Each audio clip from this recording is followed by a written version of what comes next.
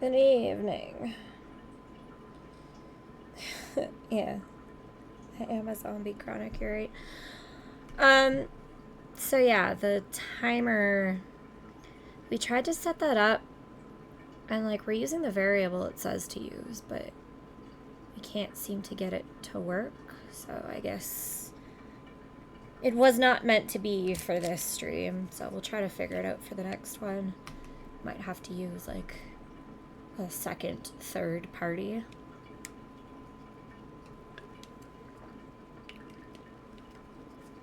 Okay, I've been up for like... Oh, part of this is frozen. Whoops. I've been up for like an hour and 15 minutes. So I'm almost awake. Takes me a while. But yeah, so it is the start of the July PUPO. We will be playing until I need to sleep or I don't know. Various bad things happened in the last two that forced us to stop early, so we'll see what happens with this one. So, first off, I guess I need to change this to not say timer anymore since it's not working.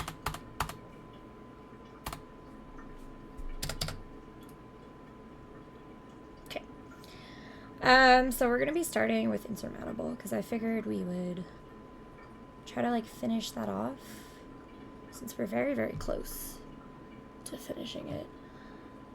Although my voice is kind of all effed because I started to lose it again after this last dev weekend.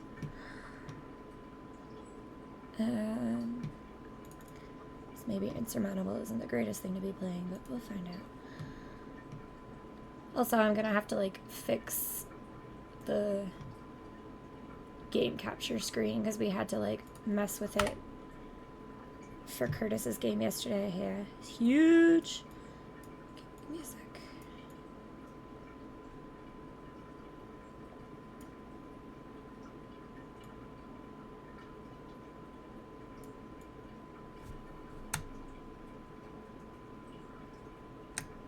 There we go.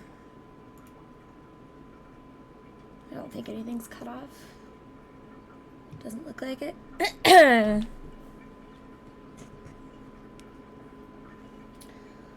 So let's get at it, shall we?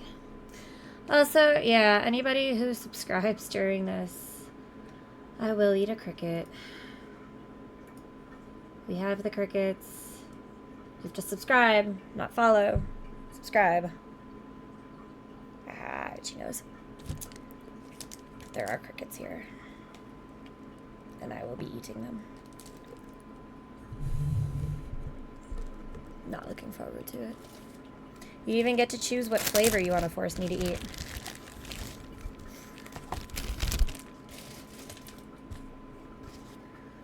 We got bacon and cheese, which are the ones that I am looking forward to the least. Got some sour cream and onion. Which, like, I feel like cream and cricket does not go together. They're not even alive, lame. Screw off, drums. And salt and vinegar. These are food-grade crickets. We're doing this the safe way. Oh my god, my voice. It's so bad right now. I don't understand how a person can lose their voice for over a week. It's been like a week and 2 days my voice has been gone. Like, I could at least talk with it now, but like, it was like gone for 3 days. He sounds like you've been up for 36 hours already. Yeah. I might need to... Part of this stream might turn into learning sign language so that I can communicate when my throat no longer works.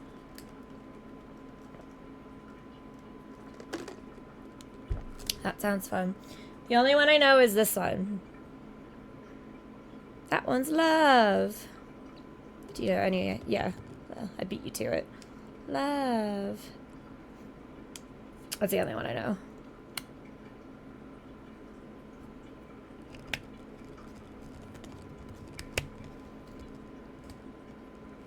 Rubbing your... Oh, and this is applause. Jazz hands are applause. Rubbing your chest with a fist is sorry, right? I have no idea. I cannot condone this behavior. There are people that care about you. Who they are, I don't know, but they care.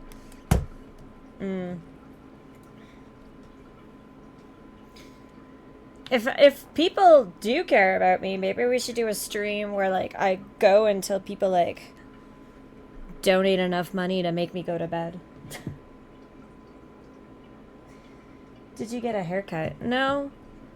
My bangs just look very different depending on how, like, dry they are.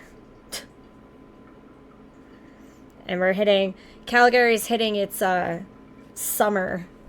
So, I cut my bangs, like, a week ago. But they've been the same for the last, like, week.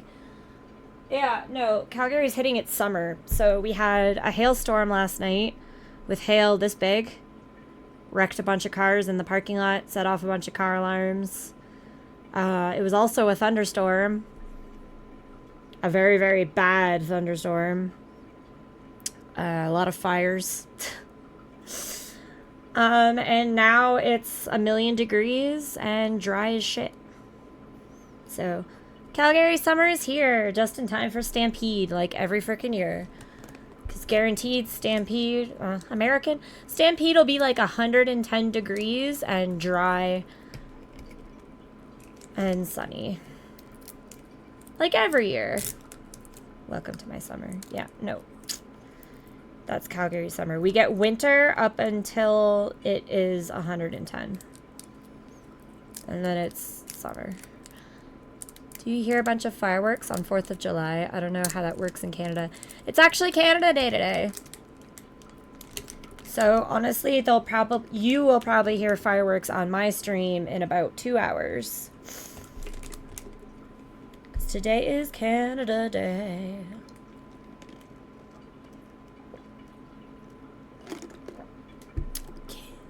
Canada Day? Yes. Yes, sir. This is the day where most Canadians wear red and white and celebrate downtown with different festivities, and then we have fireworks at midnight. Which I attended last year, and the dog did not like it, so. Drink syrup too much. There's probably, like, syrup suckers, honestly. You could probably find some syrup suckers. It's more like beaver tails kind of celebration. Which, if you don't know, beaver tails are like funnel cakes. Funnel cakes in this shape with different toppings on top.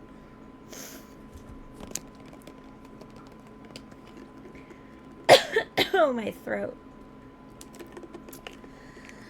I was gonna say, I don't think you can eat a beaver tail. I don't know. I'd have to look into that. The Inuit here eat, like, well, not eat, but, like, use every part of an animal, so I don't know. They might eat beaver tail. Learn something new.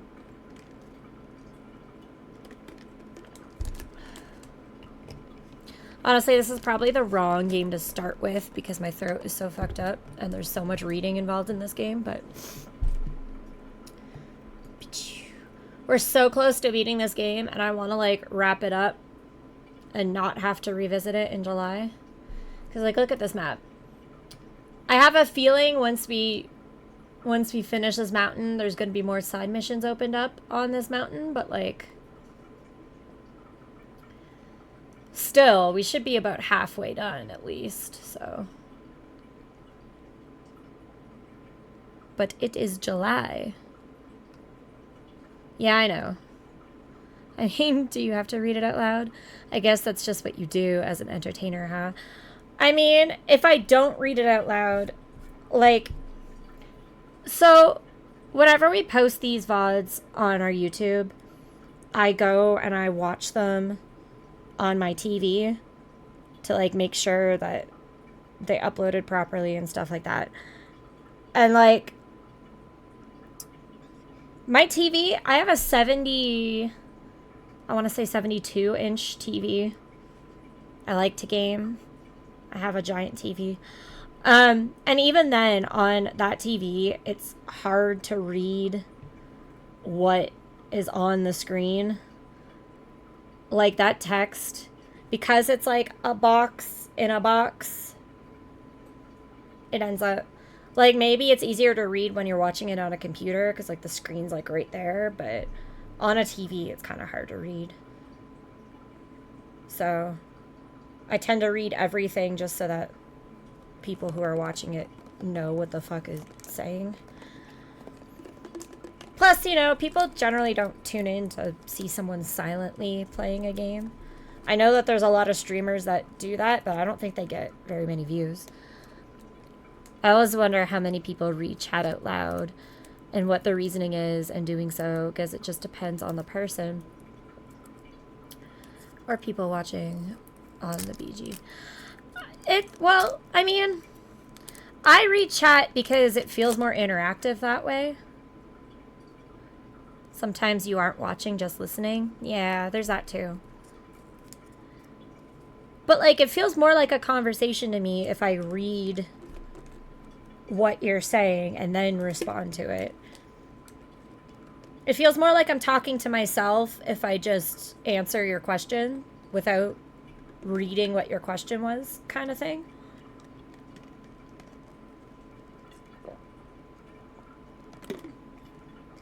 I got some ice. Egg salad Leah. The hell is egg salad Leah? Or are you just trying to make me say weird shit? Well, I need to go fix some bugs. Have fun, Prodigal. You guys still working on emotes for PvP?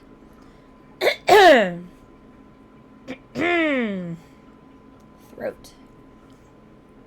I always have fun. Oh, that's good.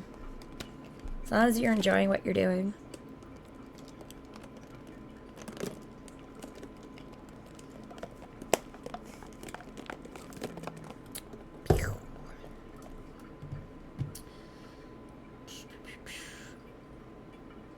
Anyway. Yup, still working. Power to you. What emotes are we missing? Let me go look at the picture.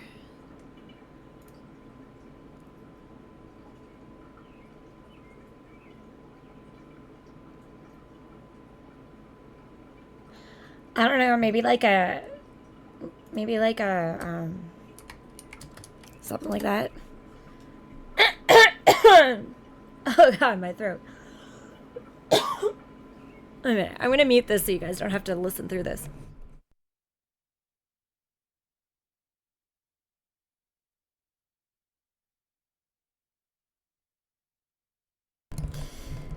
So, like, angry but with a smile.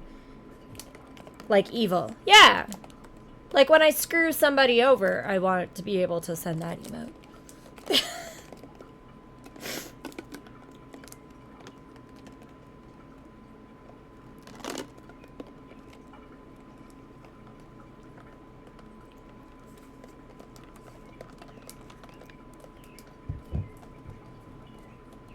Like a haha, fuck you, smiley face.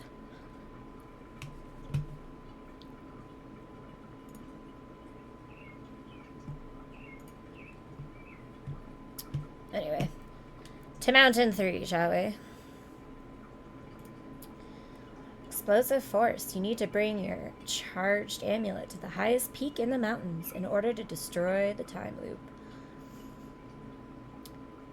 See, this game is, like, fully released, and they still do, like, fuck-ups like that. Like, why is in order to destroy the time loop on a different line? Like, it clearly shouldn't be.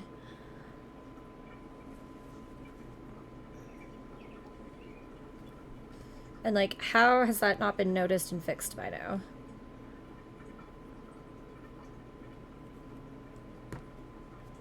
Wow.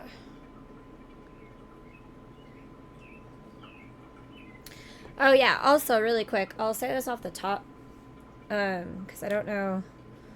I'll mention it occasionally.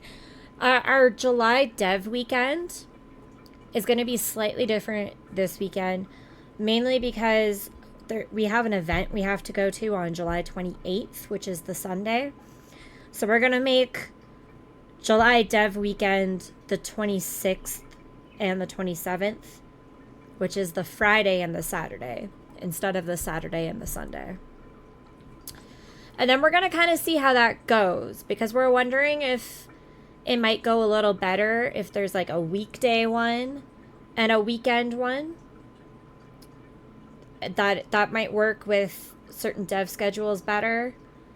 As well as that means that anyone overseas would be joining on a Saturday or a Sunday. So it's kind of like a win-win, we think. It might help some of the more local North American devs have the option between a weekday and a weekend, but it also might help the overseas devs being both on weekends instead of being on like a Sunday, Monday. So we figured we'd give that a trial run, especially since we already have to do something on the Sunday and we couldn't do so like instead of like moving the whole weekend and making it super confusing, we're just gonna say it's the Friday Saturday instead of the Saturday Sunday. So yeah, any devs that want to participate, let us know. We'll probably be sending out recruitment stuff ourselves in about a week.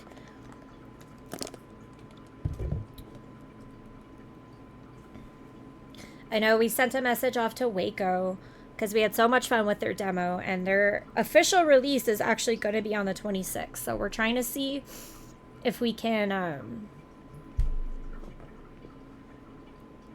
play their full game on release day as part of our dev weekend, because that would be pretty cool.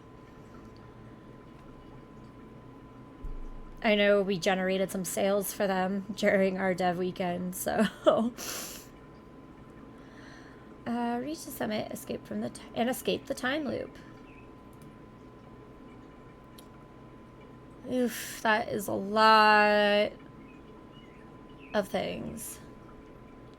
Can we replay a level? No. Okay, so there must be more to this game, because we're nowhere close to having our people upgraded. Heavy blizzard. Okay, wait. You need to bring your charged amulet to the highest peak in the mountains in order to destroy the time loop. The environment. Very bad weather. Significantly increased probability of cold and stormy weather. Very eerie surroundings. Shadows and noises follow you on this route. Strong anomaly. Significantly increased time cost when moving. And then we have to pick something. Heavy blizzard. The weather on this route is merciless. No thank you, because it's like impossible to see during that. Very severe storms. There are heavy storms on this route. Very thin air. Breathing is hard on this route. I mean, we basically have to go with very thin air, because these two options make it impossible to see, and then we'll never find...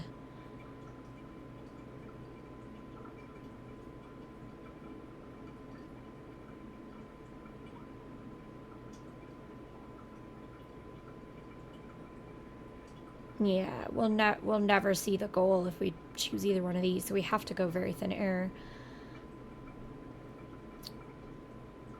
And significantly increased probability of cold and stormy weather means that we're going to have to bring...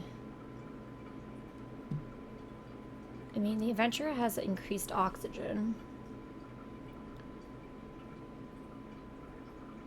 Sanity per hour when moving.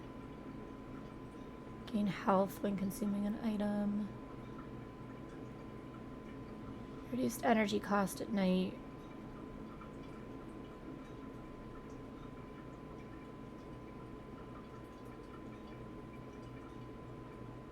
Reduce time cost and additional body temp when moving. We might have to bring our adventurer. Although I think our scientist is... Increased base stats. Increased sanity.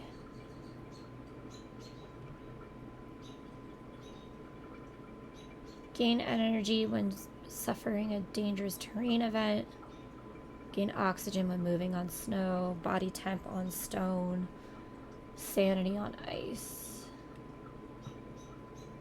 Actually, the scientist might be better. Never suffer a dangerous terrain event. Gain experience.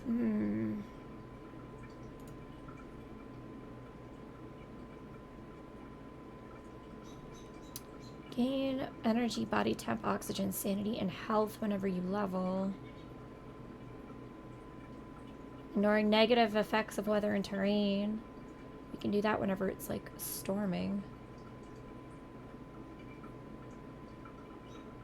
Reduced energy on flat. Gain energy on points of interest. Ignore dangerous terrain. Gain sanity in events.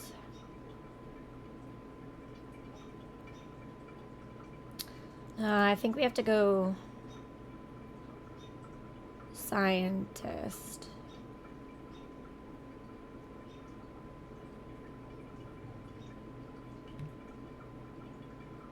We'll try it with the scientist. And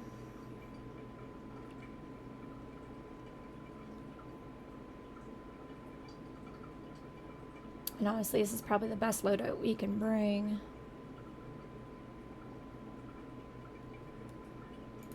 Alright, let's try it.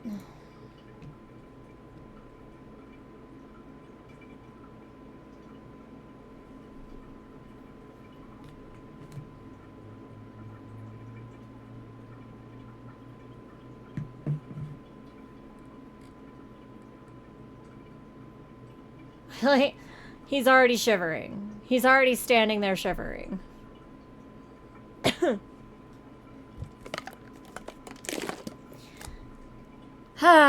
You stare up at the sky. It seems that escaping the time loop will be more complicated than you thought. Plus, that young woman is playing some kind of game, and you have no idea why. You still don't really trust her. Despite that, it is now your job to take the amulet with you to the top of the highest summit. The glowing, pulsing stone must break apart at precisely the point where the time loop is most vulnerable. It's the only way to destroy the temporal anomaly, at least in theory. And since that's your best shot, you have declared yourself willing to carry out the hardest part of the mission, to climb and to survive. I like how we achievement, the final challenge. Reach the final mountain. I like how we're we don't trust her. We do not trust that woman. But we're gonna do exactly what she told us to do and climb the final summit and destroy the stone at the top. Because even though we don't trust her, we're definitely gonna listen to her about that. Makes perfect sense. Anyway, we have to go. Oh god, it's so far.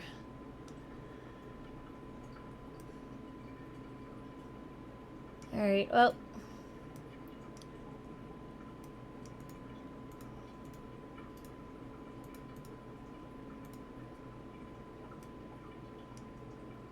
We'll go grab this encounter and then start climbing.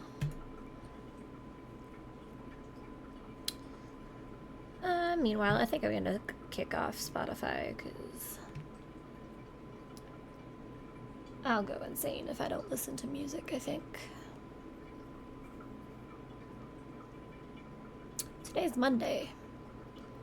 We have a new playlist somewhere. Where is it?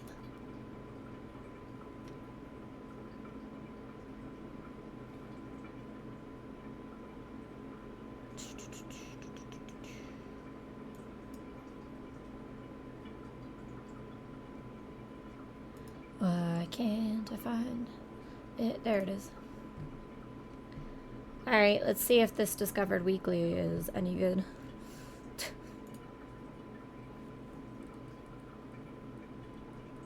It's been pretty shit the last couple times. Today is only Monday. Sheesh.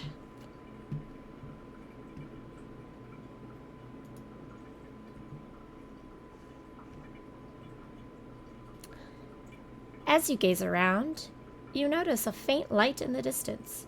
It flits back and forth, up and down. Approach carefully. As you get closer, you realize it's fireflies. What a beautiful and unexpected light show, plus sanity and experience.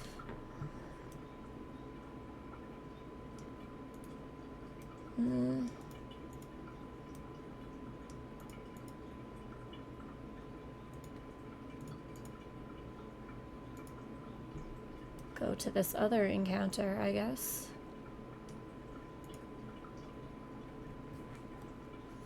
It is only Monday.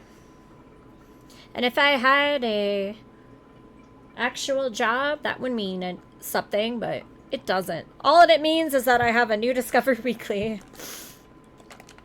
Spiders! The branches of a nearby bush are completely covered in spider webs. As you take a closer look, you notice several spiders vanishing into a hole in the ground. You bend over to inspect the hole. It looks like there's something hidden in there. Reach in! Spiders skitter over your hands, but they don't hurt you. Your fingertips brush something soft, a cloth bag. Sadly, it's empty. Boo! I think that's the first time we've ever gotten one where we didn't get something from the bag.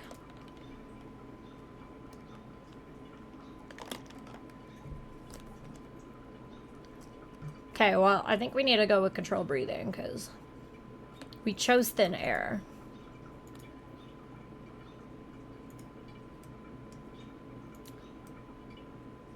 Oof, that's a rough climb.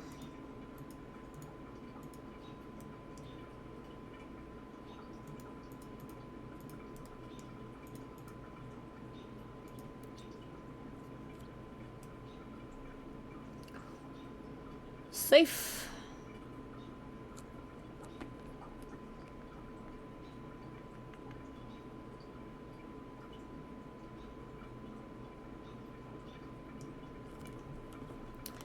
As you approach a skeletal tree, you discover countless red ribbons with gold lettering tied to its spindly branches. Unfortunately, you can't decipher the writing. You don't know why, but for some reason you find the spot very moving. You make a wish for energy, please. Like, look at how far that is. I have to climb like 2 other mountains to get there.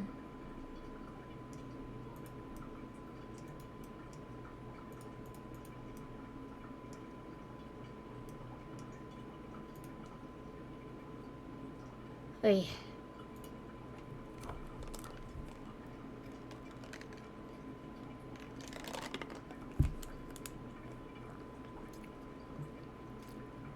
This song's not that bad.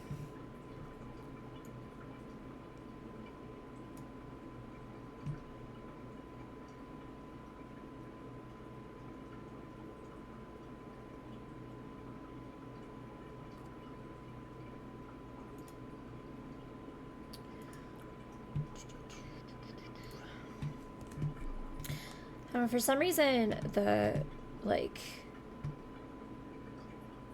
start bar on my PC is all effed up. It's not supposed to be showing, but it is! And it won't go away!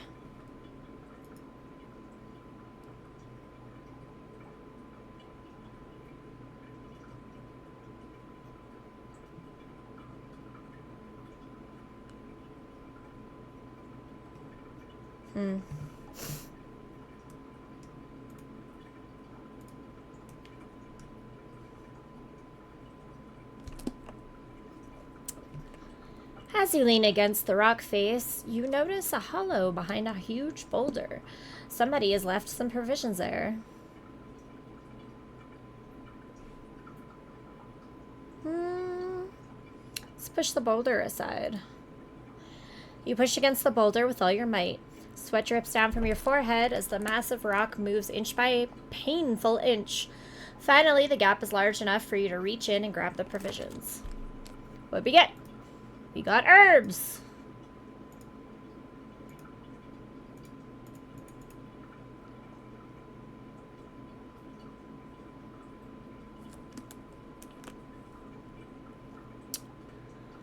A golden eagle suddenly lands in front of you, its wings carrying it majestically to the ground.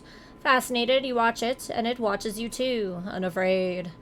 You can't explain it, but the encounter feels magical. Fully wrapped up in the moment, you regain... sanity, please. The goat is definitely better than the eagle. First of all, the goat shows up multiple times, and every single time, if you help the goat helps you. Whereas the eagle only shows up once. There are multiple birds, but the eagle only shows up once. And he barely helps you. He, like, gives you, like, some sanity, but who cares?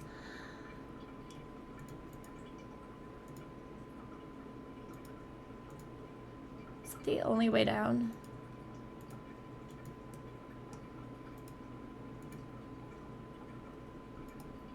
It is.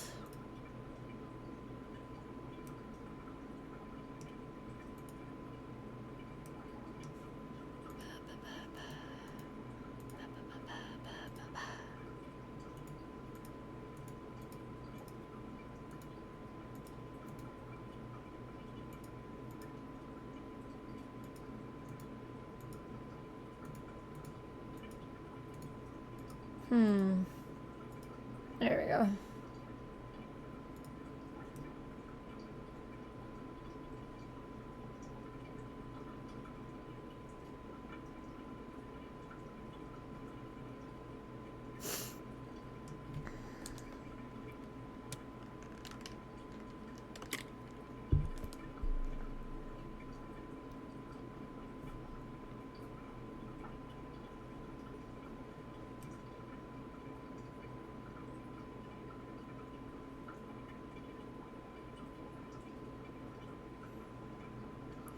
You should just take a hot air balloon or something.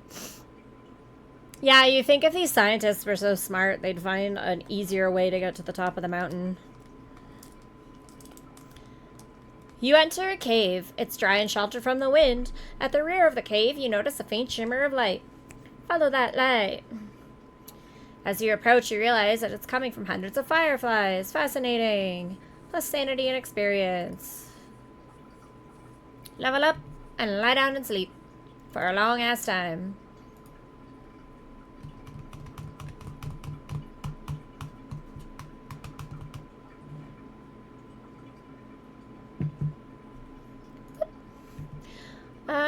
Well, warm thoughts. Whenever you consume an item, gain body temperature. Because we don't want those temporary bonuses, because they always suck.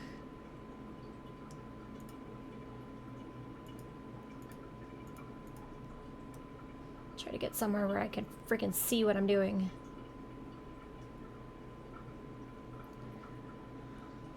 Okay, so we have to climb this freaking mountain first.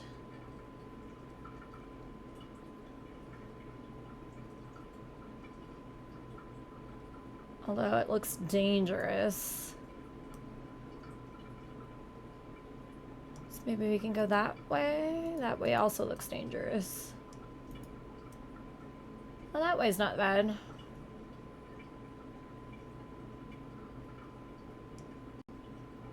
Okay, let's do that.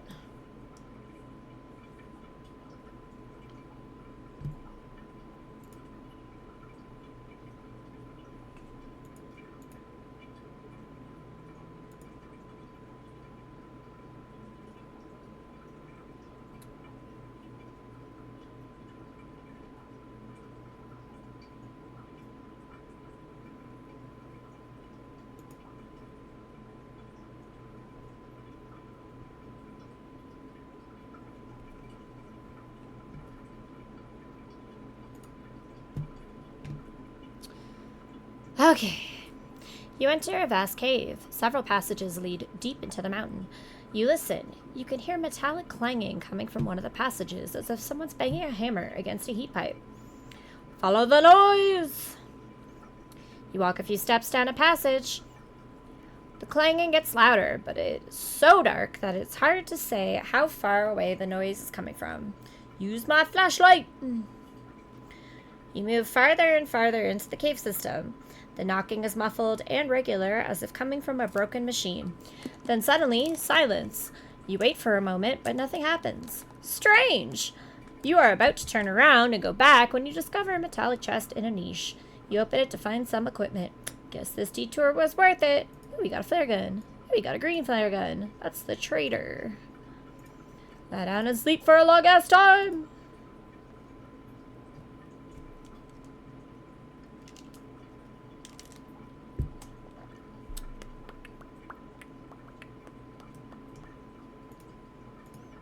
Go to this encounter next.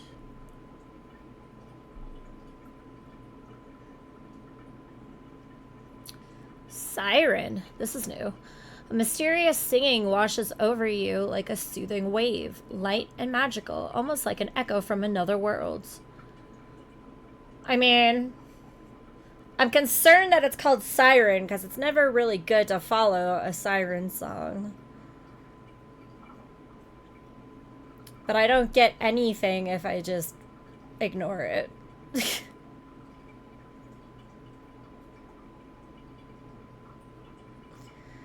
Alright, follow the singing.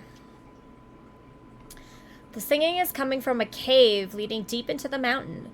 You were just about to enter the cave when you discover bones scattered outside the entrance. I mean, I think we should just look around. Let's look around. You climb up the rock. There is a gap that you can look into the cave through. Below you, a fire is crackling. Standing beside it is a woman dressed in furs with a soot-smeared face. You sneeze. When the woman notices you, she stops singing and smiles mysteriously at you. She takes some herbs and starts to chew them, signaling that you should go to her and do the same.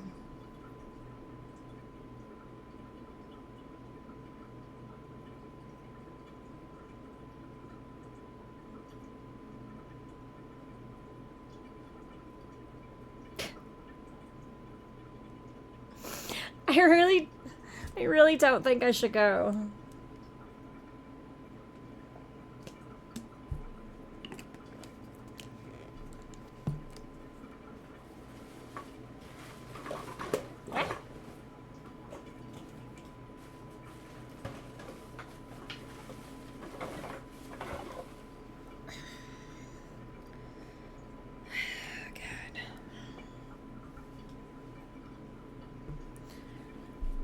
Larkin drums.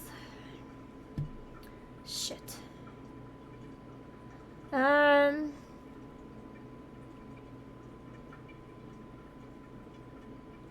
just gonna continue on my journey. I don't trust her. Level up.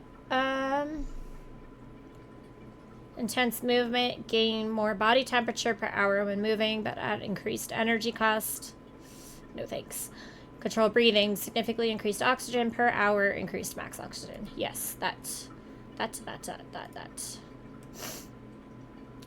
Okay, how do we get up this?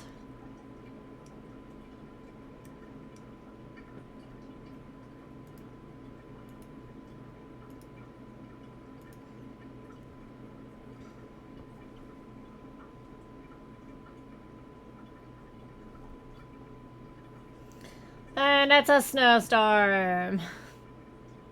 Fuck.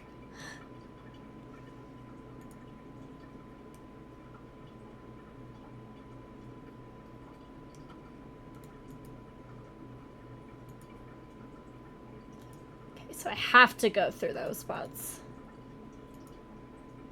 Fuck. Alright. Yep, immediately. As you pick away across some boulders on the edge of a precipice, you notice an indigenous man below you, waving his arms frantically. He's trying to tell you to hurry. Many of the rocks are loose and in danger of plummeting into the depths. Go quickly! Listen to the man! As you hop from rock to rock to escape the danger zone as quickly as possible, you twist your ankle. You yelp in pain, but you hobble on until you feel firm ground beneath you again. You pause to examine your injury, your ankle's already swelling up. Better than dying. Oh, we safely made it through the other two spots. You discover an oxygen mask at the bottom of a very narrow and very steep crevasse. You could squeeze into the crevasse and climb down and retrieve the oxygen mask. Yes, please! Get that mask! You slowly climb down the crack in the ice. The tightness makes you feel uncomfortable and breathing is difficult. What if you get stuck? I don't care! Reaching the oxygen mask is slow going. The longer you are stuck in the crevasse, the harder it is to breathe. The crack grows even narrower toward the bottom. You don't have much more room to maneuver. I don't care! Give me the mask! Oh my god. You can hardly bear the constriction now. Cold sweat beads on your forehead as you gasp for air. You try to focus on hyperventilating. You did it! You have the oxygen mask in your hands and you continue on your way. Damn straight. Plus oxygen when moving, plus oxygen when resting. We need that for this.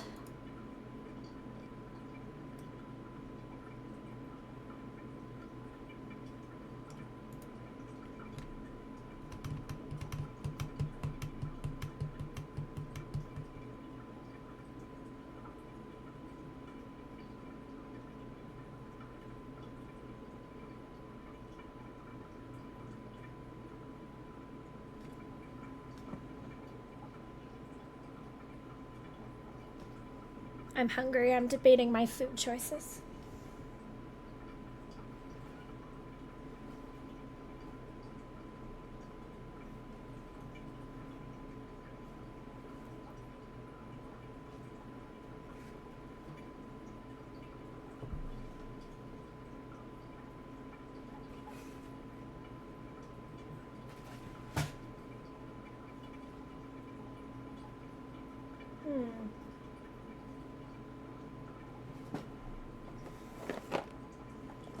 We'll go with peanut butter cracker sandwiches.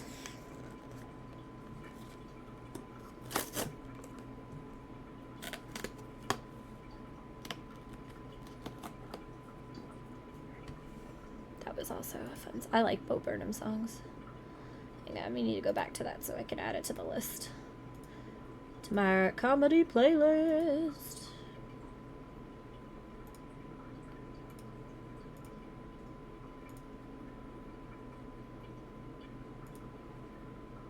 There we go.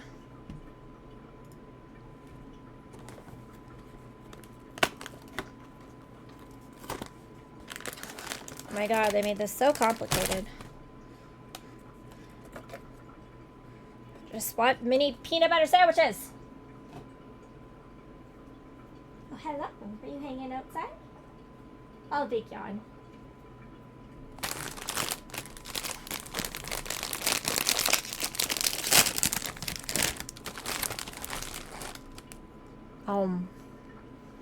Appropriate song for appropriate food.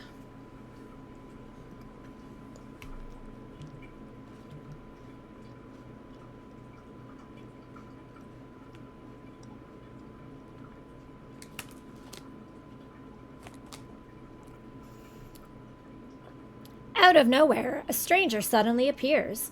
He's clad in furs, and his face, just visible amidst his heavy garments, looks sallow. As you approach, he proffers a small parcel wrapped in leather. You find provisions inside. You look up to thank the stranger, but he's vanished. Receive bandages! And level up.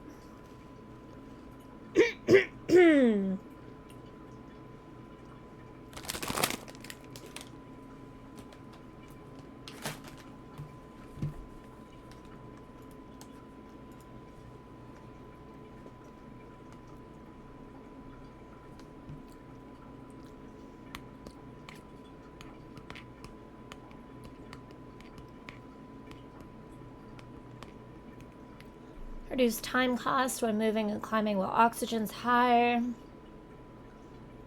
Above 60. Gain body temperature per hour when moving. That one. That one.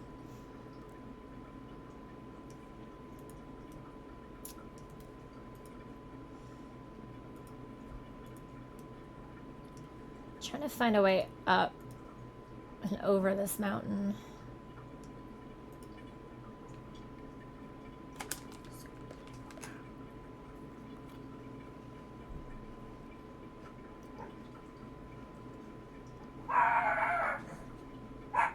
Yep. Nika. Hey. Nika, leave them alone. I know. Leave them alone. Excuse me. Come here. You can't keep barking when you come here. Come here.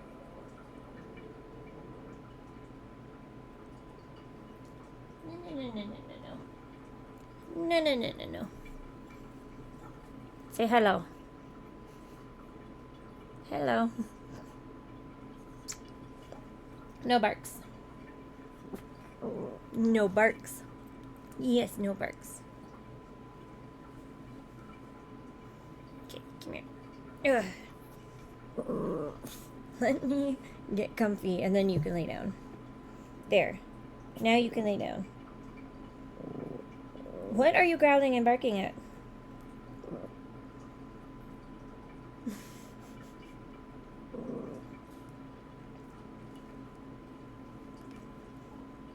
Excuse me? No. No barks, no growls. I know, it's noisy outside. Because people are celebrating. Stop. Stop. Oh my god.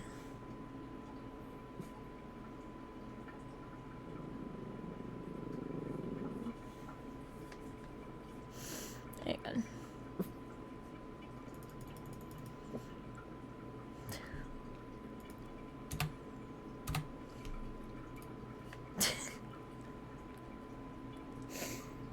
Can you settle down? Okay. Kisses, thank you very much.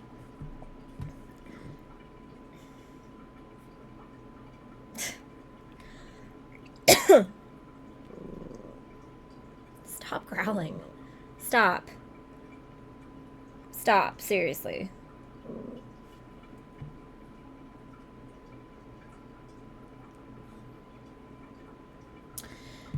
You see the outline of a large rectangular object concealed underneath an old parachute. You gingerly lift the stained, tattered fabric and find a metal case. Maybe it was used to transport goods? Search that case. You're in luck! The case contains provisions. You got tea!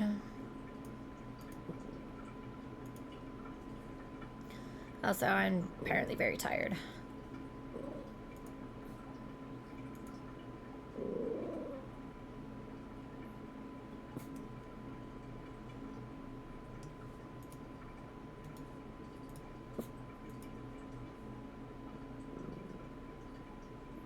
We're so close to a cave. I'm wondering if I should just go to the cave instead of using a tent.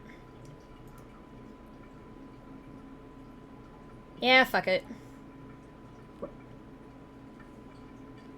You feel weak and exhausted. You doubt whether you can continue walking.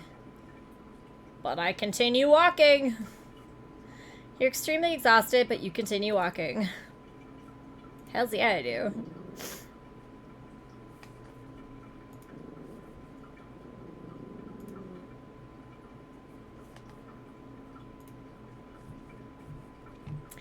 You enter a cave.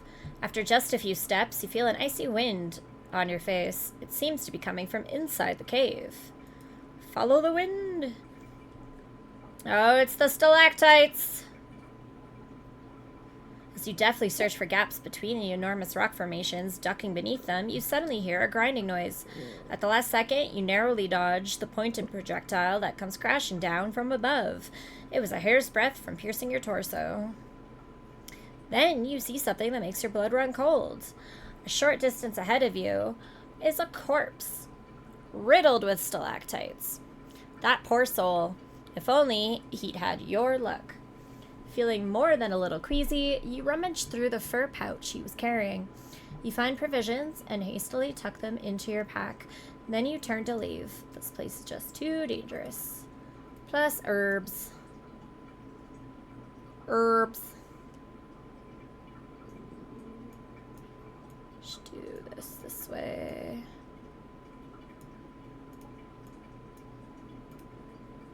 Lie down and sleep for a long, long time. Okay, listen. I don't know why you're still growling, but stop.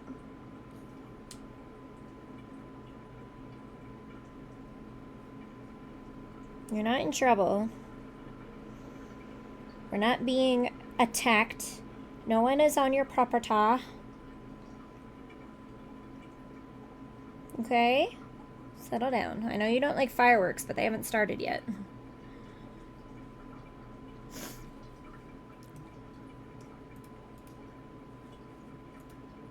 Oh my god. It makes me go all the way around. That's not happening.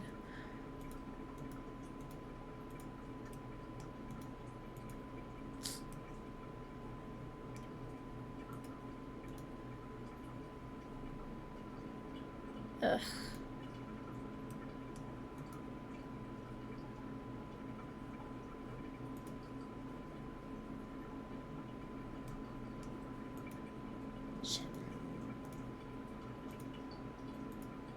Shit!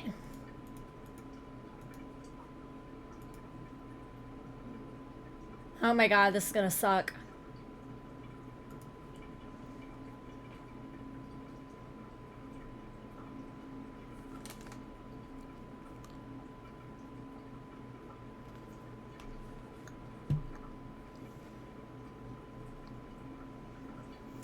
Ah.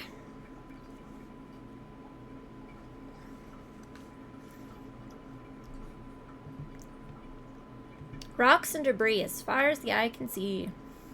You balance carefully on the boulders so as to not slip and fall. Suddenly, right in front of you, a shadow leaps out of a recess in the rock, coming straight at you. You jump in fear, lose your balance, and crash into the ground.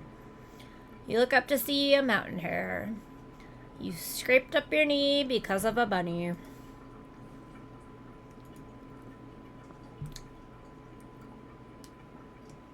There we go. Sunshine!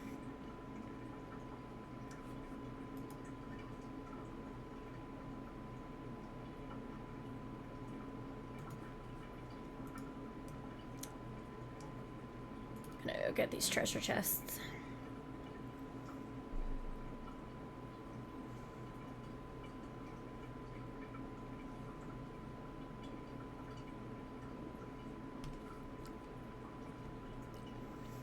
The stranger is sitting motionless on a rock. His naked torso is adorned with a number of tattoos, strange patterns and symbols, like those mostly worn by the spiritual leaders of the local indigenous people. It is bitterly cold, and you wonder whether the stranger has frozen to death.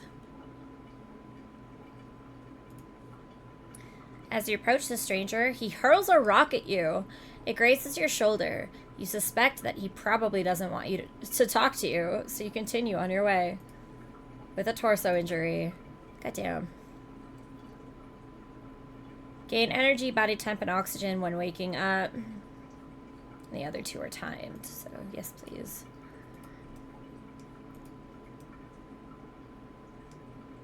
Ugh.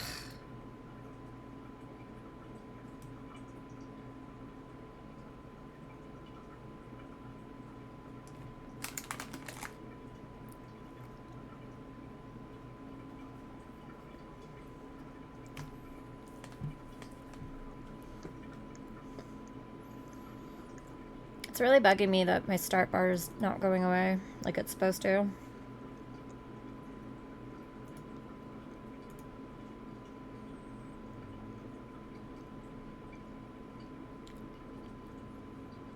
Ah, there it goes. Looks like Steam was effing with it.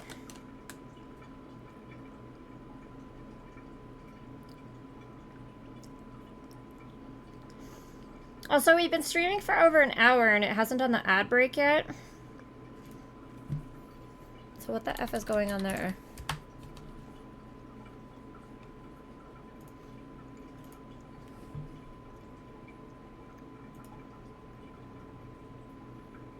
Oh, it's starting in 5 seconds. Okay. Well, in that case, I'm gonna go get ice for my drink and start drinking some caffeine. So I'll be right back.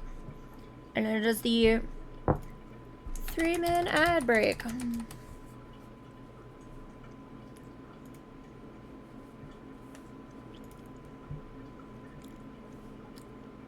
Oop.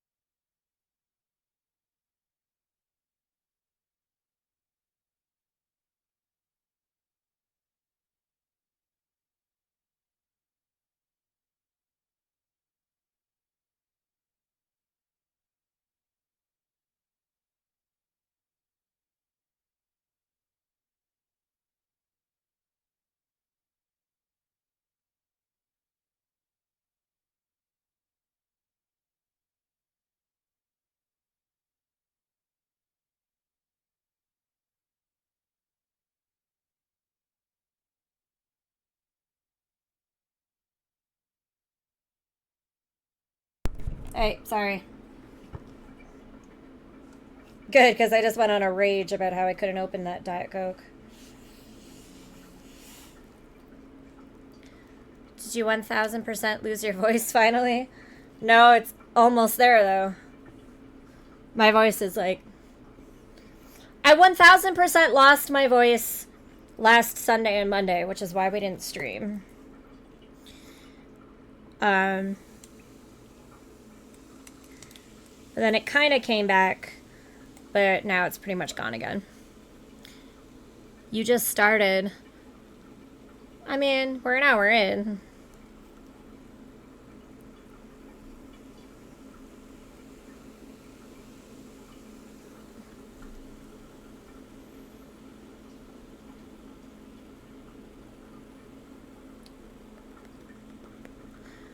Oh, Lamau just got off playing with other streamers. What were you guys playing? Get enough sleep? Yeah, I think so. I got a few hours like immediately after we stopped yesterday, and then I was awake for like a few hours and then back to sleep until like 8:30. And then we started this at 10, so Dead by Daylight for the first time. I won every game. Not really, I'm bad. Yeah, no, don't worry, I wouldn't have believed that. You didn't have to elaborate. No one would have believed that you didn't die every single time. You suck, dude. Cheers. I mean, okay, so game-wise, it just costs us oxygen, and we have plenty of that. So I'm gonna do it on the off chance that this is like a premium oxygen mask. Climb down, keep trying. Climb down, keep trying. Climb down, keep trying. Okay. Nope, same one.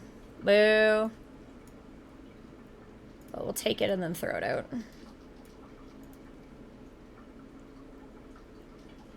Alright, well, we'll keep it for now, actually. Might be able to trade it for something. Okay, we're going this a ways.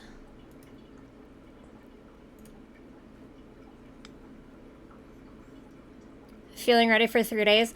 Well, I better be, because that's what you kept telling everybody. So now I have to go 3 days because you basically told everyone that that's what I was doing.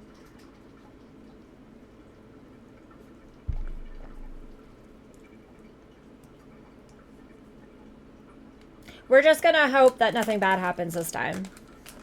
Because bad things happened the last 2 and made us stop early.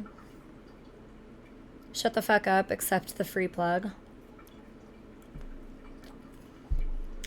Is it free if I have to then stay awake for 3 days because you told everybody that that's what I'd be doing? I feel like I'm paying in hours lost of sleep. Yes, yes, mm-hmm. An old woman sits in front of a crooked hut. She wears a friendly, toothless smile and motions you to sit with her to recharge your strength. You do as she suggests and regain... Well, we don't need either one of these. God damn it. Boo.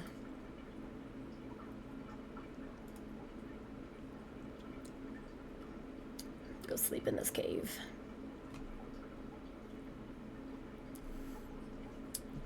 Numerous tunnels lead deeper into the mountain. You hear a noise coming from one of the tunnels. It sounds like the frantic bleating of a goat in distress. We need to go save that goat!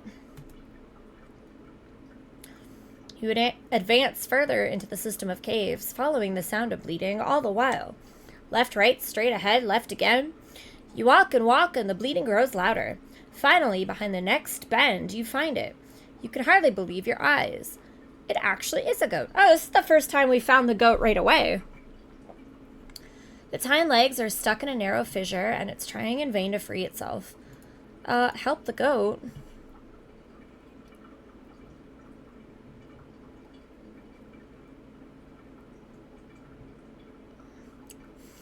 You help the goat.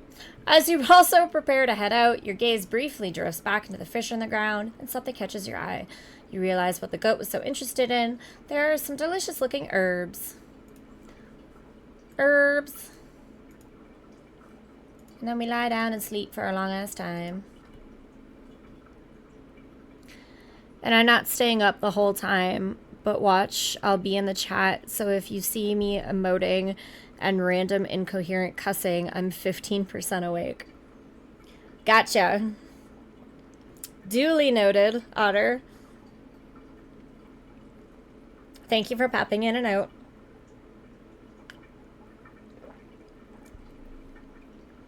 Any chat is appreciated because me interacting with chat keeps me awake a lot more easily than just like sitting here does, so. Oops, I told everyone 4 days. Uh-oh. Fuck off. I was in your fucking stream most of the time. You said 3. Don't even. Literally, I'm gonna go as long as I possibly can. It's just like I feel like if I don't go 3 days now, I'm gonna be letting down all the people you told I would be going for 3 days. So I'll feel even worse about it. I told a lot of people about this. I said 5 days on Reddit. You're gonna feel real guilty when I'm like killing myself trying to get to the day marks.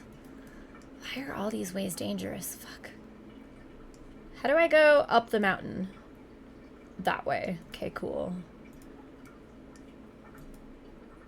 Fuck.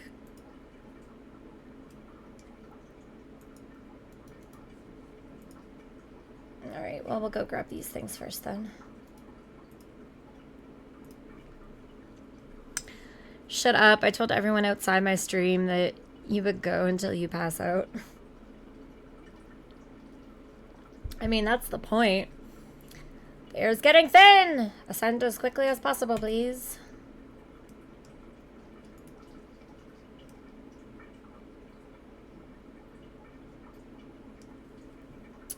You encounter a slope filled with rubble.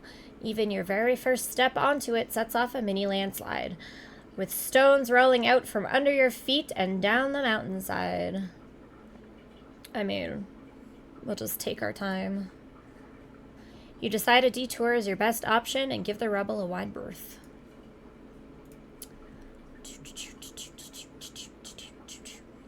Whenever you use a consumable, get more body temp. That is time related. Reduce penalty for sleeping without a tent. I'll take that since this is such a long climb. And to drop it and make fun of you for company, I also called you the marvelous whimsical cricket eater. Ugh. That's only if people subscribe, and no one's subscribed yet. I might not have to eat any crickets. I think there's like 21 of them. It's hard to tell. Hang on. 1, 2, 3, 4, 5, 6. There's somewhere between 18 to 21 of them. Don't they look delicious, though?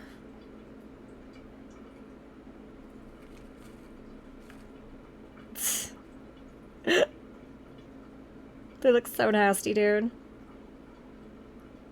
No, please, not the big screen.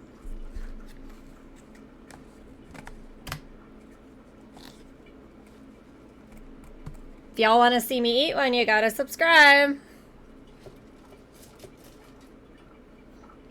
And you get to pick the flavor. Because some of the flavors sound even worse than others. You enter an extensive network of caves. Towards the rear, you notice an extinguished campfire. Lying in front of it's a stranger, bundled up under a fur blanket. Wake them. You approach the mountaineer, but he doesn't react. You bend over and gently shake him. The second you touch the stranger, he leaps up as though he's been stung by a rattlesnake and knocks you flat on your back, injuring you and leaving because he's a dick. Let's lie down and sleep. I gave you subs. A gifted sub counts.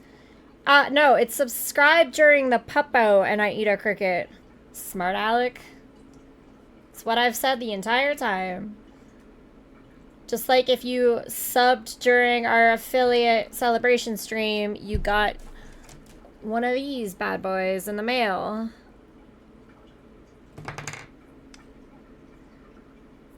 Different prizes for different days. Damn it, that was for the crickets. I wasn't listening. My pins.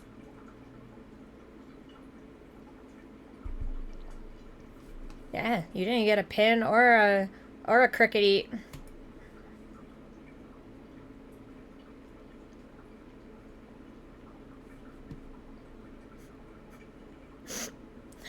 A smooth, sparkling stone catches your eye. Its surface is covered in delicate, complex patterns of ice crystals that remind you of saplings, ferns, and blossoms. A beautiful sight. I'm fine with only one of those. You don't get either. You didn't subscribe during either one of those events. You didn't subscribe during this, and you didn't subscribe during the affiliate celebration.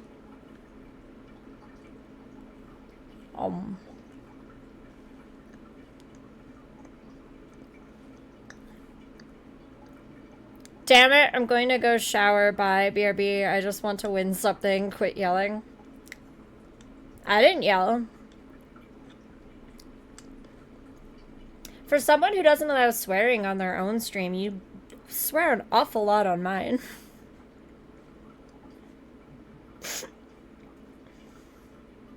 Ew, are you eating the crickets? No, these are cracker sandwiches. It's my breakfast.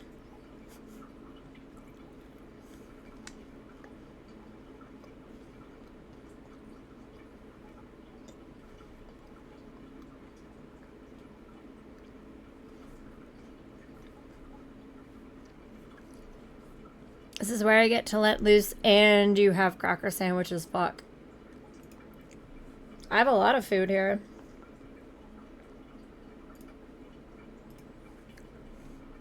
How else am I going to survive if I don't have caffeine and snacks? Ayo, this song low-key rocks. It's pretty good. This is my Discover Weekly, so...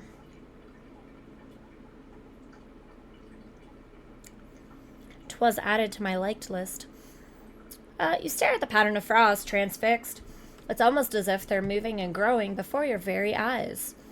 The thought that true beauty, such as this, can exist in even the most hostile, inhospitable climates leaves you feeling reassured and content. Gain sanity. Let's go to the shrine. I got pizza, goldfish. I rewatched y'all's stream. Aww. Legit, pizza, goldfish are where it's fucking at. They're so good. Best flavor. And Canada only gets the flavor blasted one, and they taste like iron, basically. They're so gross. Like regular pizza goldfish tastes like salt and garlic and deliciousness. But the flavor blasted ones just taste like iron tomato. Why don't you set up a P.O. box? I can send you Murica snacks. We're trying to set up a P.O. box, actually. We're trying to set it up because, like, we want to send the pins out, but we didn't want to put, like, any of our home addresses on it. So we've been looking into a P.O. box. But it's more complicated to set up a P.O. box than we thought. So we're working on it. And then once the P.O. box gets set up, we're sending the pins out. So the pins will go out this week. Set it up and I can send you live crickets. It sucks because some of them you have to have a return address. Yeah. Um, like, we can't send the pins out without putting a return address on it. And, like, Jay's trying to stay as anonymous as possible. I've had stalkers before, so I don't really want to put my address out there. Curtis is, like, kind of offering, but he's not really technically part of our channel, so we don't really want to do that to him. I don't want people on here knowing my address. Like, people are asking about Baby Otter, and I'm like, I might delete my Twitch. Yeah. It gets scary. Like, I've had some severe stalkers before, so, like, I'm definitely not giving my address out. So we're gonna have to set up a P.O. box to send the pins out. But that's gonna be this week. The pins are going out this week. The P.O. box is being set up this week. It's happening this week. And once the P.O. box is set up, we'll add it to our Twitch and stuff. And if you guys want to send us mail, if you guys send us fan mail, I can read it on the Puppos every month. If you guys send us packages, I can do unboxings on the Puppo. Yeah, I don't have my P.O. box set up on here yet. I'm not ready to start receiving hate letter yet. Y'all can hate me as much as you want.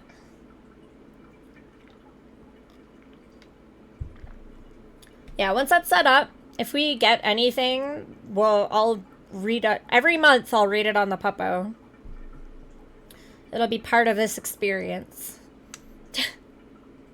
And if y'all want to send me delicious snacks from America or Europe or Japan, oh my god. Send me snacks from Japan, please. First of all, send me salmon furikake. That is the only flavor of furikake I cannot get in Canada, and it is the only good one. Name your America snacks. Pizza goldfish, number one. Because, like, I used to live on the border, so I used to go over to America all the time and buy American snacks. I'm trying to think of what I would pick up whenever I would go over there.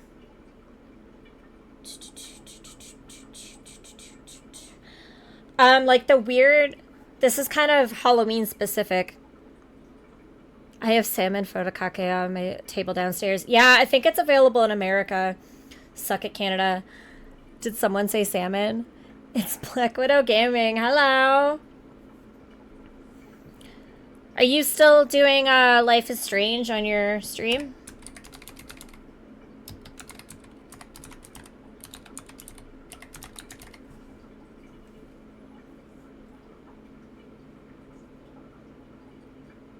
Yeah, I'm on the final episode. Alright. Well, anybody who wants to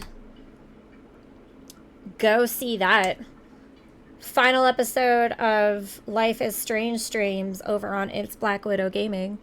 That I probably won't do that until Wednesday night. There you go, guys. Go give her a follow.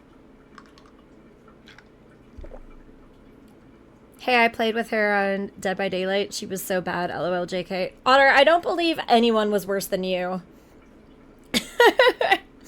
I just can't believe anybody was worse than you on Dead by Daylight. State stacks. I always have a long list whenever I manage to get to the States. And for some reason I'm blanking right now. This is kind of like more Halloween related, but when it gets closer to Halloween, the like weird flavors of candy corn, like the Starburst candy corn or like the Jolly Rancher candy corn, stuff like that. Oh my god, I love that stuff. Psst, Black Widow Gaming, say the thing.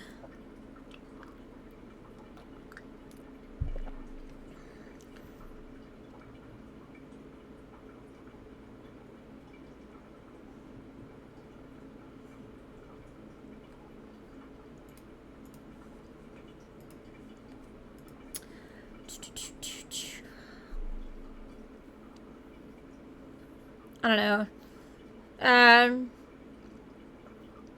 I have talked about it a lot, so I'll ask like Jay and Curtis and my boyfriend and stuff what I've mentioned before, and then they'll let me know. He wants me to call you the marvelous whimsical cricket eater, just to emphasize this was all his idea. Yeah, he's trying to convince me that he's been telling people that, but I don't believe him.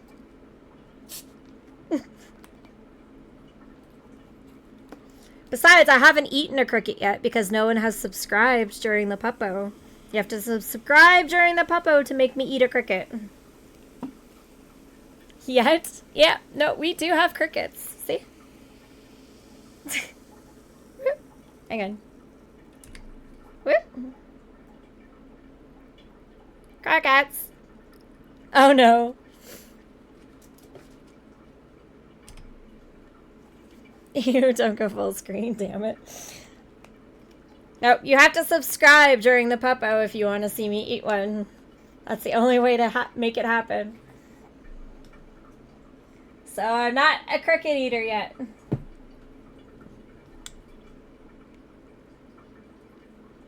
Give it time. I've only seen them at a store here called It's Sugar, and they had crickets. Sour cream flavored. Yeah, so there's salt and vinegar, sour cream and onion, and bacon and cheese flavor is what we got. I'm really not looking forward to the bacon and cheese ones. Do a full year sub. She eats 2 per sub. I eat 1 per sub, Otter. 1 per sub. Salt and vinegar? Why not pizza flavored? I wish. I ordered the ones that I could get. I really don't want to eat the bacon ones though. The bacon and cheese ones, those sound so nasty. Salt and vinegar and sour cream are my favorite flavors of chips though, so I have a feeling that those ones will be okay. It does, because why cheese? Exactly. Why cheese? Cheese and like artificial bacon flavor. Like if they're gonna be gross. You know they're gonna be gross. I don't want to eat those ones. But yeah, the subscriber gets to choose the flavor, so. Imagine leaving them in the sun to melt for the last week. Crickets don't melt. What are you talking about? If I ate crickets, I'd definitely eat the sour cream ones. Yeah, I don't know what he's talking about. They don't melt. They're crickets. Guess we'll find out. Gummy crickets? They're not gummies. Do I need to go full screen again? Slow roasted, maybe. Do I need to go full screen? Do I need to show how real these things are? Look at how real these things are. Look at that. You can see their freaking little antenna.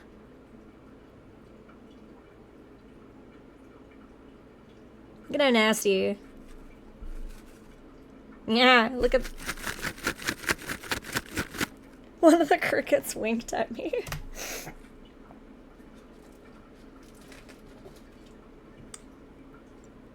Oh my god, I just got I got hit in the face with the smell of them. Oh my god. It was being friendly. Don't be rude, say hi back. They smell so bad. They smell so, so bad. I shook the box and like the smell hit my face. Ooh, are we? Not at the end of the playlist. Anywho, mountain climbing. Ew, you could have picked out cricket flavored Starburst. Nah. What games are on the agenda? I'm gonna play Insurmountable until we finish it. It's been our game that we've been playing during June, and I kind of want to like put the bookend on it, and we're almost at the end of it anyway. So we're gonna finish off Insurmountable, and then I think I'm gonna play more Descendant Heart. Since we played it during the dev weekend, he's added like a bunch of updates and fixes. A lot that we found during the dev weekend playthrough and stuff. And he's doing another major update later in the week. So I want to play it now before he majorly updates it. And then we'll probably switch over to our Minecraft server and keep building up on that.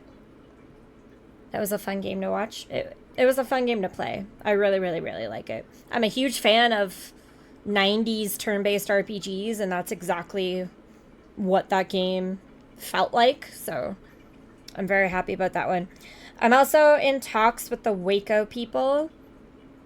Our dev weekend for July was supposed to be July 27th and 28th, but we're busy on the 28th, so we're moving the dev weekend in July to the 26th and the 27th. And since Waco fully releases on the 26th, we're going to try to do a release day stream of Waco. Please persuade me into Minecraft. Never played. We're on a base server. We've been building a castle in Minecraft during the last 2 Pupos. And the goal is to get that up and running as like a full server with like houses and everything for subscribers. And then subscribers will get access to the server to hang out in it, etc. But we're still building the castle. It's been ongoing. So this stream will be Insurmountable, Descendant Heart, Minecraft. If I get bored of any of those, we might go and play Waco, see what it's like to play it with a controller, finish off talking to the people in the village that we didn't have time to do during the dev stream. I like giving the dev weekend games extra time after the dev weekend's over. Especially the ones where, like, the devs were active, the devs were answering questions, we had fun playing the game. Okay, so, Insurmountable. We sit down on a rock to relax. A pleasant warmth slowly fills your body. You touch the stone with your hand. It's warm. So warm that the ice and snow around it has melted. Why didn't you notice that before? You close your eyes and regain... Ooh, sanity, please. We were low on that. How do we get there? Yes, that. Okay, I'll ban myself for a big cough. Drums 107. I think you meant a bit. Uh-oh. Oh, you cheered! Hello, Cupcake! Thank you for the cheers. Cheer, cheer, cheer, cheer, cheer, cheer, cheer. It really doesn't like your name, eh? We're gonna have to, like... resize the loudest jelly pup overlay. I wanted to see more Waco. Gotta go shower and get ready for bed. Waco will probably be like in a day or 2. I have to finish Insurmountable first, and I really want to play Descendant Heart, so Waco will probably be in like a day or 2.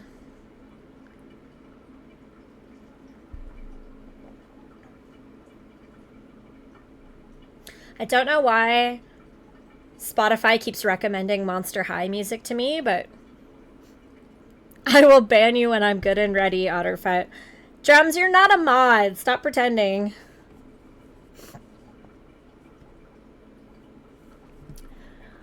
You reach the shore of a frozen mountain lake. On the embankment, you find what remains of a camp. You take a look around, but there's nothing useful in sight.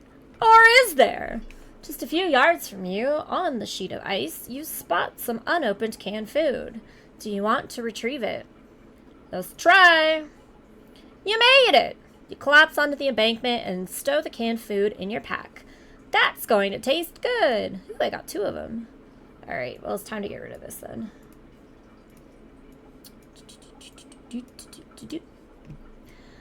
And we have to go this way, which sucks.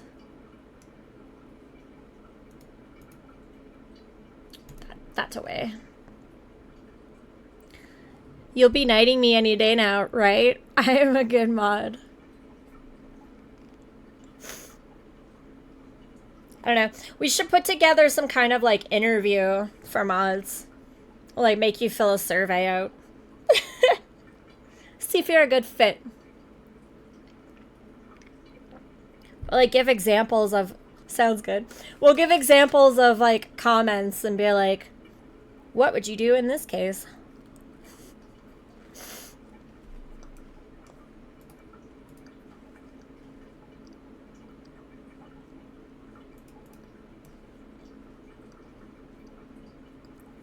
Oh, shit. Oh, no. Okay. We're good. We're good. We're still good. I'm ready for that. You studying up?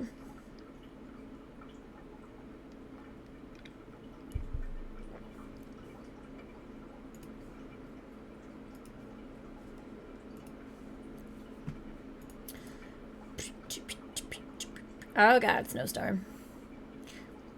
You discover a large leather saddlebag lying on the ground. Right next to it, you discover faded hoof prints. You find some herbs in the saddlebag. Yay, we're gonna eat those because our sanity's running low. And we're gonna go up to this. If any of the hypothetical scenarios involve otter, though, the answer is permaban.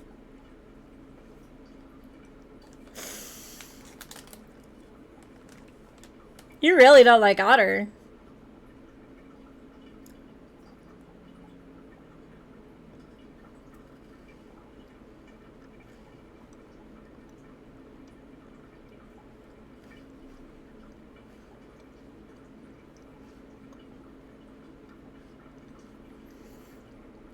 You're the most marvelous, whimsical cricket eater. Yeah, okay, maybe you can ban otter for making everybody say that to me. Drums. We all have a Curtis and we all have an otter. Cupcake, I'm not a cricket eater yet. I have yet to eat any crickets. Someone needs to subscribe during the PUPO to make me eat a cricket. So, otter lied to you. I am not the most marvelous, whimsical cricket eater yet. Because I have yet to eat a cricket.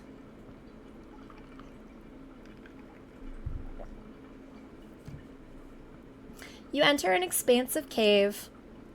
Not gonna lie, you seem like you eat them on a regular basis. The hell does that mean?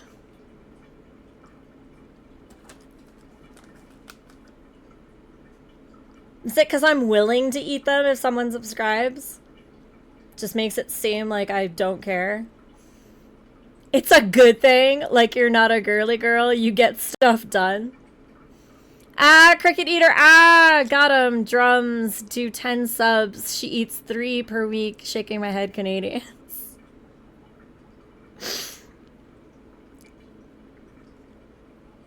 I don't know where you're getting these math numbers from, Otter. I will eat 1 cricket per 1 subscribe. You tough? Thank you. I appreciate that I come across as tough, despite all of my significant health problems.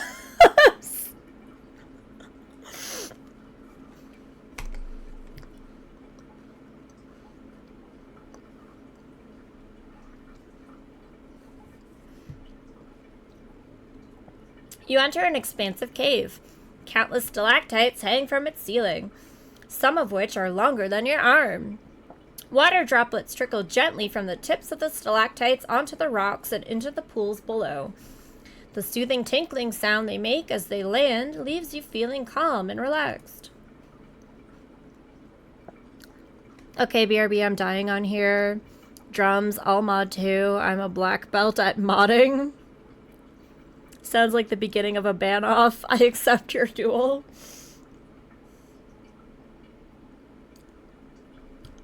Play nice, guys. I think mods can, like, mute people. You can, like, have a mute off.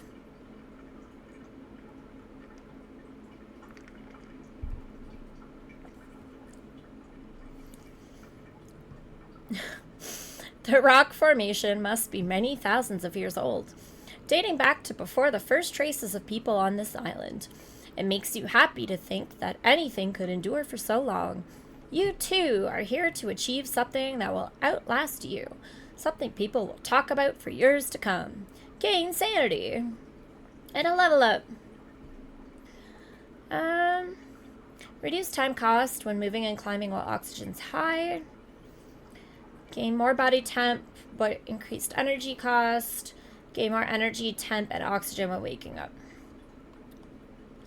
It's between this and fresh air. But I don't really care about time cost, so let's go with take it slow. Okay, we have to head that direction somehow. So it looks like we're going this way.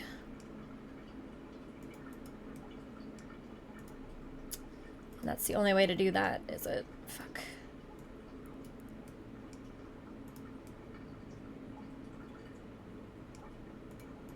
Go to there.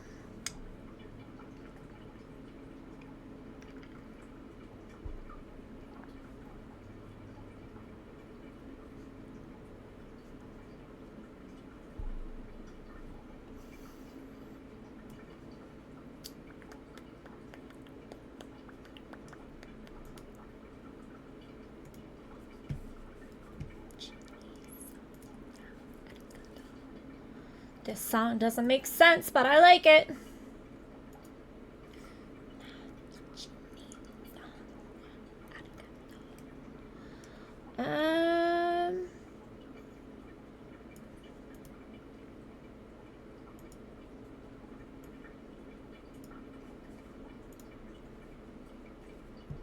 Tokyo bubblegum. Yeah, makes no sense at all, but liking it.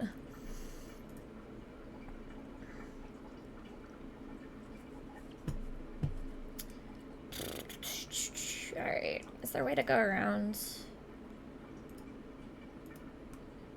Yes, do it that way.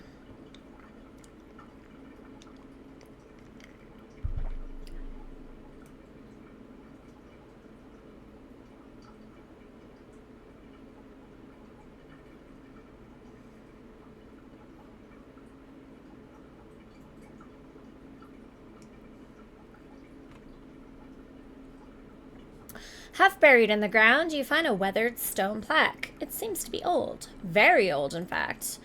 Well, let's eat some food and unbury it, shall we?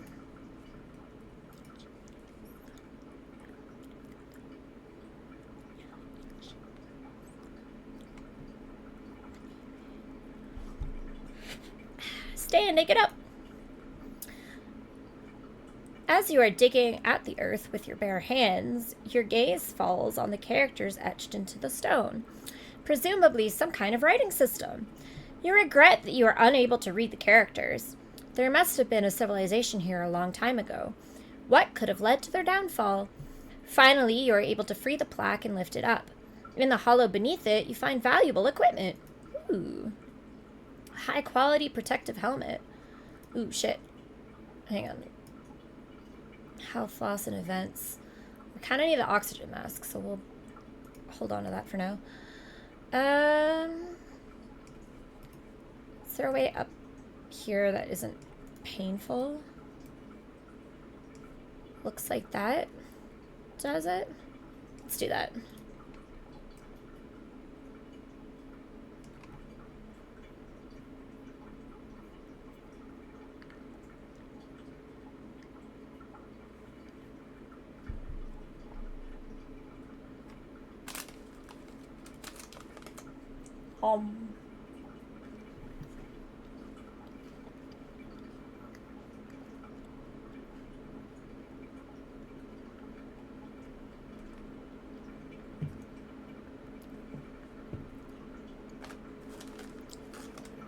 Snacks, snacks, snacks, snacks. Correct. This one is not featured in our picture of snacks. Actually, I didn't get to buy ramen for this stream, unfortunately. We just didn't have time to go to the store because there's only one store in Calgary that sells the ramen I like. So we didn't get to, unfortunately. I do have the other 3 in the picture, though. You discover the remains of a mountaineer. His skin is gray and cold.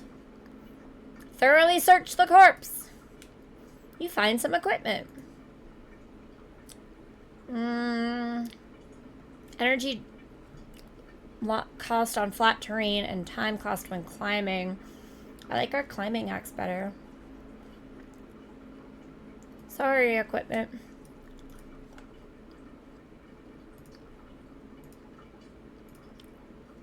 Car. And then we will climb up nya to the shrine. Hopefully gain some sanity.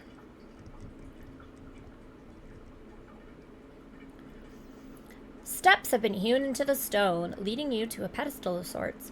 Some type of religious site or shrine, maybe? You're not a particularly spiritual person, but somehow this place feels holy. It might just be your imagination, but you pray to the shrine for... Damn it! I mean, we are literally 1 health low, but I might as well pray for energy. Is there a way down here that's not painful? What about this? Yeah, let's go get the trust first.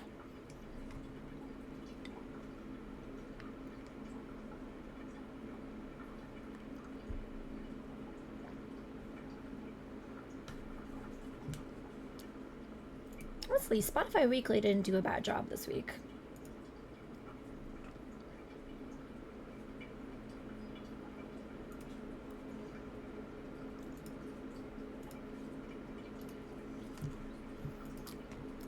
Good calls so far, Spotify Discover Weekly. They weren't all hits, but they weren't all bad. Rocky Outcrop. You march along a mountain ridge. Its steep slopes lined with gnarled trees defying the elements. You spot an oxygen bottle on a narrow and fragile-looking ledge. You could pick up a branch to try to salvage the item. Nika? Hey. People are setting fireworks off, so you can't bark at them. Come on. Come on. You have to ignore the fireworks. Come here. Come here. You're not in trouble. Come here, you brats. Come here, you brats. Look at me like that. Say hello. Just like your emote. Hi. Hello.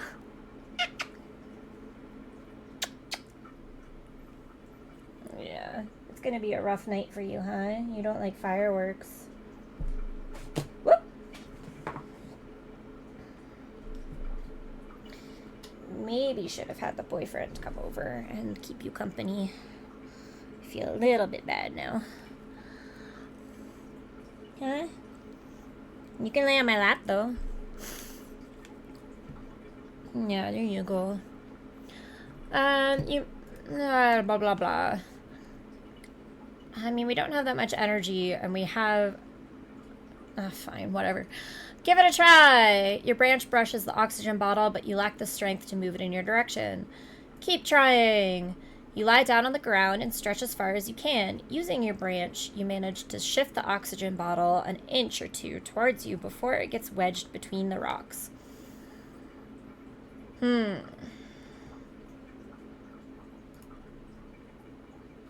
Sure. While we're in here, we're gonna eat some other stuff. Keep trying. You did it! You hold the oxygen bottle aloft like a trophy! And then we're gonna basically... Oh, no. Wait, we made room. Do this. Okay. Except it's so hard to see. Okay, we're going that way. Nope. Go this ways.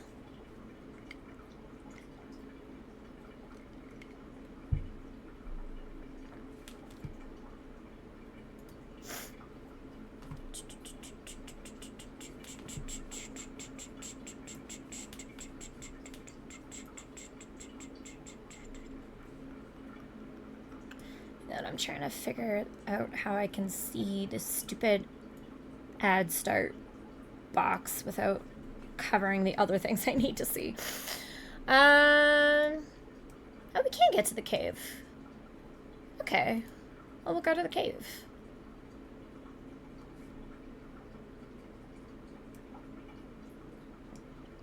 I mean, we'll get the treasure chest first, and then we'll go to the cave.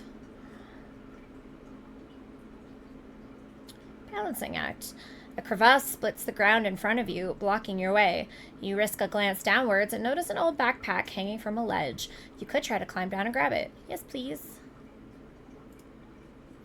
You squat down at the edge of the crevasse and lean forwards, but the backpack is still well out of reach. Eat some food and keep trying. You did it! You hurriedly inspect the backpack. Its heft gives you hope that retrieving it was worth the effort. You excitedly peer inside and discover valuable equipment!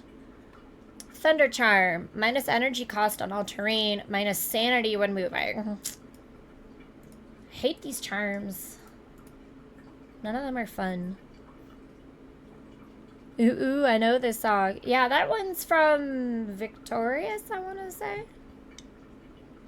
I want to say it's from Victorious. Yup. Yes, ma'am. Oh, did the playlist end? Yes, it did. All right, so we'll just go back to songs that I like. Let's go with ones that I like to sing along with. If I can find them. No, they're there. Nope. How do you add those to your stream? So we're playing Spotify, but we have Spotify playing on a separate audio channel. So you can hear it now, but it won't be in our video on demands later. So they can't, like, mute our stream or ding us for copyright. So there won't... Yeah, gotcha. Yeah, so there won't be any background music in, like, the on-demands. But if you're watching live, you get to hear it.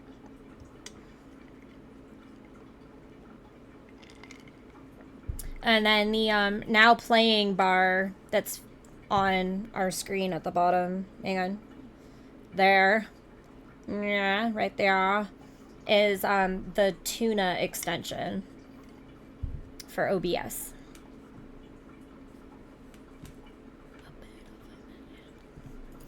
You enter a cave. It's dry and sheltered from the wind. At the rear of the cave, you notice a faint shimmer of light.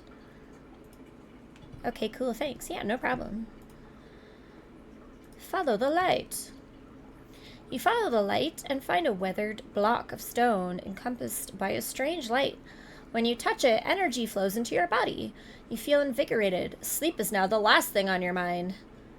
Holy crap, look at all the stats that gave me. That's the first time we found that thing. That's cool. Except it forced us to leave the cave. I don't know about that. Under the stars, reduce penalty for sleeping without a tent, or gain more body temp per hour when moving.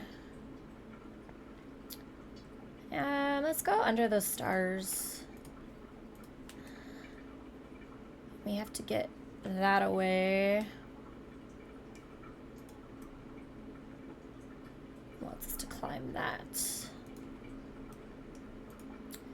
we can go down here and use a tent, because I don't think we're in the danger zone right now.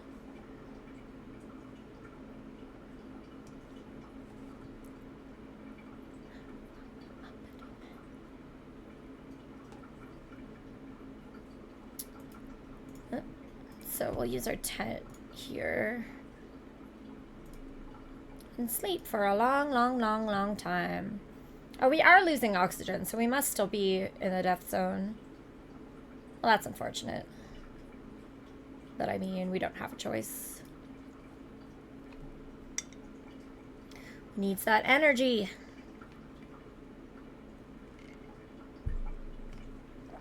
Bloop.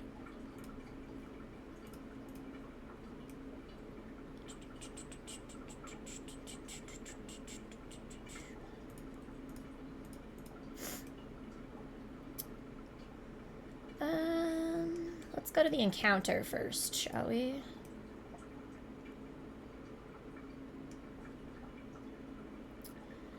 You spot a deer stand between two skeletal trees just ahead of you.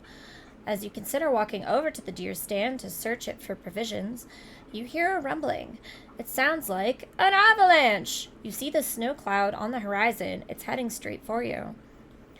I mean, we're going to search because it's called rescue, and I have a feeling at some point we're going to find people in the deer stand. As you rush to the deer stand, the rumbling of the avalanche crescendos to a deafening volume.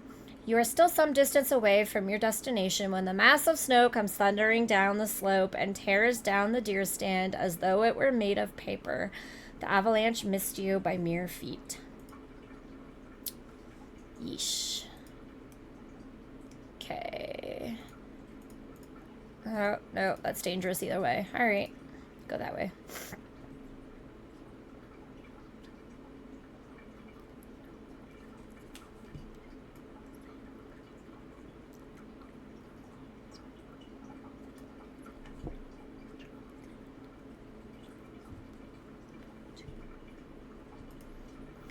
You lean back against a rock face. A distant melody reaches your ear, soft and tender and beautiful. You close your eyes for a moment, breathing deeply and evenly. You keep listening. The music seems to be coming from inside the mountain. Could it be yet another legacy of the occupiers? Or maybe its origins are more mysterious. Whatever it is, it makes you smile, and you gain sanity. Yay! Okay, so we'll start going this way.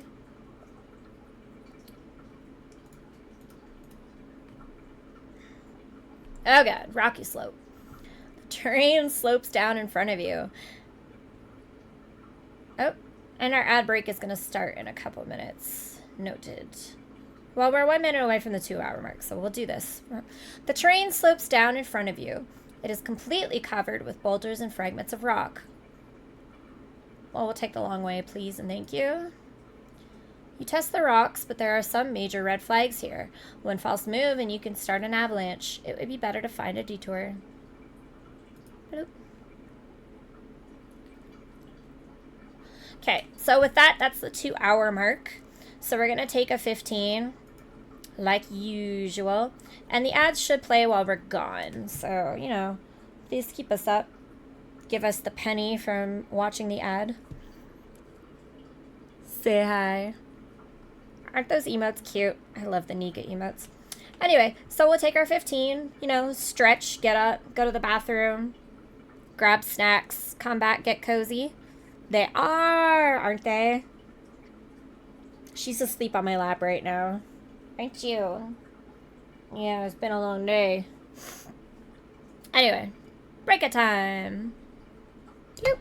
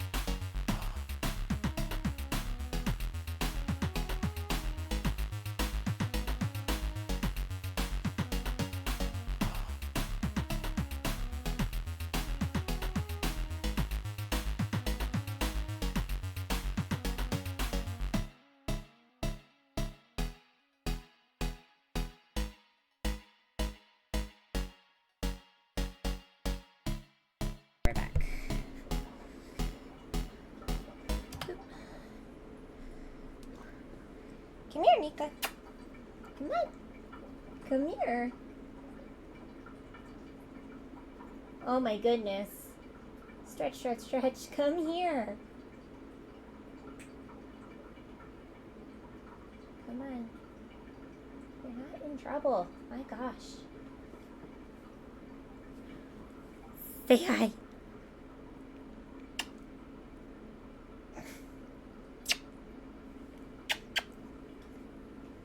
Okay, there you go. You may sleep again. Ugh. It's Black Widow Gaming. Gotta go, but I'll be back in a little bit. I did follow your page on Instagram, by the way. Thank you for following our page on Instagram. Drums, woof, woof, woof. She is thankfully not woof, woof, woofing right now. But yeah, you can follow us on any of our socials, which are in the chat right there. We have a tip page, we have a Redbubble, we have a Discord, a Twitch, a YouTube, a Kara, an Instagram, a Threads, a Twitter/X account, a Coffee, a Facebook, and Steam. Or you can email us at j.mckenna.stories@gmail.com. And eventually we will get a P.O. box that you can send us mail to as well. And then we will read those during the PUPO. Or unbox them during the PUPO, because Otter said something about sending us snacks. I will very much appreciate being sent American snacks or Japanese snacks. Although most of my favorite Japanese snacks would melt. But I do love the Calbee. Is it Calbee? The Calbee pizza chips. I feel like my favorite snack in every country is something pizza flavored. To be fair, Canada has pizza Pringles that I really like. Anyway.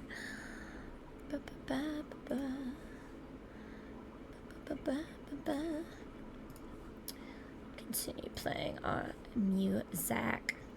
Oh, I didn't update the thingy. Whoops. Hang on. This is now our 2 to 4. There we go.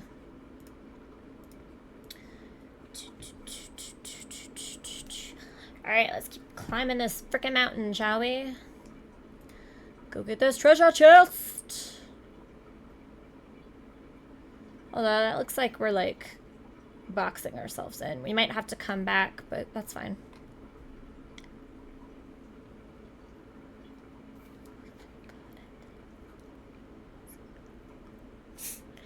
In front of you, rocks and stones have been meticulously piled up to form a mound. A grave so far up here? Search for clues as to who is buried here. You carefully nudge the rocks with your boot. There's something there. You bend down and find some old but usable equipment. Another mountaineer must be buried here. You have lots of questions and no answers. Who were they? How did they know about the island? What happened to their companion who buried them?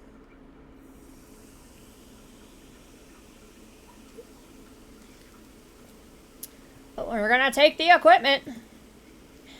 You ask the unknown climber for forgiveness, but you are sure they won't hold a grudge against you. After all, they have no use for the equipment anymore, but you do. What do we get? Stone charm, plus sanity per hour when moving, but plus 50% energy cost on all terrain. Oh. I feel like we need to put this on, though, because our sanity is so low right now.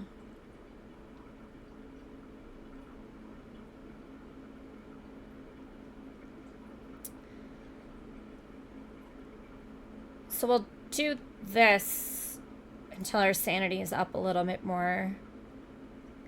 And then we'll go sleep here.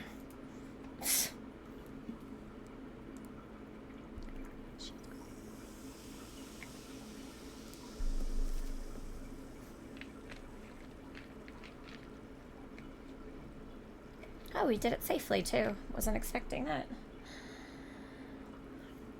You enter a cave. It's dry and sheltered from the wind. However, you notice a strong smell. You go deeper into the cave. After a few feet, you come across a small water hole. A thin ray of light falls through an opening in the solid rock ceiling and reflects off the water's surface, creating an intricate light pattern that mesmerizes you for a minute. Plus sanity and experience. And a level up. And we're gonna lie down and sleep for a long-ass time. Hey! Your sanity being up. My sanity goes up when I go to sleep. I have such constant insomnia that sleep doesn't really affect my sanity anymore. Later, alligator, later. Thank you for popping in, Prodigal. Tater. Chiz. Are you just trying to get me to say random shit?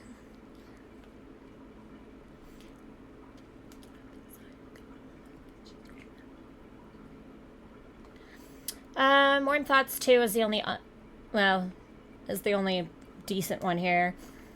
Whenever you use a consumable, you get more body temperature. Okay, so now we're trying to go this a ways.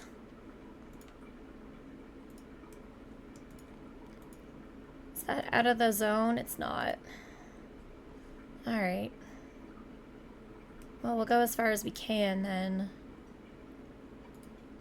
Oof, that charm's energy cost is really, really eating at us.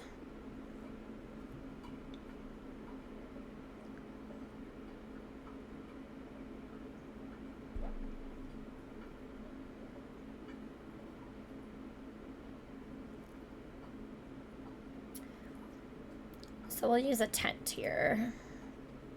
Why does it look like our sanity is not going up, despite the fact that that's the whole point of this thing? Damn it. Alright, long ass sleep, please.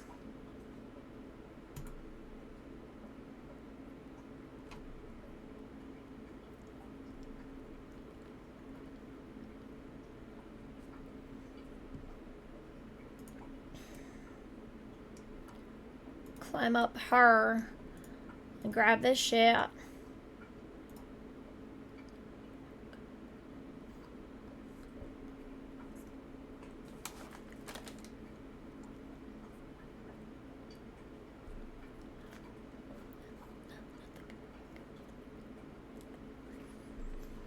As you walk along a rock face, you notice something unusual.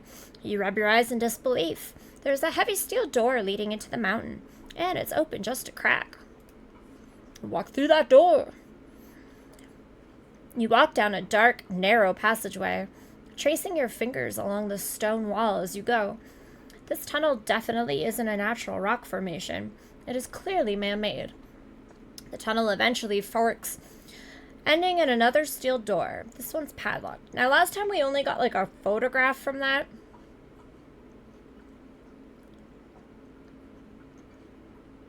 And we don't have much energy to begin with, so we're not going through the door. We're going to continue down the passage. You stumble along the passageway, which forks off into yet more tunnels. It's like a labyrinth. Getting lost in the dark would not be wise. As you turn back, you trip over a box. It's made of wood, and you realize you can open it. You rummage around inside. It feels like provisions, but you'll have to get back into the daylight to see if they're any good. Well, we got tea. Well, we'll eat a sanity herb and take the tea for now.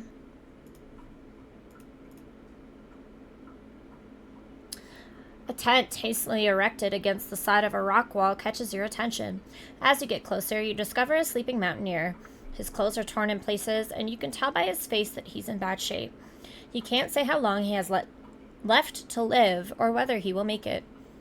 Try to treat his injuries, because we do have bandages. You clean his wounds and use one of your bandages to bind them. He opens his eyes and looks at you, bewildered. His strength appears to be coming back, so you help him to sit up. He is very grateful and shares his equipment with you, while assuring you that he will be alright from now on. Ooh, high-quality climbing gloves! Minus energy cost on all terrain. Yes! We needed that. Go to the shrine.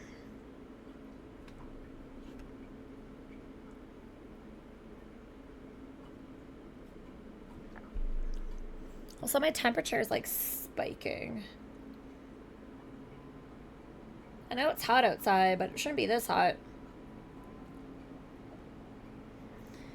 Might need to use the ice feature on my air conditioner for once.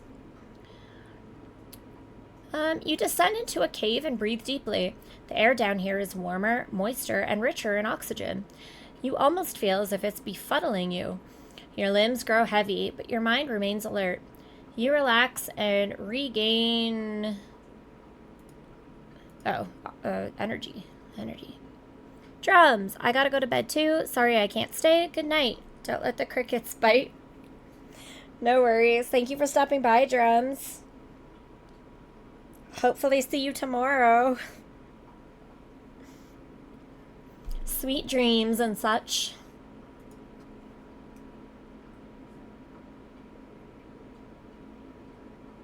Alright, looks like we're gonna start heading this way.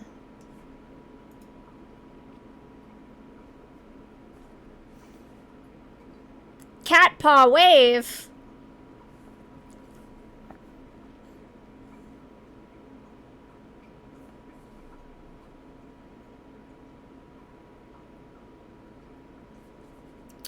Wolf's Head. You come across the remnants of a wall. A weathered stone wolf's head stares at you with lifeless eyes.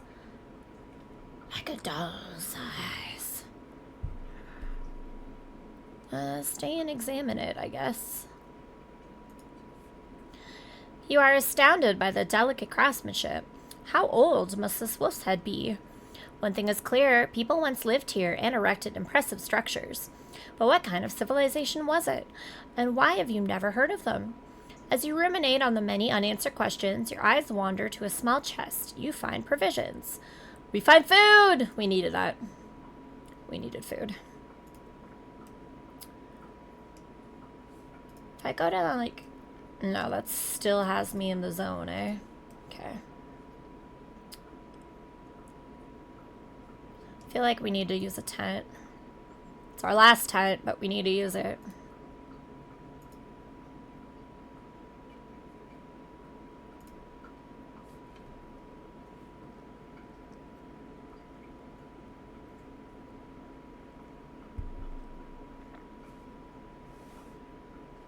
Ugh, there's so much dust on the PC. I feel so bad.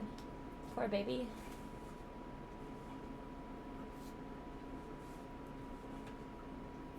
Just trying to figure out why it's so hot.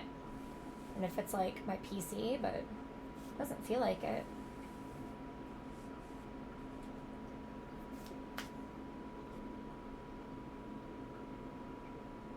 It's not kicking out hot air or anything, so I think it's just the fact that Calgary sucks right now.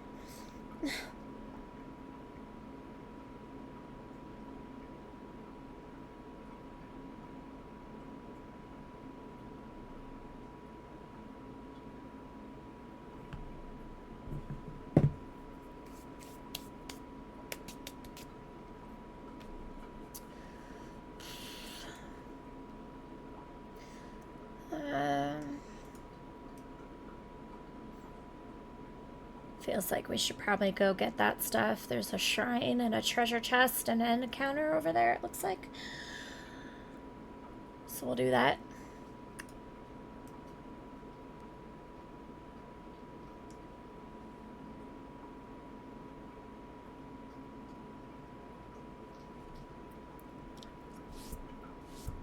I think the next thing we need to buy from our Redbubble are some coasters.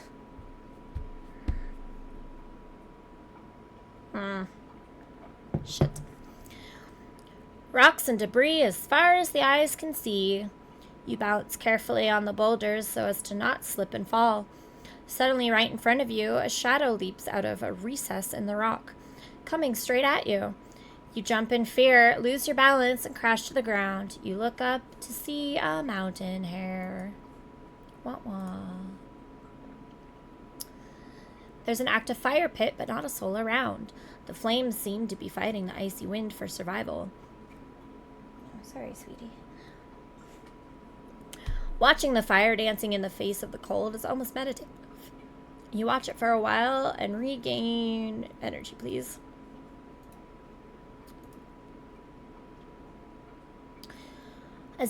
As your gaze wanders up the towering vertical rock face, your eye is caught by cast iron rings, old pitons. You tilt your head all the way back. You can make out that the pitons lead to a small plateau. Why would anyone have gone to the effort of trying to reach it? Let's find out! Halfway up, you look down. A fall from this height could kill you. At that moment, the piton carrying your weight comes loose. Instinctively, you grab a crevasse and cling to the rock face like an insect. With all your strength, you creep up inch by inch until you finally reach the plateau and shelter in a rocky niche. Quite shaken, you discover something left behind by someone who came before you. Some equipment. Except they're gloves that we don't need. That sucks.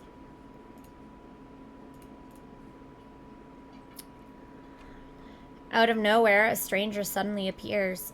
He is clad in furs, and his face, just visible amidst his heavy garments, looks sallow. As you approach, he proffers a small parcel wrapped in leather. You find valuable equipment inside. You look up and thank the stranger, but he has vanished. Snow boots! Minus energy cost on snow. Yay! It's the kind of stuff we need.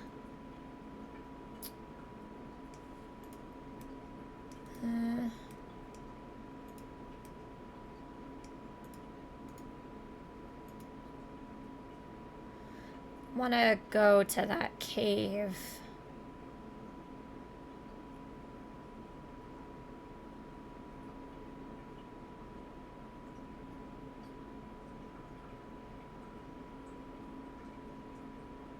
Yeah, that sanity charm's not helping us at all, because we're still losing sanity when we move. You enter a cave. After just a few steps, you feel an icy wind on your face. It seems to be coming from inside. Countless stalactites. Point of projectile comes crashing down. It was a hair's breadth from piercing your torso. So this is the one where we find a dead body, and then we plunder it for an oxygen bottle that we're gonna use. And we're gonna lie down and sleep.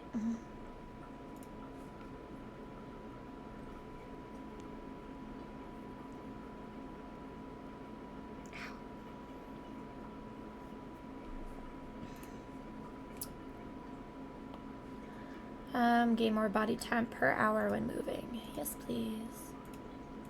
So I don't know why we're losing sanity when we move, but like we're also increasing the energy and not gaining any sanity, which was the whole point, so.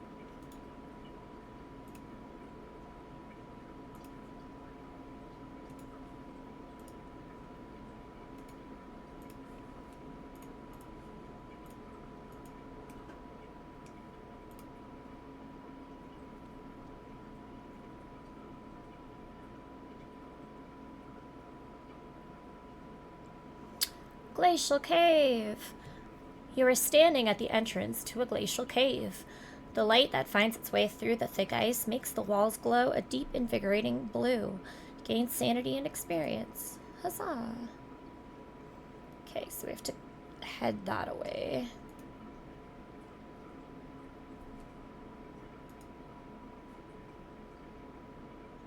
Okay, so we can't get to that cave. So that's what we're gonna do.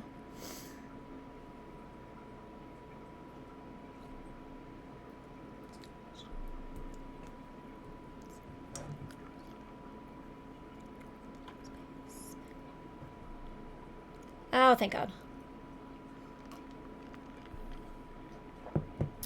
You enter a cave. It's dry and sheltered from the wind. Further back, you see a small tunnel leading into the darkness. We explore that tunnel. You want to explore the tunnel, but it's so dark you can't see your hands in front of your face. Use my flashlight. The flashlight illuminates the passageway, and you go ever deeper into the cave system. Finally, you enter a chamber and find a box containing provisions. And we got food and tea. Then we lie down and sleep for a long ass time.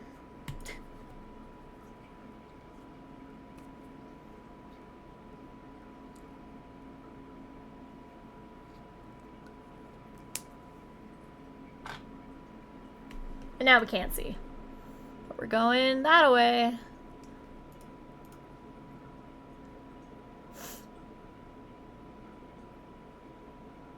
Very slowly.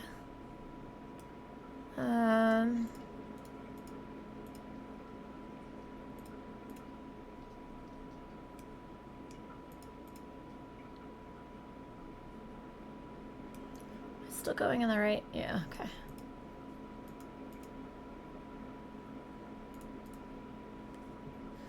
Well, we're starting to climb. Hopefully the right fucking mountain. Don't get hurt, don't get hurt, don't get hurt. Oh, thank God.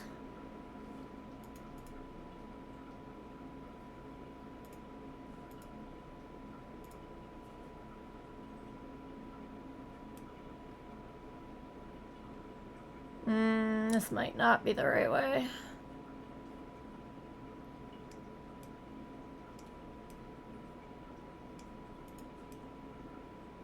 Oh, we can go this way. Okay. That's what we'll do.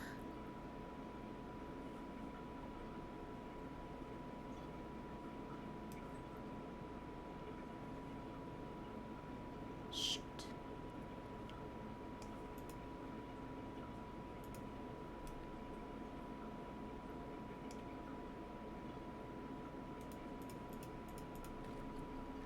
Go to this cave. Our sanity is really low. Fuck. There's like nothing I can do about it too. Oh wait, we have a trader gun. Maybe I can trade for herbs.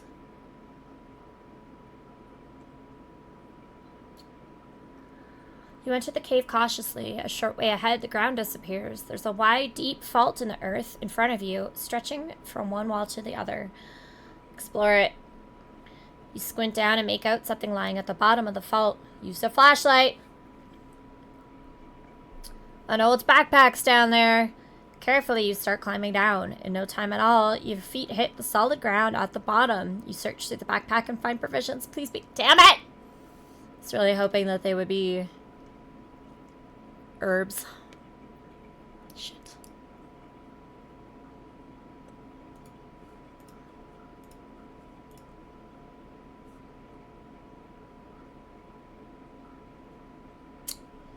$76 plus 40. 116.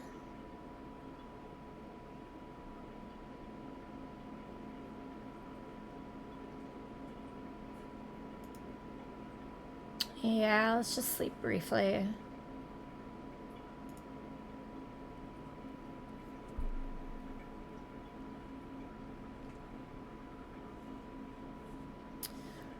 And then we're gonna use our trader gun and hope that he has herbs. As you step through a rock arch of a giant of a man in a torn anorak suddenly blocks your way. He points at your backpack with a scowl. Is he going to mug you? As if he has read your mind, the stranger starts to rummage around in his own backpack. You're relieved. He only wants to trade. The towering man indicates he would like to have some canned food. You should take one of his possessions in return. So he doesn't have herbs, but we can take a tent. Which we can make room for. So we'll take the tent.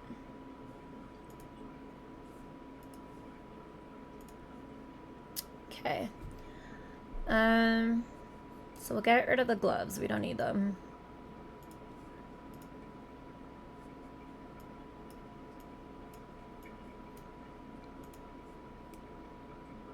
Thank you, young man.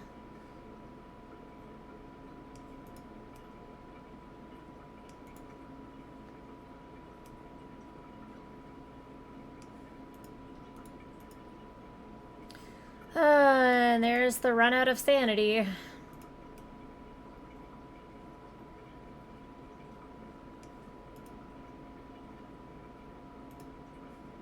This is gonna be rough.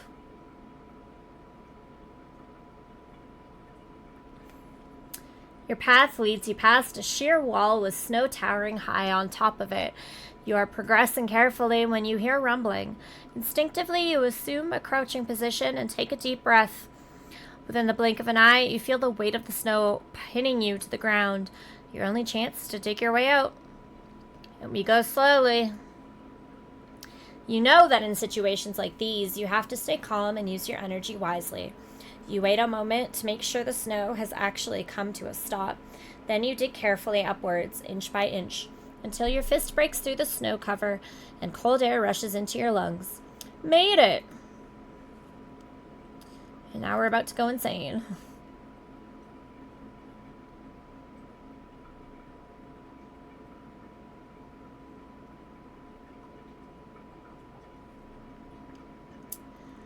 You are lost in thought when several figures appear, hazy, ghostly. A human body lies cushioned on the stretcher they carry. Did they fall? Were they crushed? You know all too well how merciless nature can be. Nobody takes any notice of you as the funeral procession passes you. You look at the corpse more closely, and your blood runs cold. The deceased is wearing your clothes, carrying your equipment. You close your eyes tightly, taking deep breaths. When you open your eyes again, the procession has disappeared. Now paranoid, plus time cost and all terrain. That's fine. Oh, God. It's not fine as the dangers of going this way when we have to go this way.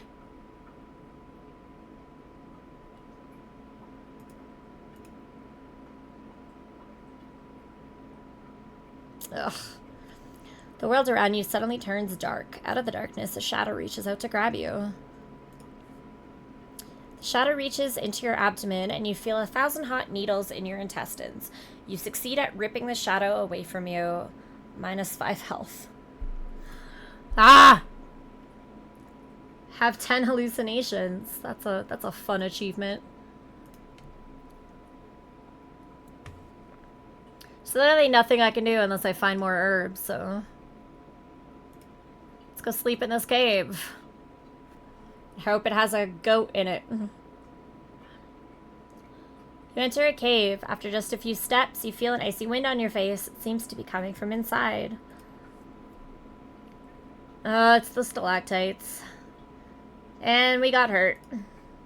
Damn it. Sleep for a long time, please. Itchy nose.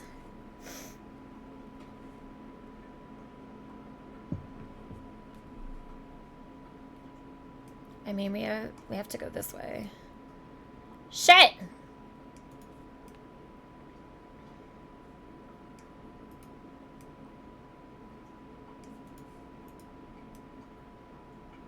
Okay, we'll go this way, I guess, first. And hope that this encounter gives me sanity. It's the funeral procession again.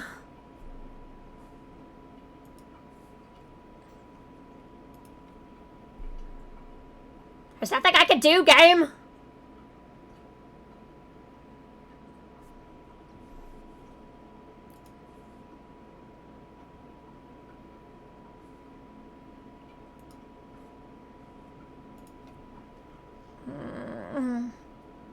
We need something to heal us. Desperately. You encounter a cloaked mountaineer. He points at your flask and holds his hand together. Yeah, sure, take my tea. Mountaineer bows and continues on his way. Plus some sanity. Thank God. Ooh, we can go this way. Okay, cool.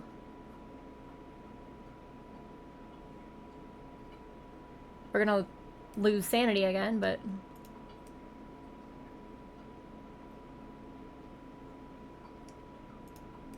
I mean, we have to.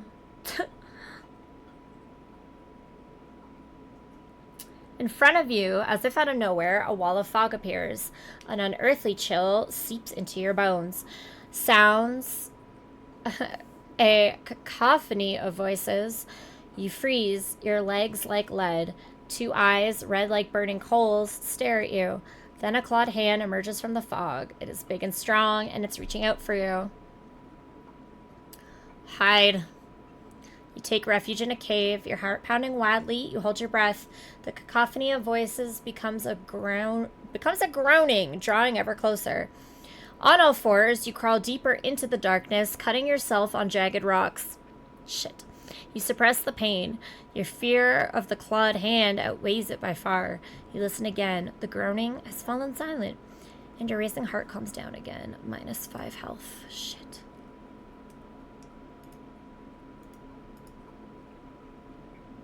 Like, there's nothing I can do, but, like, we're losing health left and right here.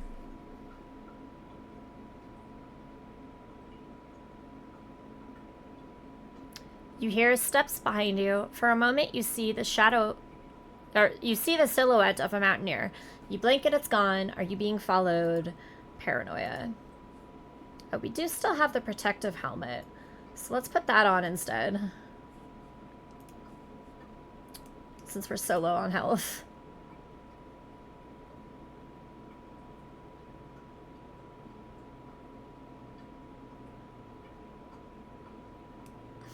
We're almost at the peak. Ah! Funeral procession! That's fine. The funeral procession's fine. It's just causing paranoia, which is fine.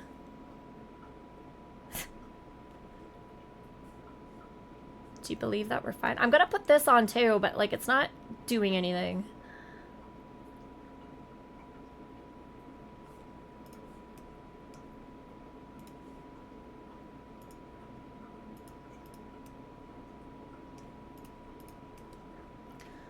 Try to get up this fucking mountain. There's no events up here either, so it's not like I can like stop and try to get... The voices in your head whisper to you, urging you to jump into the abyss. It's the only way to reach your destination. You try to ignore them, but they only grow louder and more threatening. You will die a miserable death if you don't do as they say.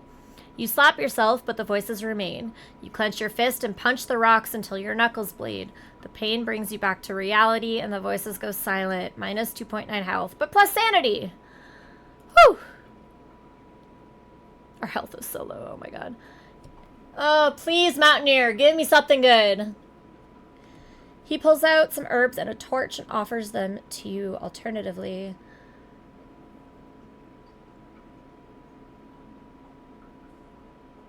Tea and the herbs, please. We'll eat these right now. Thank you, thank you. Plus more, the Mountaineer smiles and bows, then he continues on his way. You also gain sanity. Thank you. And we leveled up. Thank God.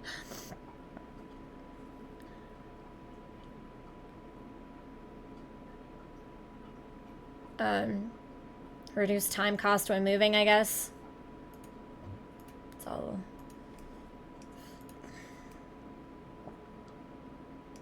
Shit, that's a climb. Okay.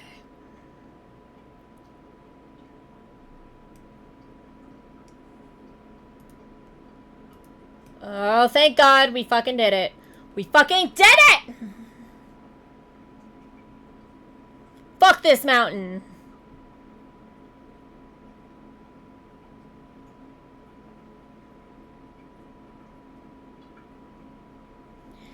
You are standing on top of the world, gazing at the sea of clouds surrounding the other peaks.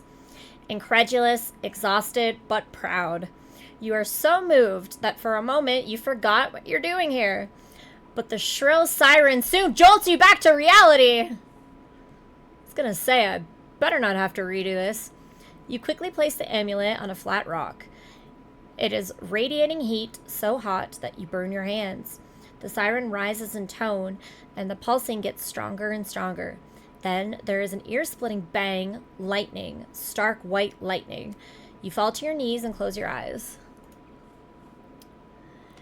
The shrill siren comes to a sudden stop. You blink. There is a crack in the air directly in front of you. A window into the station. It has changed a lot. Have you done it? You bend over. Warm air blows across your face. Then you place a foot over the threshold. On top of the world, climb the peak of the final mountain.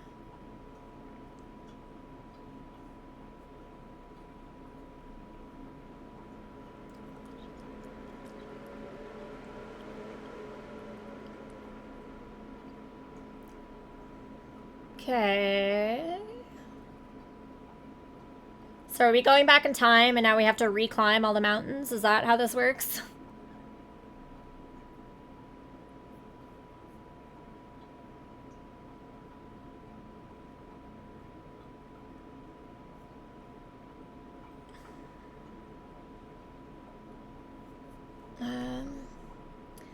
We got a bigger backpack capacity, unlocked item, high quality oxygen mask, protective helmet, and warm cap. Field science, finish the game with the scientist.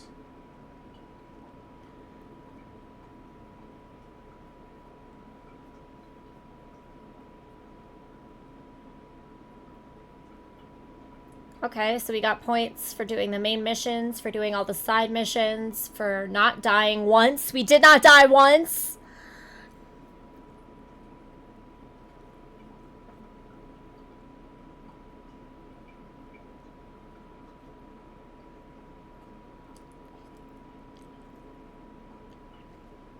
Okay, so we got a score.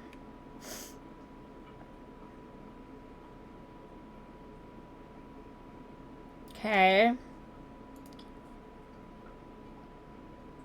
Game completed. That's really the end of the game?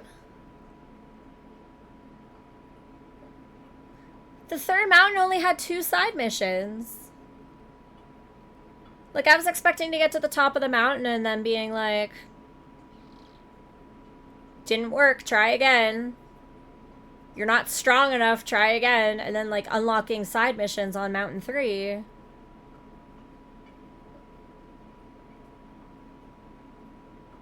That's such, like, an anticlimactic ending.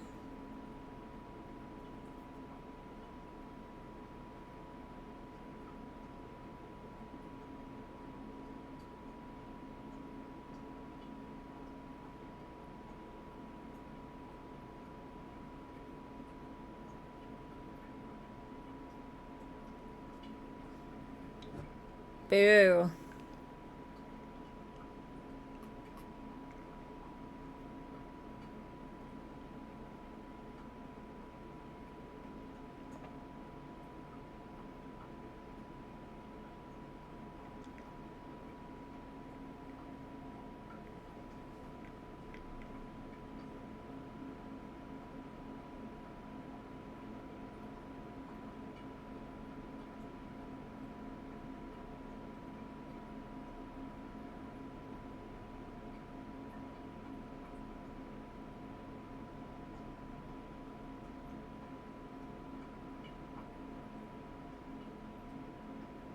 If you can't tell, I'm disappointed.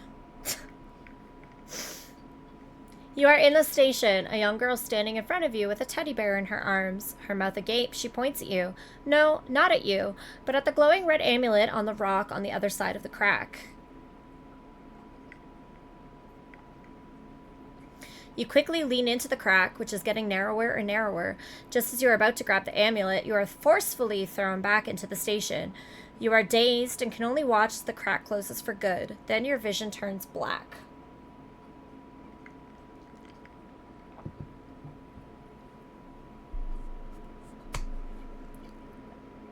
Are you kidding me? So what happens if we hit new game?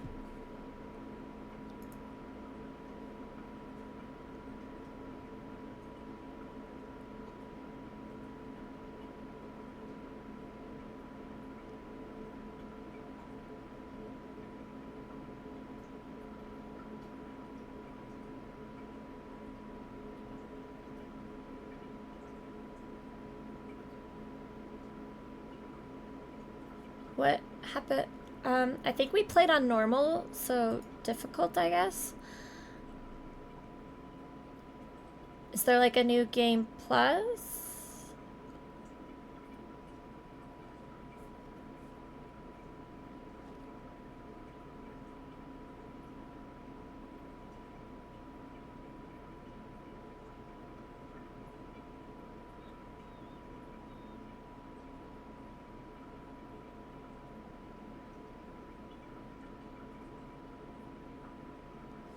It doesn't look like it.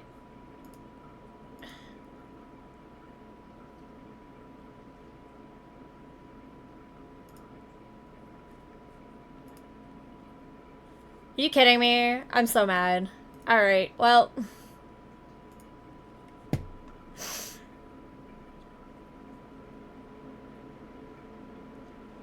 Well. That was insurmountable, I guess. I'm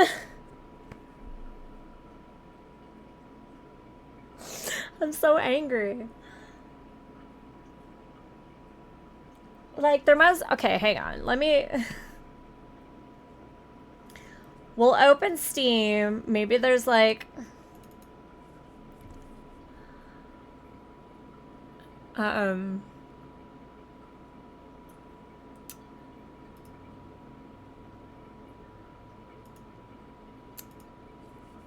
Like... Maybe there's, like... Maybe the achievements will let me know...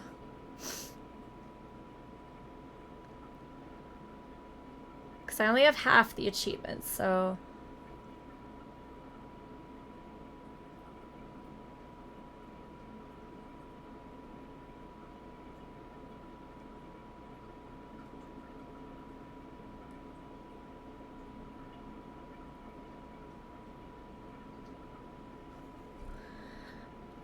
So there are achievements for finishing the game on hard difficulty and finishing the game on the highest difficulty.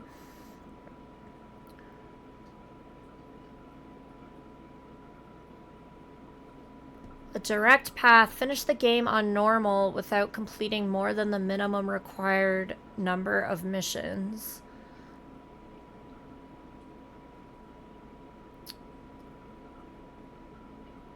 Finish the game on a hard without completing more than the minimum required number of missions. Finish the game on the highest difficulty without completing more than the minimum required number of missions. Well, that all sounds like it sucks. Well, I guess we'll continue playing Insurmountable on, like, different difficulties. I guess. Going forward. In the meantime...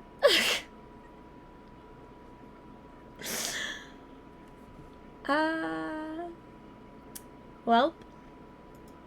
We're done Insurmountable for now. I'm not playing Insurmountable again on our PUPO. That's for sure.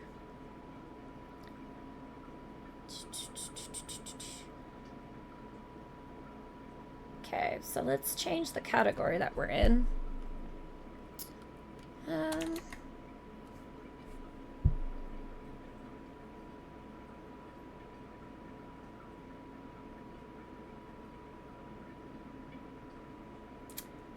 I wanted to play Descendant Heart next.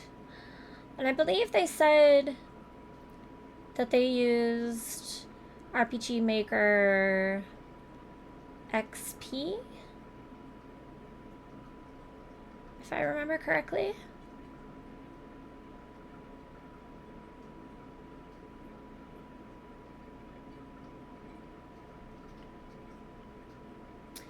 So I guess we'll put this in that category.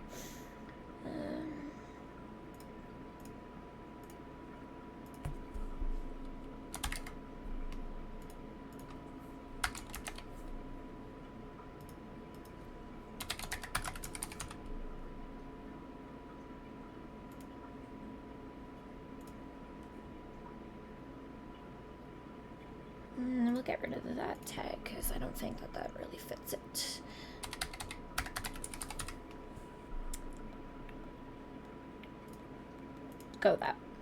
Go with that. Lane! Stay strong. Thank you very much, Lane. We just beat Insurmountable for the first time, so we're about to switch to one of the other games. Actually, turn Spotify off because we're about to switch to one of the other games. We are now going to play Descendant Heart, which is one of the other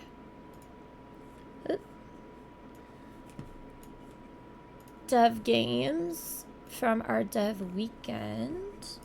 I just need to switch our sources here for a second.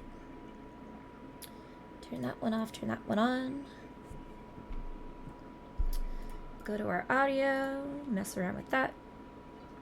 Turn on Chrome. Turn off.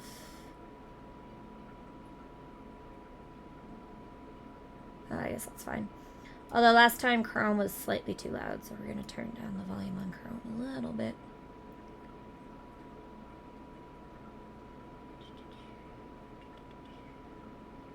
Hopefully you can still kind of hear it when I do that.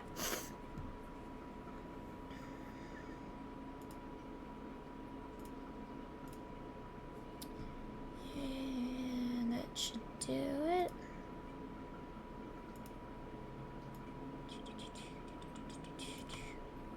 Oh, and our next ad break is starting in 4 minutes and 25 seconds.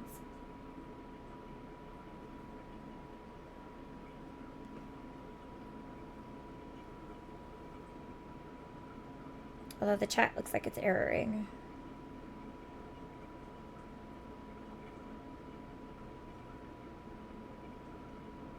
For some reason.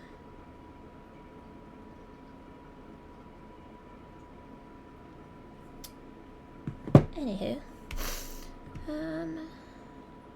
What else? What else? What else?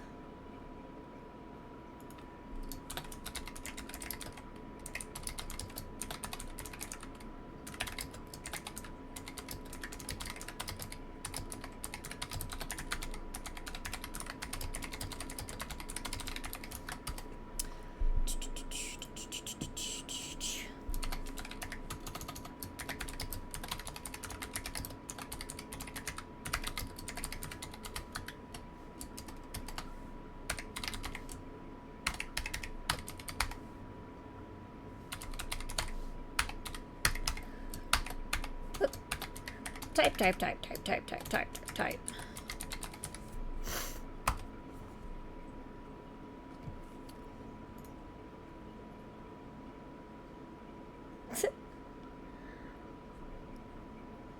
Ad start in 3 minutes.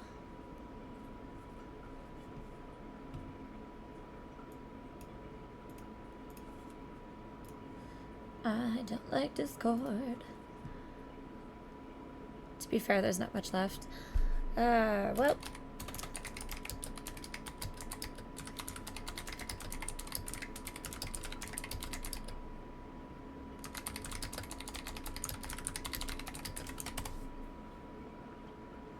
Hey, almost home from work. The ad break starts in like 2 minutes, so we're gonna let that play and then hop into your game.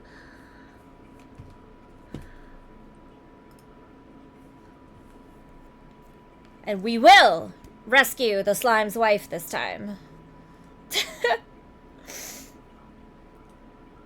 We'll bring her home, unlike last time. But we are going to start over from the beginning, mainly because the quest errored last time. So we're going to start ourselves a new save. Here. Here.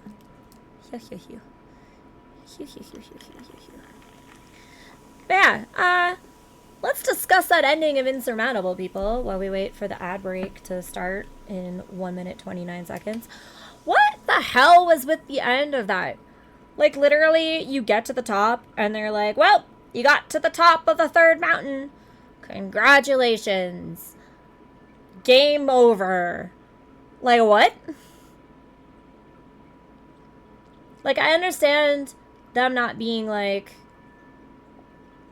the time loop was healed, because then the replays of the game don't make sense.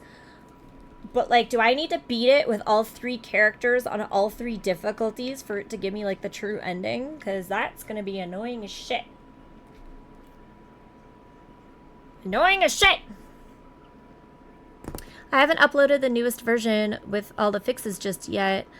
I can do within the hour, though. Does that mean that the quest is still broken currently? Because I could play something else. for a bit.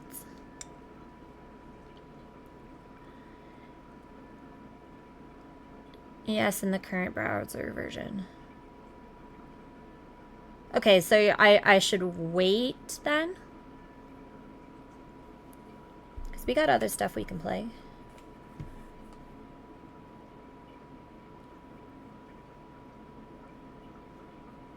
Within the hour, I'll put out a new version for you. Okay. Just on the train. Okay. Oh, ads. The ad break has started. So I think we missed one trophy in Turnip Boy. Hang on. God, I forget.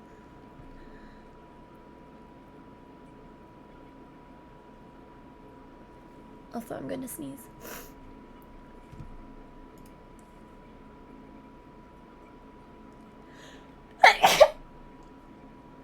Ah.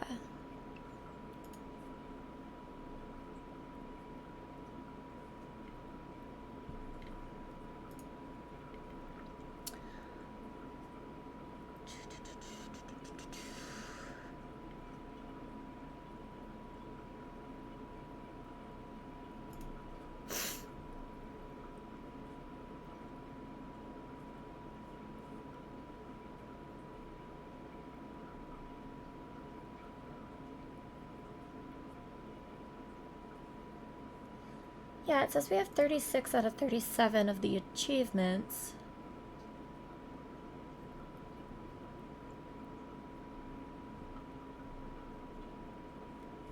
One hidden achievement remaining. Shit.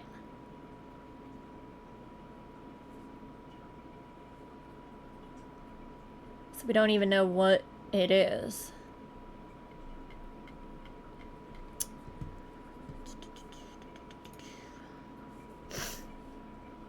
Oh, thank you for the bless you.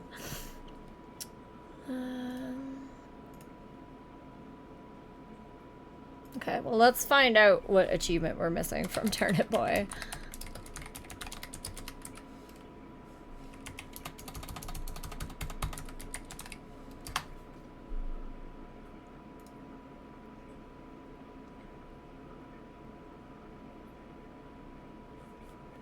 Get out of here, ads.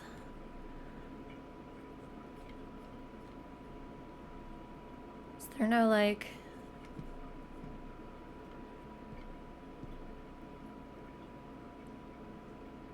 defeat... Passenger and conductor, I think we have. Right? Steam. Yeah.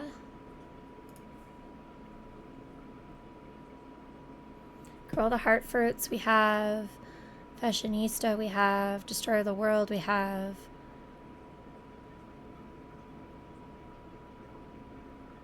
Taxation with representation, I think we have. Yeah. Anarchist, tyrant. See, tyrant. No, we do have tyrant. State agent, we have. Homeowner, we have.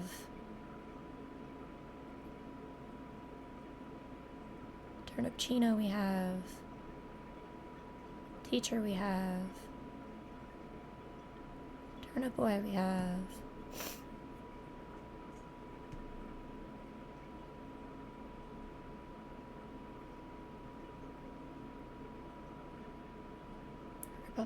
Do we have Gravedigger? I think we do.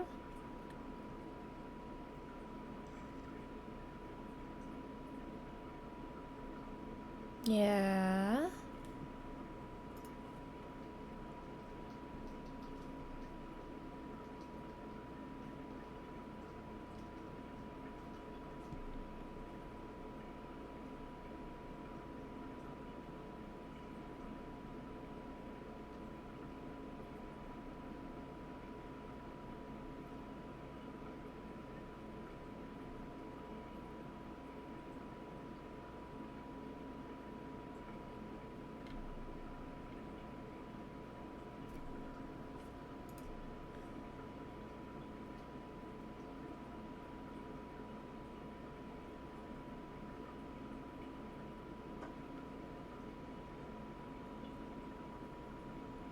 I can't filter this to show me only the ones that are hidden ones. I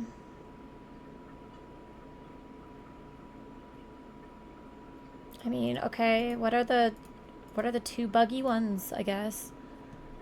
Fashionista and Tank. I think I have both of those.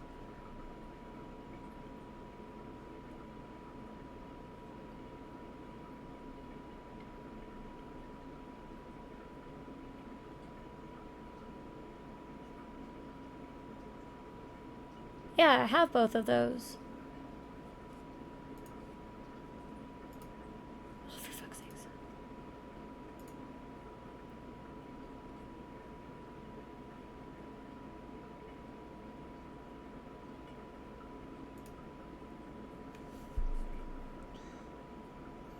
Okay, so I guess I have to go one by one here and figure it out.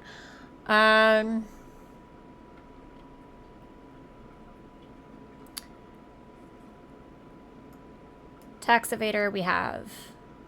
Adventurer we have. Most wanted, winner, heartless. Most wanted we have. Winner we have.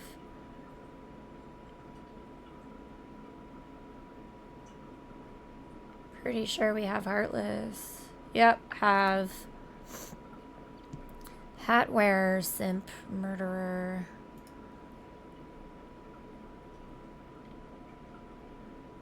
Hat wearer, yep. Simp, yep.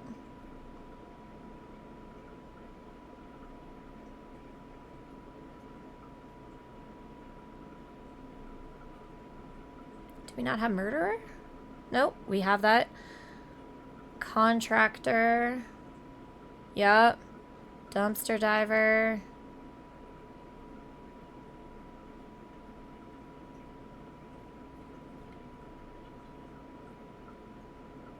Yep.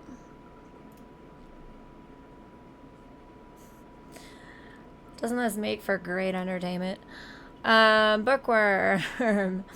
Yep. Savvy shopper. Yep. The messenger, yes. Draft dodger, yes. Devil, yes. Computer whiz, yes.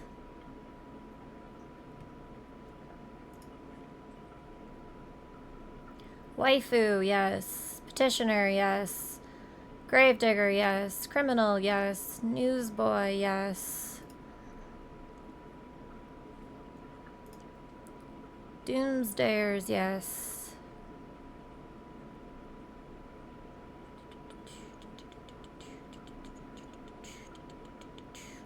Liz, yep.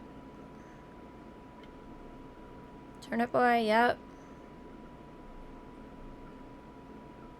Teacher. Turnip chino.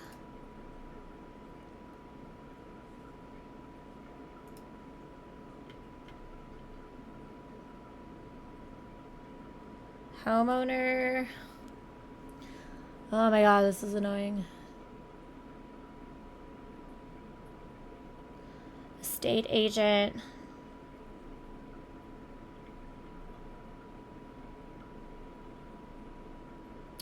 Tyrant. Anarchist. Taxation with representation.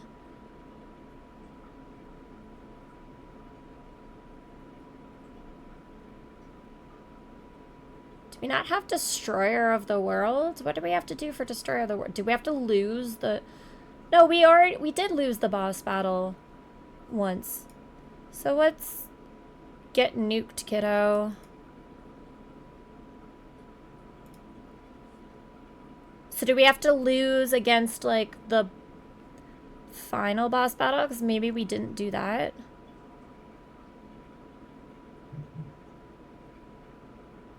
Oh. You have to damage the nuke until it explodes.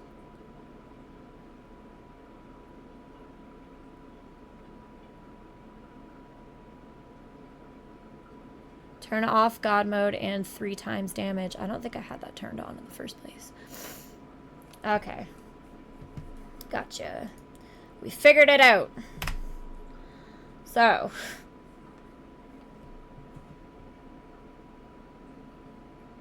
I got a message at some point. So we will go and do this to kill some time.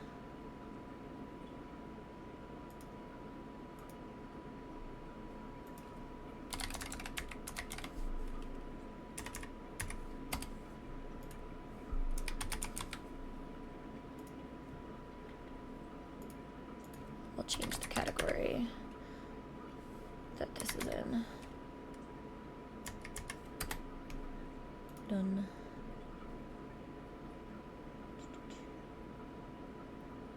I know it was. Go away, friggin' notice.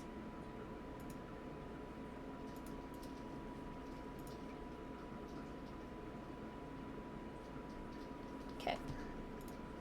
Okay.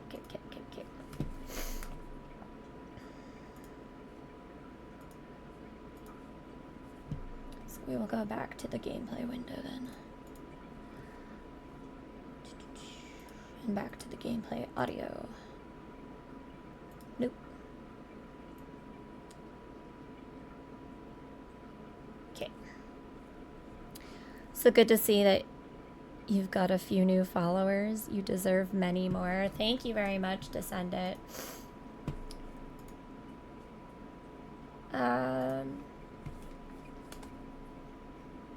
Yeah, like we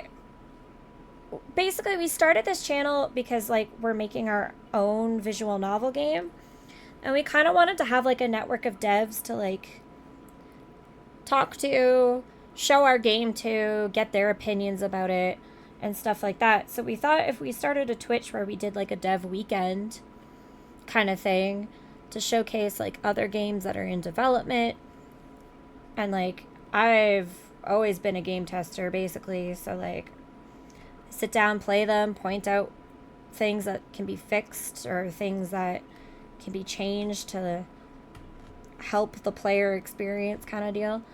That like we would like get a network together. I couldn't play until I pass out. Those days are long behind me. 100% good idea to do.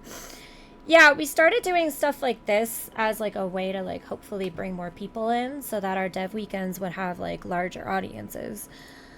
So we thought that the marathon dealie was a good idea because not many people seem to be able to do this kind of thing, but I have a special brand of insomnia that makes this a little bit easier for me than other people.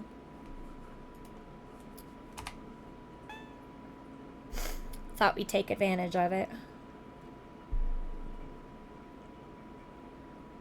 Fair play.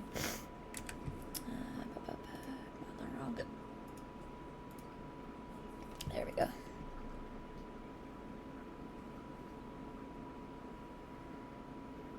But mostly this gives me an excuse to play games. And play fun games that most people haven't heard of yet because they're still under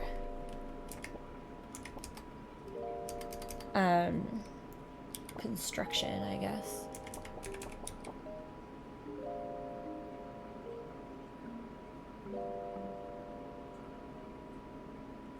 Okay, God mode and player strength are both off. Okay, cool. So we'll go blow up the, oh, I guess we can do this too. But first we'll go blow up the nuke. Get the trophy. Or achievement. Yeah, it's cool. Well, my game is very much under construction. Your game is so much fun though, and it looks like, for a one-man team who's only been working on it for 3 months, your game looks amazing. And it plays really, really, really nice. Like, very, very impressed all around. I got a lot of comments about how much people liked your game as well.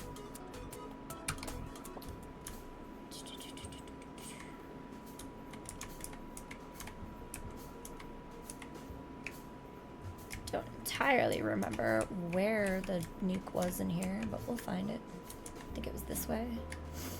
Yeah, there we go. Let's destroy the world! You died.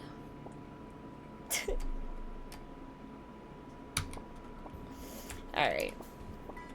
That out of the way. We've got all the achievements now. 99% of it is the engine. Haha. RIP. See, you say that, but like I said, I've game tested other people's games that they've made in the engine that you're using, and not as fun. Not as fun, not as complete. I found a lot of problems in theirs too. Literally, I played this one game for hundreds of hours. Hundreds of hours. I filled, well, I don't have the actual book next to me, but I filled a book similar to this, similar to that, filled with suggestions of like, this needs changing, needs changing, the grammar here is wrong, and gave it to them. And this was after they had been working on it for like a year. And that was a year and a half ago. They never made the changes. They never continued with it. I think that's the other thing, is like being so motivated to get your game finished is like a big deal. Not everyone can like keep that motivation. And like I said, this other game, like I gave up like hundreds of hours to edit this game for them so that the grammar was correct, so that the errors were gone, and all this other stuff. And like when I gave it to them, I was like, yeah, it's the hardest part. It really is. But like, I feel like when you see people like me, like sitting down and playing your game and enjoying it, it kind of like helps with the motivation bit. It's starting to get cold in here.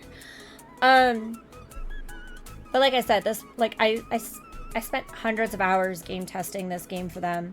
And when I handed the thing over, like, they thanked me for, like, the grammar problems. But then they got mad at me that I, like, broke their game. And they were like, well, I don't know how you did that, because that shouldn't happen. And I was like, well, I know it shouldn't happen. That's why I'm saying, like, it needs to be fixed, because I did this, and then this happened, and it clearly shouldn't have happened. And then they just kept telling me that it shouldn't have happened and the code was right. And it's like, well, but it did happen. Like, I managed to make it happen. So, like, something needs to get fixed. I'm on a 0-day challenge to not have a single day without developing, and 100% it massively helps with motivation. Yeah, gotta break the game. You gotta. That's, like, the point. You gotta do things. Like, and I didn't even really, like, do anything to break it. It was every time. Theirs was the type where, like, well, like similar to yours, where like new characters would join your party. And every time a new character of theirs joined my party, I would go back to the beginning and replay through everything with the new party to see if it messed anything up. And about the third or fourth character after they joined, I got to an area and suddenly I had access to a bunch of areas that I didn't have access to before, that I clearly wasn't supposed to have access to. Because, like, that character joining the party somehow unlocked the new areas when they weren't supposed to. So, like, I told them about it, and then they got mad at me. And they're like, well, that's not supposed to happen. And I was like, well, I know it's not supposed to happen. Like, that's why I'm telling you that it happened. And they're like, well, I can't find in the code what's making that happen. And I'm like, well, have someone else look at the code then, I guess. Like you need to stop that from happening. Whatever is making it happen. But yeah, they got mad at me. And then they never released an update after that. And it's been like a year and a half. They just stopped developing it, I guess. Gotta be able to take criticism. Well, like, it's not even criticism. It's just like, hey, like, whoops, this happened. Like, you need to find a fix for it. Because, like, you don't want that happening when, like, the game gets released. Like, that's the unfortunate part, is when the game gets released and people start, like, playing it and reviewing it and, like, giving you scores on Steam and stuff. Like, you don't want it. Oh, yeah, Dev. By the way, I'm back now. Cool beans. This game has, like, an endless mode, so we're just gonna play this until, you tell me that your game's all whoop, good and ready. And then, whoop, oh, fuck. It's been too long since I played. I don't remember the controls. Just zipping the distribution package to upload. Cool beans.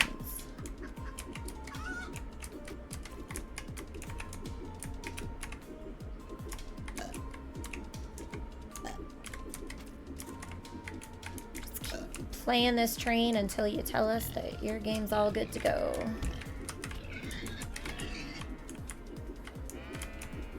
Fuck.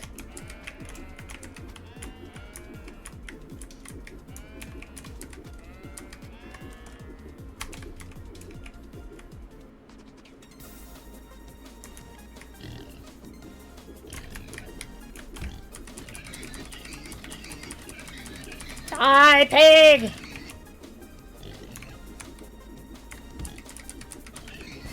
There we go.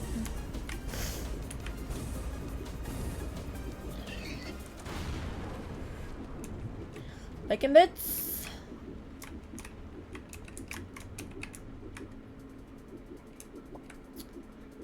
Chance to not take damage. Chance for enemies to explode on death. Increase your trip's range. Take the shield. Thank you.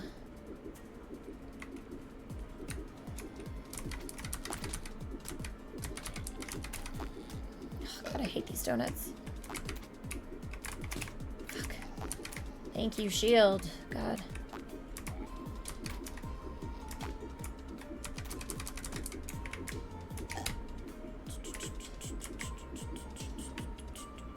Ah!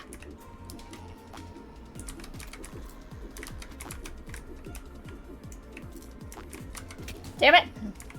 Oh, shield. Thank God.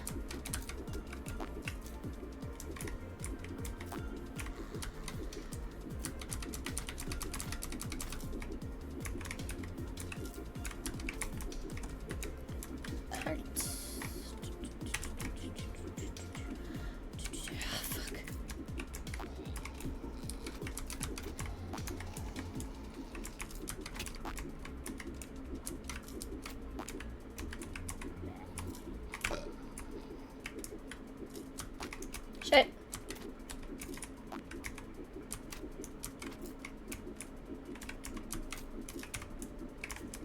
I still don't know what the hell these things are. Are they moldy popcorn? They make like a chip sound. Okay, should be all uploaded and ready to rock and roll. Okay, cool beans. We will begin playing it as soon as I die.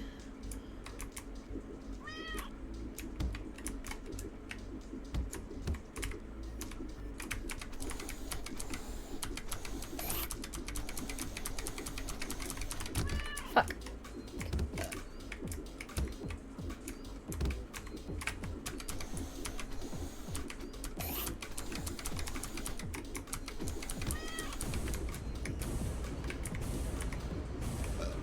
Doing uncharacteristically well.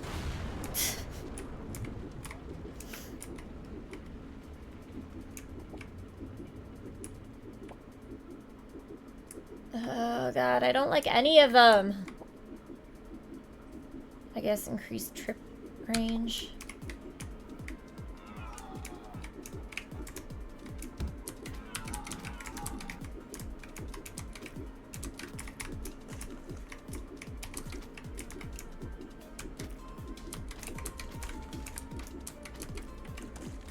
Ow. Shit.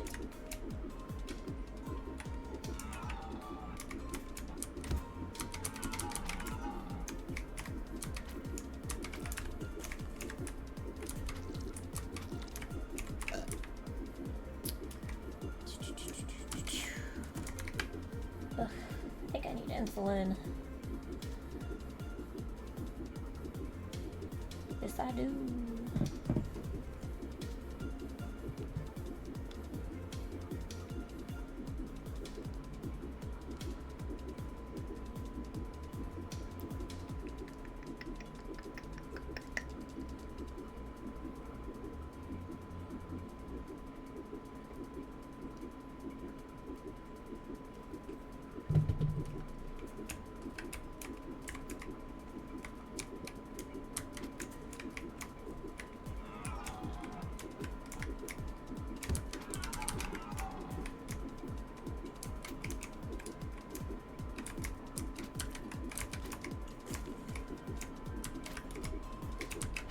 here, stupid bunny. There we go.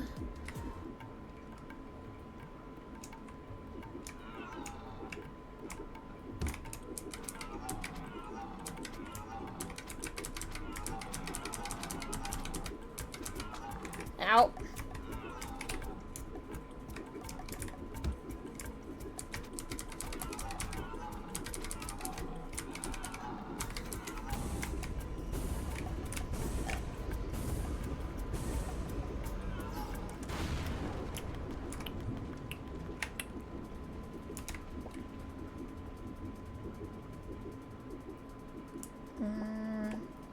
The lighter's probably the better thing to grab right now.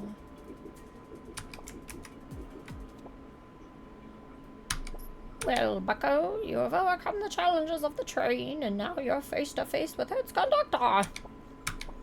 I am the final boss. Or perhaps I am just the beginning. Let's put on a good show. Show me what you're made of, turn-up boy. Oop.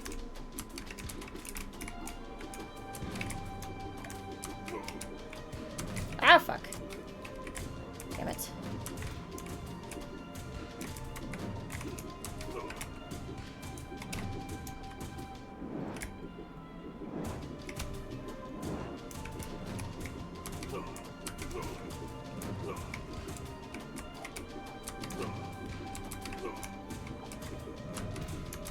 Fuck. Damn it. I missed like 5 times. Shit.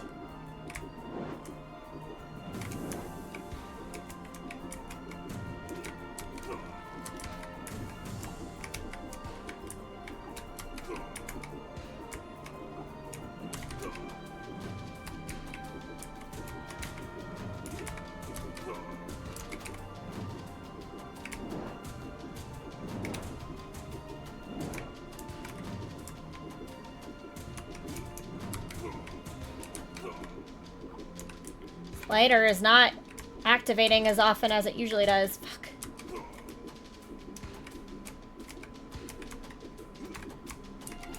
Shit.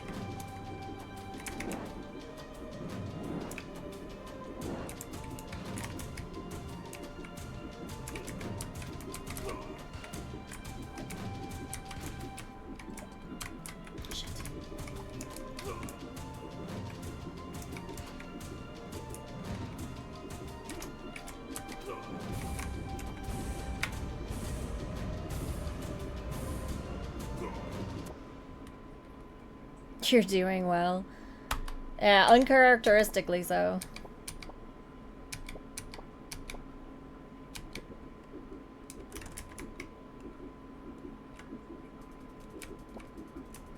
Now we get the fangs. Yes, please.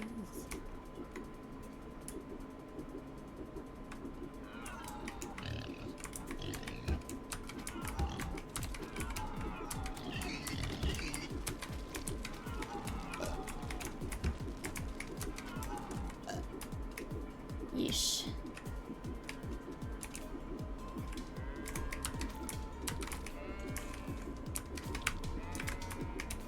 Hate these shape.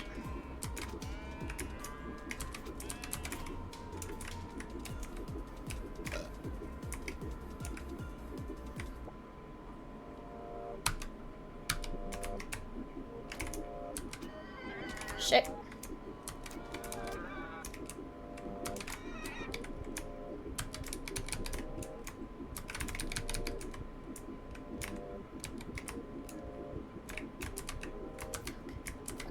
Fuck. Give me a heart!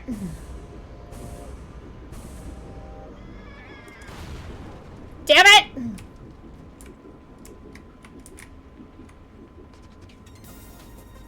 Oh, I'm so dead.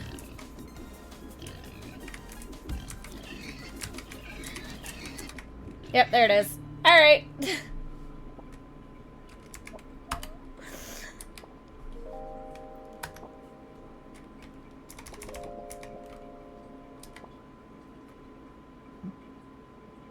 Okay. Well then. Now we'll switch over to fix all this again, though.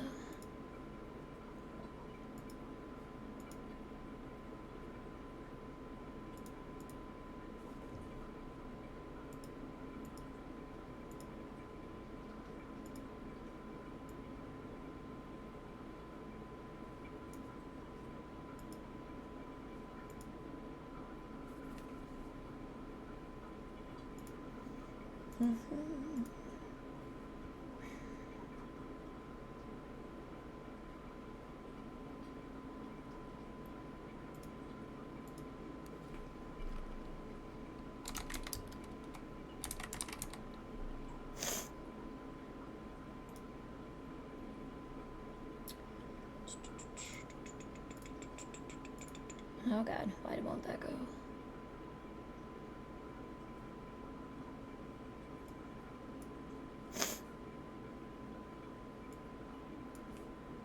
There we go.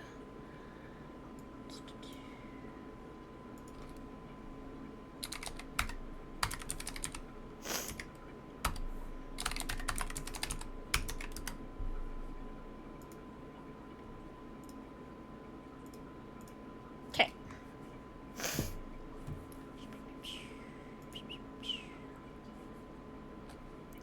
Just found a problem with one of the new skills on Eric. Oop.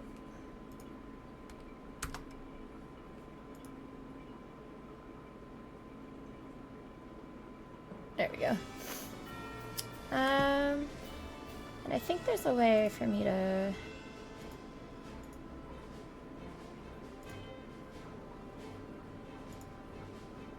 make this more of a thing.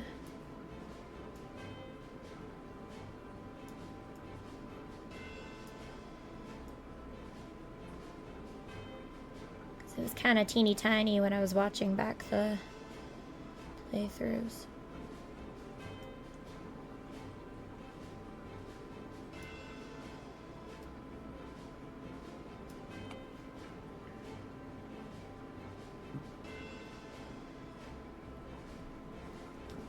Just 1 second though.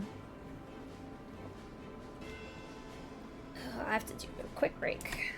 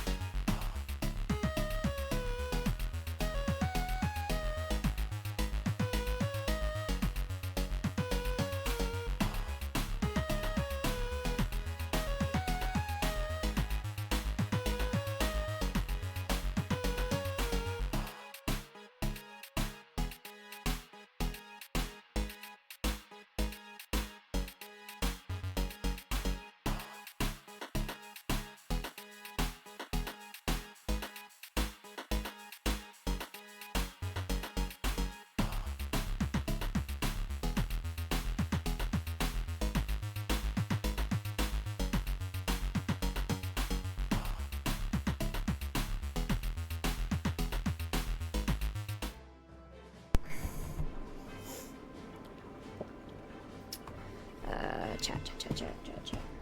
Mouse work. Okay, I put the newest version, LOL, with the fix I put in 2 minutes ago. Usually when she disappears that fast, it's her autoimmune. Yes, correct. It was.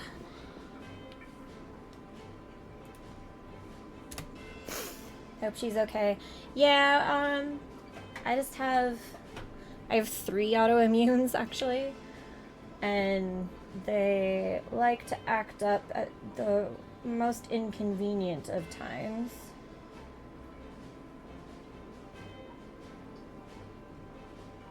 So, just had to go take care of that real quick. Whoop. But unless it's the autoimmune that makes me pass out, I will not let them affect the stream. So I do have one that does make me pass out, but usually that requires me to stand.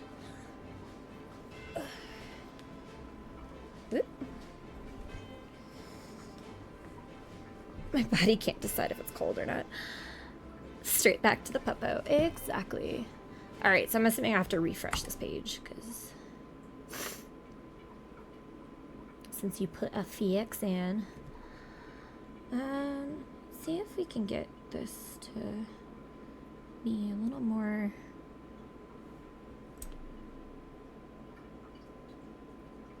fitted to the screen. Maybe not. I mean, I guess we can cut off some stuff.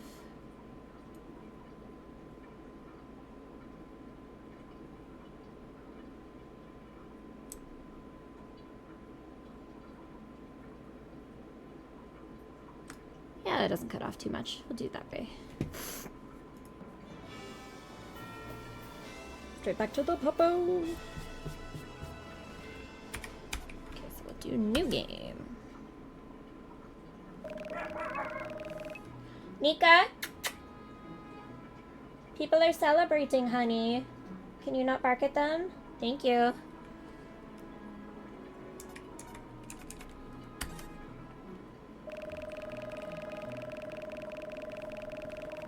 An orphan who's only ever known the desert. He lives among the settlements of the Golden Expanse, raised by a retired commander of the guard. Oh, whoops, I forgot to switch the game name. We're not playing Insurmountable anymore.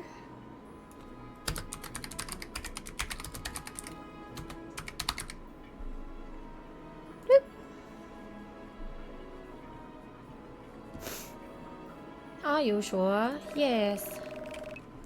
Sullivan joined the party. Rename him, of course.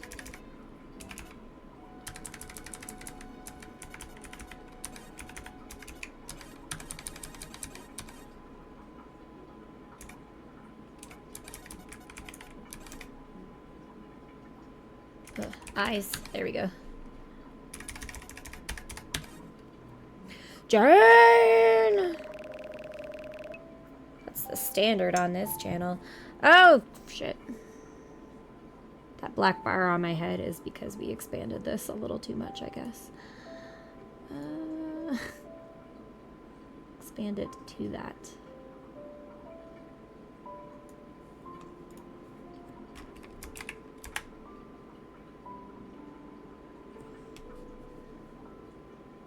We'll recenter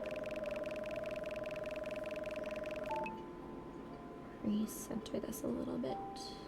There we go. Oh, no, still shows the black bar.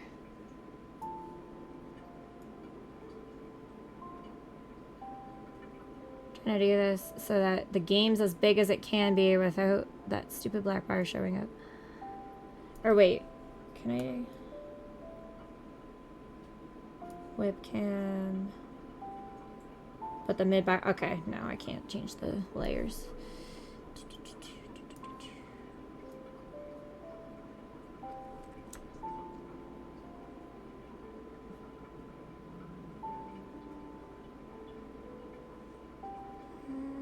I think that's about centered. We'll go with that.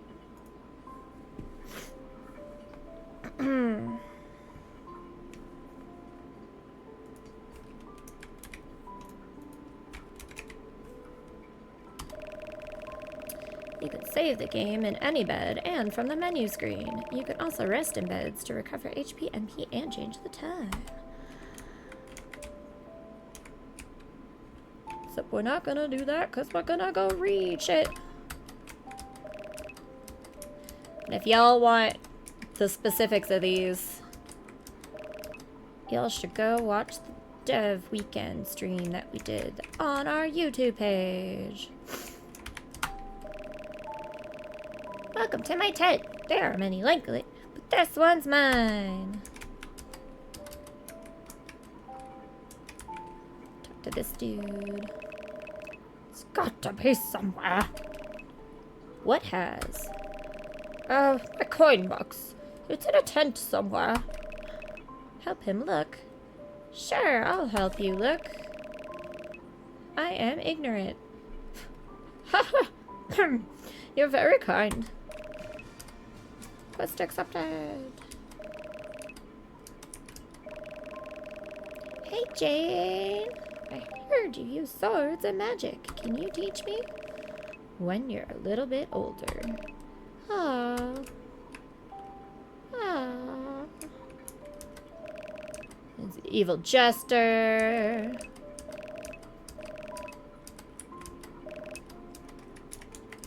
His rooster and his dollies. Something is up with that old dude. I know. What could it possibly be?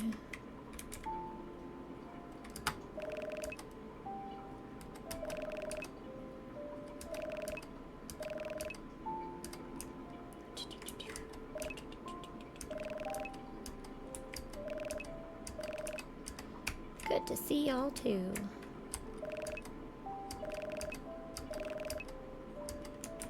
There's plenty of water down there.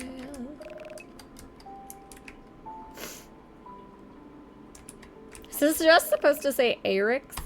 It's just Arix. Arix! Seems kind of suspicious, like he could vanish at any moment.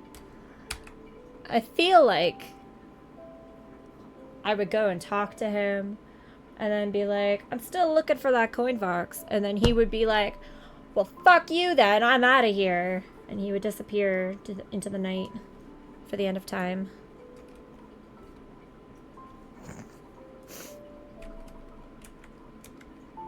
Eric the weak-stomached.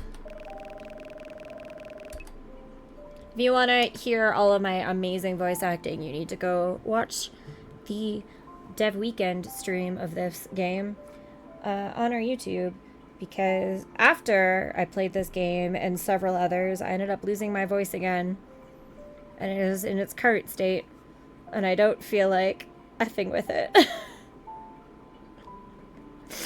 So there's going to be minimal voice acting on this playthrough. Y'all can hear my wonderful performance on our YouTube page.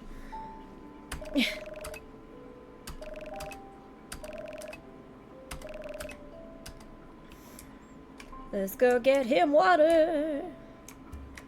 And it's daytime.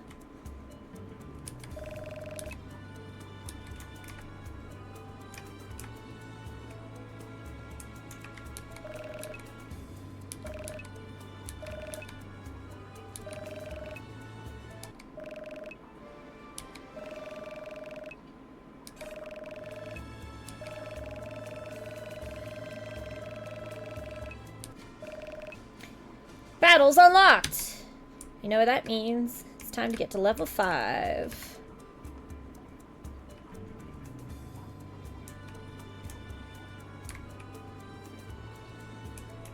Also harass these other tents.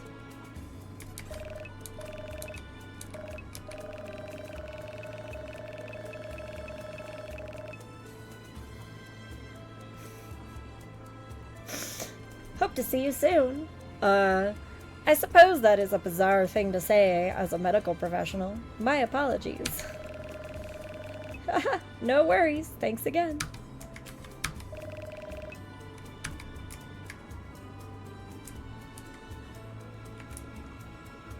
Let's go fight some monsters.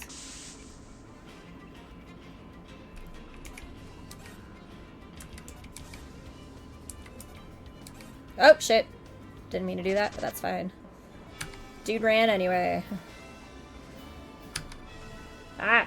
This fan is driving me nuts because it's blowing my hair into my face, but if I turn it off, it gets too hot in here.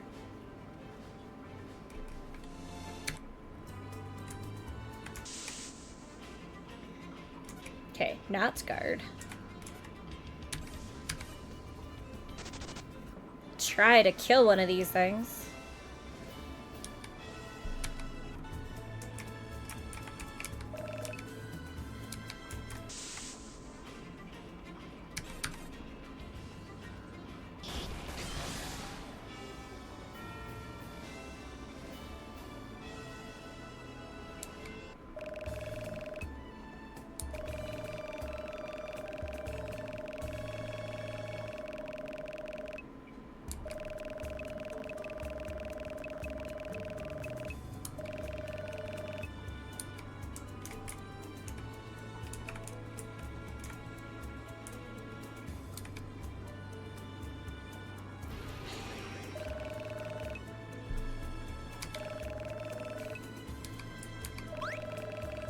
Found a cure-all.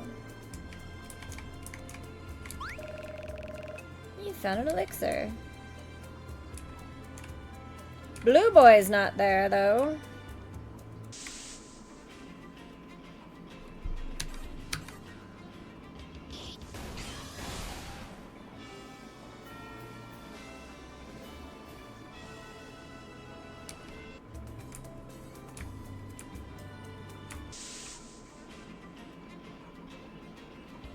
I didn't see the slime there, but okay.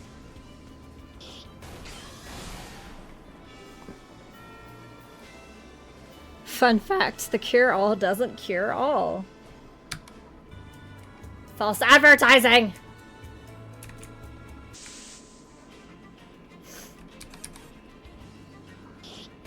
And yeah, the blue guy won't spawn out until a full party. Gotcha. I guess that makes sense.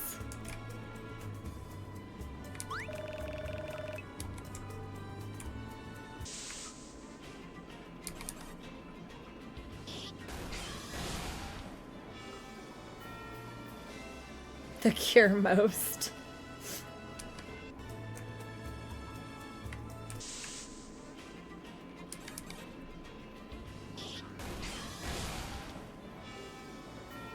Cure sorta a few things. Level up. Welcome to level 3. I feel like I'm getting used to battle.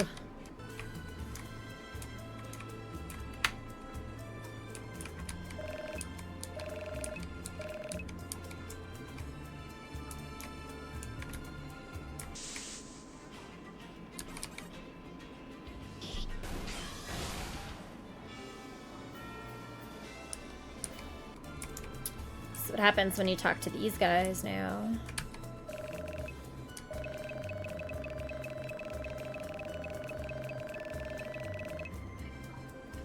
Seems like the slime is trying to talk to you. Maybe if there was something to help me communicate? But we already have the slime heart.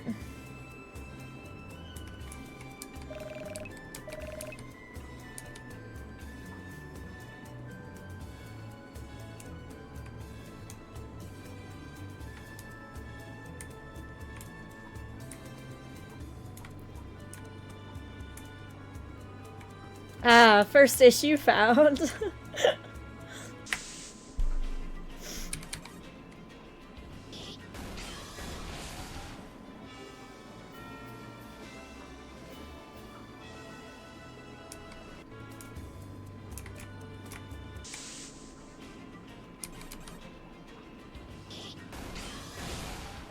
Should trigger next when full party. We'll have to add text there.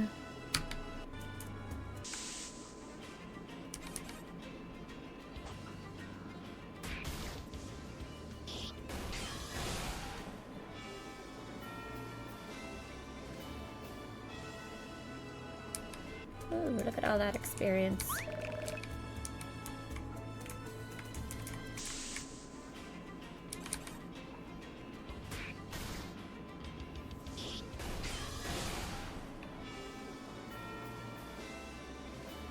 Nama nama nama nama nama.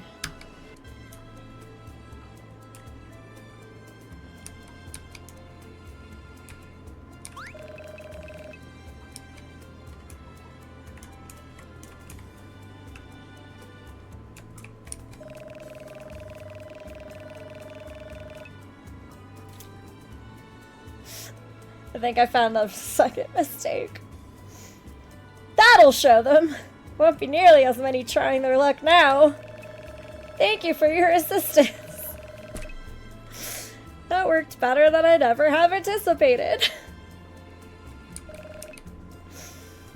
Your reward, as discussed. The captain hands you 1,000 golds. A girl who's not in your party says looks like that's next weekend sorted. Ah shit, I didn't fix that. I knew there was something I needed to fix. Dude who's not in your party says indeed. I tell you what, I'll get some bounty boards set up.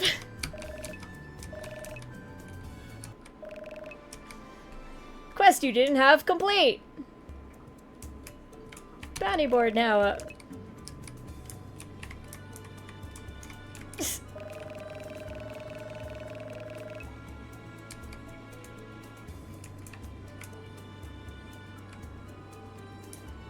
Well, I'm gonna sleep before I even go over there. I didn't go over there last time.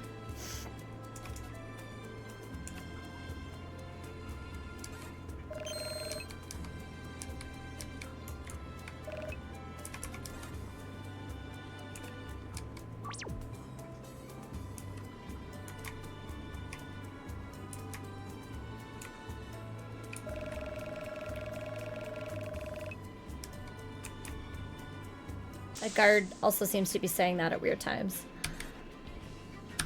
Now, is this gonna get me killed? Oh, yes. Yes, it is.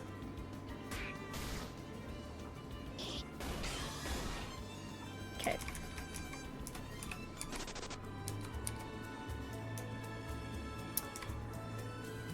Not till I have a party.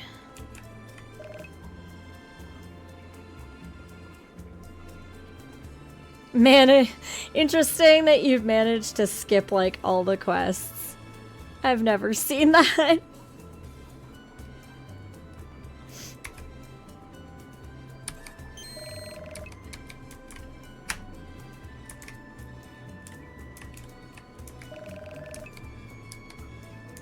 God, that guard won't shut up!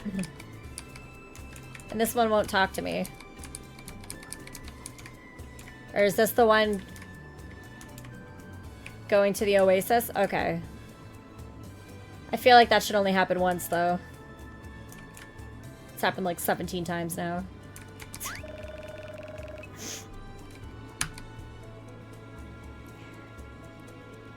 Basically, there's a trigger for a quest for a specific step, but because you farmed and spoke to a specific NPC in a row, it's tied to that quest.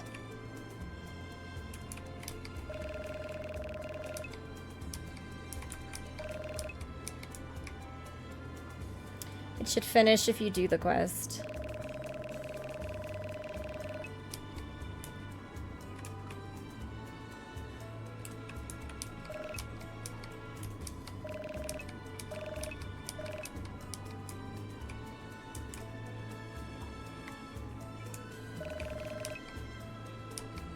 Feels like we shouldn't be able to go this way yet either.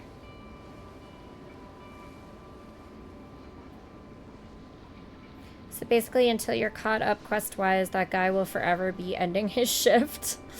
I'll fix now. Feels like this part of the desert should be... Yeah, see, because Isabel's talking to me, but Isabel's not in my party.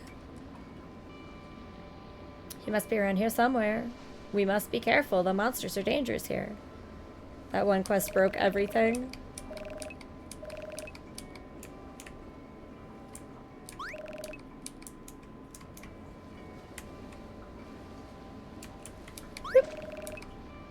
Obtained 5 potions, 5 antidotes, 5 elixirs, and 500 gil.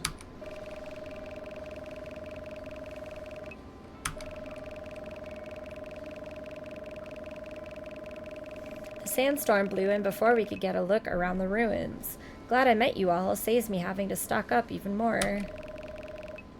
Happy to lend a hand. Thanks, Spiky. It's, oh, it'll be dangerous. The Expanse Guard won't be close. I agree. The fire hornets have a particularly nasty sting. Let's go! Basically, you just speed ran.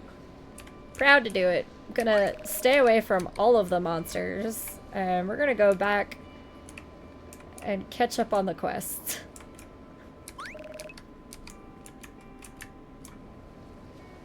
Bloop. Oh wait, did that item not disappear when I picked it up? Okay, I thought I still saw it. Maybe it disappeared when I reloaded the page.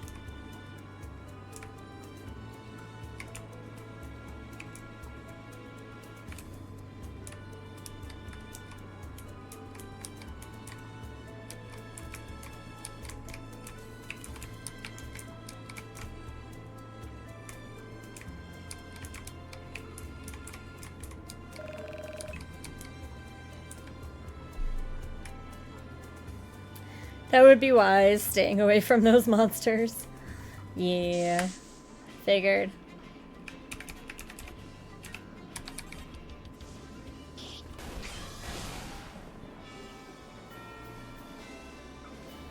Oh, I don't remember getting to level 5.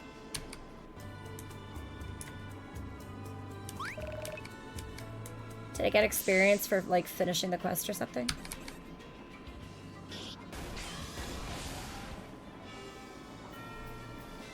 Oh, the ad break started, apparently.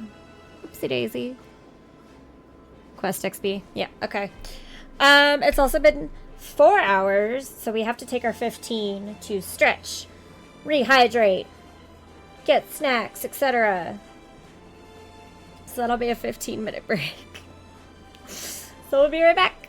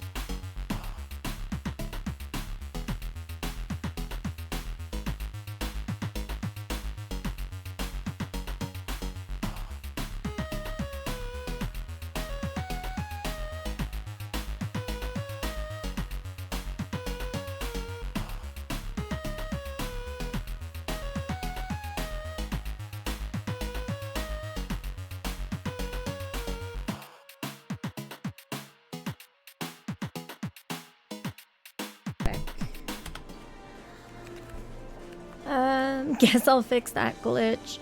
Bug fixed and new version live. Should I refresh the page then? Should I restart again?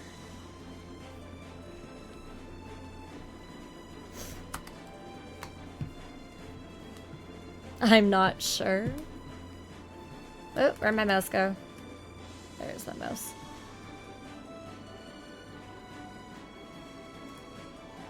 I also forgot to write our Twitter update, so...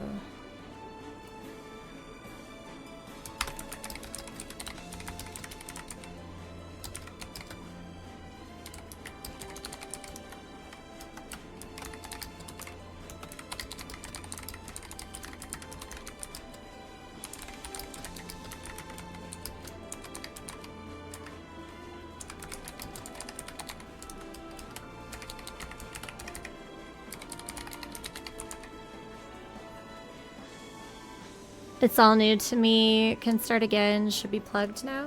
We can start again. I don't mind playing it over and over and over again, if that's the concern.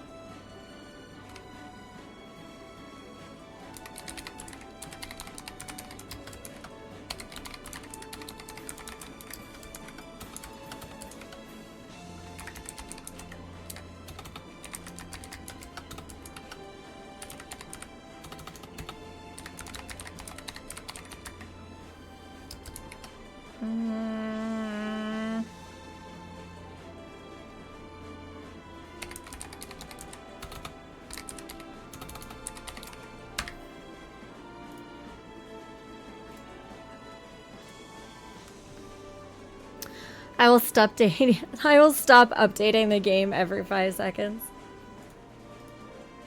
If you say so. Alright, let's restart then, shall we?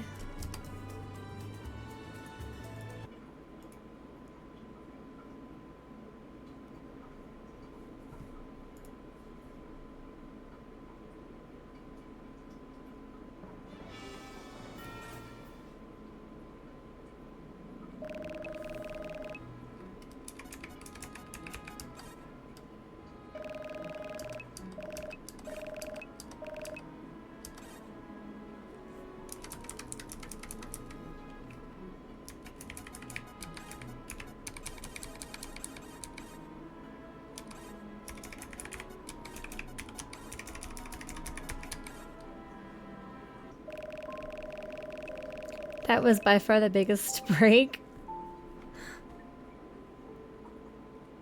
Jane. Well, let's see if we can break it again. You did say it should still work as long as I walk outside.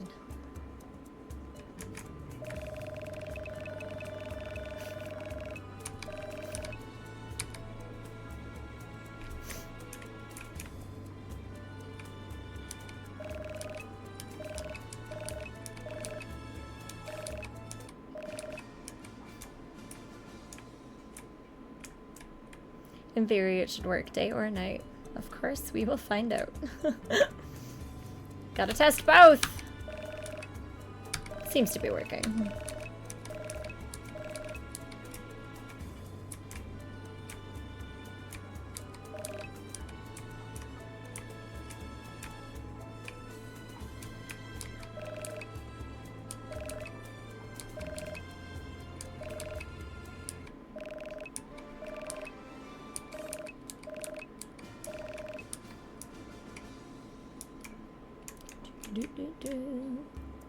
Let's go get to level 5. Oops.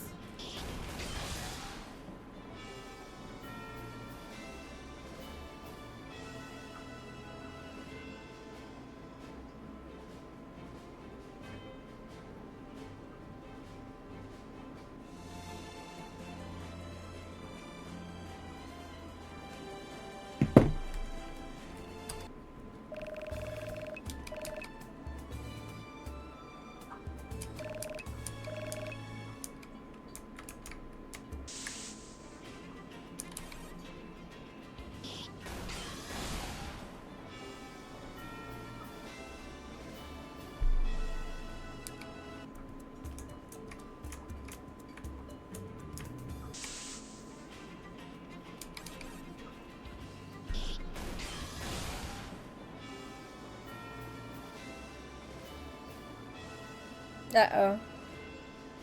You know what? What do I know? I think I forgot to fix one thing.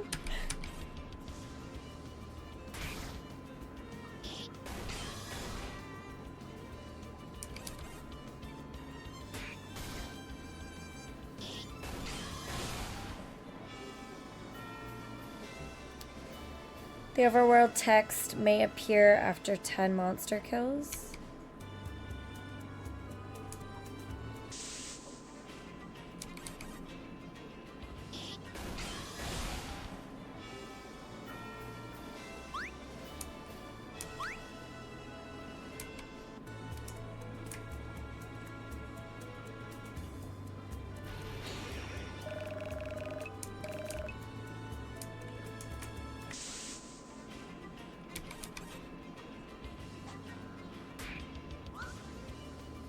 Oh, it won't?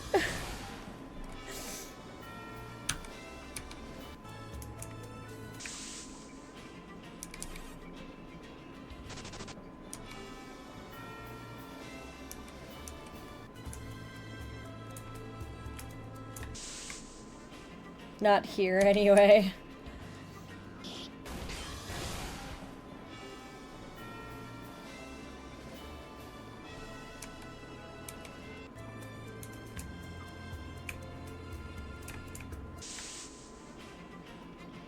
It will the second you finish killing rats after you leave the oasis. Is that gonna, like, break the game?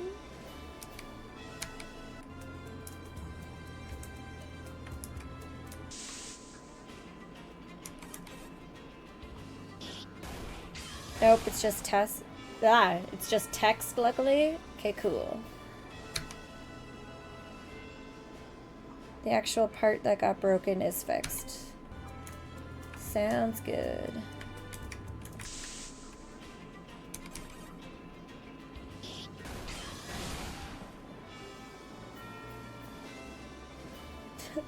Fixed. Ugh.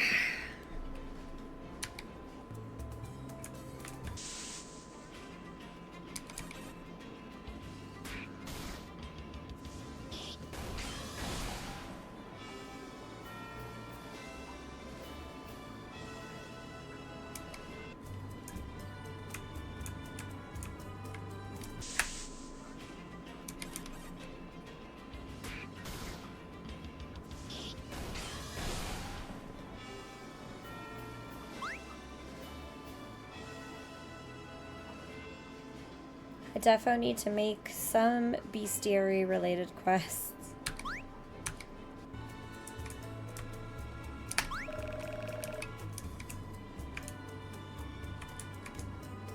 Ah!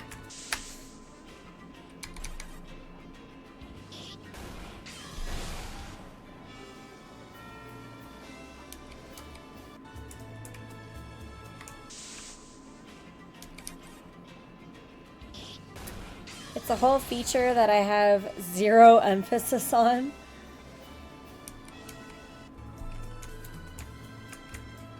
I mean, if you're releasing this on PC, are you releasing it on Steam?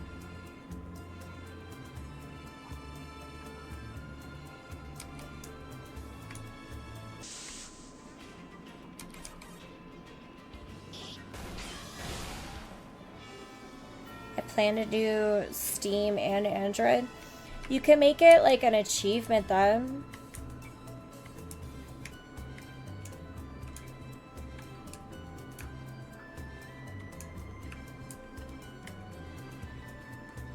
Like, complete the bestiary can be an achievement, or like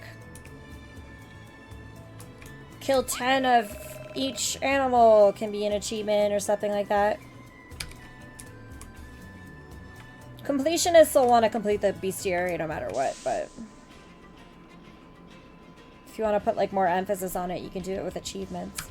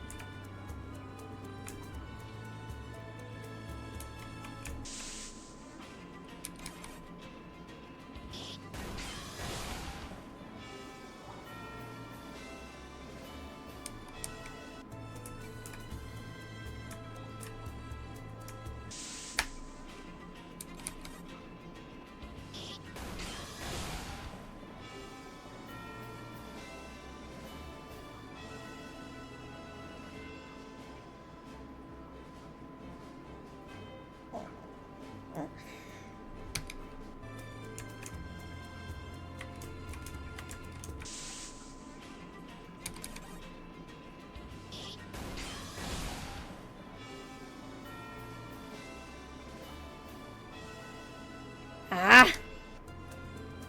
Stupid small experience slimes.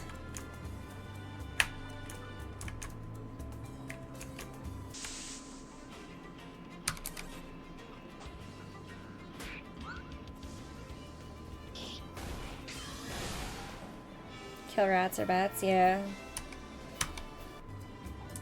Not many rats spawned, so...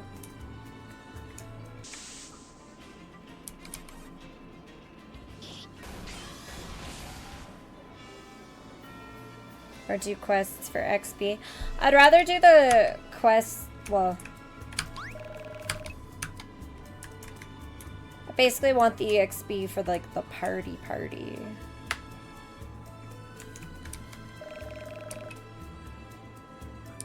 There we go. All fixed up.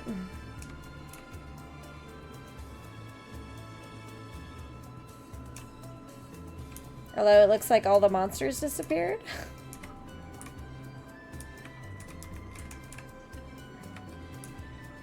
Which would be very weird. I mean, this way you may actually find a lustrous monster, which would be very weird.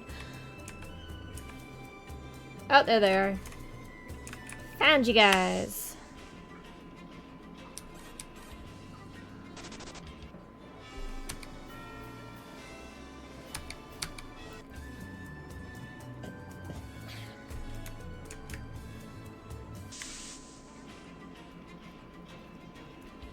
Body can't decide if I have hiccups or not.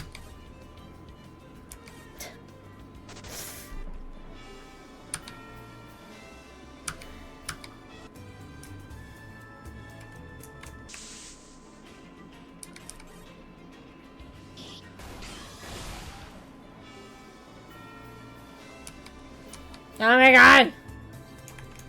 Give me to level 5, you stupid thing.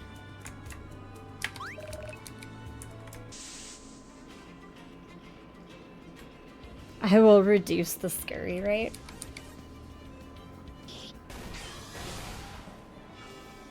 I don't think it needs to be reduced. Jane has learned Cleave.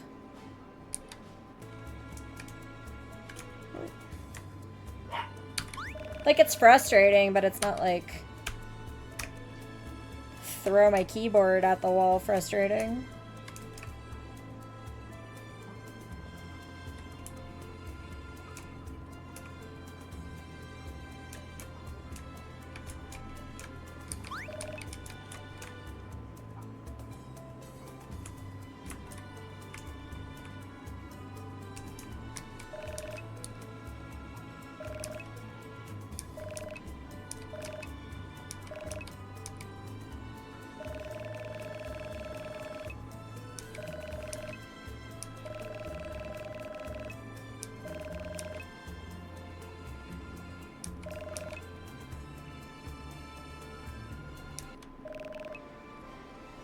Why am I suddenly kicking a dog?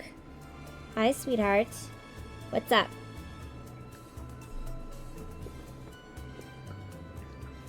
Horse is stuck, which is funny. Can I help you, Puppo? What are you doing?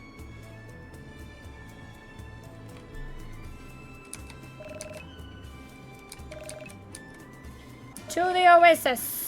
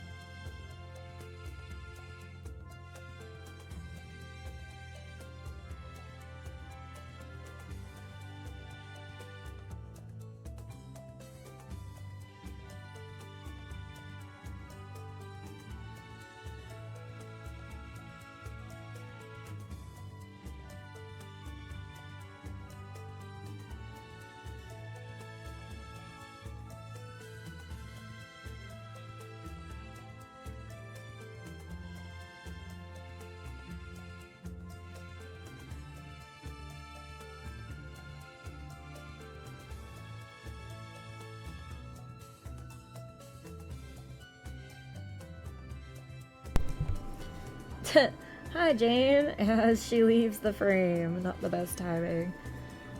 Definitely not. Anywho, my phone's gonna die in a minute, but I wanted to stop and say hi. Thank you for stopping and saying hi.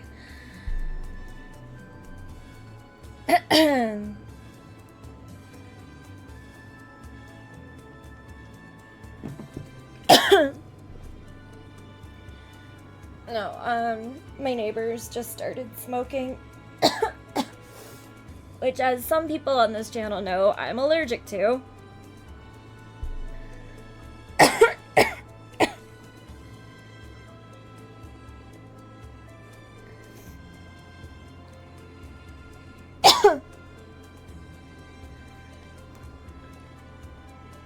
How goes it so far?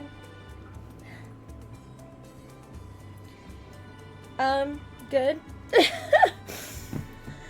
My autoimmunes are causing problems. My neighbors are smoking my allergen, and my dog is very upset because of the fireworks. So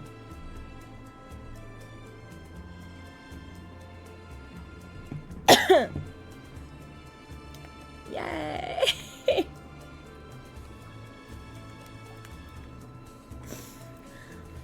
I think I have allergy pills here somewhere. There they are. Eesh.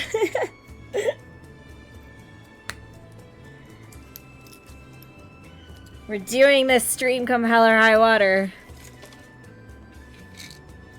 Rough. Very rough. We're gonna take allergy pills and hopefully my throat won't close.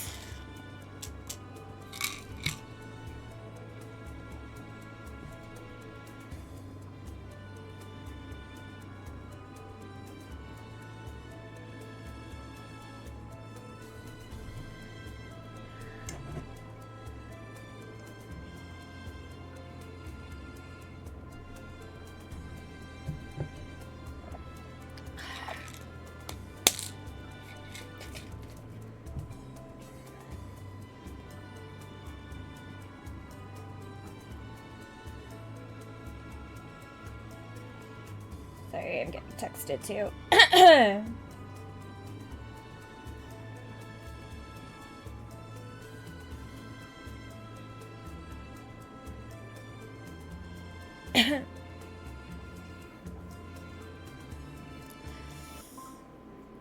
Whoop, just changed till nighttime. So that's time-based and not based on, like, steps or anything, huh? That's cool. That's really cool, Descendant.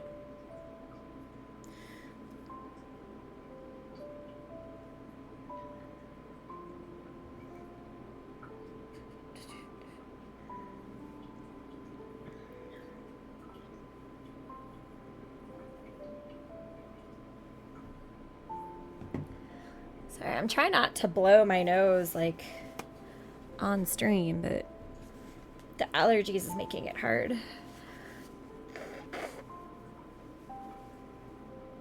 It's based on frames. I was contemplating footsteps. No, frames is cool because it feels more like, because, like, I was just sitting here doing nothing, but then it changed from day to night. Like, that's cool. That's like, hey, time's still going even if you're not paying attention.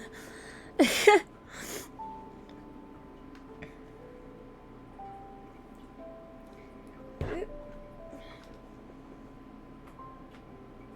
my work computer. I'm working during my 15-minute breaks because girl needs money. But this thing is getting in the way. There we go. That's better. The weird thing is, I made night much shorter than day. I was going to put a sunset into it and some nice transitions. I want to make a game people can put down and pick up whenever. Yeah, no, it's cool. Like, it's... I don't know, it feels more real, although that's like a weird thing to say about a pixelated turn-based RPG where you're fighting slimes and stuff, but it feels more like natural, I guess, for time to like progress.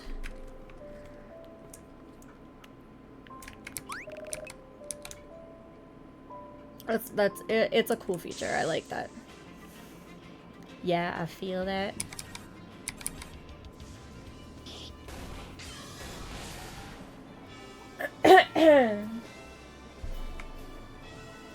Thank you. You are welcome. Compliments where compliments are due.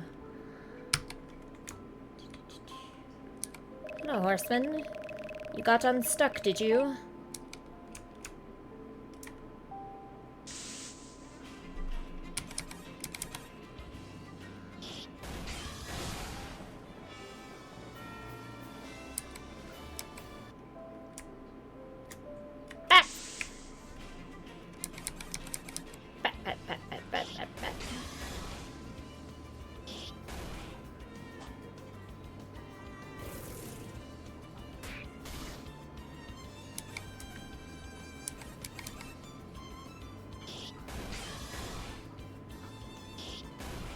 Damn, I thought he would be strong enough to beat it.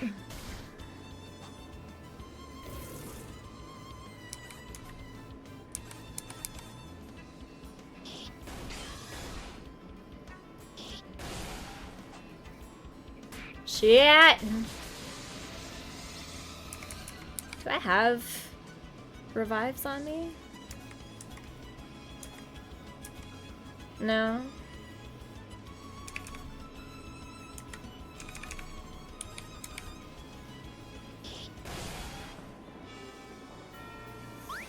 Think he was being held hostage by a slime. Slimeway man. Like a highwayman, but slimy.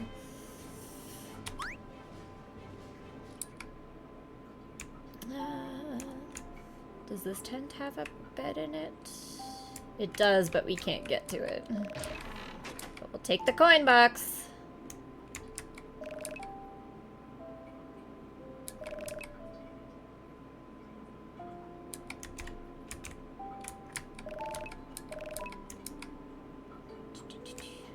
Let's go get healed. Revives can only be bought at shops, unfortunately, but you can head to a bed and rest.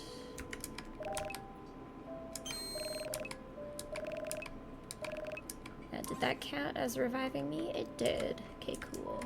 Oops. Didn't mean to do that, but sure.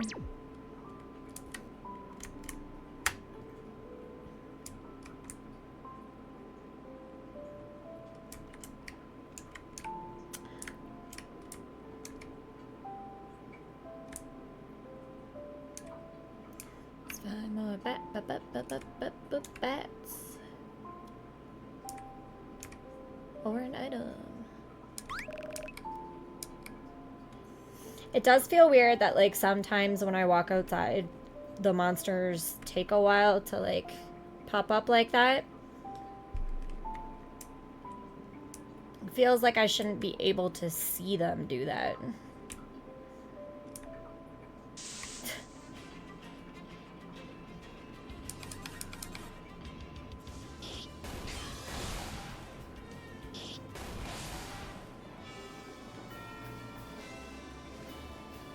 Yeah, I will have to figure that part out.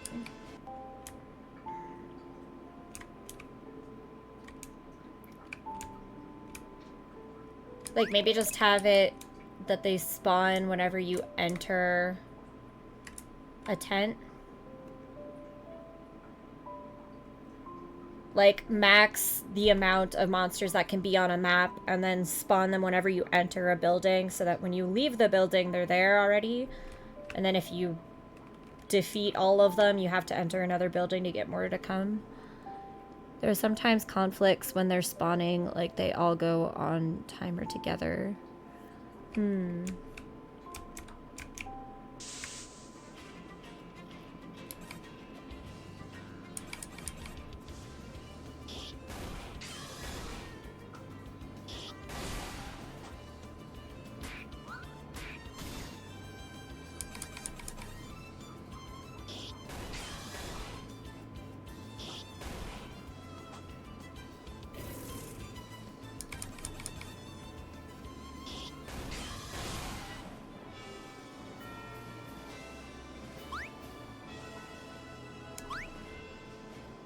Eric has learned counter. Simply a swap of future battles.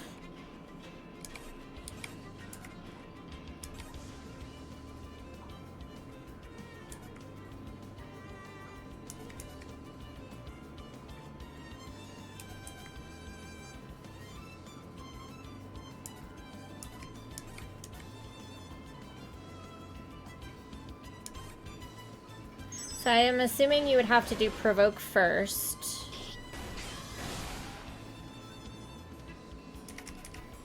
And then use counter?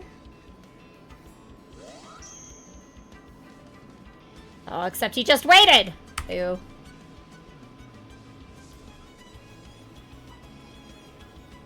Should they be allowed to wait if I've aggroed them? Haha, silly slime. That was the move I effed up. It's fixed now. Good idea. I'll seal wait. Yeah, because like if they're aggro, then they should have to attack. I would assume.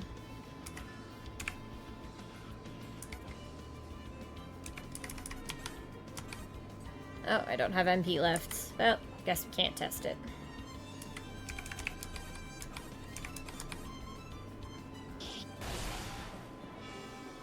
That does make actual sense. I know, right? It's crazy. Bats, bats, bats, bats, bats, bats. Ah, damn it!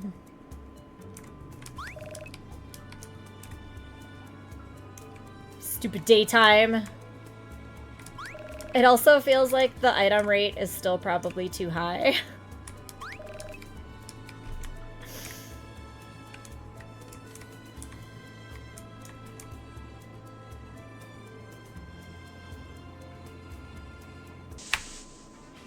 Yeah, I'll keep tweaking.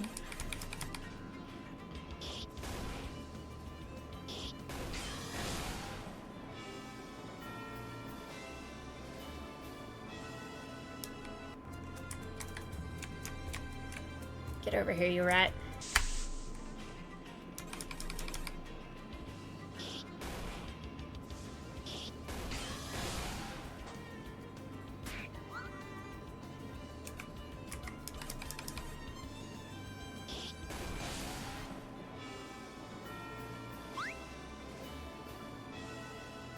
Damn it, I got to level 6 before Eric got to 5.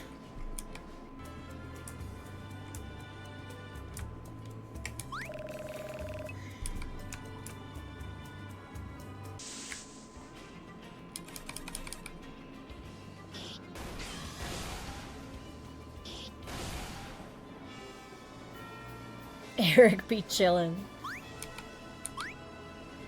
There we go. To the oh wait! Oh, item. To the oasis!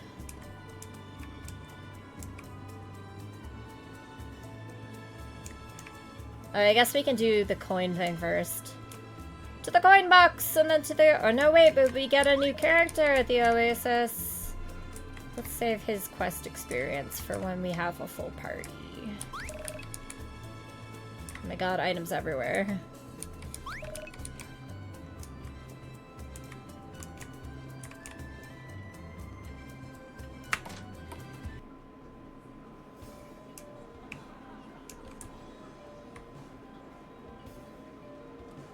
Also, is this the same event I got last time?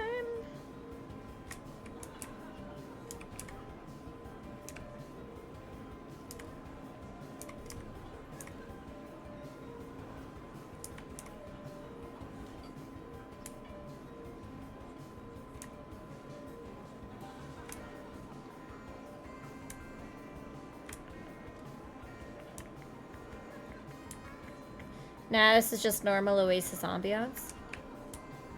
So was the only difference the background noise? Because it feels like there's just as many people here as last time.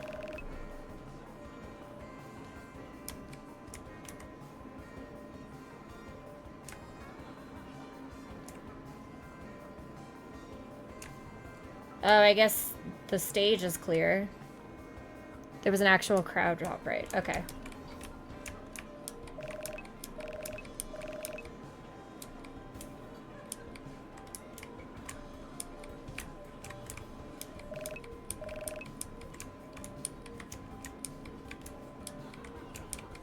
You can't, like, interact with the stage to, like, stare down the jester. These guys, unfortunately, don't have any new text.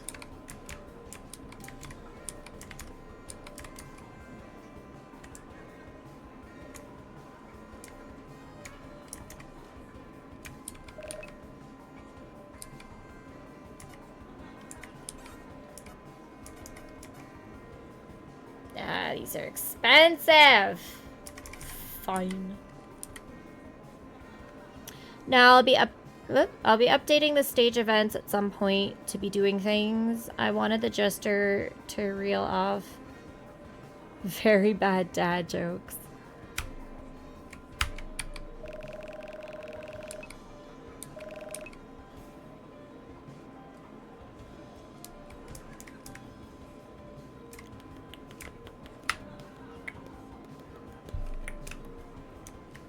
Who's this dude?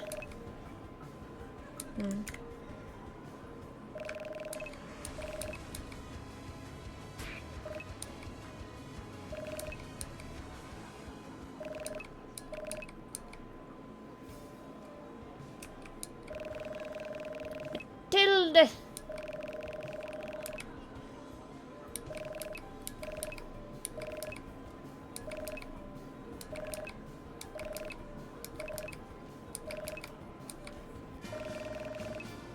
Matilda the contender joins the party.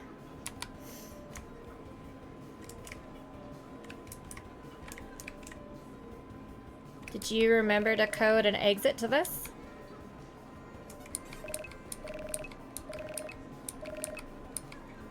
You did not! Jane! Yes, Curtis?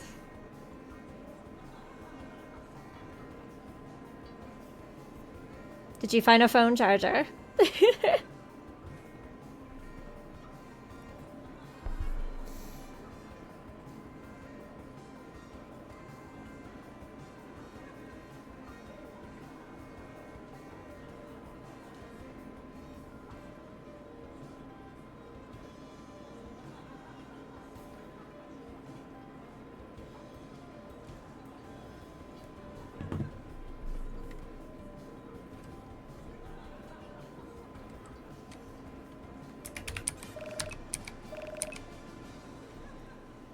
Talk to me when you're ready to challenge the arena. Slime should be easy. I mean, we didn't play the arena last time, so why don't we play it this time?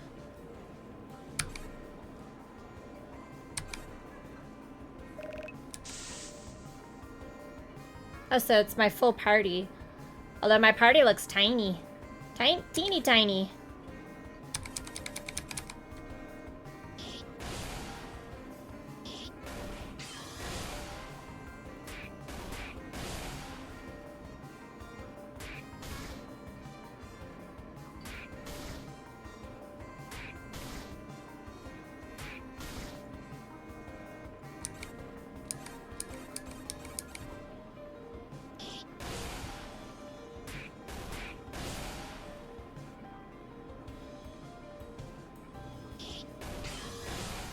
Waiting for their doom!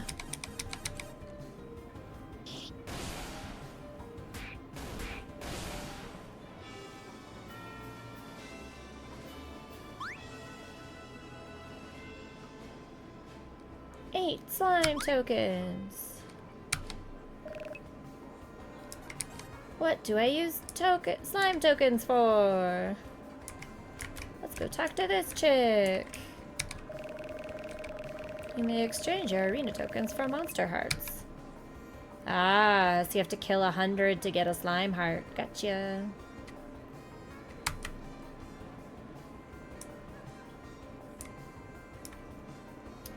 Gotcha.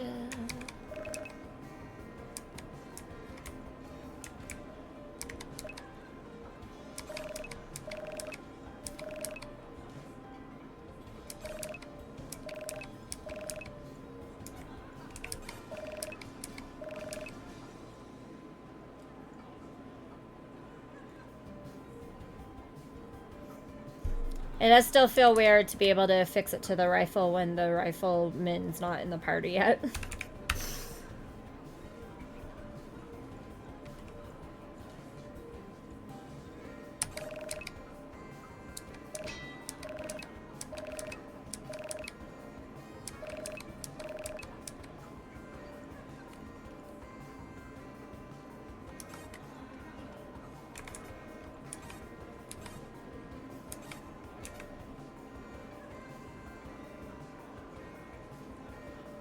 Applies gloop.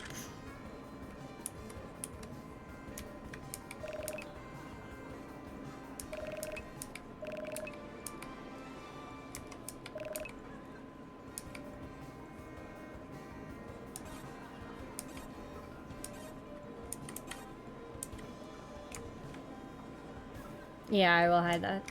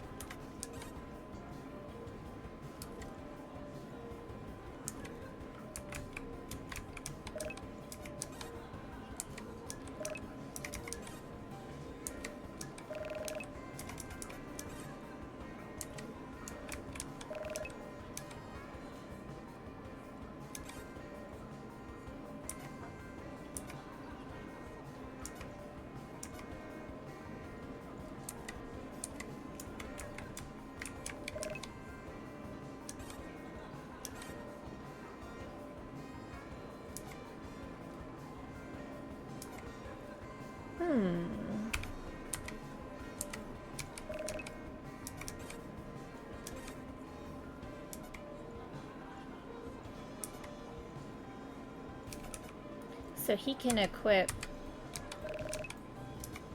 both light shields and heavy shields.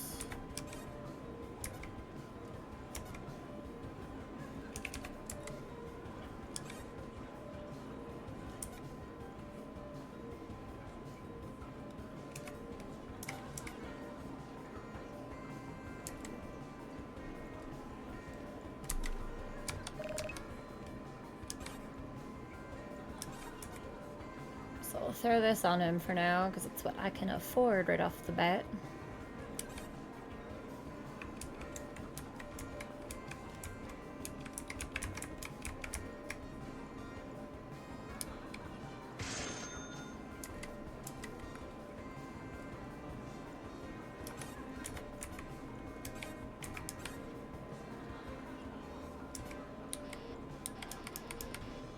But shield is blacked out on his? Oh, is the greatsword two-hand? Ah, gotcha. Oh no, haha, he's got a greatsword. Yeah.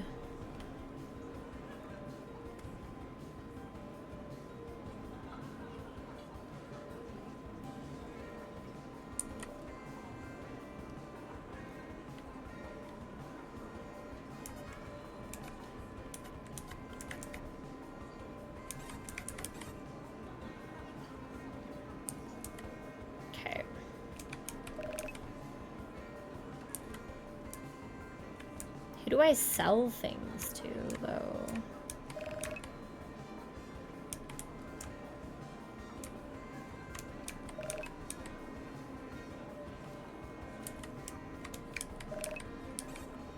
Yeah, I can't sell them. So yeah, we'll just, whatever. Take the loss on the money.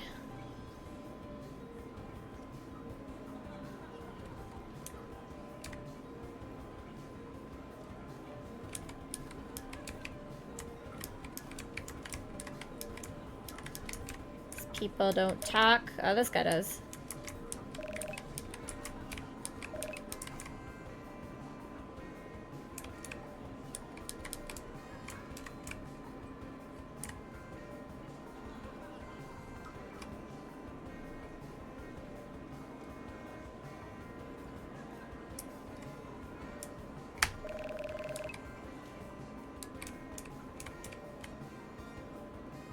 Need to fix those NPCs up.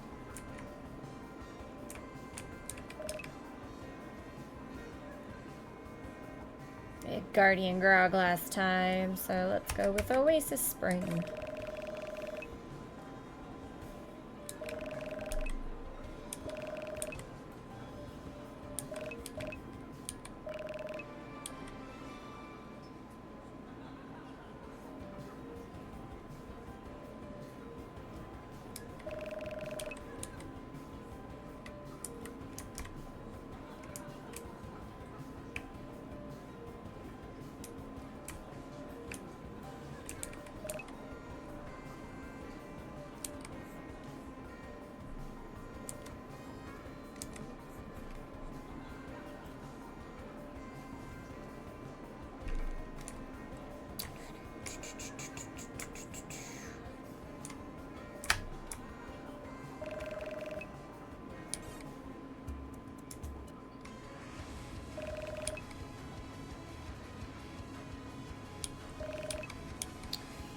Damn rats!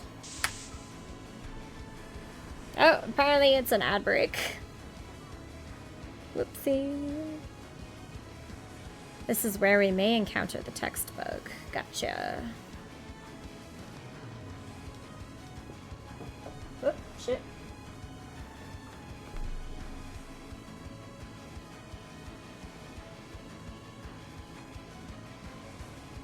Almost messed my job up. Ooh.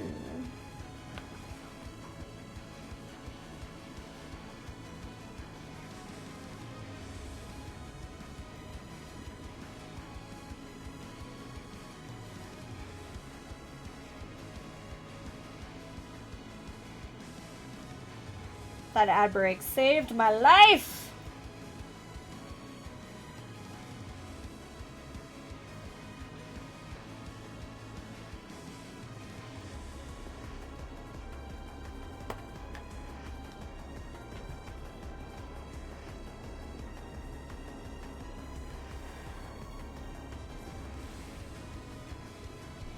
Ad breaks are too long.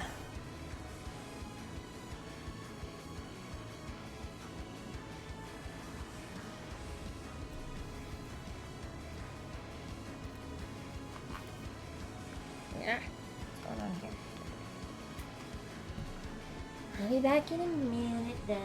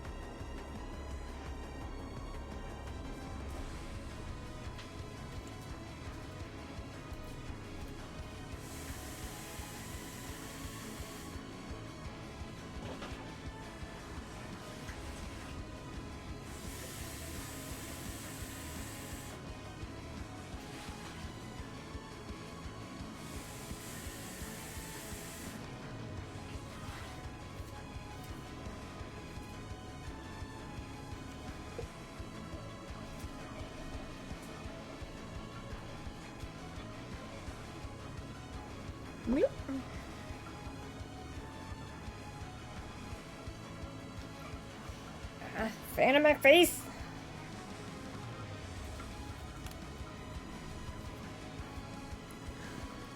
Some of those ads are weird and do not make sense.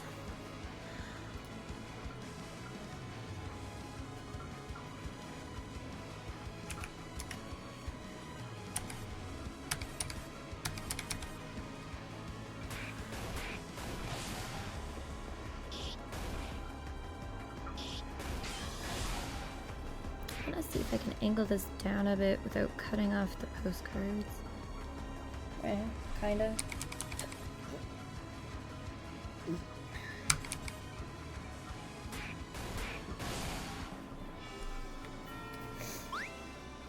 Autoimmune is mad at me and I don't know why.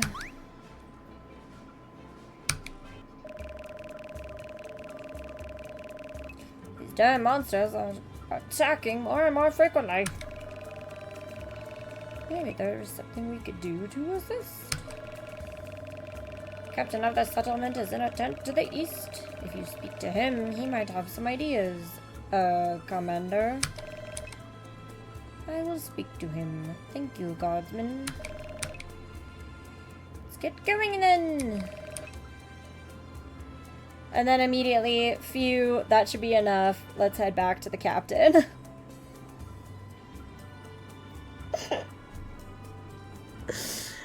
There's the text. That's the overworld text. My fists are starting to ache. Yeah, so it still says to find the captain and then return to the captain, but everything else has been completed.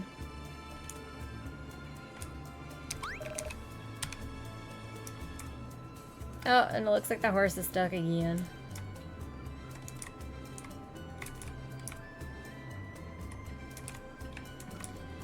It just seemed to be stuck on this tree.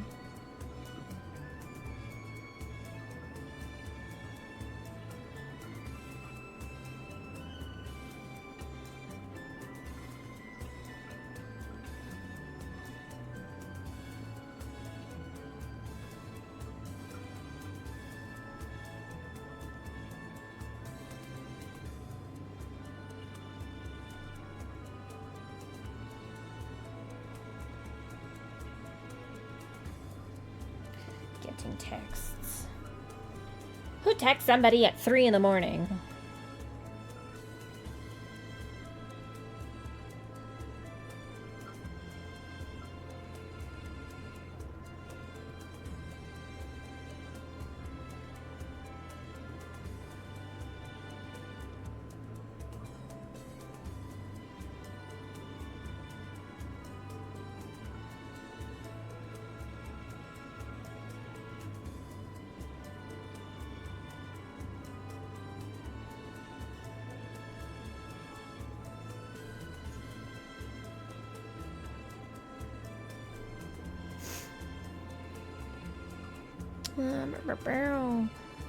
It's gone now in the non-live version. Yeah, I moved the tree. It looks like a bad call. Or maybe a good call for the slime highwayman.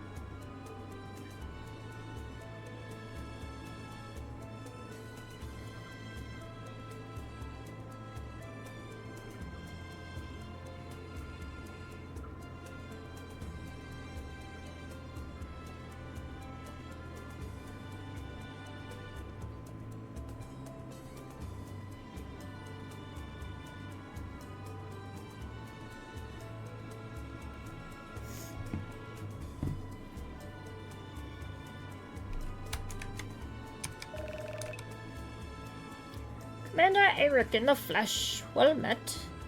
Expansus Fidelis. Or Expansum Fidelis.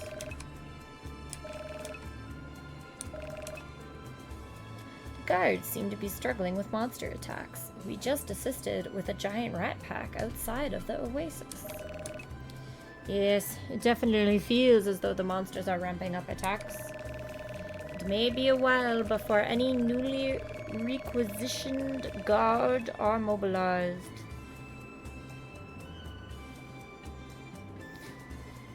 Shouldn't it be maybe a while before any newly requisitioned guards are mobilized?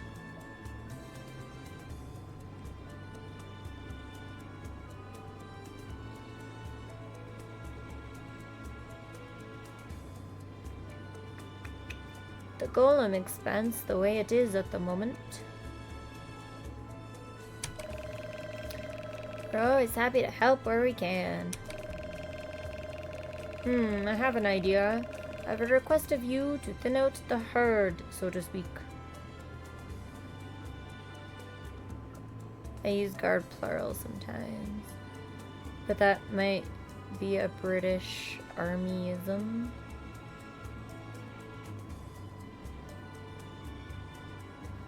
I don't know, like, the guard is, like, plural to me, but, like, I don't know, the way that sentence was written, it seemed like guard needed an S.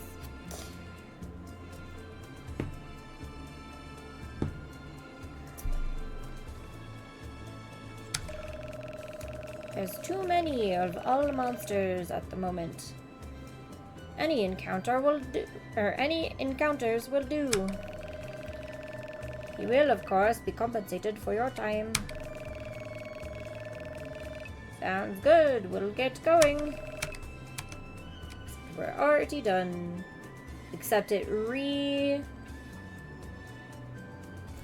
got rid of my completed quest and is telling me to do it again.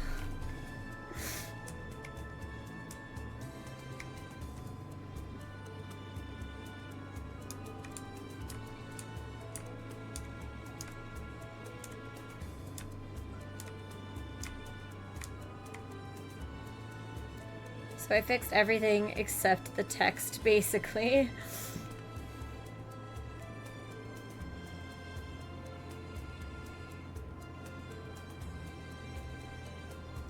Now it resets the counter to 0 before giving the quest. Oh, there's a rat. Which, if I didn't have the text show, would have been perfect.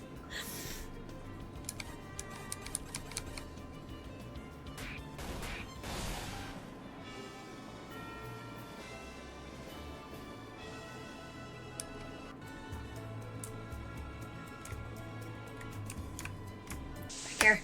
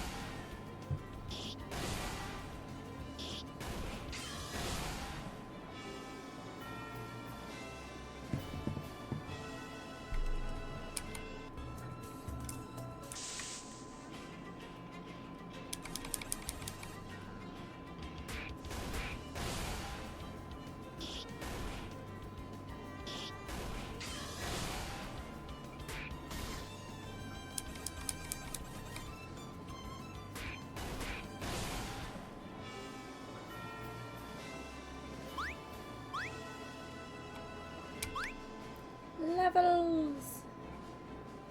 Eric has learned taunt.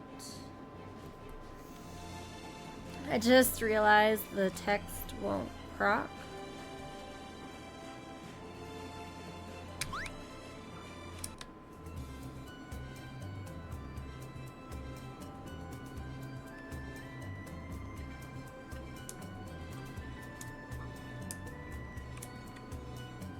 Quest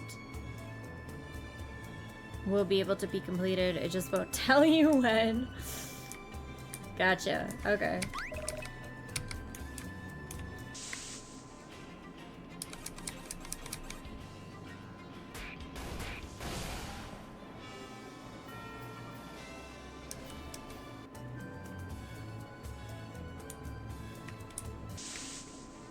I feel like that was like the 4th battle, so this is like the 5th.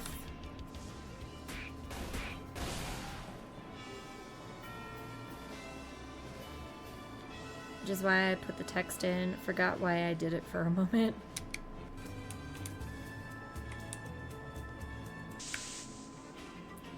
Six.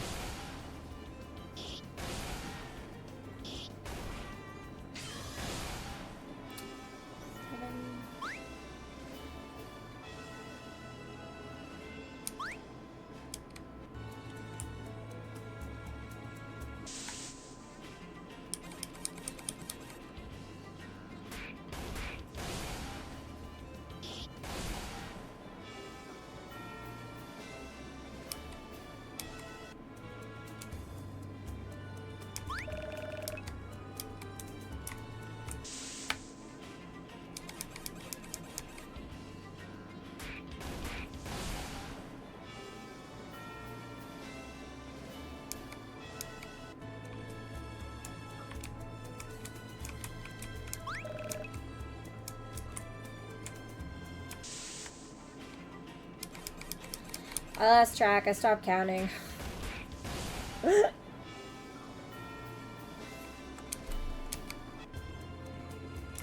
We'll do one more and then we'll check.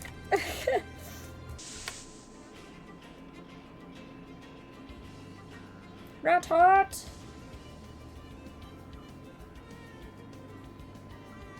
Maybe here.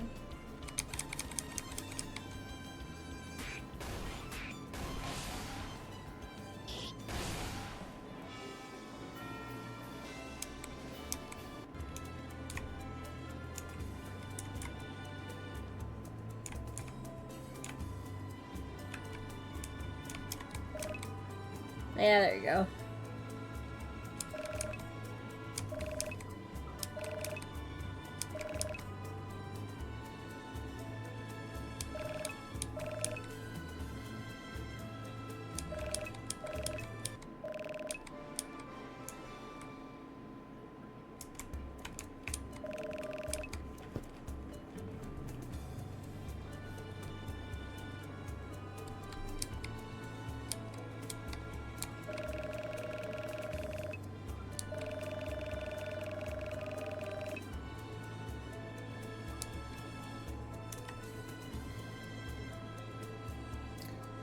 Is that dude supposed to still be around?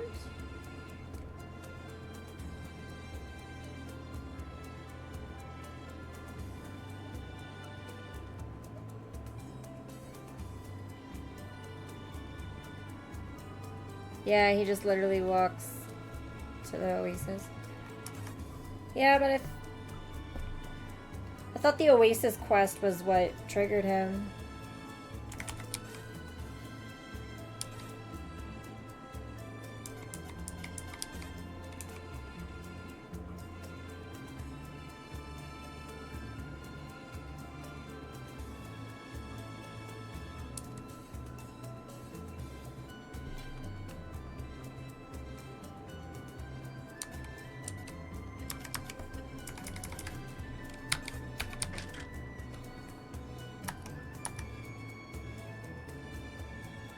Nah, he was guarding the bridge. Gotcha.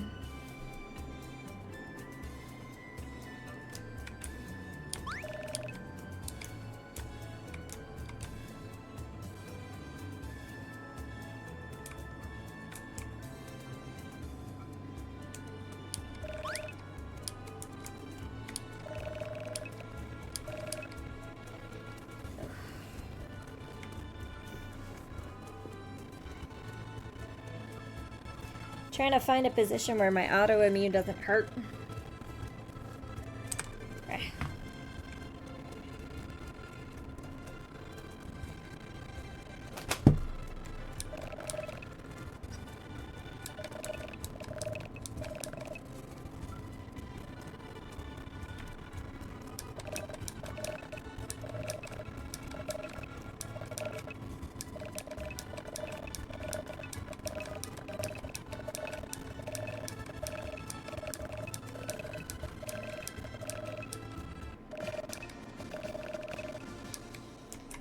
We got a party of 4. Let's fuck shit up.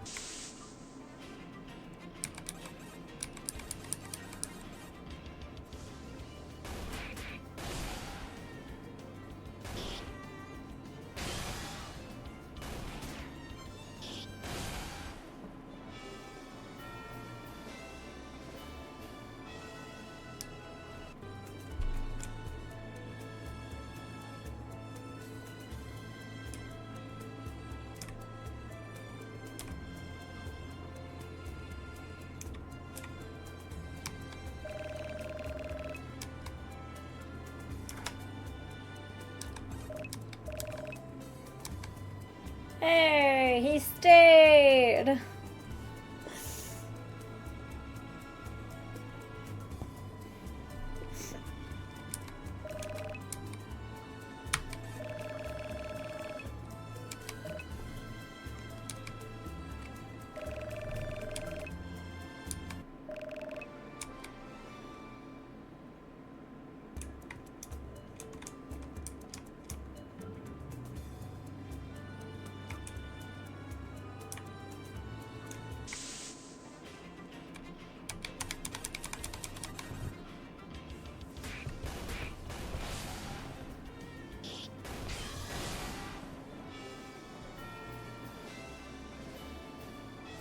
We got another rat heart.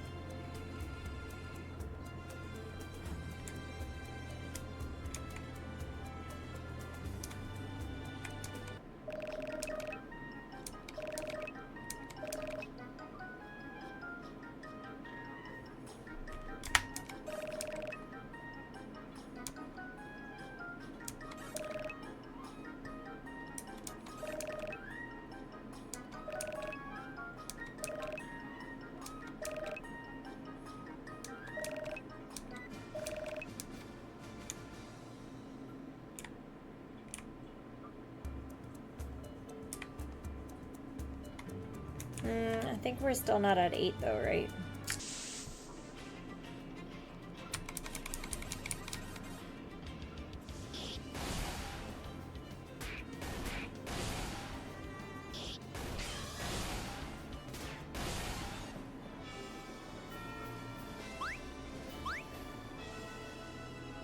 I adjusted it a little, you should be fine.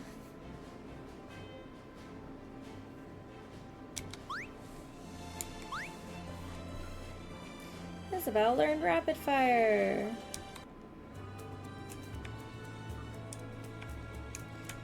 Well, let's go raid her tent and then use the money to buy shenanigans.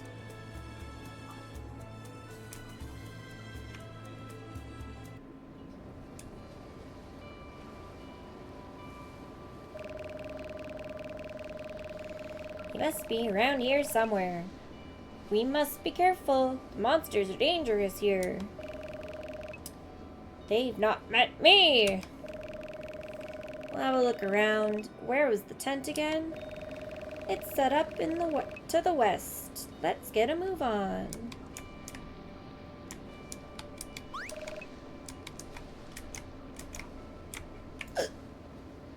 Oh, the hiccups have started. Fuck.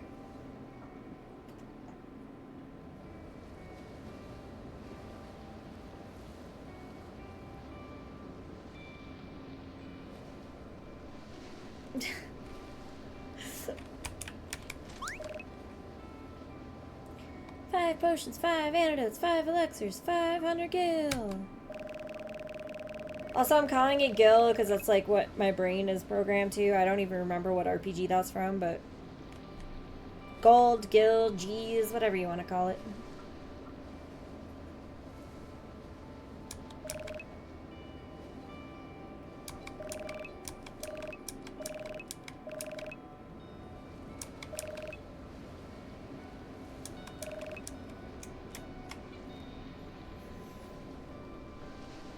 Is Gil a Final Fantasy?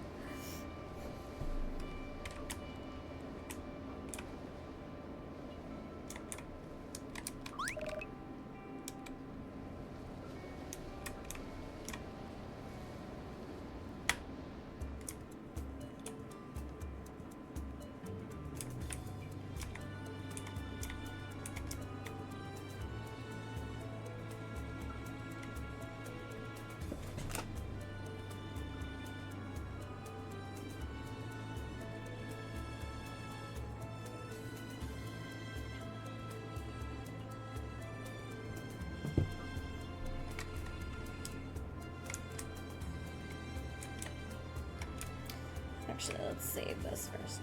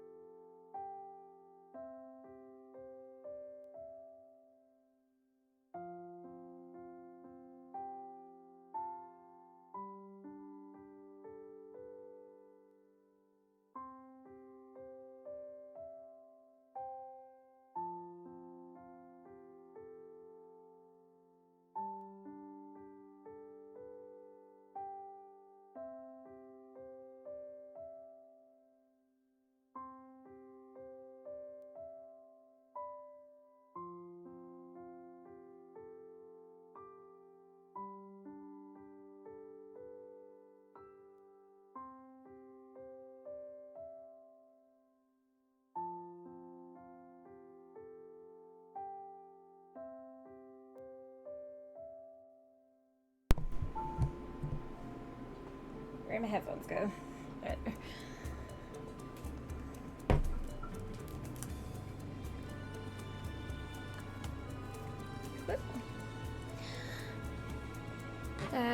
Jane, if your autoimmune got triggered, you should just reschedule the PUPO.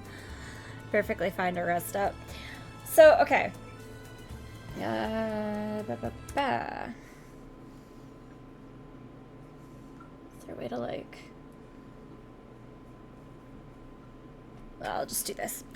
Okay, so here's the thing about my autoimmunes, and like most autoimmunes, is they kind of just do whatever the hell they want to. So like, well, like stress will make them worse and act up more, but like that, there's nothing that's stressful about this. So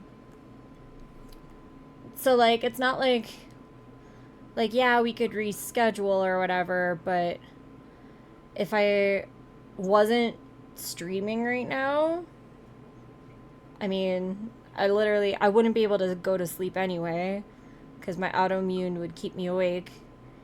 And like, even if I eventually fell asleep, that wouldn't like make the autoimmune any better, you know?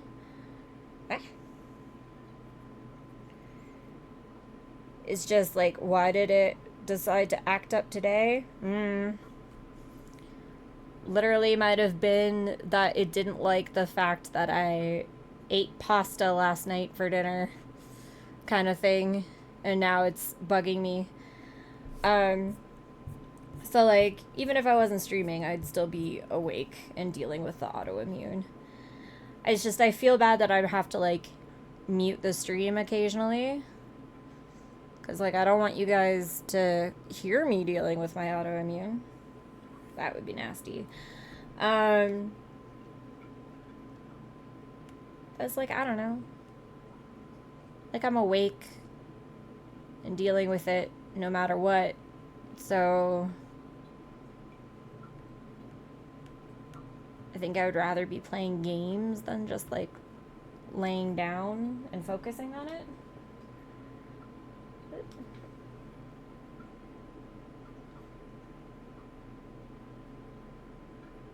Where'd my charger go? There it is. Fair. It's all good. We gotcha. Is that charging properly? Yes. Yeah. So like, I'll keep playing until like, if the autoimmune gets to the point where like I have to go to the hospital to get them to fix it up for me, which is very rare, then yeah, obviously I'll stop and I will go to the hospital like I'm supposed to. Or if it gets like painful, if it starts getting painful, then I'll stop then too and like go curl up in a corner. But as long as y'all don't mind the fact that I have to mute and leave occasionally. Oh, we lost a follower. So one of the follow for follows pulled their BS again. That's such... Ugh, God. So there's this community on Reddit called like, Twitch followers or something like that. And the whole point of it is that, like, you say, like, hey, if you follow me, I'll follow you back. And we've been having major problems with, once they get your follow, they stop following you for whatever reason. Having major problems with that. It's such a weird thing for people to yoink their follow. It is, because like, our follow list isn't public. Like, no one can see how many people we're following or who we are following. So there's literally no reason to like get rid of a follow unless someone says something that like you vehemently disagree with. Like, if someone started talking badly about the LGBTQ community and I happened to hear them say that, then yeah, I wouldn't follow them anymore.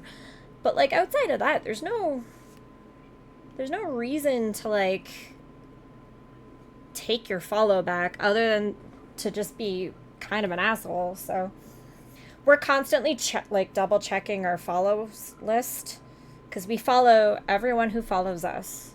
We follow the mech. So when they don't match up, then we just get rid of that follow. But it's weird to, like, be in that community on Reddit and to be doing that. It's like, well, if you want followers, then just follow people and they'll follow you back. Like, it's not hard to get.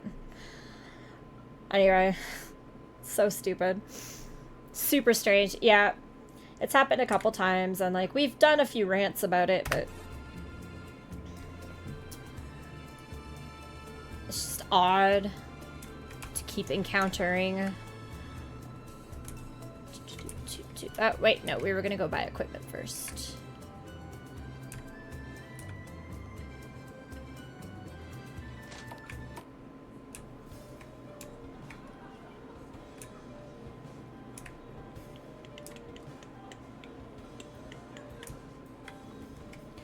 Or maybe we should use one of the rat hearts we got.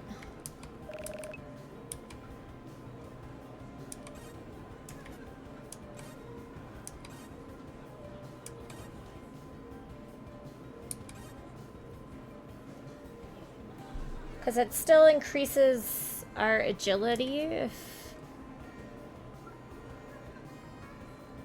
would also increase the HP. Is that so?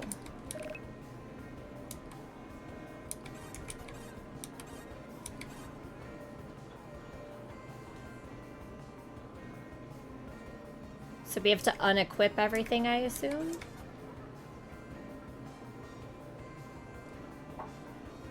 Basically, yeah.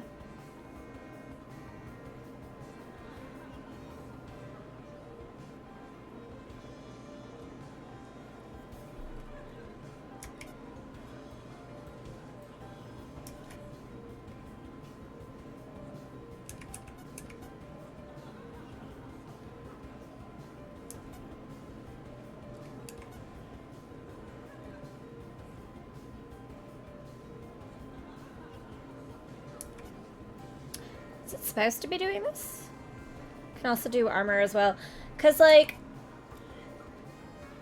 So Jane has a rat heart equipped, and so does Eric. But if I put a rat heart on Jane's weapon, agility stays even, which makes sense, but then nothing else happens. But if I put it on the greatsword, his agility stays even, but his max HP goes up by 100. And, like, everybody else just gets agility.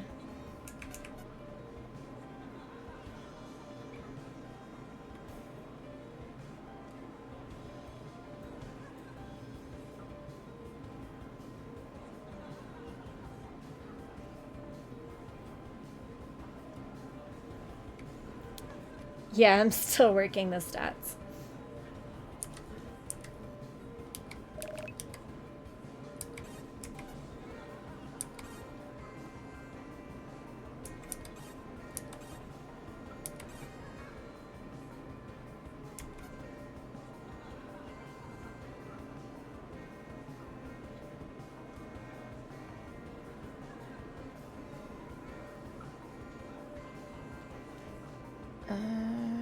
I think best stat-wise would be to buy armor and fix a rat heart.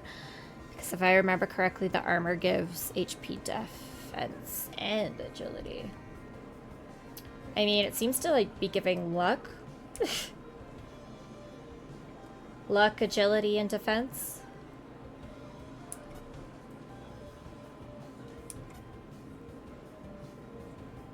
But some of the other ones are defense and agility.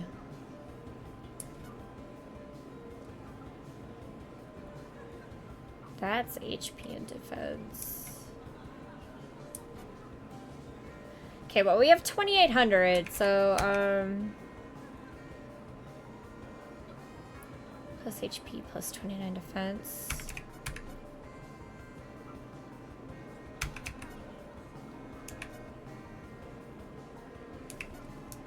Looks like the best thing that we could probably afford. Ooh, wait. Max MP defense, attack defense. Or magic attack, magic defense. Now it looks like the best thing to get would probably be the rat plates.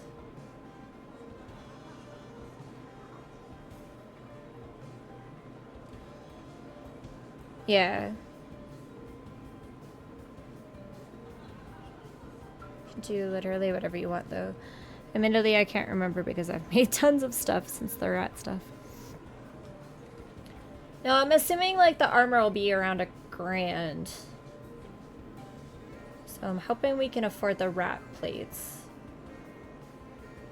So if the plates are $1,300, we can buy it. Otherwise...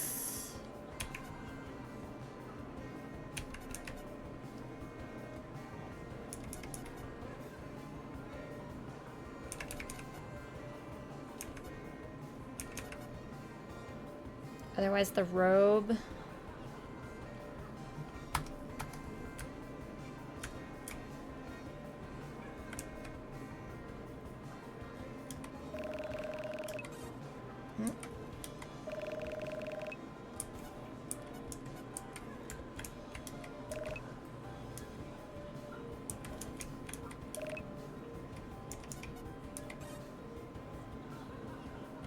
Plates are too much.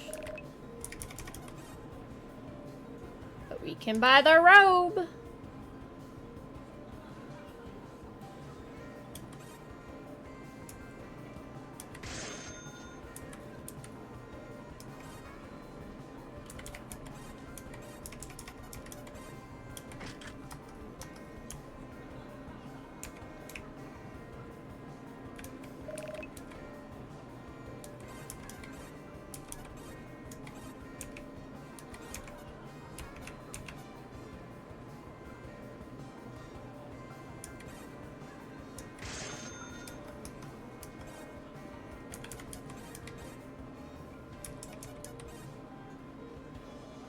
Bam.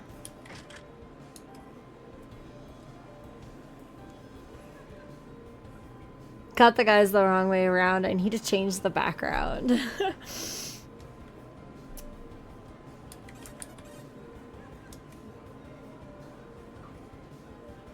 I got 862.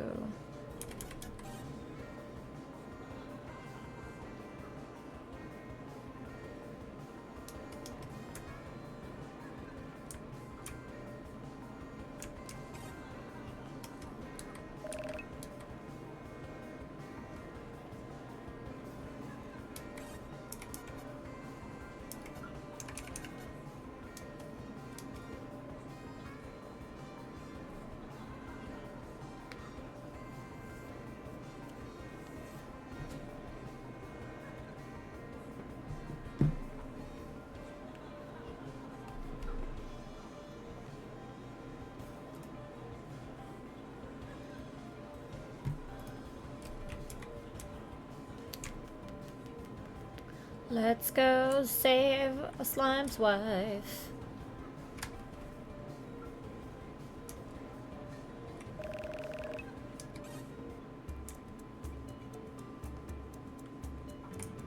Well, we'll save first and then go save a slime's wife.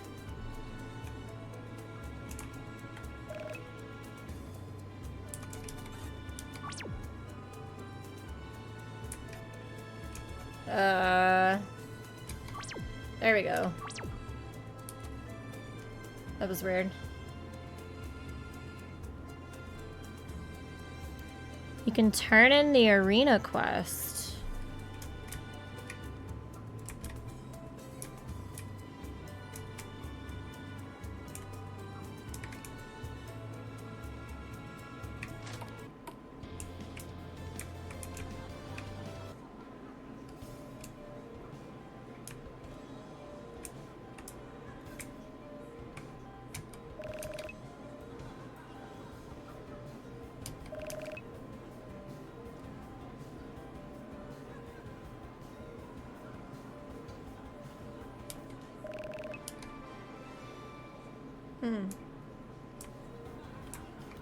Okie doke.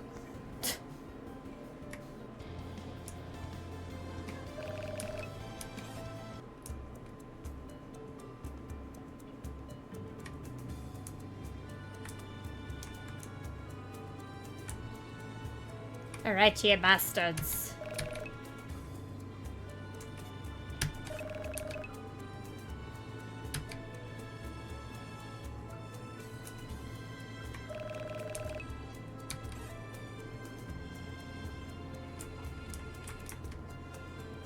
But the giant group of them that were over on the right are gone. Or am I remembering that wrong? I feel like there was a bunch of them over here last time.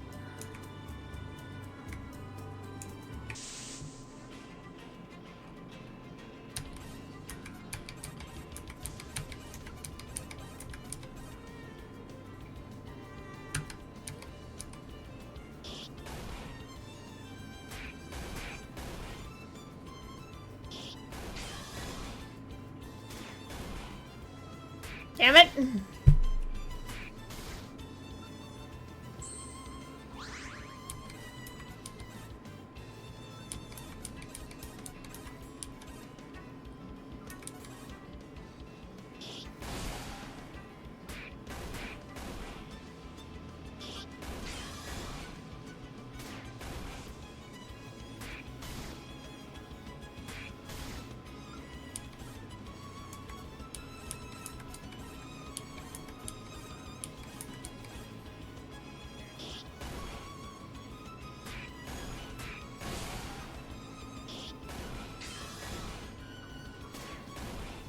Yeah, they kind of blob around.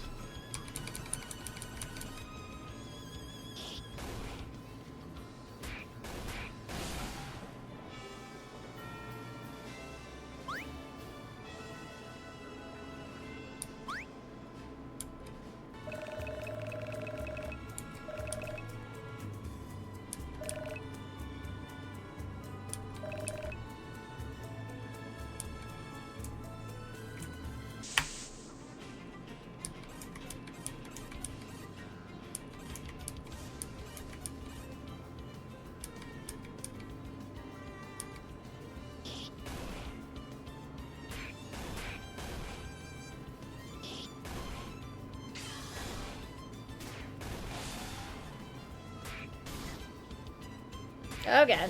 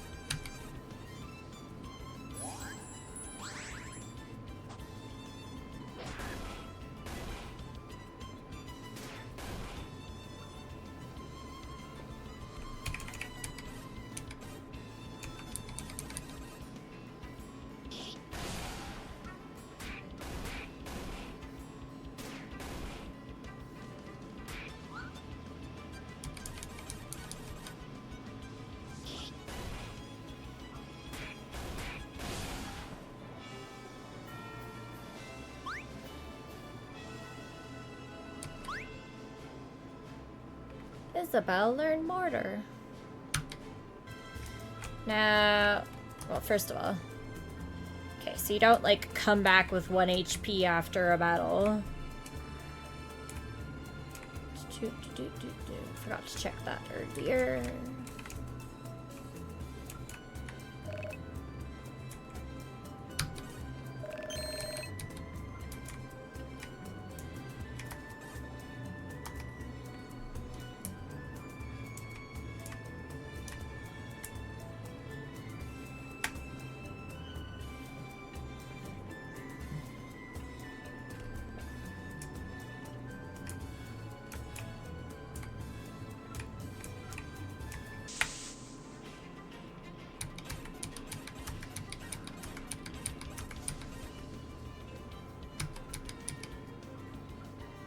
there? Who is? Typical human not making sense.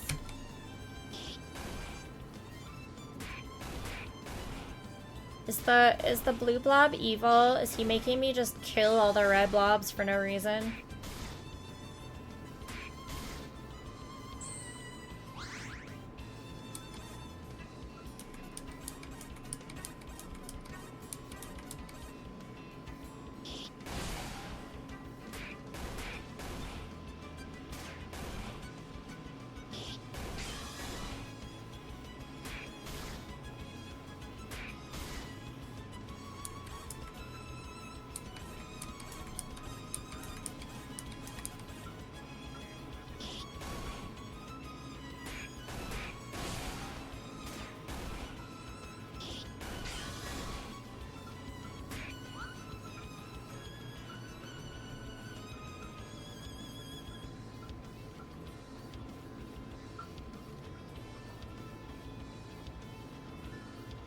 Would be a good shout, to be honest. Could do that. Could do what?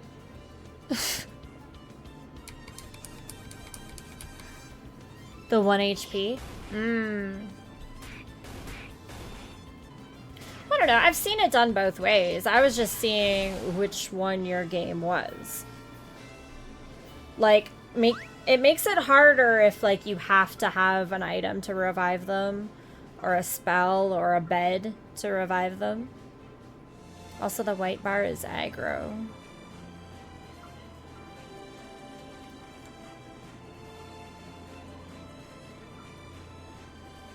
It just depends on like how hard you want your game, because it's a lot easier if like after a battle they come back to life with 1 HP.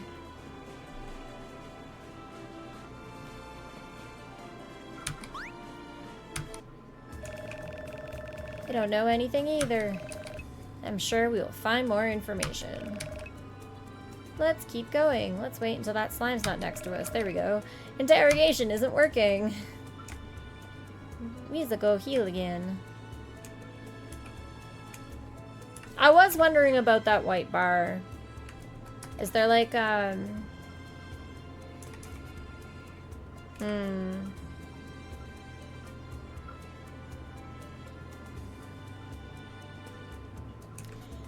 If you wanted to, you could add like, if you wanted to like even out this menu so that it's a 4x3 grid, you can add like an info page that would have like screenshots and like explain, like have a screenshot of like in battle and like an arrow to the aggro bar and be like, this is the aggro bar or something like that.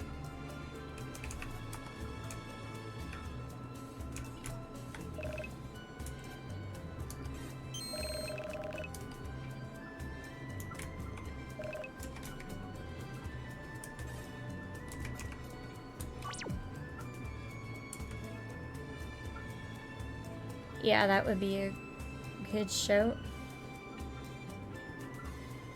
Is that British? Of like, a good idea is a good show? I've never heard that before.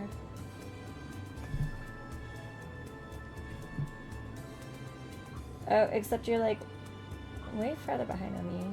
Yeah. Noted. Anyway. Apparently it's time for our ad break again, so I will be doing my 2-hourly 15-minute break to stretch my back and hopefully calm my autoimmune down.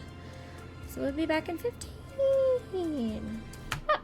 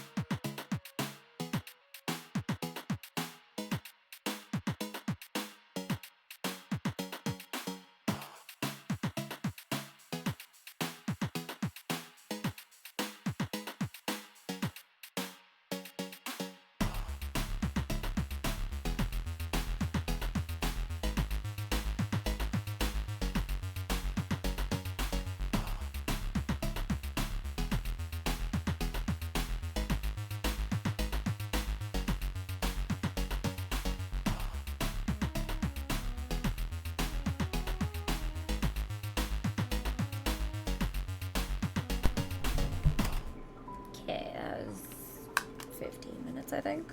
Might be back a little too early, but...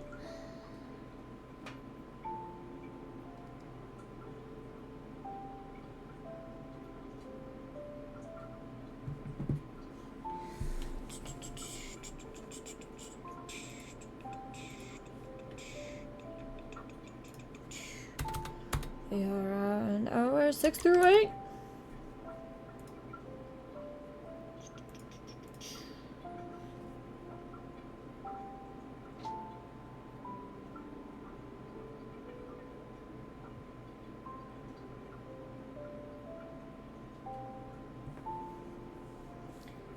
Keep an eye on time so I don't fuck my job up again.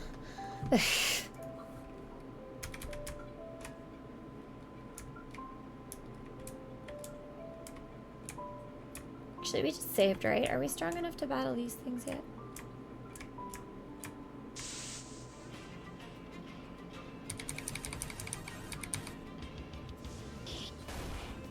Not really.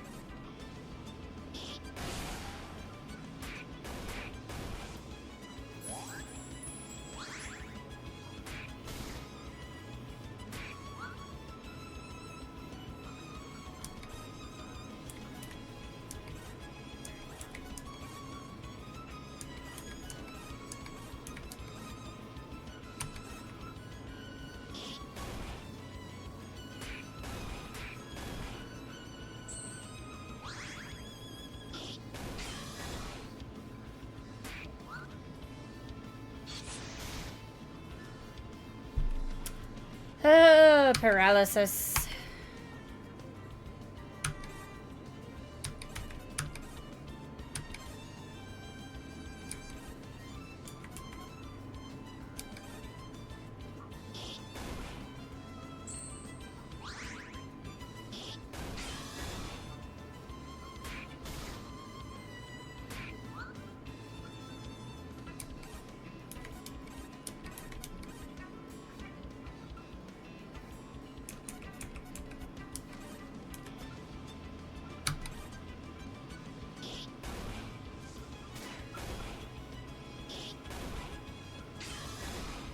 Ah, the Chupi poisoned.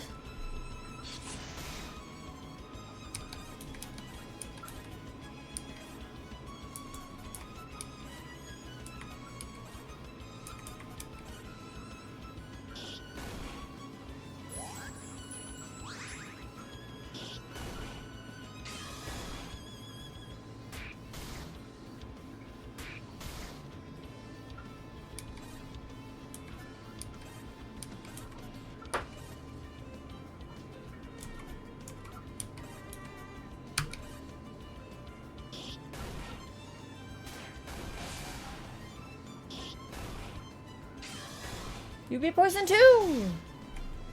And now everybody's paralyzed. Let's get rid of that.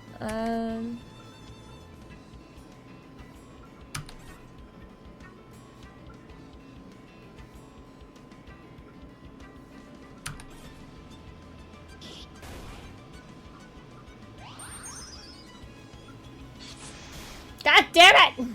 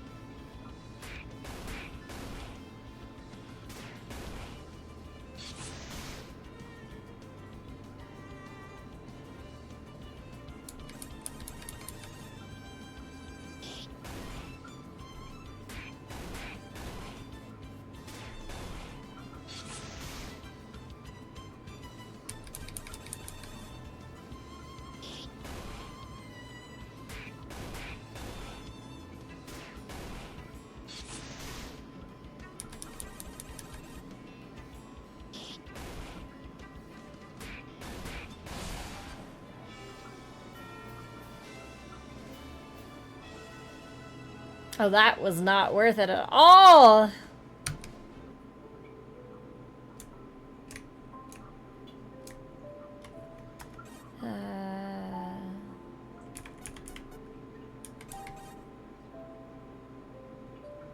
Paralysis does disappear in between battles. Okay, cool.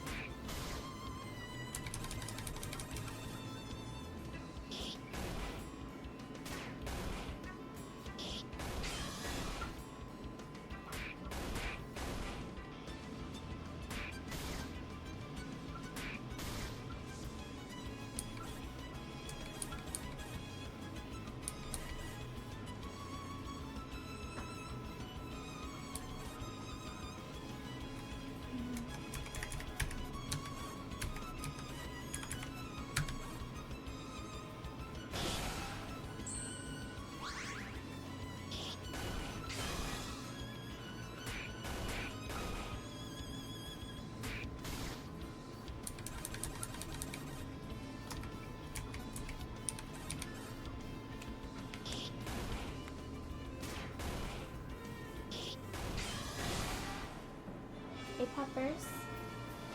What you come over here for? Okay. Nice seeing ya.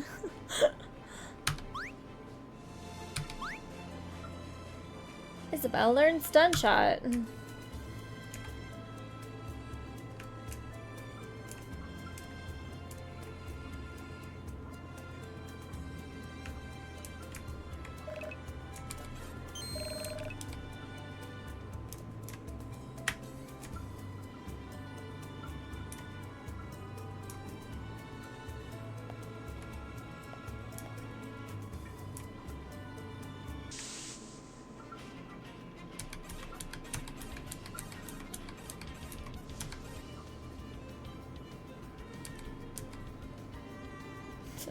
What? Who?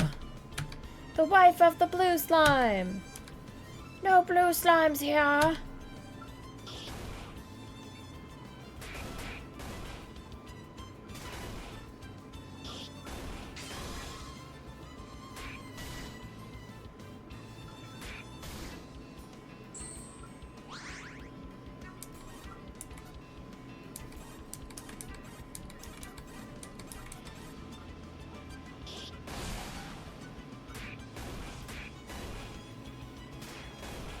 Oh, nice.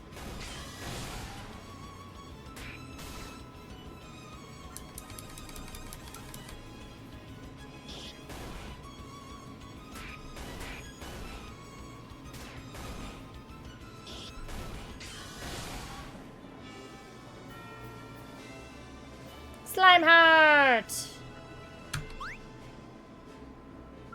Eric has learned On Guard.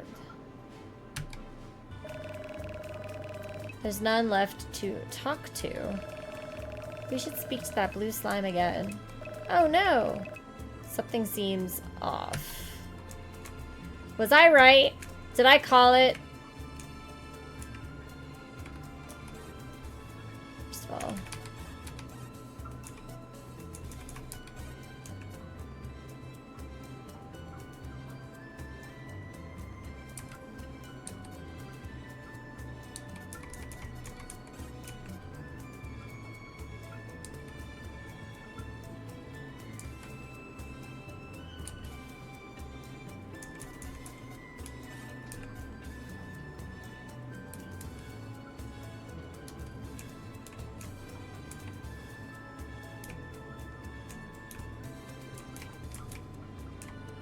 See what happens when we throw that on a piece of equipment.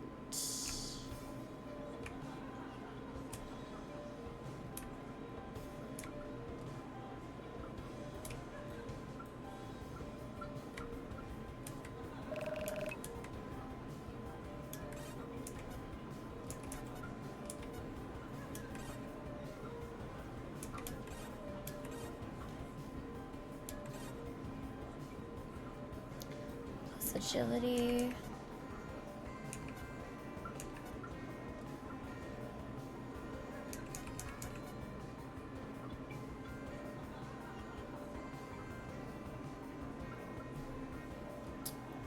Lowers Isabel's luck for some reason. Probably the armor itself, I guess.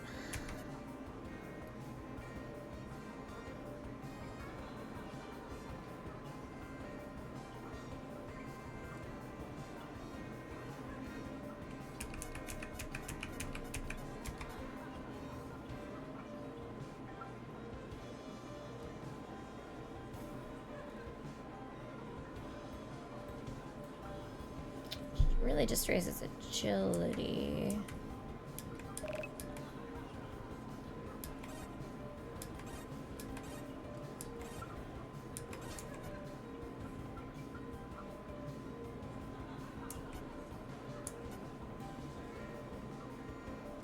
For some broken reason, it increases the HP of the greatsword, so I have a feeling that is not supposed to do that, but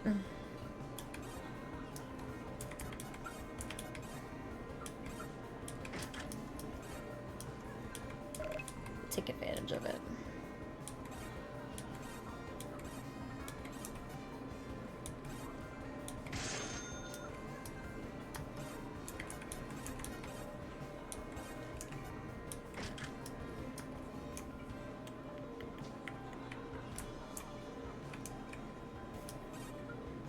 Now we have a bunch of gil left too.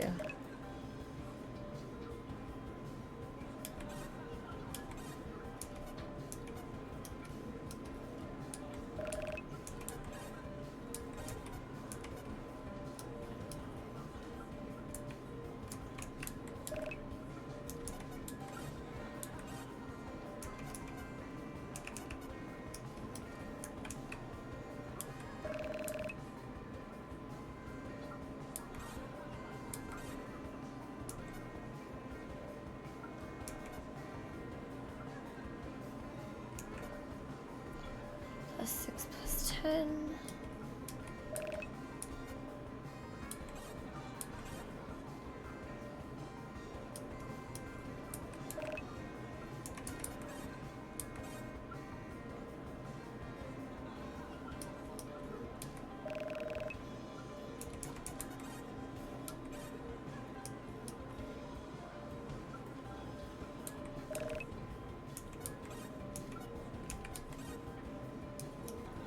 That was the clothing? Yeah.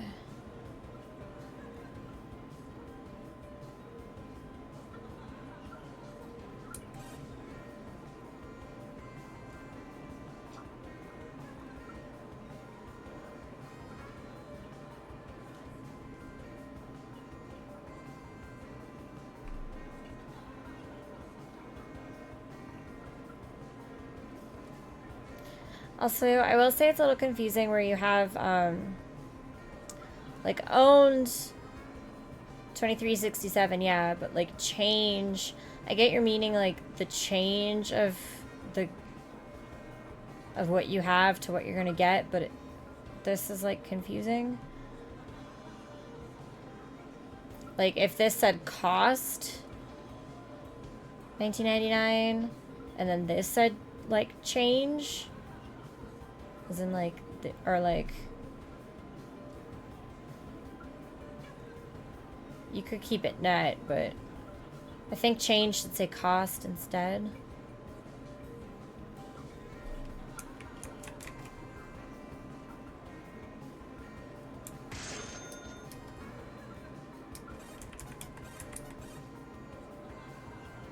Defense 42.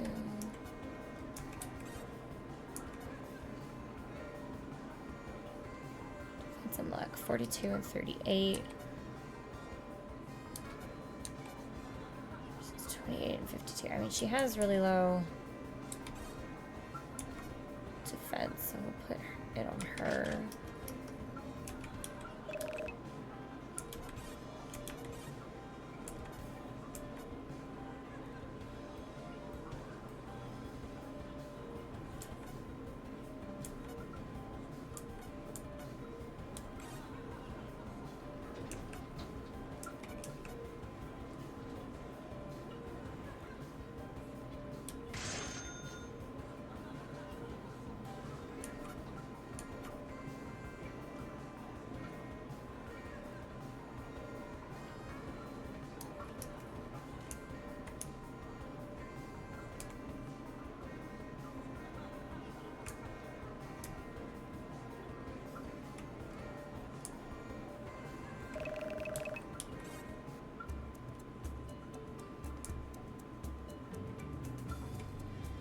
Also, a slimy situation didn't mark off question all of the red slimes or something is up or anything like that.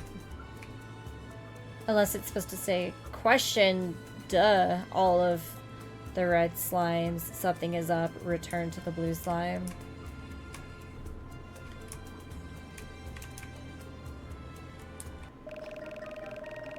We searched the whole camp. There was no evidence at all that your wife was there. What gives? Haha! We finally defeated the red slimes! I called it. You used us to kill the red slimes? I guess that's not a question. You used us to kill the red slimes? This was much easier than anticipated. The red slimes are very strong. Your wife is going to be so disappointed! Jane, he's obviously lying. Dummy! Now to dispatch you, then take over the red slime camp! Victory for the blue slimes! Be funny if this dude was, like, super weak.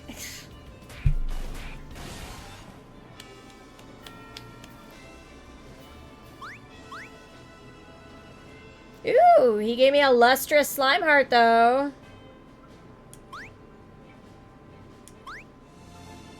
Isabel learned triage.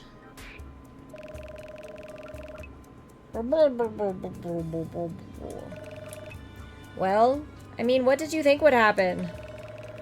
The blue ones don't seem to be very logical.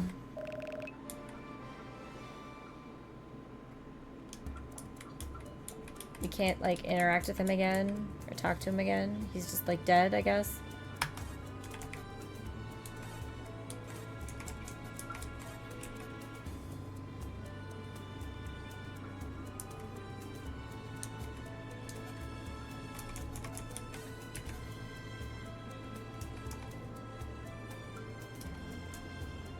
Oh, and now he's gone.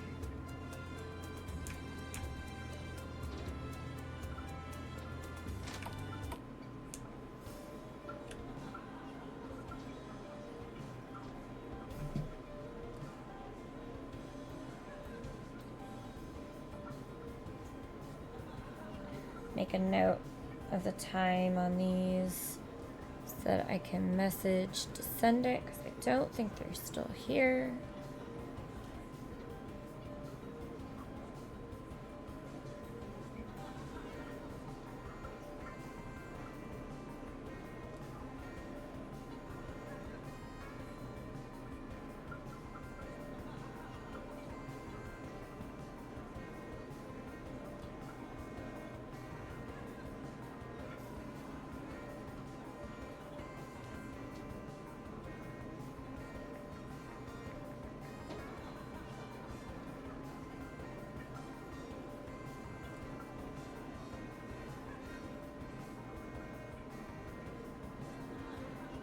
Means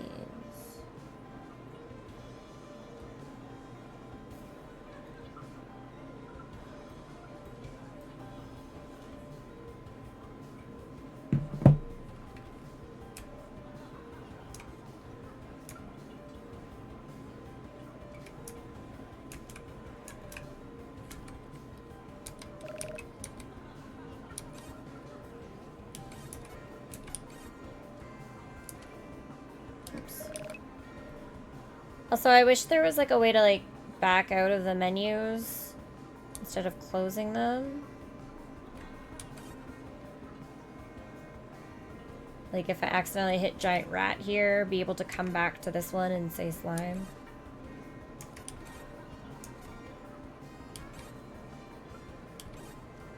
Oh, they're all super expensive, huh?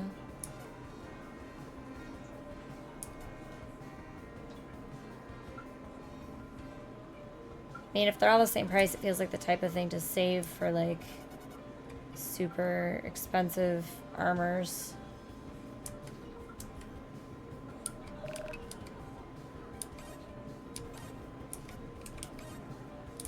Fuck.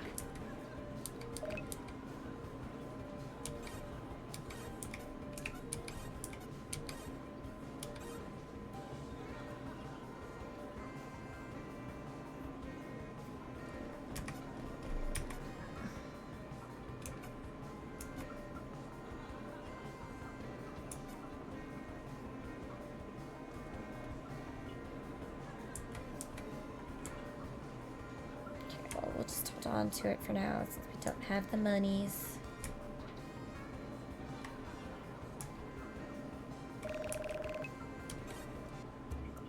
I'll equip it, I guess. Although I don't think it does anything.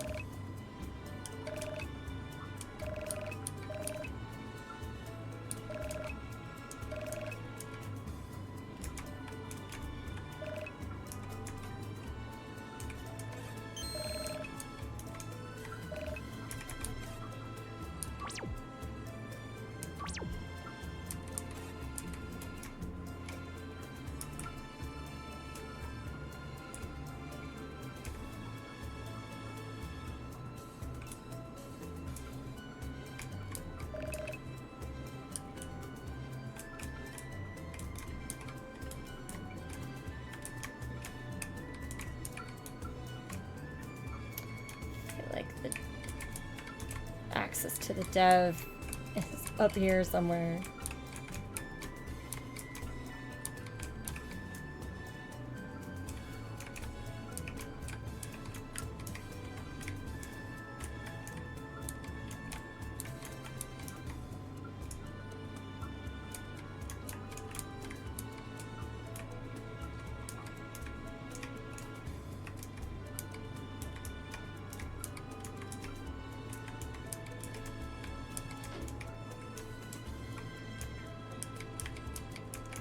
Oh, I can't talk to the horsey. Fine.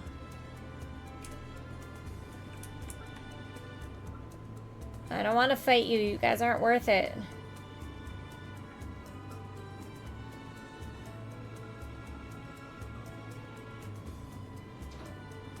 God, he's holding me hostage.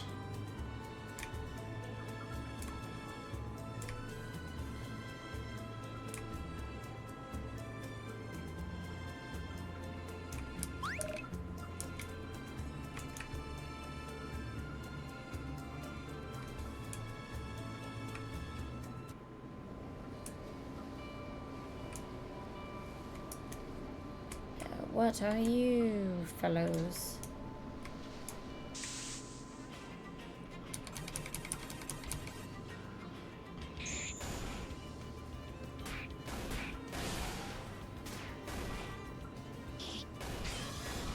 Shh, no big whoop.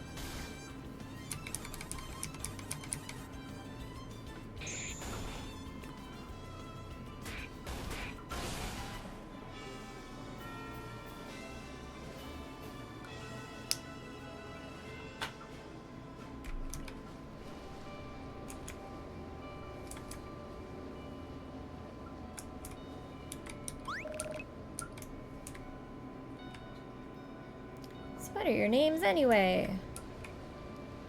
I'm Jane! So you can stop calling me Spiky now. Roger that, Spiky. Eric, I was a commander in the capital. That's how you know of me then. Indeed. I'm Matilda, the strongest contender in the Expanse. Are you always so smiley? Pretty much.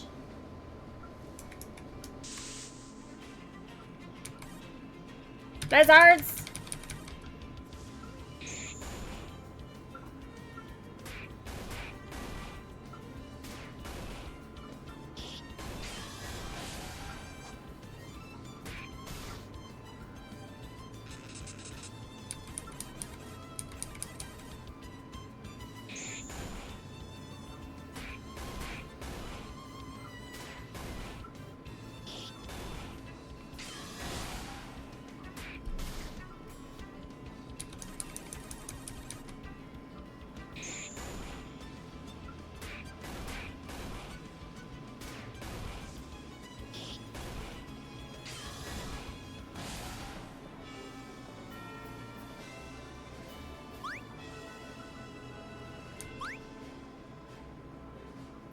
Isabel learned flashbang.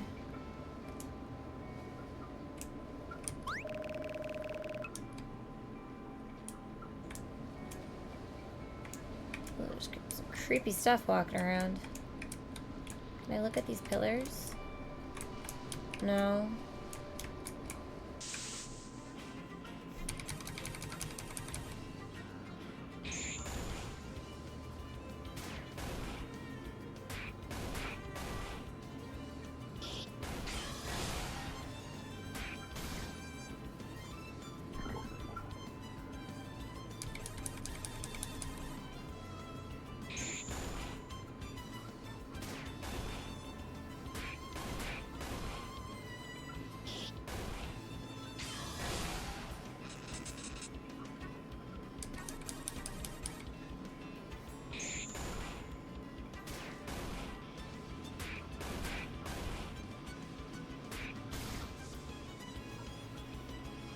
I will say it is kind of difficult to read, like, the text across the top because of the cliff background.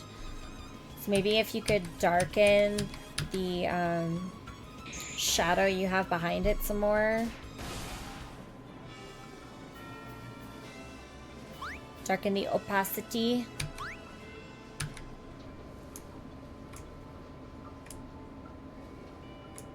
Oh, poison stays with you after battle.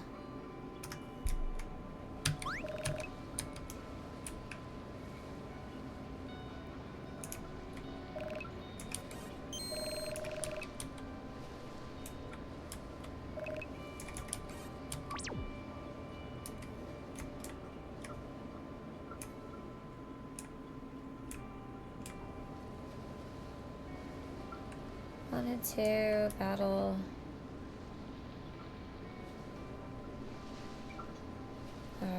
That is the same thing? Yes, okay. So we'll change it to night then. See what else is here.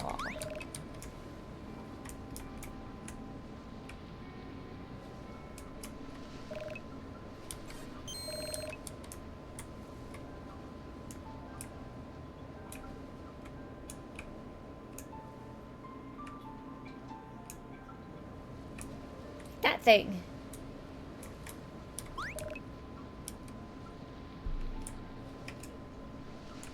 Night Goblin. Let me battle you. Dust Devil. Nice.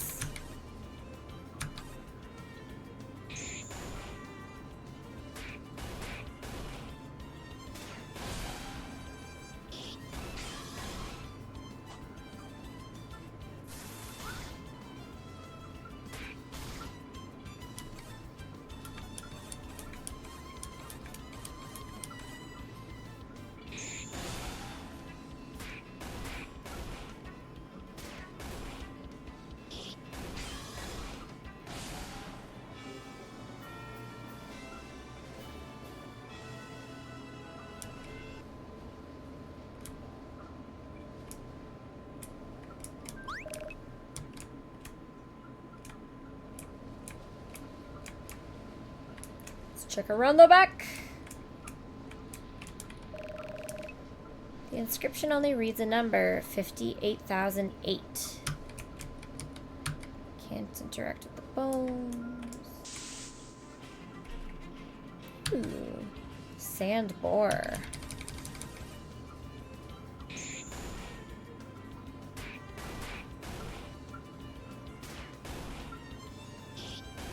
Got lots of HPs.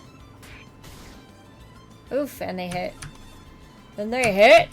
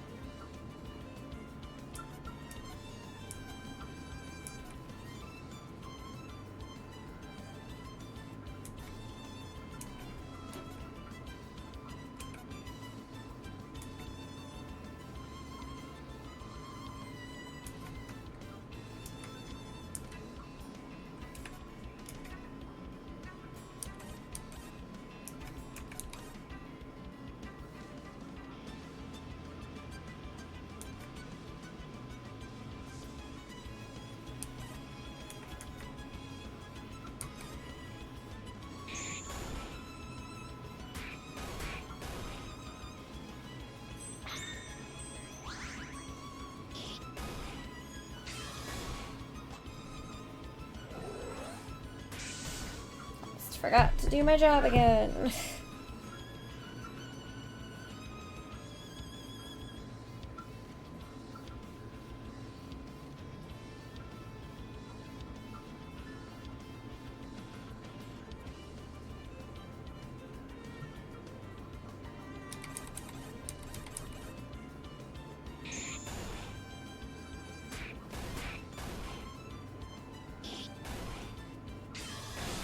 Ooh, thank God.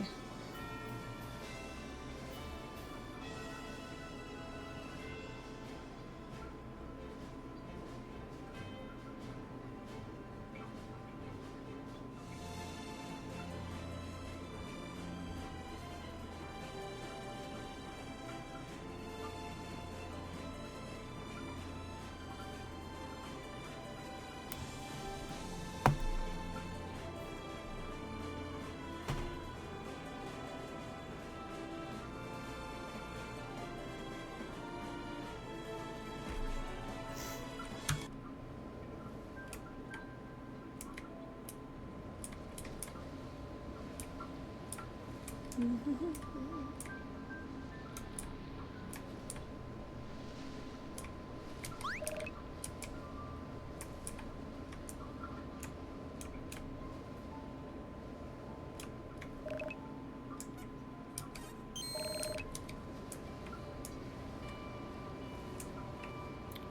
probably save it.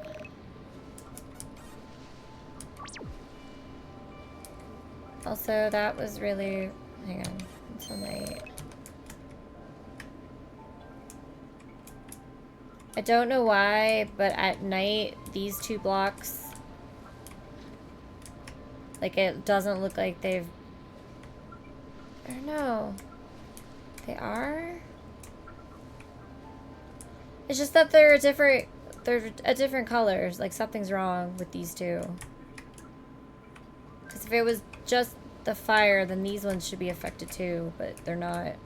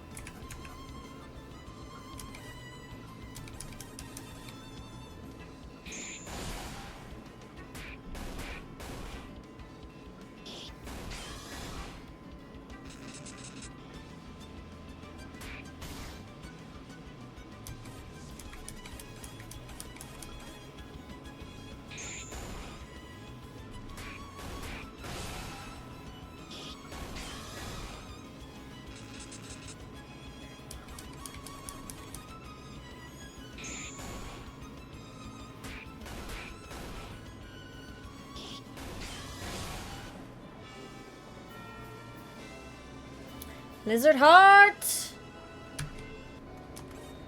What does it do?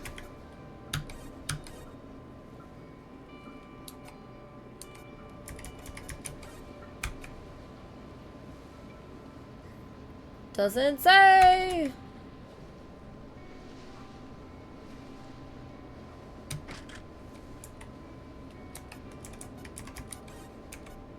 Oh, we also got a devil heart, which I didn't notice. But it also doesn't seem to affect my stats, but we'll equip them all anyway. Oh, I'm poisoned.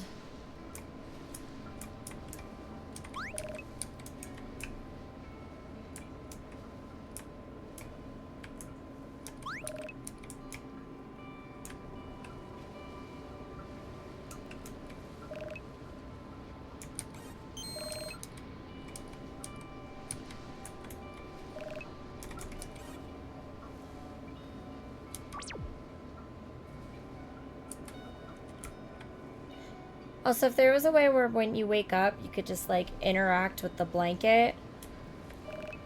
Like, sleep until day. But then, like, on this screen, if I pressed Z now, let that pop back up again. So that I could immediately save. After sleeping.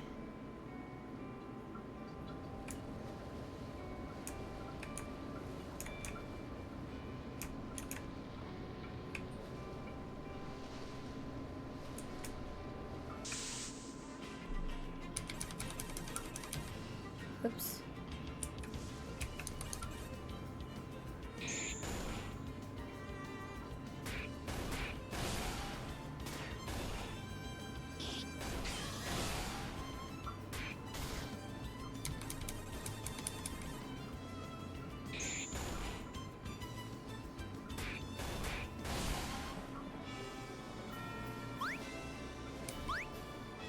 Level 12!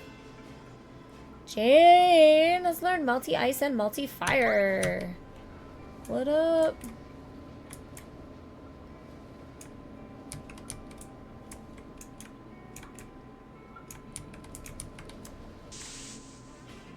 Oop, one spawned right on top of me. Oh. Putting that accessory on Matilda looks like it gave her the thing that you said shouldn't be on them. Like a guardian heart? Is that what it was called?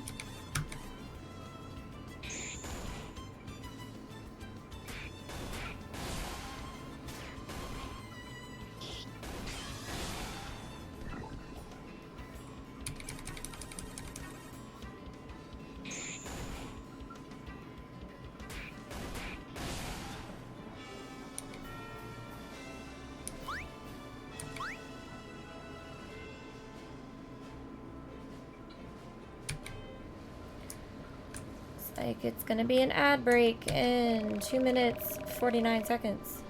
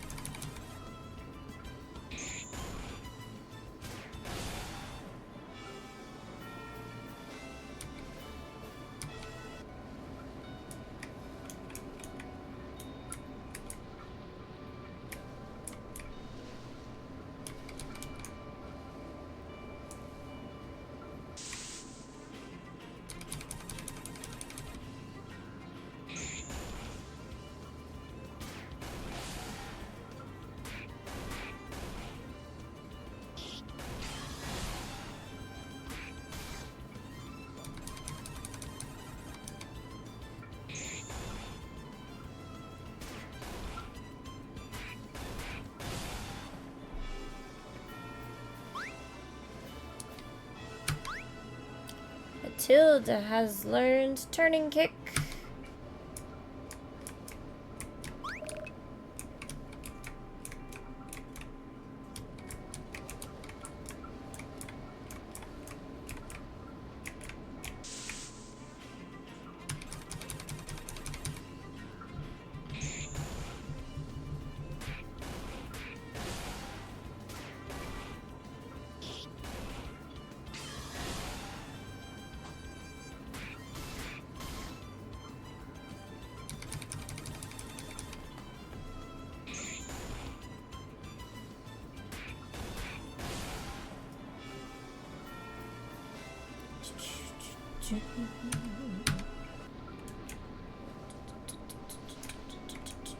I might as well kick this dude's ass.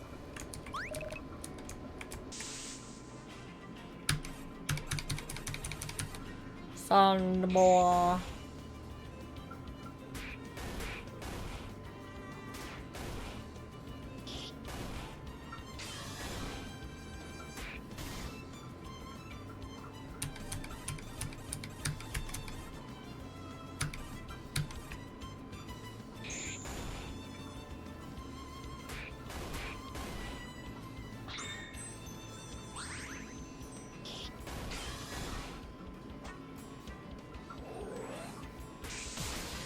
Oh, shit.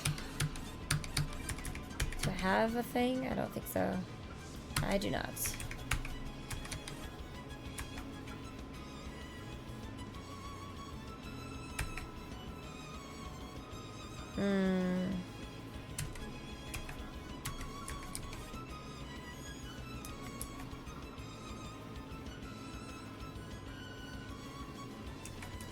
Aggro, counters physical attacks, rallying shot, redoubles the party's efforts. It's the ad break. Apologies to anyone who ends up seeing one.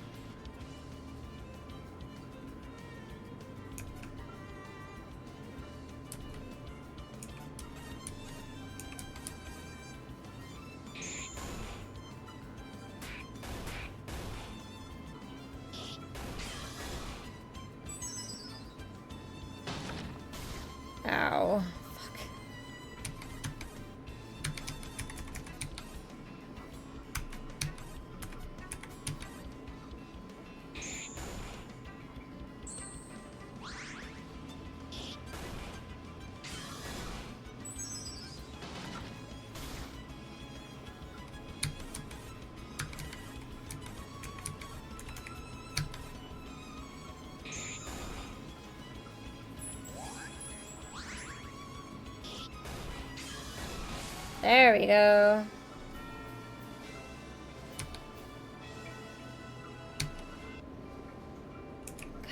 Of course, it was the level 11 that died, so it's even further away from being even Stevens with everyone else's experience.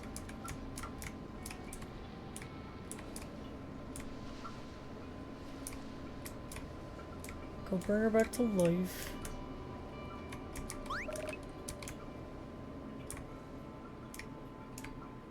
God damn it, of course that respawned as soon as I walked away.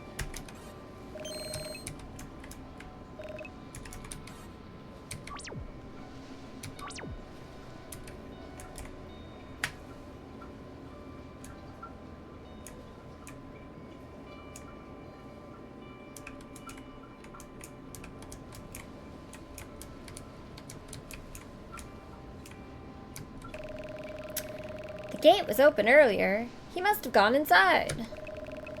It won't move. Etched into the walls next to the lever reads, "Override key with Guardian number 1. Where would a Guardian be? What's a Guardian? Guardians are old world tech. Machines that patrol alongside soldiers. Looking for it will be like finding a needle in a haystack. Better get searching then. Does that mean I'm allowed to interact with the bones that I found earlier? Found a few piles of bones around. No.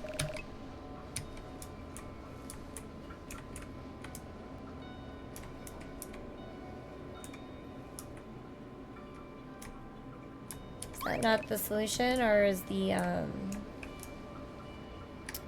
ones that aren't the right one don't have text? Yeah, that item spawn rate is still definitely too high.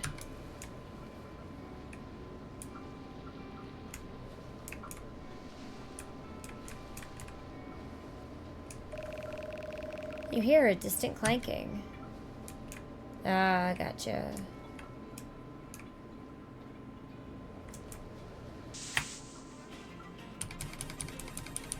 Oops.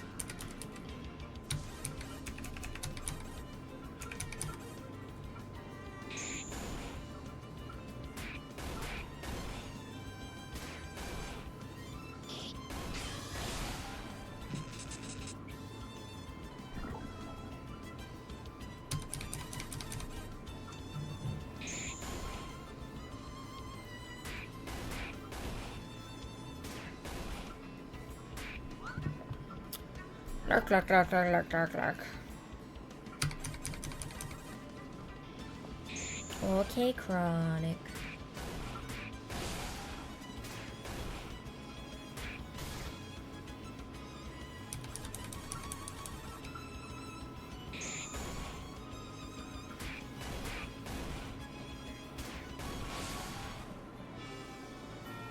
What's up? Does it like...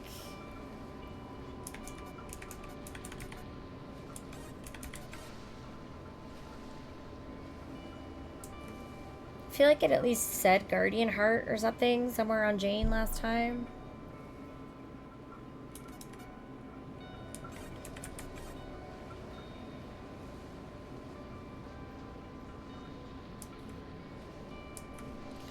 Huh.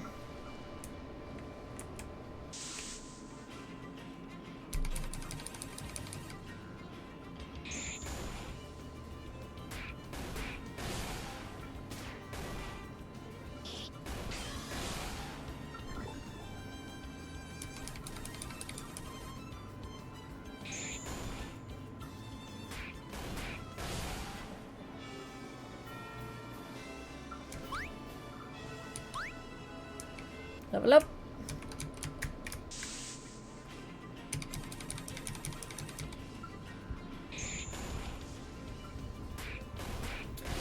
I'm hungry, but I'm scared to eat because I don't want to trigger the autoimmune.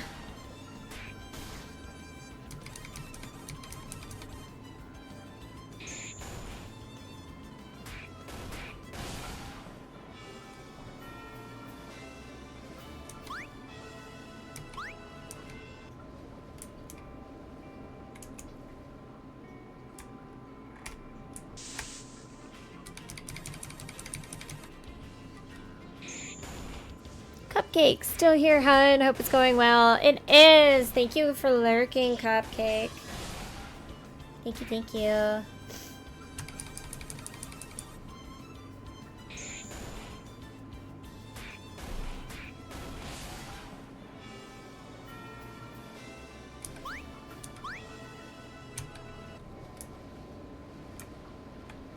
We are currently at 7 hours and 10 minutes.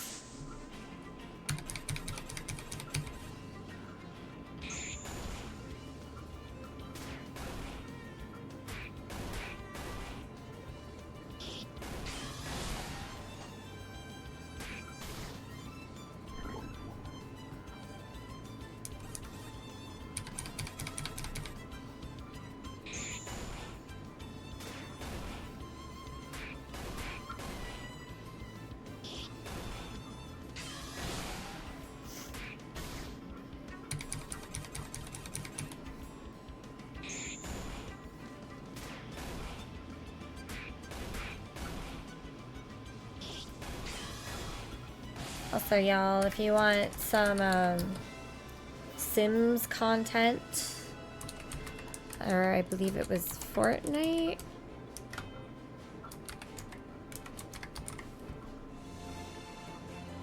I feel like it was relaxing games. It was Sims and some other stuff, but if you want those funsy times, go check out Cupcake's channel.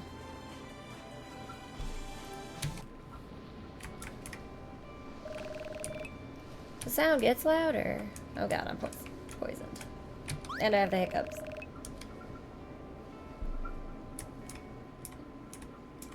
Oh god damn it.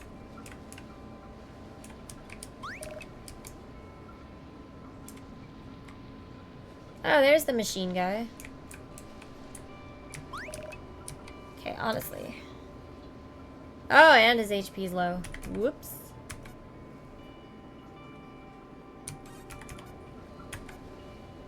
Which one of you healed? You did. I can't use it out of battle.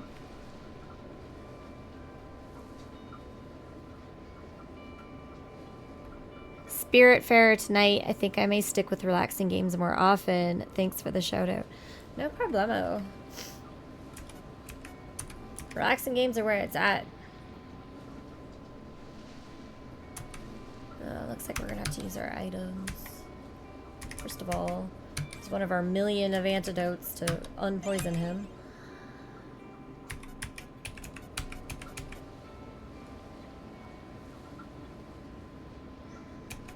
And we'll just use a bunch of potions on him since we're outside of battle.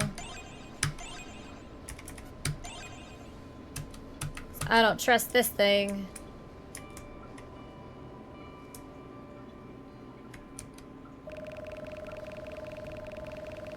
Halt. Advance. 1 NB recognized. Password. 58,008? Hello, sir. How may I be of assistance? Hello, Guardian. I need the override key. Sir, here you go. The Guardian begins to malfunction. And battle. Is this the hard battle? Oh no, is this the hard battle? That fucking Descendant was saying it wasn't possible to win right now or something like that?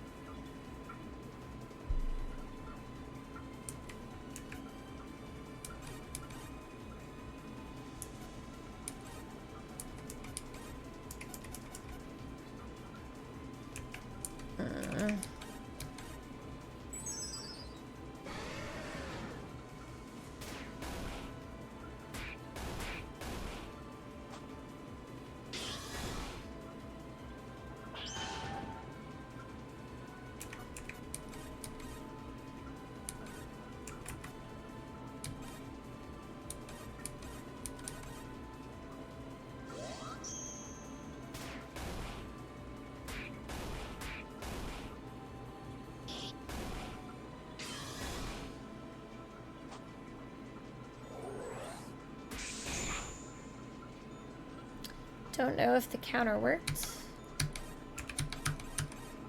Doesn't seem like we're taking much damage though, so far.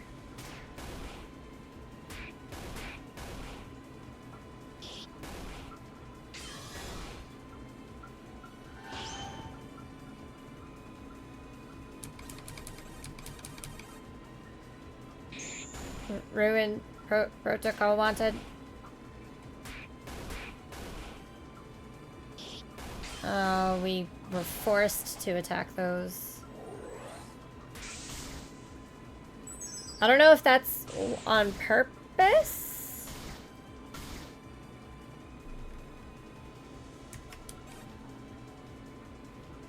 I don't have enough stuff for the multis for him.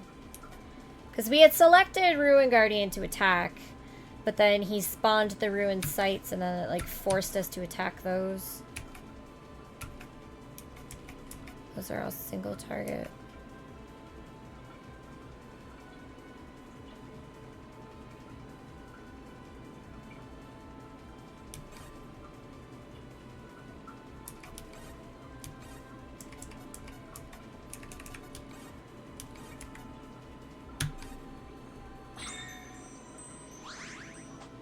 I don't think that's enough to keep him alive.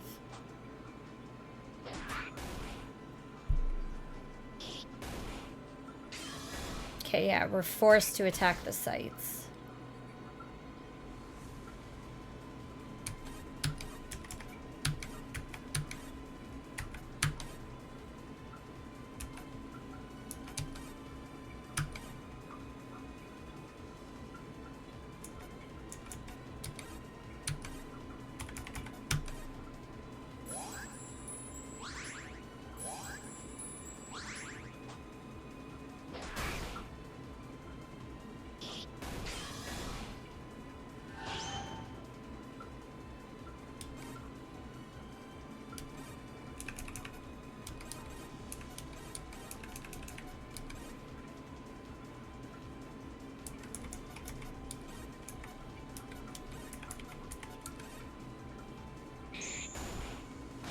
There we go.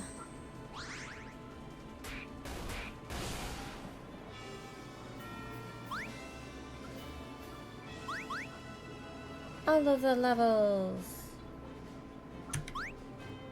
We did it!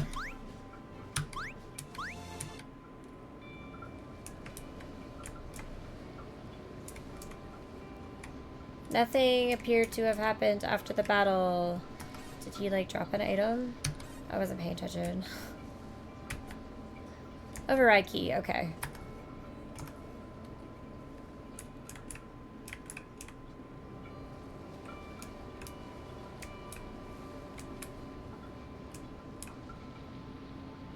Let's go save and heal first.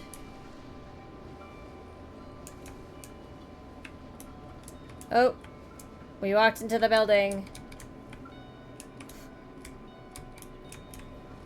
Don't know if that was on purpose.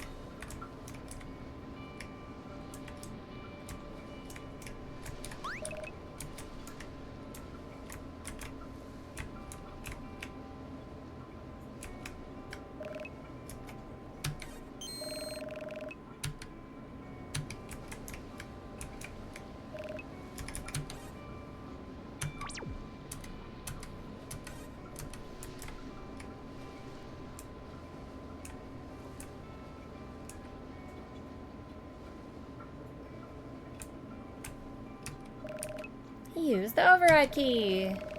Key crumbles to dust in your hand.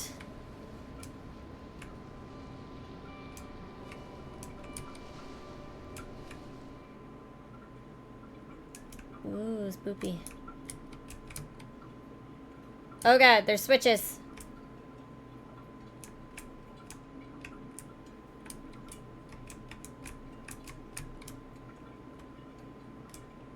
Oh shit. Okay, so we're not supposed to get caught? Is that the...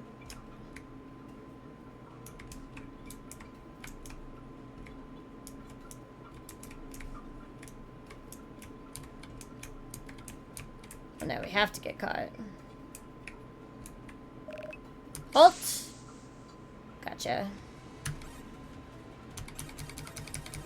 Oop. So how strong are they compared to the boss?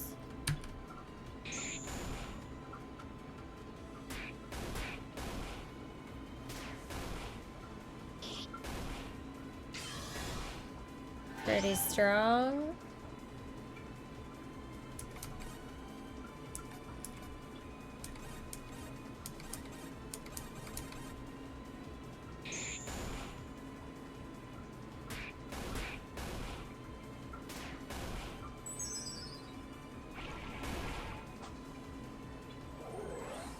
Wasn't able to read what that said when I did that.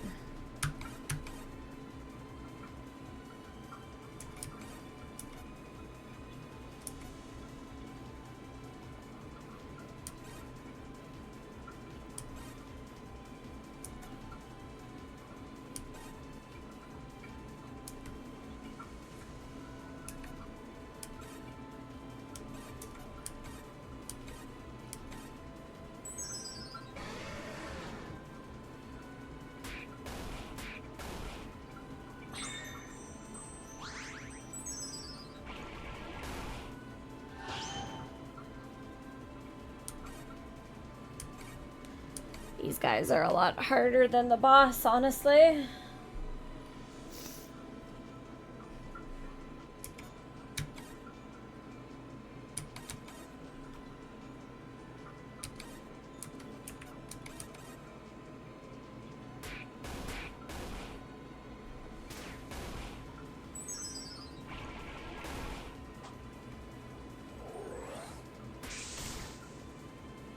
They're still not that bad, to be honest.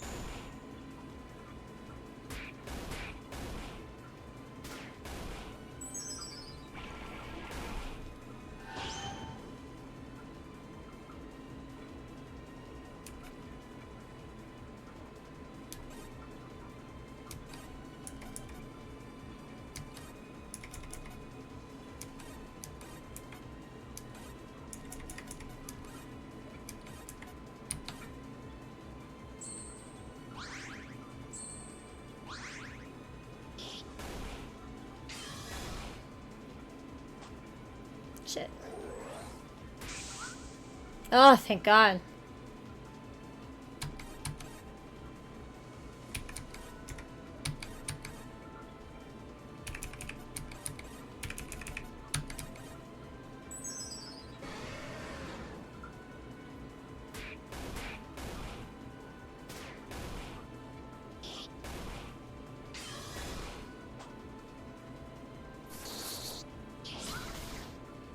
Missed the only person who was provoking him.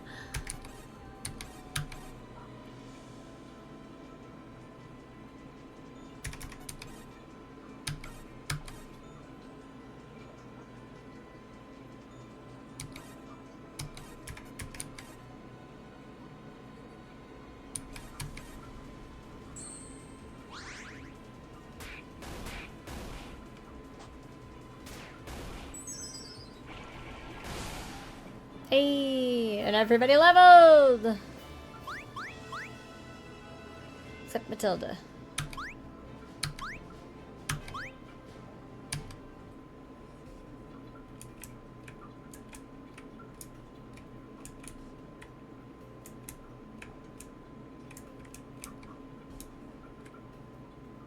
Shit.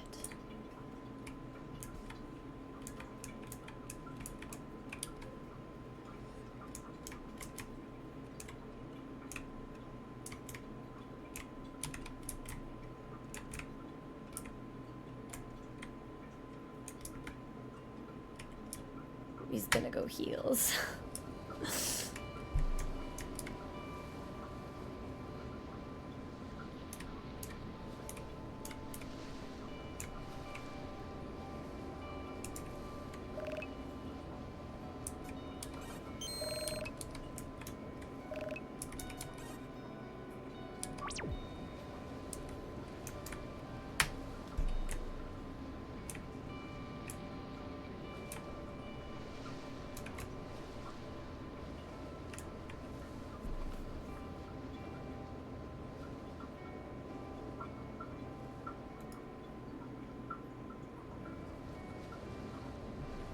Ooh, Bona, thank you for the follow.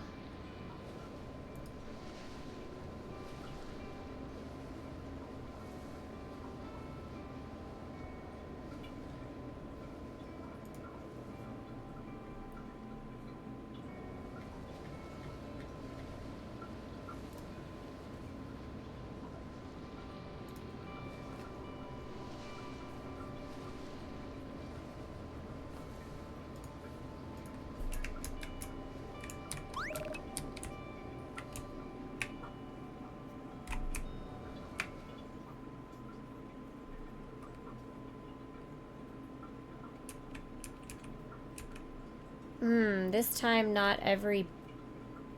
Oh, there we go. The timer was all off. Looks like there's boulders to the right with no button. So I'm just supposed to be going up and to the left?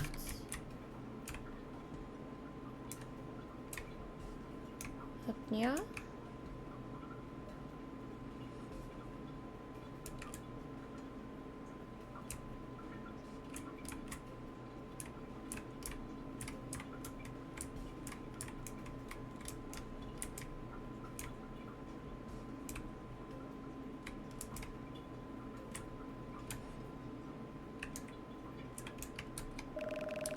Lever is completely jammed and the override keyhole is destroyed. It will take astronomical strength to make the lever budge. The door is sealed shut. Can we push boulders now, Ben? Seems to be what it's implying.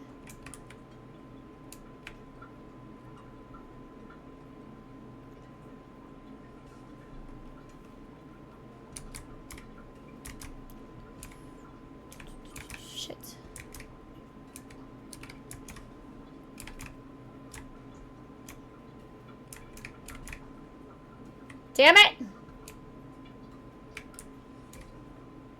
Fuck!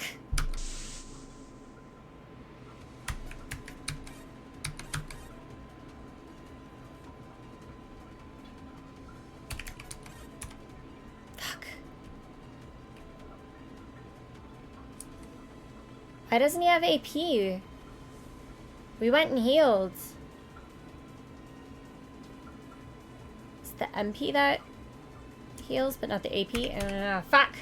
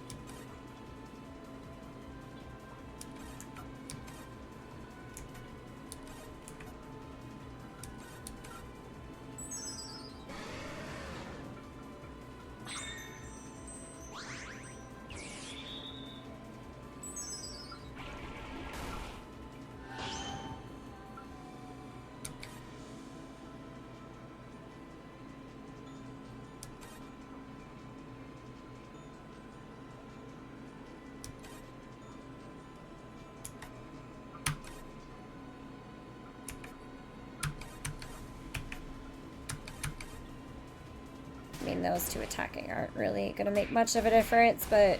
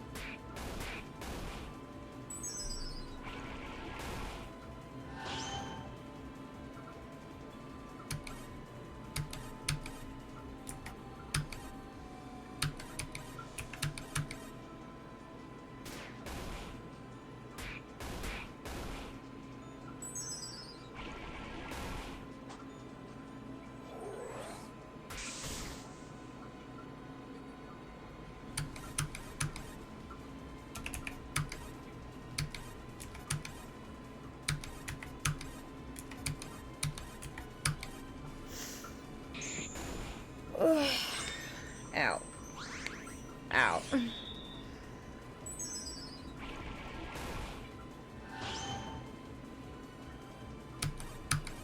Okay, one more go.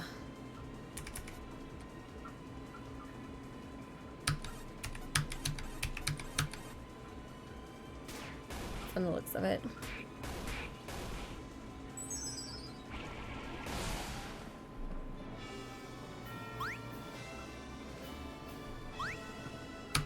Yay, levels! Matilda has learned Persistent Strikes.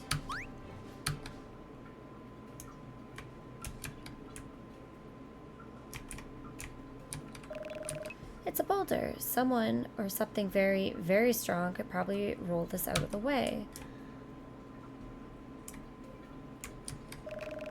You find a Guardian Order core. I think we could use this on a Guardian. It should allow us to give orders. You think so? Worth a shot!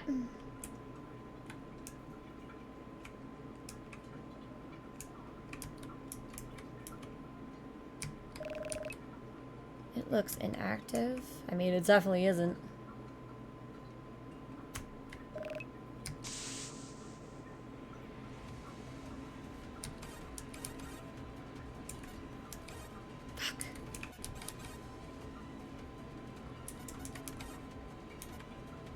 When inserted into a Guardian, it allows the user to give commands.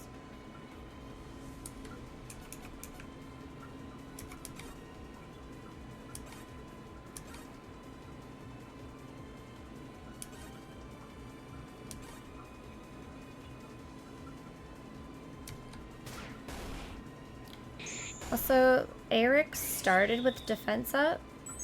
With one turn of defense up, I feel like that should have reset between battles.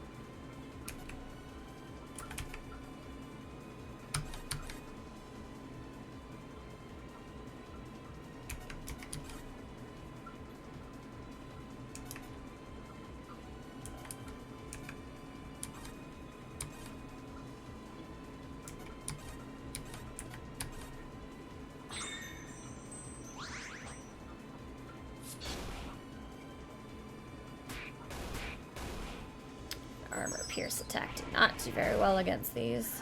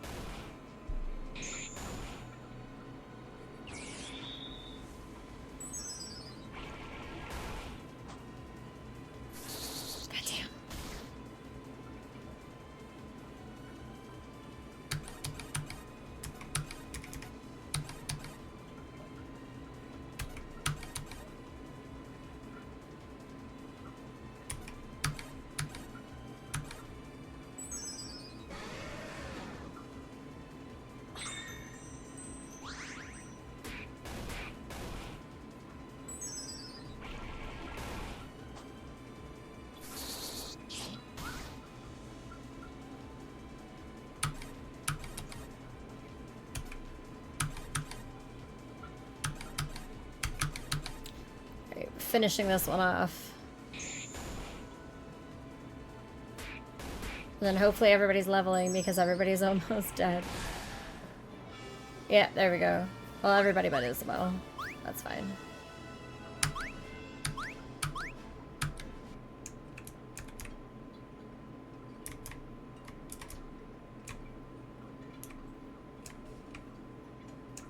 I'm assuming I have to beat this guy.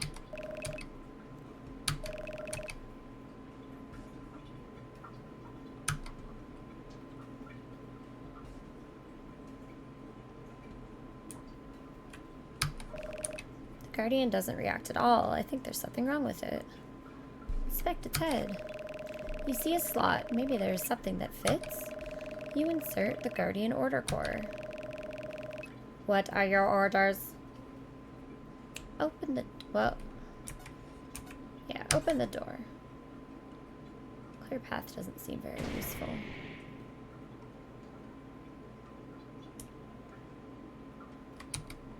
Oh. I can't. Guardian doesn't react at all. I think there's something wrong with it. Its head. You see a slot. Maybe there's something that fits. Can't. Need like another Guardian core to activate it again. However, when he stands on his side, I can walk right through him. So that's also a problem. Oh god.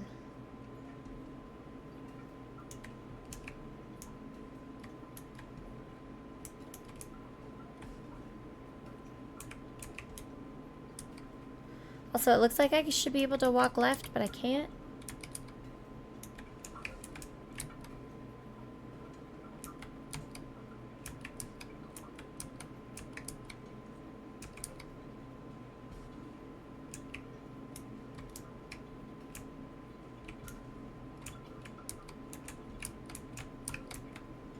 And then I had to interact with that to be able to go through, which seems odd.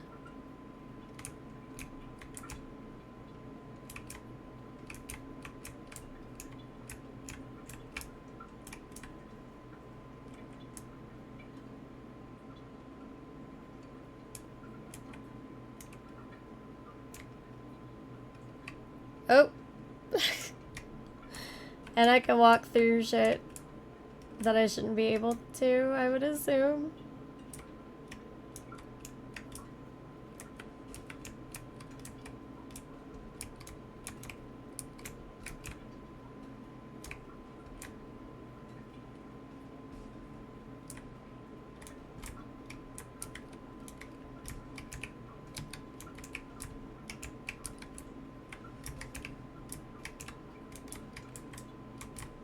So is it just me now? Oh, okay, everybody else is still in my party. They're not following me though. And I can't talk to this guy. Or that guy. Or that guy. And that just started a battle of what I presume to be a boss battle.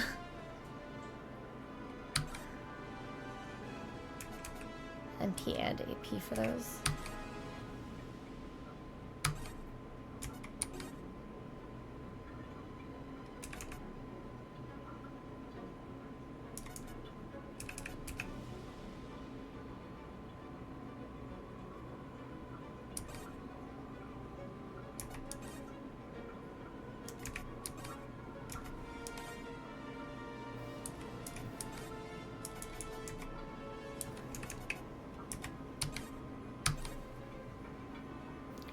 What have you done to him?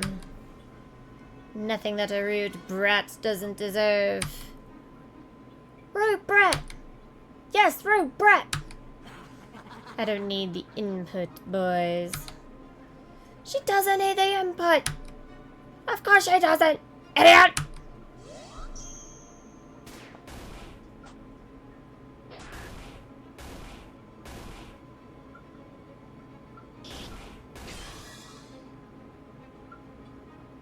Harlequins are very strong, which is concerning. Oops.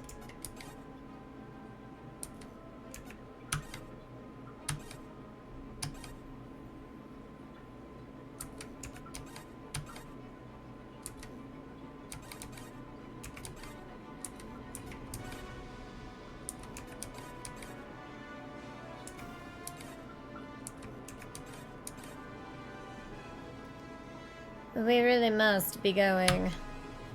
Not before you fix what you've done! My dear, I really don't think that's up to you. Not up to you! Not up to you!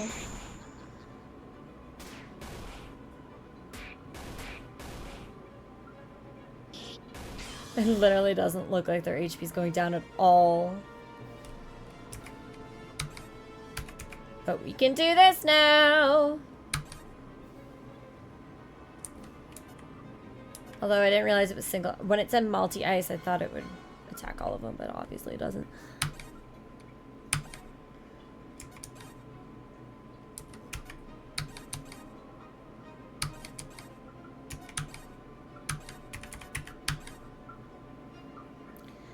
My dear, I really don't think that's up to you. Oh, that looks like it's errored.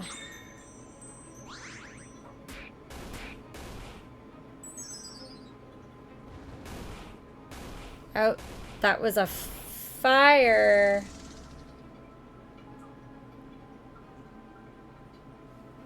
Graphic when I used multi-ice. I'm assuming we can't beat this. Nobody's HP is going down at all. So I'll just let them all die, I guess.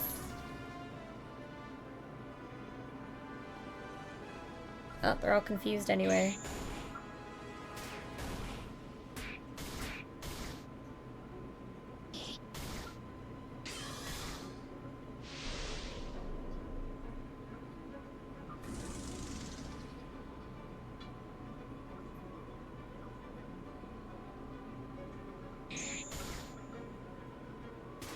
So are the turns counting down? Were we supposed to survive for like 10 turns or something?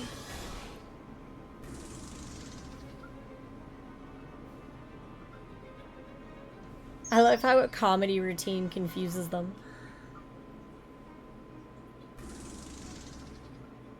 It does feel like they make us catch stats way too easily. Oh no, turns are counting up, okay.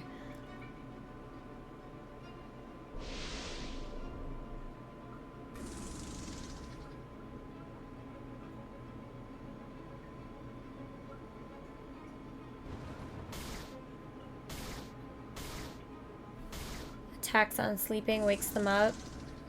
Good, good, good.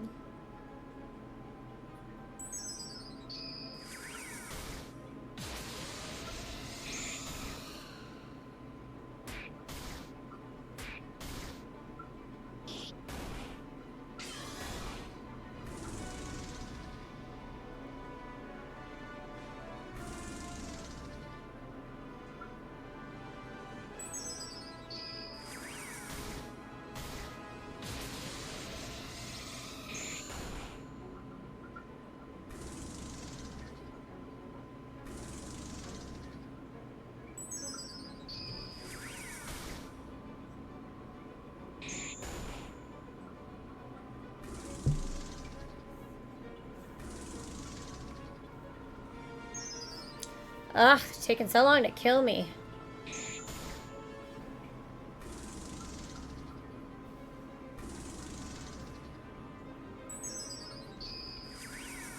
There it is. Party was defeated. It just restarted us here. Everybody's at HP 1.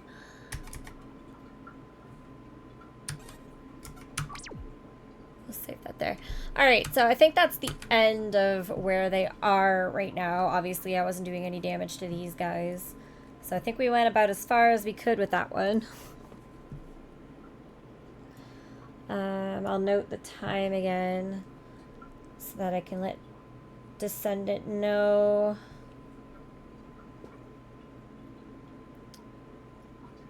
Where I played after they left. So they can get all my notes.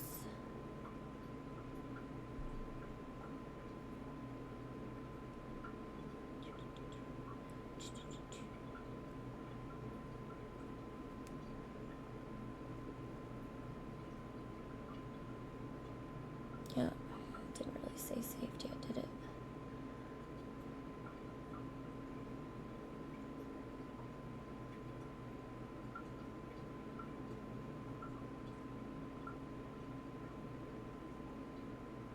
There we go. There, now it's saved. Okay, so I'll have to let Descendant know where all my notes are going forward. What shall we play next? Kind of feel like trying Waco with like the controller. Plus I want to read all the stuff that the villagers say that we didn't really have time to do in the dev weekend stream.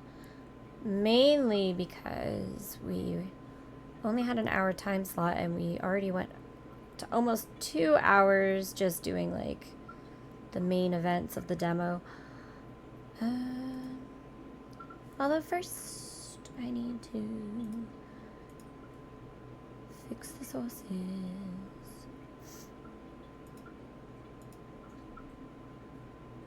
And the audio of the sources.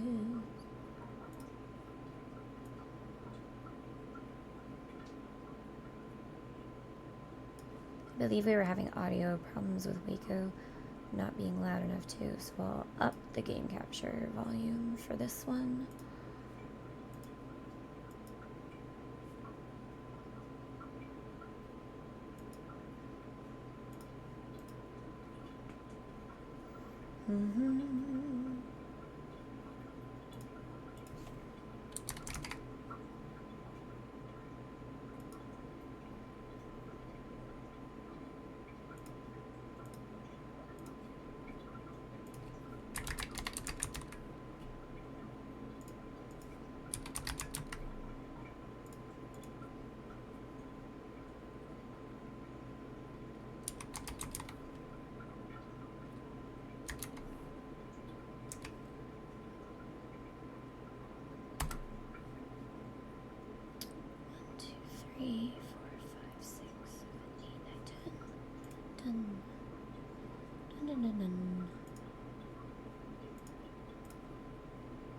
And we'll switch our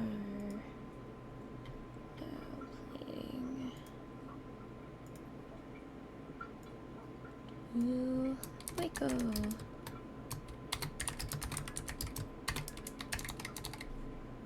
Nope.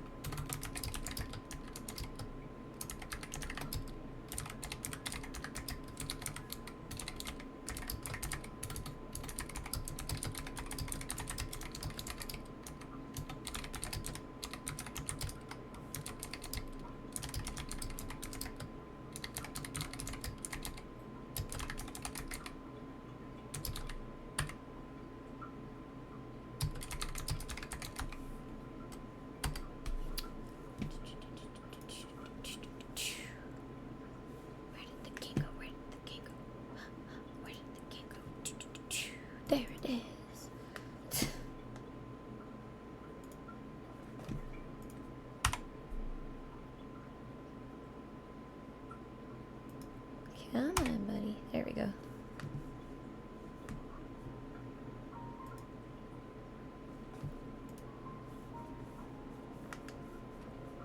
Okay. So we're gonna switch on over to the controller. Because last time we used the keyboard and mouse.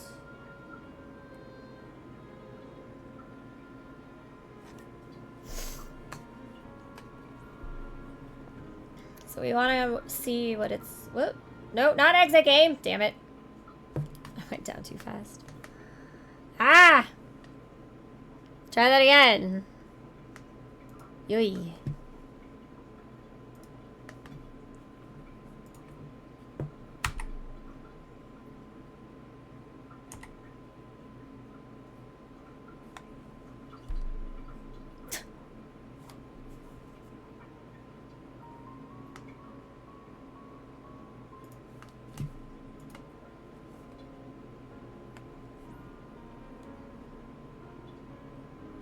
Settings.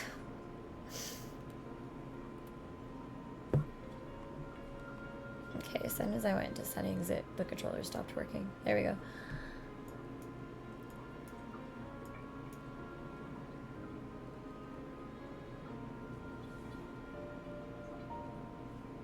Might need to invert the access. See what the bindings are. Interact. Yeah, that's not good off the bat.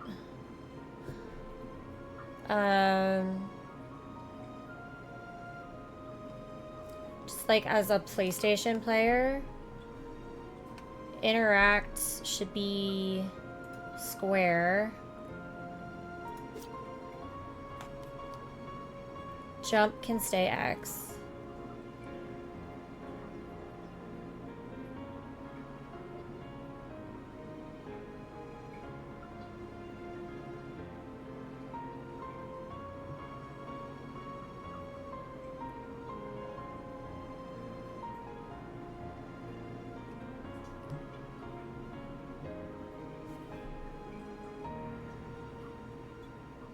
Hang on. Interact and jump. That feels right.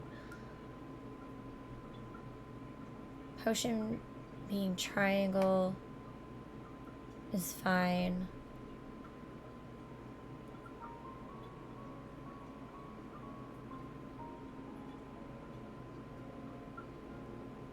Roll as circle is probably fine. Attack and then block. Block is good.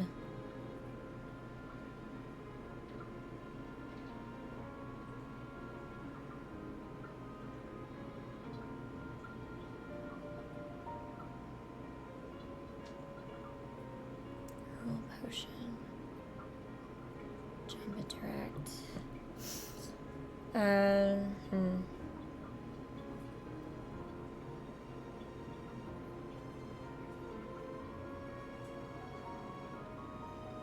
I think that's all fine. Sprint should be L2, which would make active mask L1. You don't have anything here for the mouse wheel, which was how to lock onto enemies, so I don't know what the plan is to do that for the controller. But we'll go with that. These are the settings that are most PlayStation users would feel comfortable with. So interact square, jump X, potion triangle, roll circle, attack R1, block R2, sprint L2, active mask, which I don't even think we got that far in the demo, would be L1. And again, if you're doing like lock on target, like the mouse scroll wheel, I would say that should be R3, which is a click of your right joystick.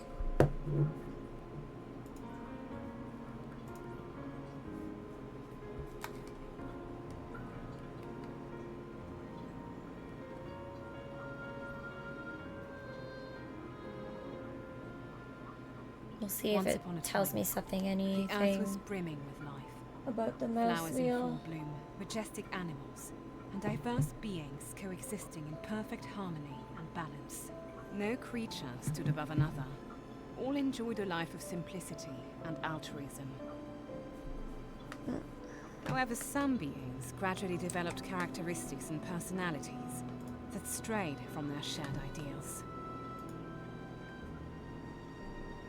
Emotions so extreme, they began to dominate and separate the world's inhabitants. Thus were born the 7 deadly sins: wrath, gluttony, greed, lust, sloth, pride, and envy. Those who embodied these primordial emotions were known as allegories. 7 beings who had forsaken their physical forms to spiritually embody their respective sins. For a millennium, each allegory sought to sway others to their conviction, sparking wars and decimating numerous species. Envy, insatiable in its desire, yearned to possess everything, including the other sins. One fateful, frigid night, consumed by this dark ambition, envy transformed each allegory into a mask, materializing their essence. However, this process was so powerful that it was impossible to channel it. Ironically, Envy succumbed to his own evil spell and turned himself into a mask. With a final breath of hatred, Envy cursed all beings, decreeing that upon their death, they would transform into masks. Envy vowed to one day return and reclaim them all. Herein lies the genesis of our tale, the story of Weko, the Mask Gatherer.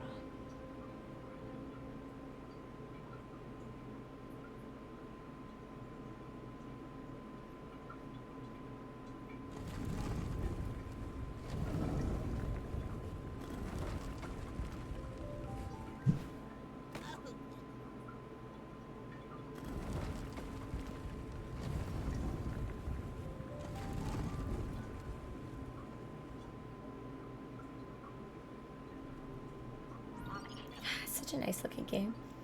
Hi there, little green buddy.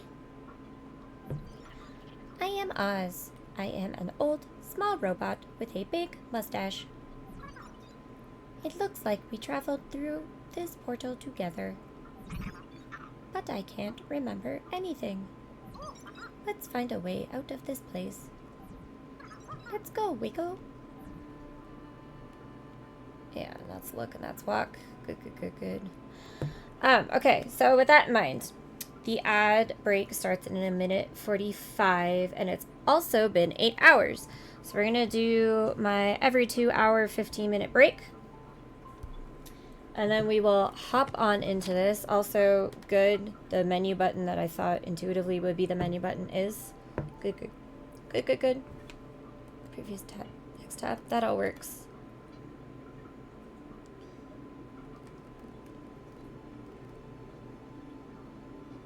Gotcha.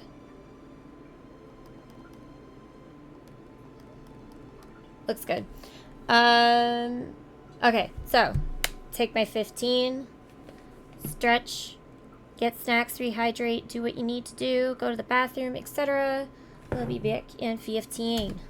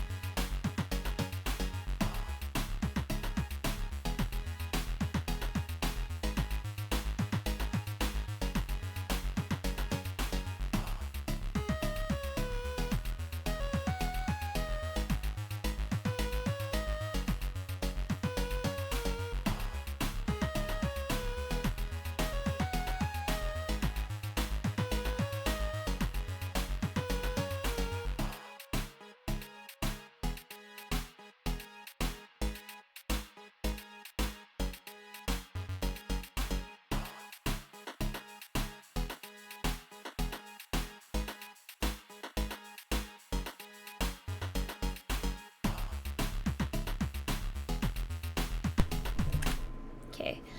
Sorry, 1 second, guys. I tried to tweet and it did not work because Twitter is being stupid.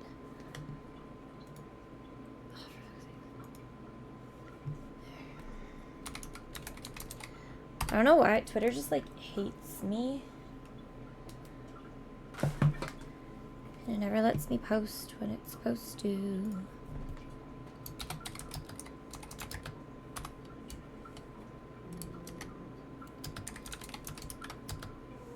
Nika, no.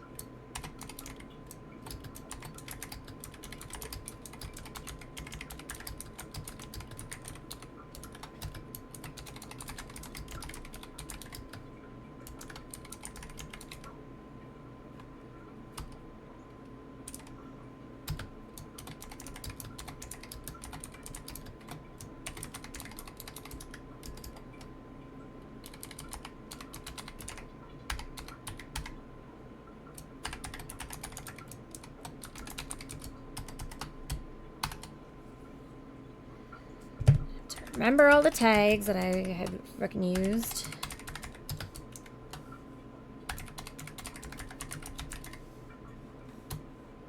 Just go the other way.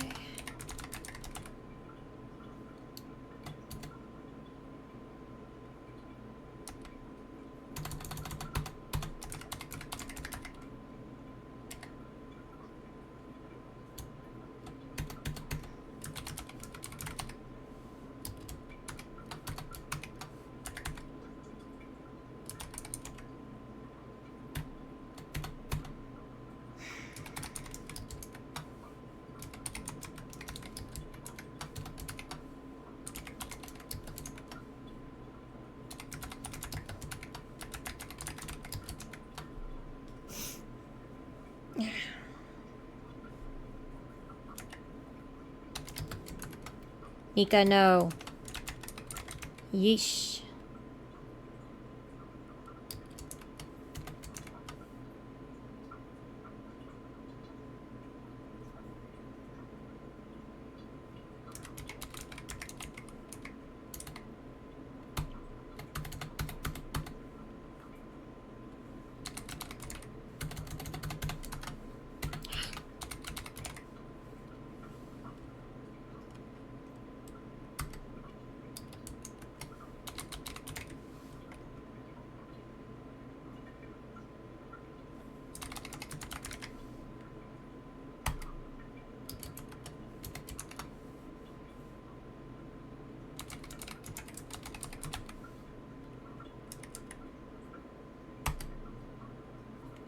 Sure. Okay, there we go.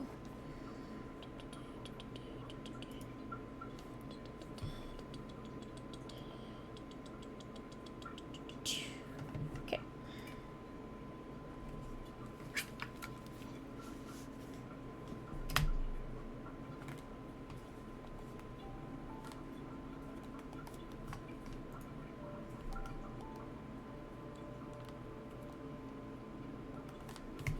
Uh-oh. There we go.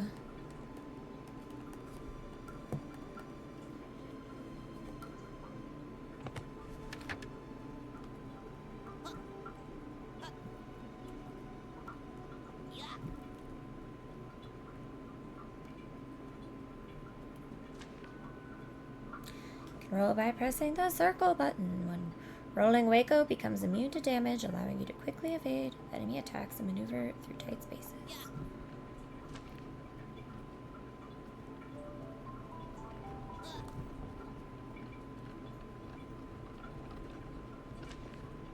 You can jump by pressing the X button to get to hard-reach places.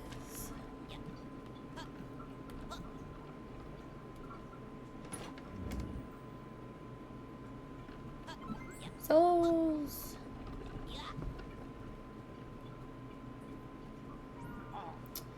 Hello, Waco. Who am I? Oh, it's not very important if you don't remember me. But if you are here, it means that you have failed again. What? You've lost all your memory, or all your items? You're lucky. I appreciate you. Here, take this potion and heal yourself if needed. Ornate potion heals whoever drinks its contents. It seems to regenerate by itself when resting at a big toro. Read this if you don't remember how to use your potion. Now, if I were you, I'd go and gather your equipment that's scattered around this place. I'm sure you'll figure it out. Here's a hint. You can activate this lever to continue. Waco is able to heal himself thanks to this potion. Press the triangle button to take a sip. Be careful, the sips are limited. The potion recharges when Waco rests at a big toro.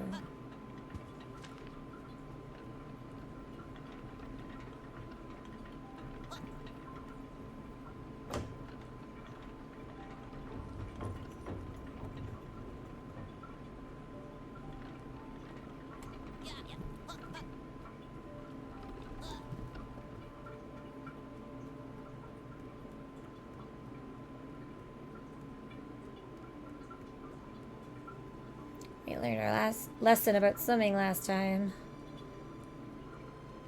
You swim too long and it will kill you. You will drown.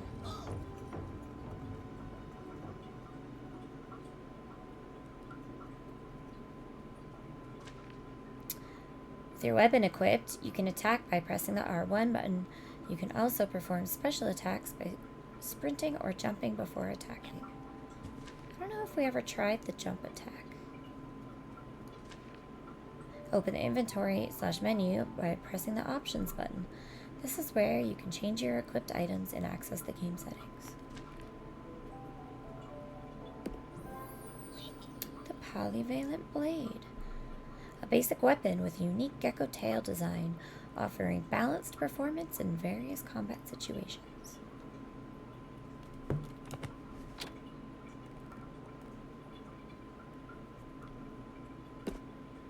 Equipped.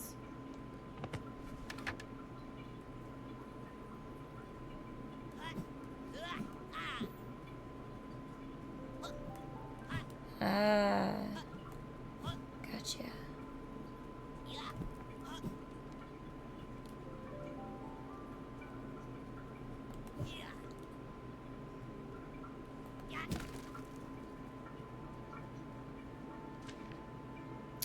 You can sprint by pressing the L1 or L2 button. You'll need it to get out of this room.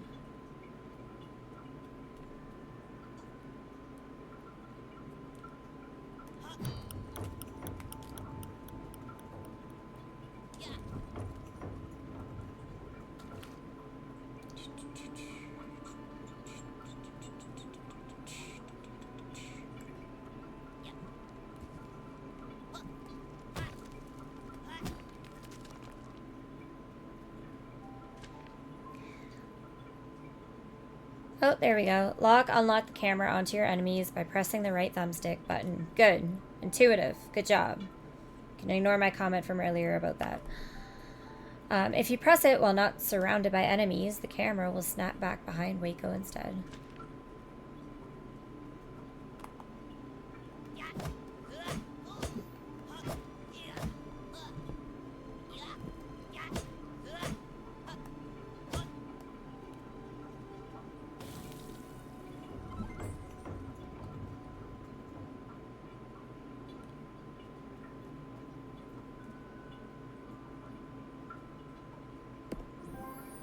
Mysterious wooden shield.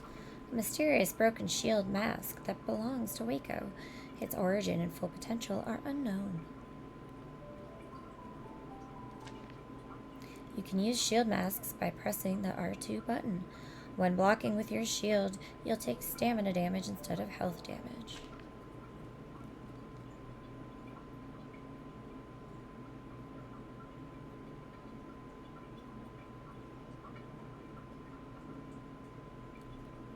They're so cute. I don't want to kill them. Oh, I have to equip the shield first. There we go.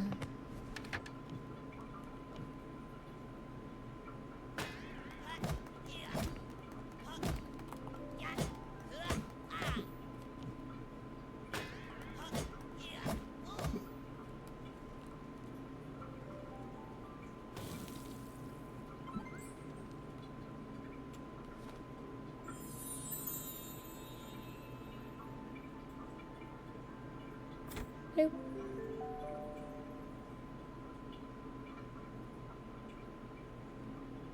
Hut. Yeah. What? Yeah. Yeah. What? Hit. Hit. Hit. Hit.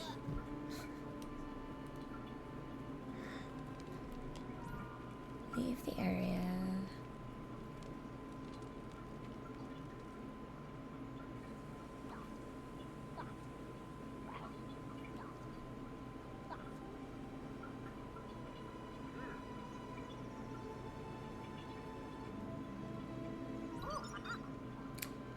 It's good to be outside.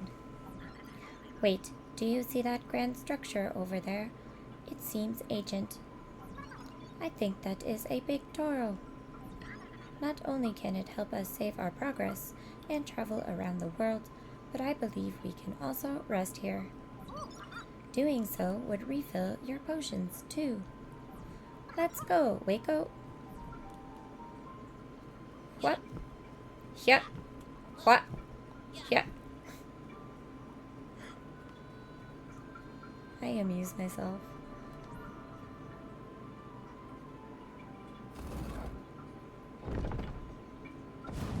Checkpoint.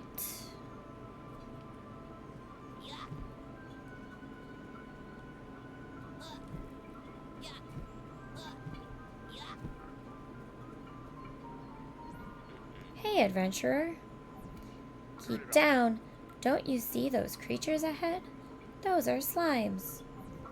They appeared not long after one of our residents ventured to the beach and never returned. And now, these slimes are threatening the village. Help deal with the slimes. See, I never really accepted this quest last time, I don't think. I don't remember talking to this dude. Really? You'd help us? Excellent. If you manage to clear out all the slimes, Hoshi Village will be secure again. Stay low. Don't draw their attention. We're here to monitor the situation.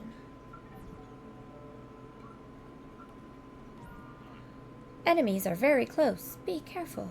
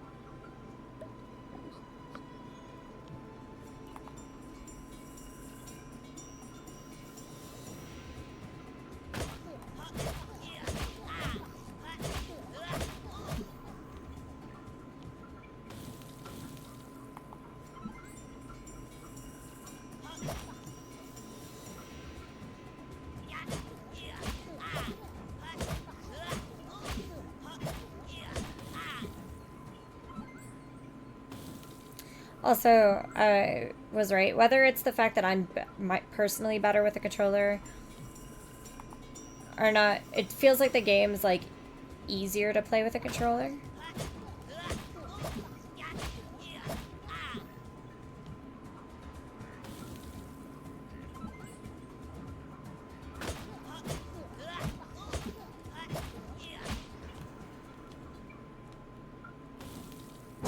Might just be me though.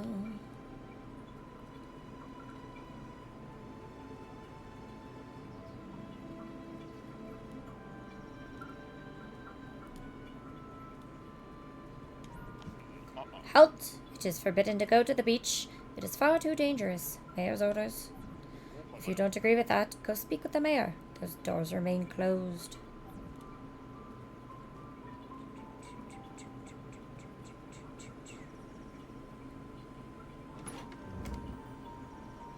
Souls.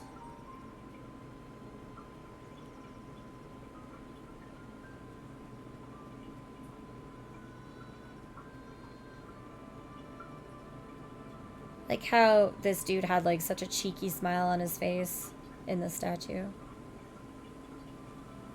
Okay. Now we kind of gave up on this last time, but I'm gonna see if I can do it again. I can!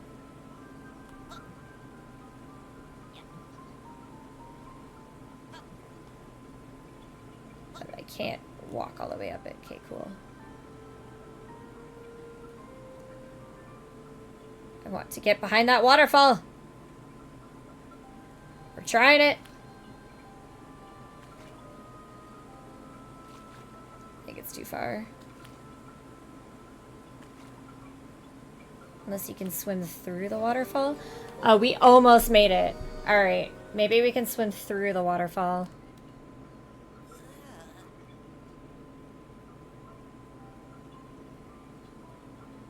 We're definitely trying, though.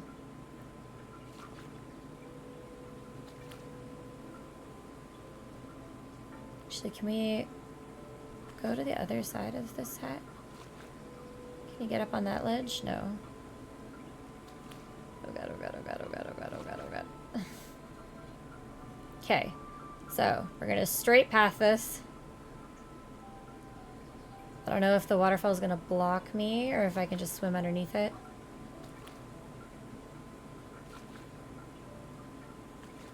I just swim underneath it. Ah, we still didn't make it though! We're like right there. I feel like it's possible. I just have to find the angle. It might not be supposed to be possible yet, but...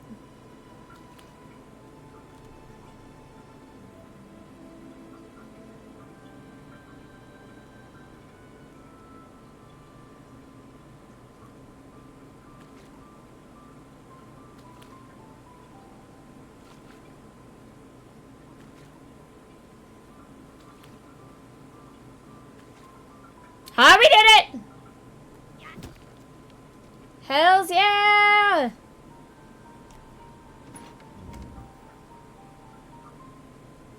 Souls and an egg.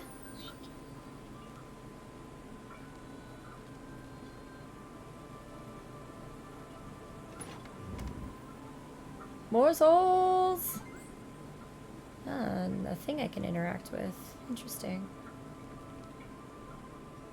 That looks like a spine. Okay, so what does this do? This place, it feels ancient. There's a profound energy here, but I think it is now inactive.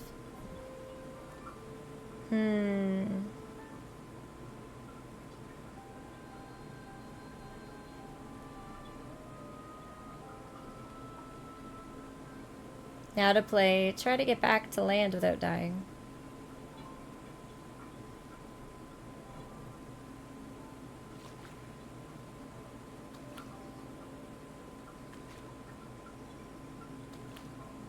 I don't think it's gonna happen. No. Oh! We did it! Cool beans.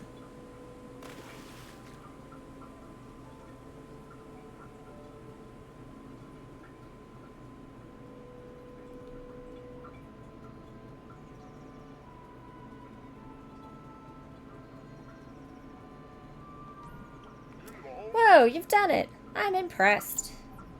The area is finally clear. You've truly earned this relic mask. It's a relic mask. Those grant passive powers to their wearer. I think up to 3 of them could fit neatly onto your backpack. Given your skills, it would be of much better use to you than me. Huzzah! Ooh, a silver chest. I don't think we had a silver chest last time. Call my mask. This mask infuses the wearer with a sense of tranquility, gradually restoring health over time. Ah, I can't do the angel voice because my voice is gone. But I tried. Ah, that's closer.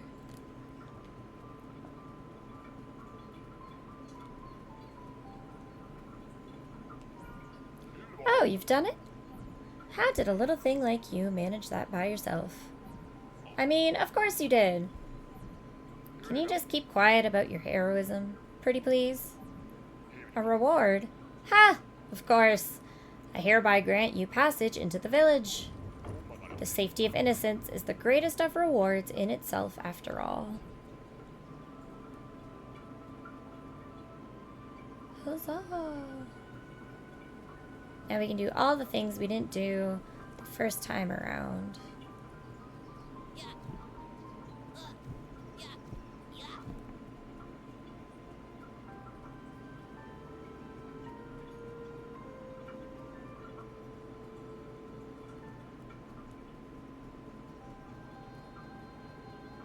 Like, go into this door.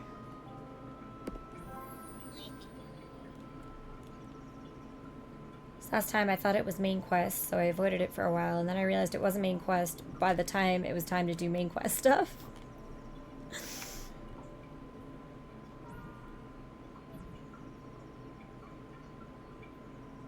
Where does it lead to?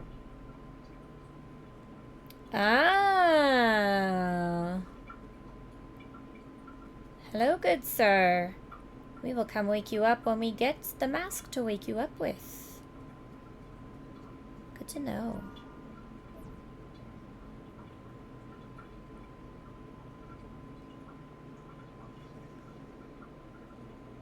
Ill the Dab God TTV, thank you for the follow. Otter! Hello, Otter. Good morning. Right? What time is it?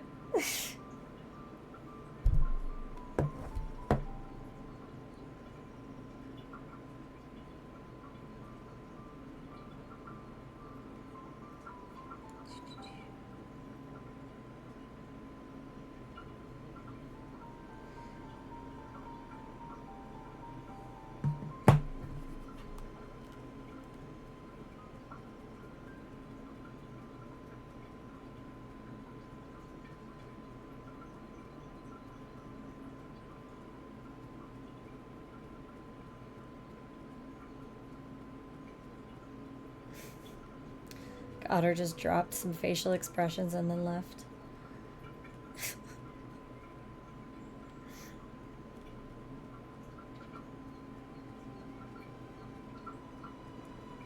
Yeah, we still don't have the thing to do this. There's a hot air balloon up there.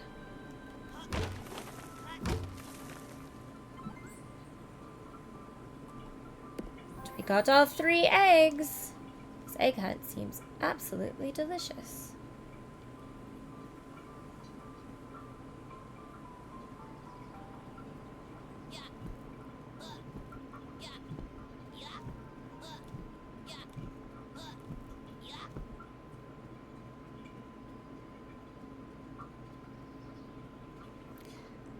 So loud, waking up, yell, no wako. Yes. Bow. Was night go stream? Yes. Well, apparently you're still half asleep, so I'll just ignore all that. Because none of what you said made any sense whatsoever.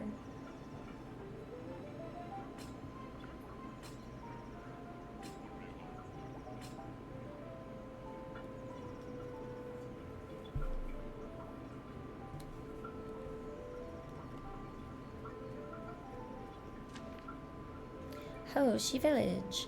Welcome to Hoshi Village, a lively little town where life is savored, much like our renowned Hoshi's.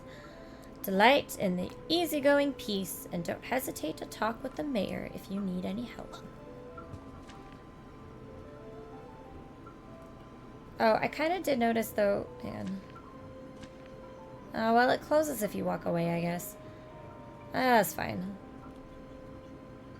Oh, we found a piggy. Hey, buddy.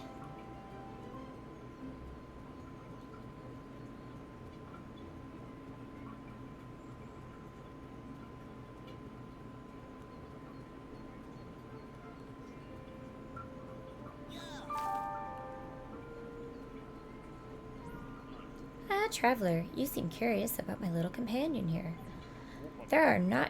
These are not your average animals. They're all round, fluffy, and absolutely endearing. We call them PUPO. However, they often escape, and I struggle to keep track of them. If you find any and carry all of 3 of these creatures back to the coop over here, it's supposed to be over there. I remember that. That was a thing that they wanted to fix. I'd be so thankful. And I might even give you a little something for the trouble.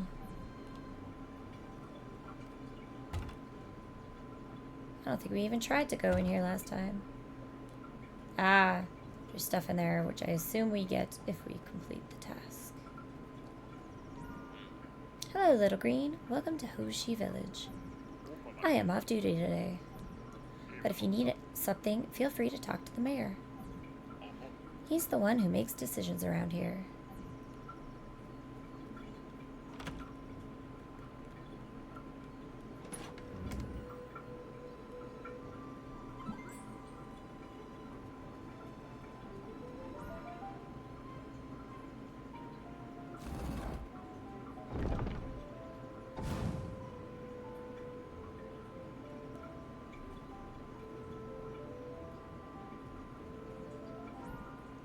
Back when I was younger, I saw someone emerge from the mysterious structure behind the Hoshi Forest's waterfall.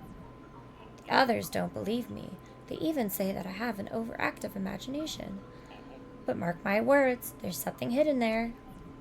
Oh, and if you're looking for the mayor, he's right up the hill there.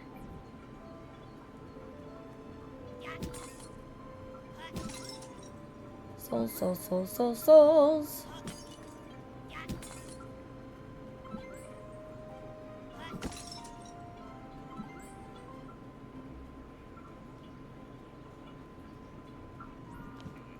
Stay out of trouble, traveler. I'm always alert. And don't let me catch you overindulging in Hochis under my watch. You got it.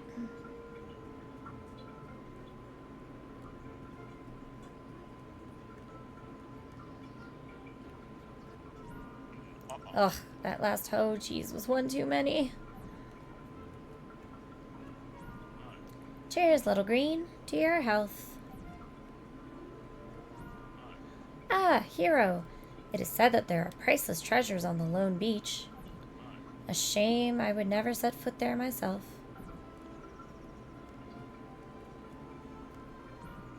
Hello, Little Green. Have you had a chance to explore our lovely village yet? It's such a peaceful place, but you know what I love even more than the tranquility? Eggs! Could you bring me 3 eggs? I promise a delicious reward in return. Agree.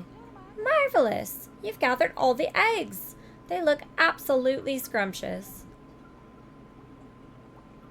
Here you go, ma'am.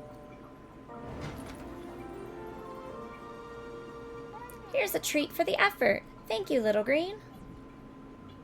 Thank you. Slice of hoe cheese. A delectable slice of the village's renowned hoe cheese. A shame that you're allergic to it. So what does that do?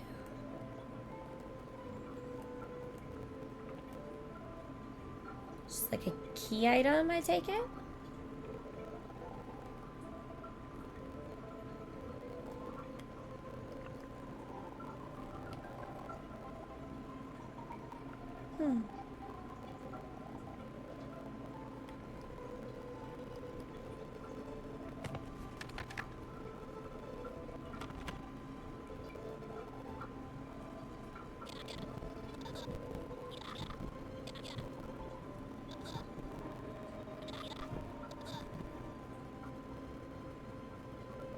Just let me we can go into this. Oh, there's a pig on the roof!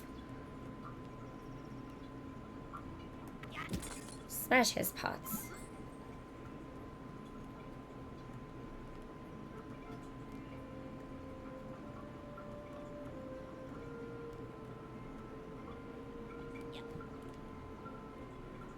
Come here, piggy.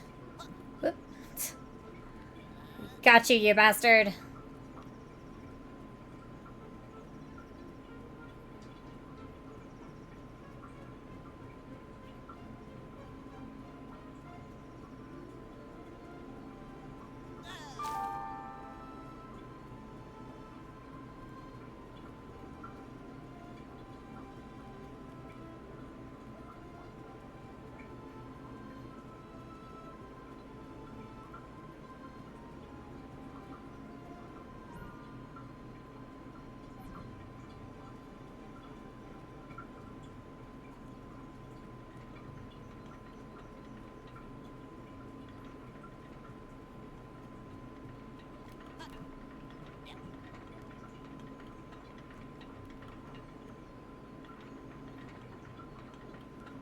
He looks so like dweeby. I love it.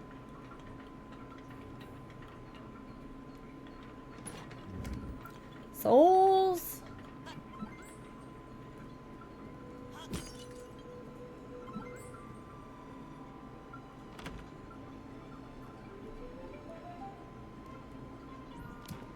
Hello, traveler. Ah, see this blue mask I'm working on? It's the mask of a legendary warrior clan. On the battlefields, they were feared by all. They vanished centuries ago, though. Legends tell of a hero with many powerful masks who might rival their martial prowess. One with many masks like you. Quite the coincidence, isn't it? But back to my task. This mask is proving quite a challenge to mend. I've been toying with the idea of using a bottle of glue instead of my usual tools. I know, seems unprofessional, but I'm running out of ideas. If you bring me a bottle of glue, I'll trade you. Let's see. Something useless I have around here. Ah! I'll trade it for this handy microphone. I don't know what it is. I tried using it as a hammer, but it just makes odd noises. So, will you help me out? I agree. Oh, you want to help? But you don't have the glue bottle. If you find one, bring it here, okay? And don't forget, I've got a microphone for you in return.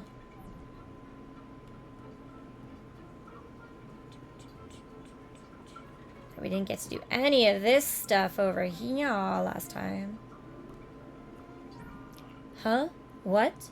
I'm overseeing the work, of course, making sure everything's in order and all that. After all, somebody needs to be slacking. I mean, making sure everything is done safely.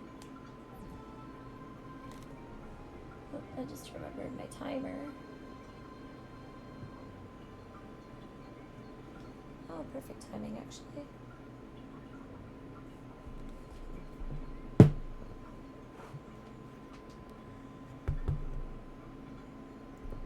Because once again, we are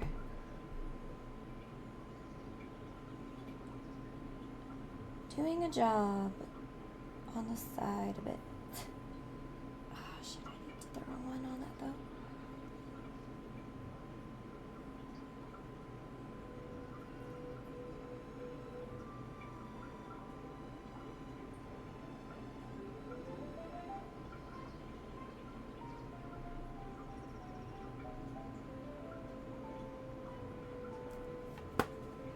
Cool beans.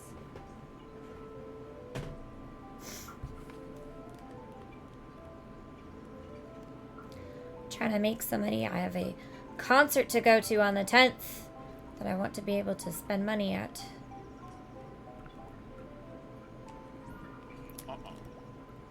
It is dripping! I don't think it's screwed in properly. Ugh, I'm trying to fix this engine. Nothing's working.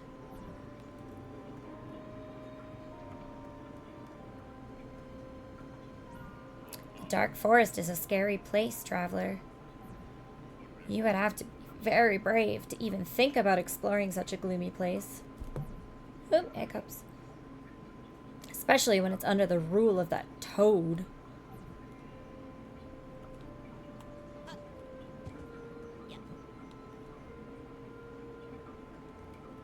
So where's the third piggy?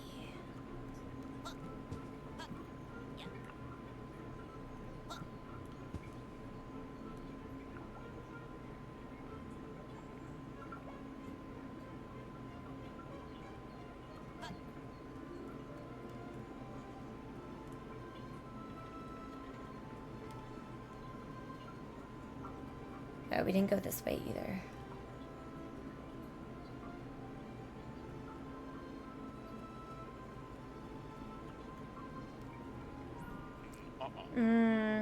Don't do anything stupid, hero.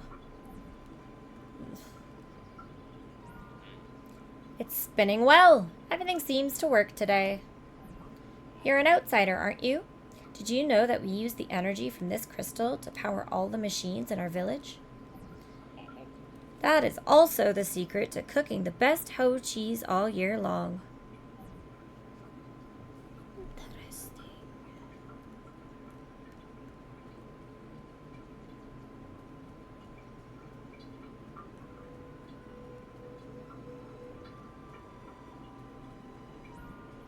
Ugh, I'm so frustrated.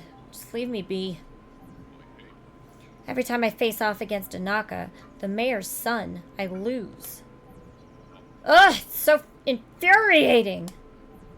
But hey, if you're looking to challenge him, he's training in the house right behind me.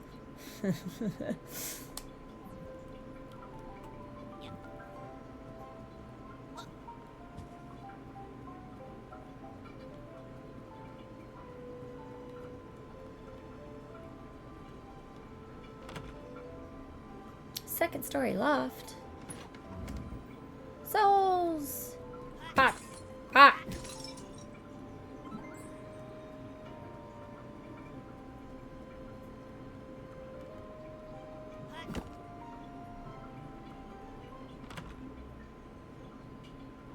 Ah!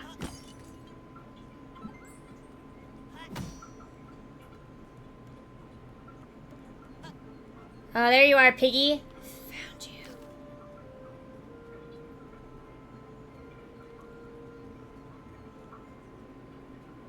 Can I run with these? No.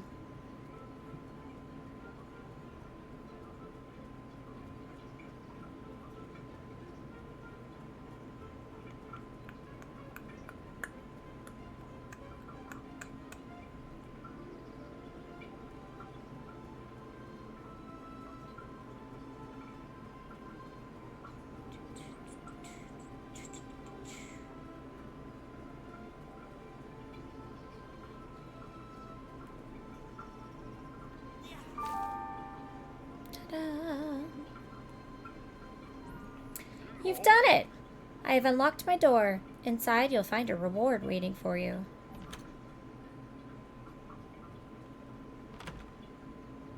Bats! Bats. Bats. Chest. Souls!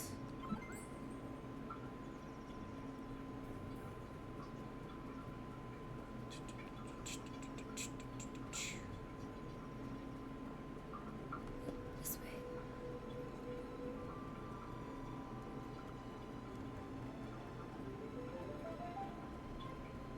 I need to talk to you.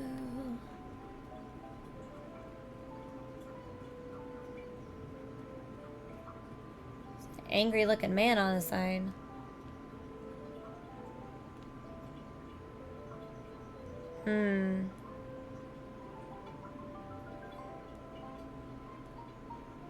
So you must get like a power where you can like shoot or something later.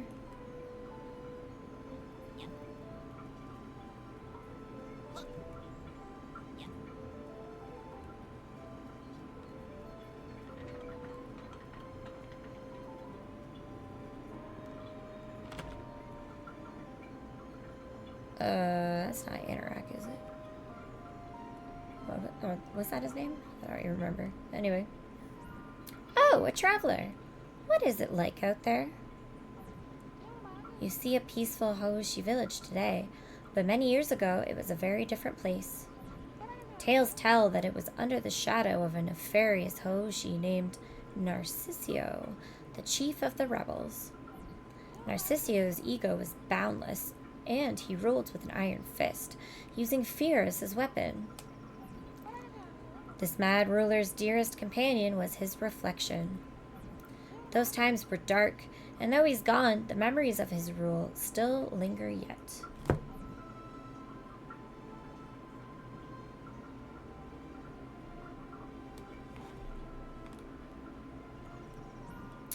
Did you visit our upstairs neighbor? I'd stay away from him if I were you. Rumor has it he still harbors admiration for Narcissio. Can you believe it? They say he supposedly longs for the day when that vain rebel ruled our village. Can you believe it? In times as peaceful as these, someone still yearns for the reign of fear. I can scarcely believe it. That must be why he's locked himself away. It's so he doesn't have to face anyone. Was he wearing the Narcissio mask? Like... It's hard to tell. He might be.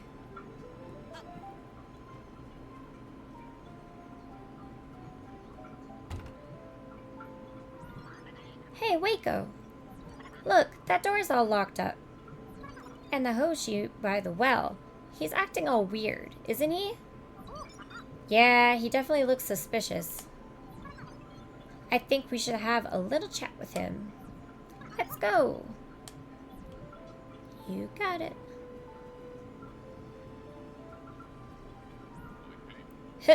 Yep, I've locked Anaka inside his house. He's trapped and won't be able to leave. He can't beat anyone if he's locked in his house. What? You want to free him? Why? Do you want to fight him? Huh, fine. I'll unlock his door, but only if you bring me 100 souls. Ugh. If I decline, will he reduce the price? Damn it! I was hopeful. Alright.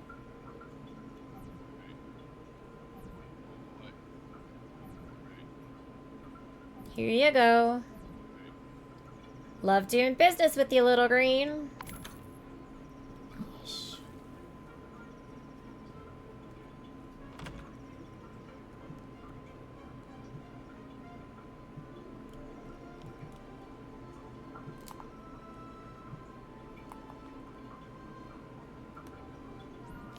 Ah, a visitor. I've been cooped up training in here for so long. What? Locked door? You do realize I could just open it from the inside, right? And I could have just climbed out the window, but training just seemed more productive. Well, how about sparring with me as a reward for freeing me? I'm sure I can teach you a thing or two. Great! Let's see what you've got.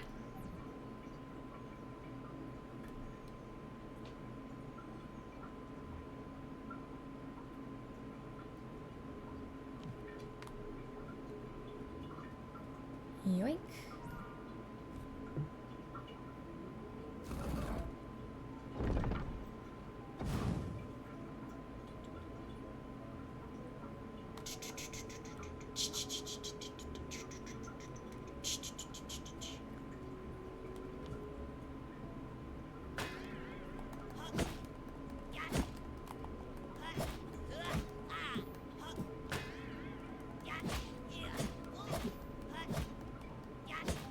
He's like literally just training dummies because their health isn't going down.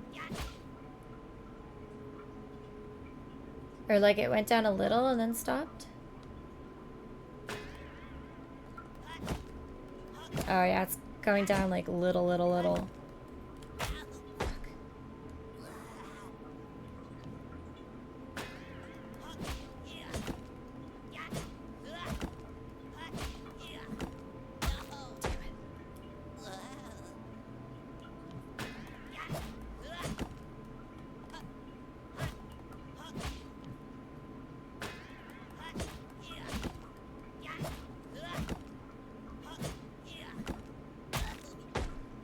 Gotta remember I don't have enough time to do that.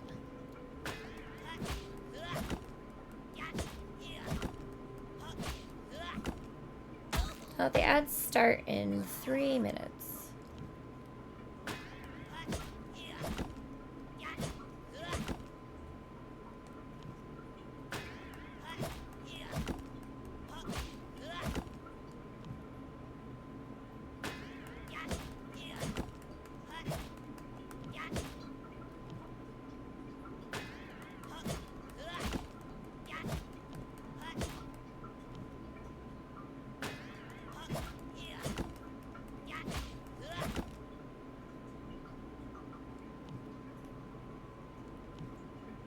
Stamina also regenerates slower when your shield is up.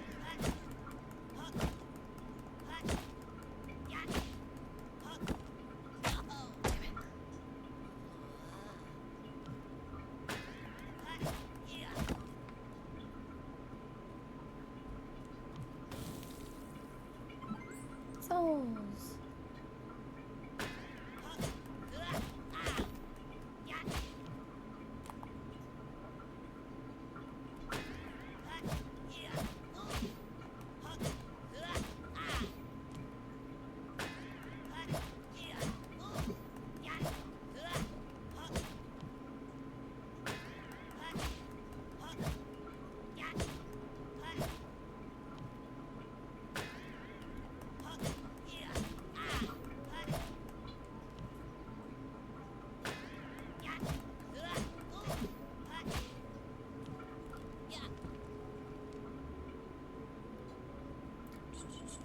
Fuck! Didn't think I was that close to him.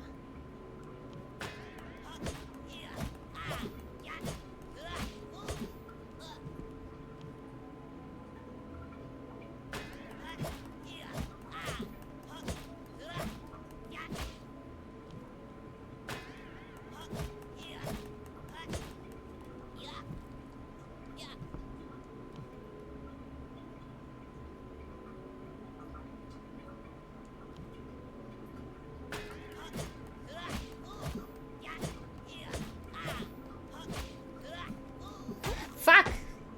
I'm so bad at timing. Also, an ad is starting in 25 seconds, apparently. Just trying to kill this time so that I'm not battling the dude, like the actual dude, during an ad break for y'all.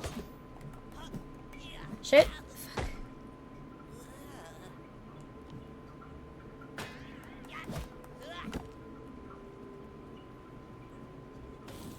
Ooh, both of those gave me 100 souls. That was nice.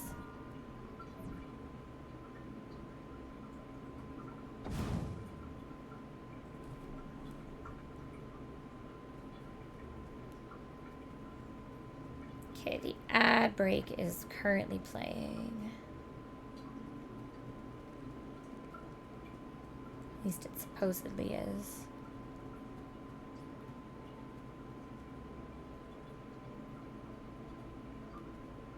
I tried to read that because it was so close to hiragana.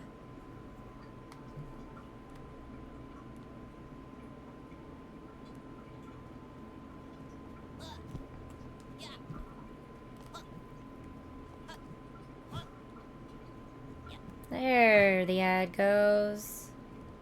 3 minutes. Alright, 3-minute ad break. So I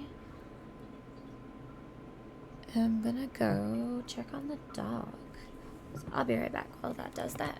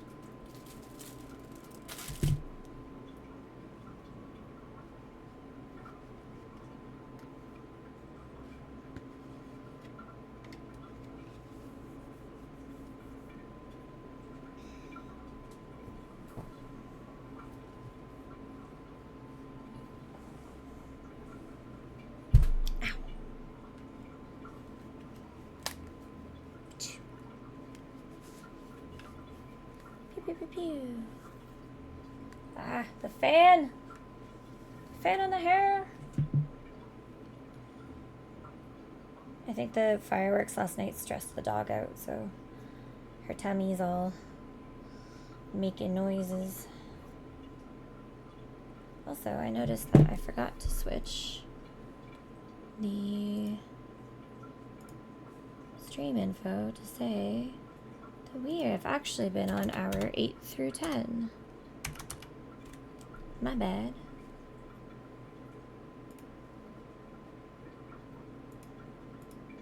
Actually, we're on hour 9 and change.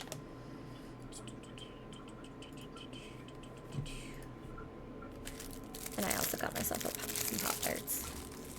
Because it's like breakfast time now.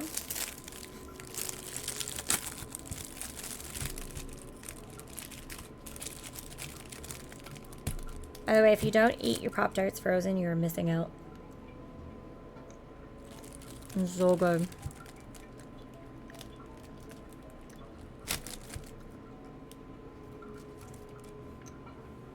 Mmm.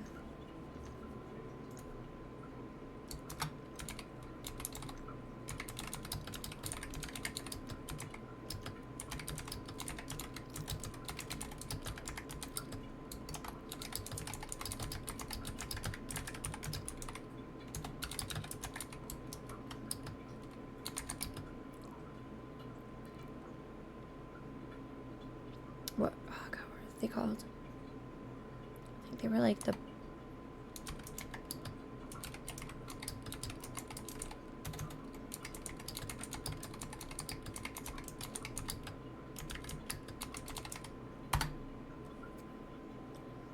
I believe it was the brown sugar ones.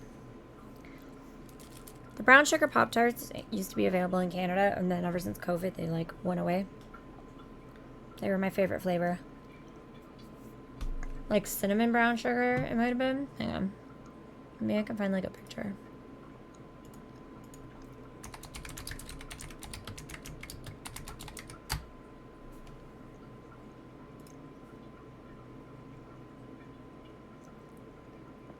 Oh, brown sugar cinnamon.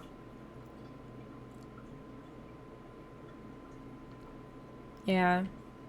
That was the best flavor. Can't get them in Canada. Or if you can, I haven't been able to find them anymore. Unfortunately. Anyway.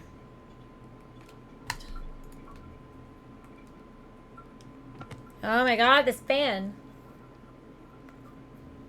Can't even turn it off because it's too hot. But it's annoying as hell. Okay. Let's try this, shall we?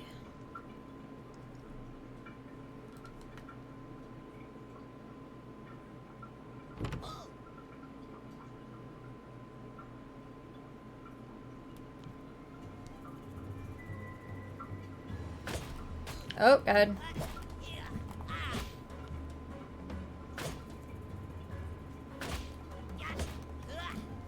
He doesn't really stun like the others do when they hit my shield.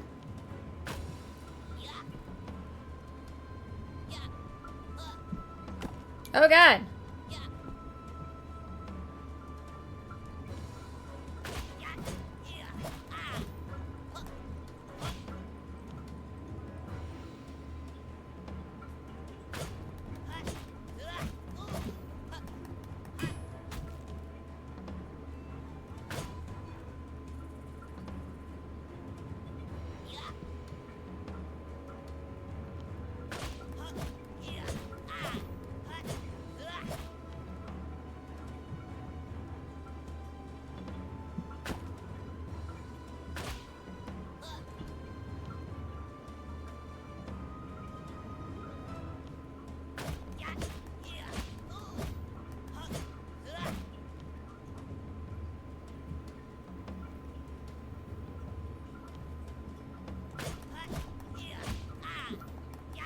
Damn it.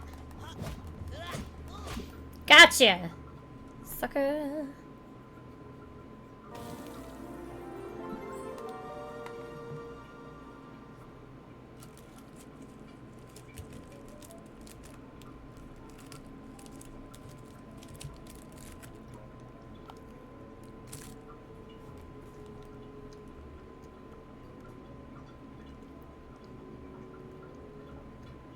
PUPO.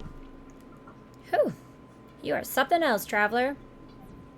That was a fierce battle, I must admit. I've never faced an opponent quite like you. You nearly killed me there. You know what? I'll give you this relic mask for such fierce fighting. Here, inside this chest is a relic mask. I'm certain it will serve someone like you well. That looks like there might be 2 spaces between chest and is. There should also be some kind of punctuation after relic mask. Either a period to make them 2 sentences or like another comma.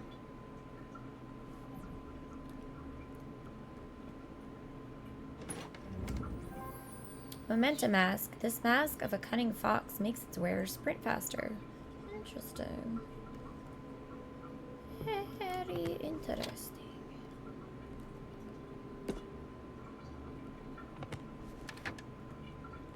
Oh, we're so speedy.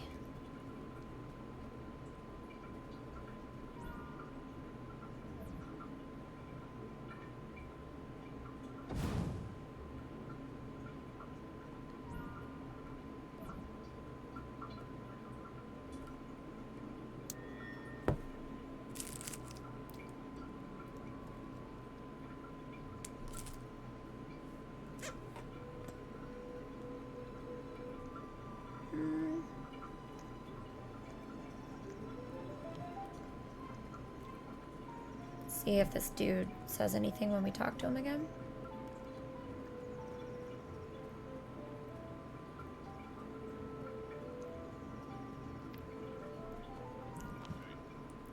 Ha! With all these souls, I can purchase new masks and finally wipe that smug expression off of Anaka's face. Well, apparently not.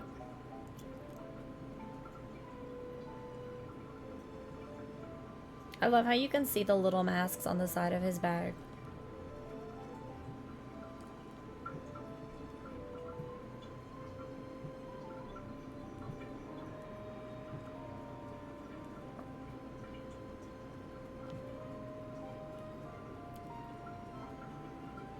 Okay, I think that's about as much as we can do now.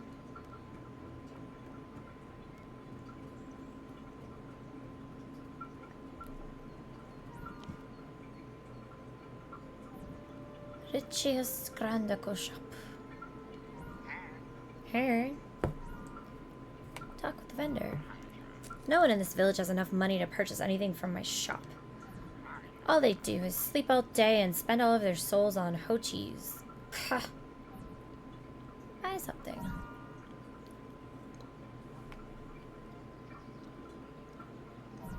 Oh, this relic mask is fabulous, just like me. While wearing it, you have a chance to earn more souls. Buy it. Ah, yeah. This mask once belonged to a shrewd merchant. Wearing it increases the amount of soul earned slightly. I mean, we can afford the other ones, right?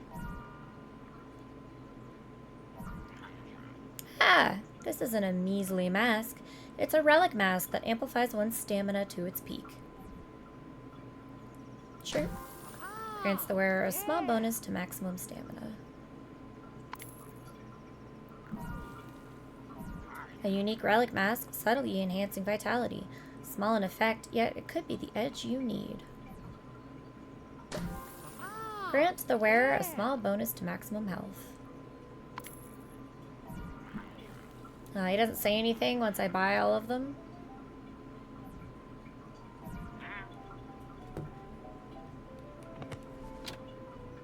Okay, what did these masks do again? Sprint faster.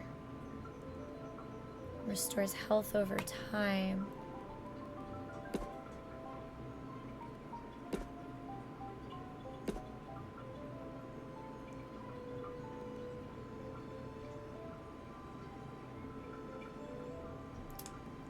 We'll keep wearing sprint faster until we get like back into combat, and then we'll switch these.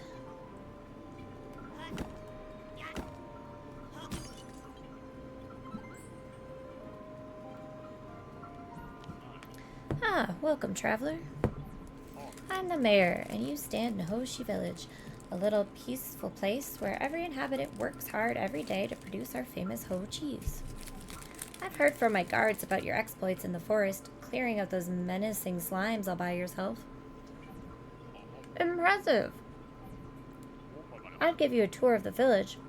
However, there's a pressing matter I hope you can help with. You see, despite my warnings, a villager went to the beach and has yet to return. Given your bravery, would you be willing to go there and look for him? I don't dare be sending the guards there. It's too dangerous. I don't remember if you were paying attention the last time I pointed that out, but it should be I don't dare be sending, not I don't dare sending. But you seem strong enough to face the perils of that place. I agree. Splendid. Hero, your courage will not go unrewarded.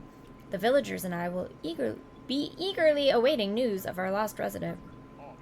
Wait, I will unlock the door that goes to the lone beach.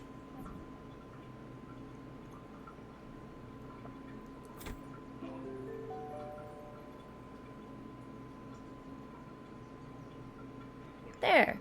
The door to the beach is now open. Thank you, but be careful. It's a dangerous place.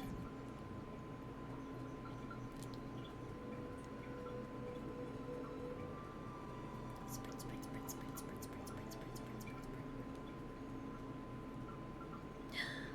sprint, sprint, sprint, sprint, sprint, sprint, sprint.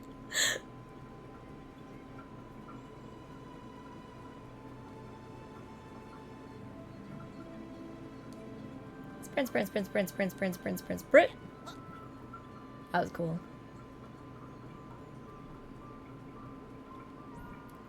What? The mayor is letting you pass. He either loves you or doesn't care if you get hurt. Either way, I'd watch my back if I were you. Duly noted.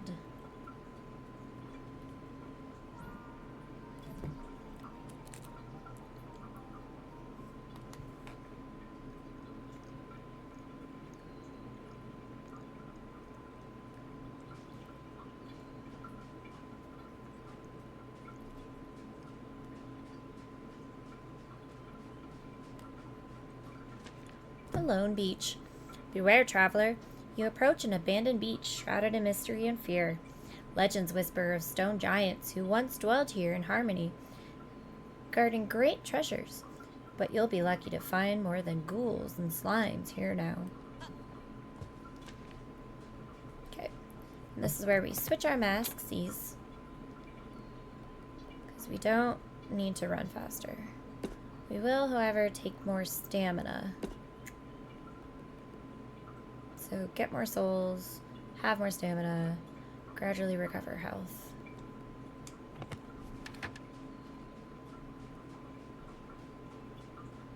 Whoop.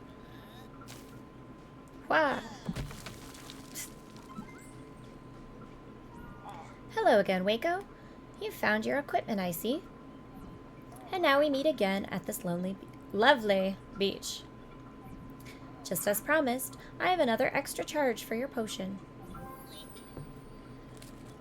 Potion of Restoration.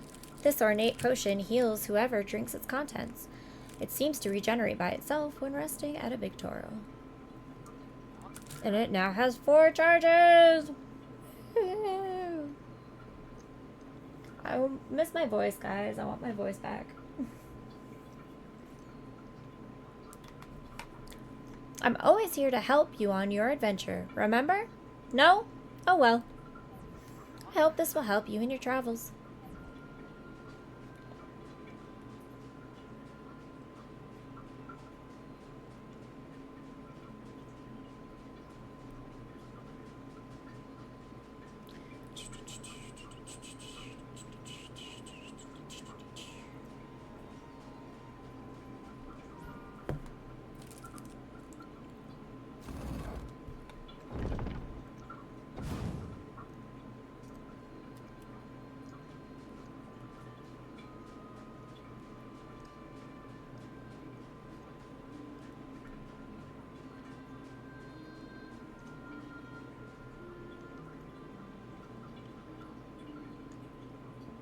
Lone Beach.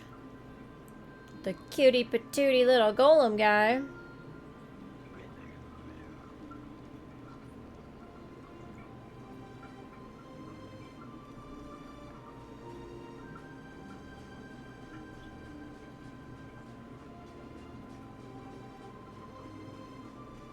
I think I might have missed a glowing rock last time. I honestly don't remember properly, so. Ooh, didn't find this last time. Souls!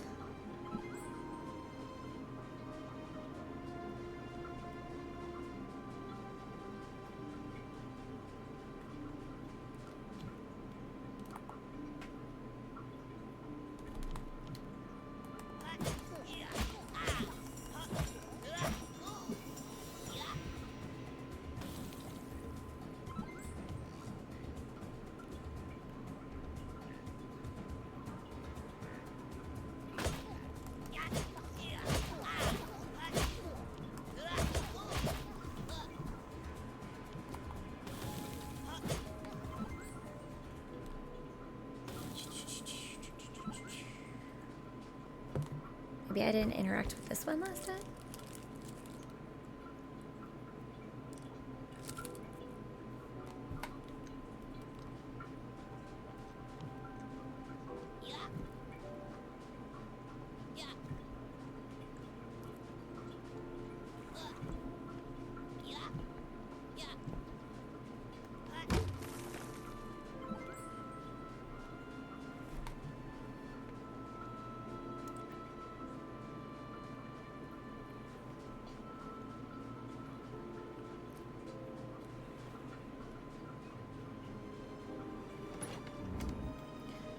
Souls!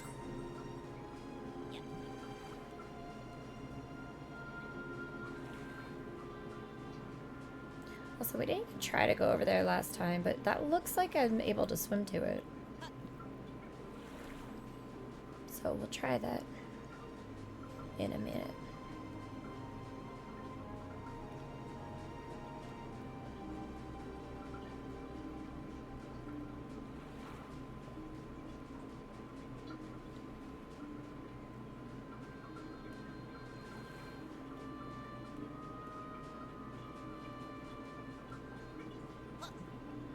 I was saying this to the developer, but this music reminds me so much of Elder Scrolls music. Like, in such a good way that it's not even funny. It's amazing.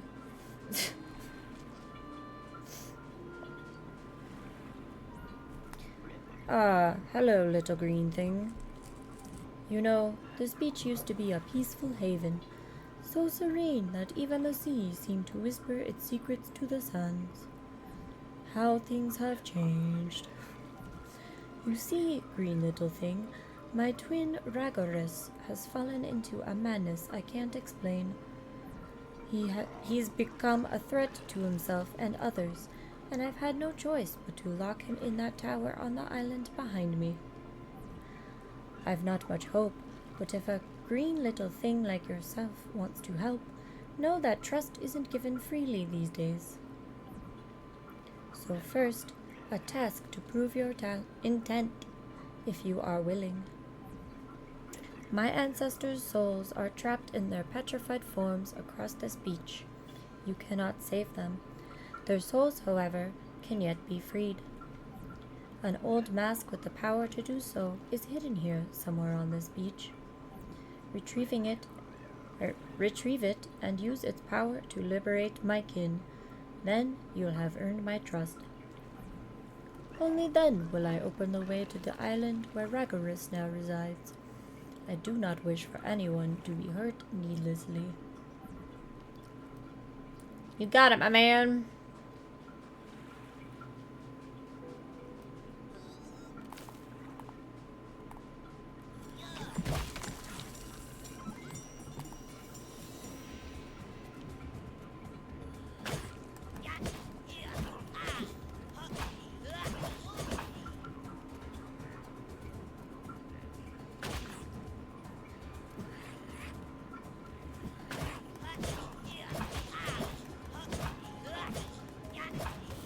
Hi! Ah, damn it.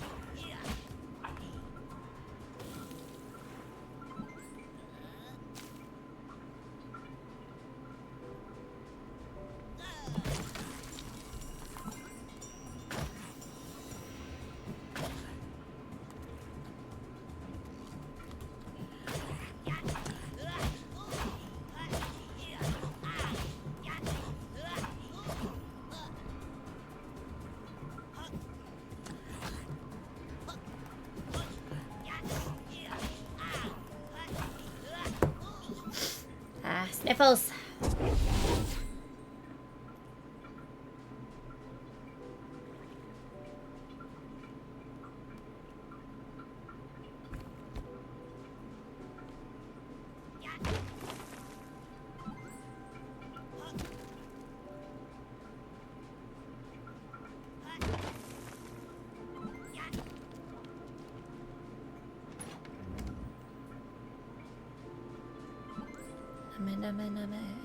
I got sauce in my tummy. Name.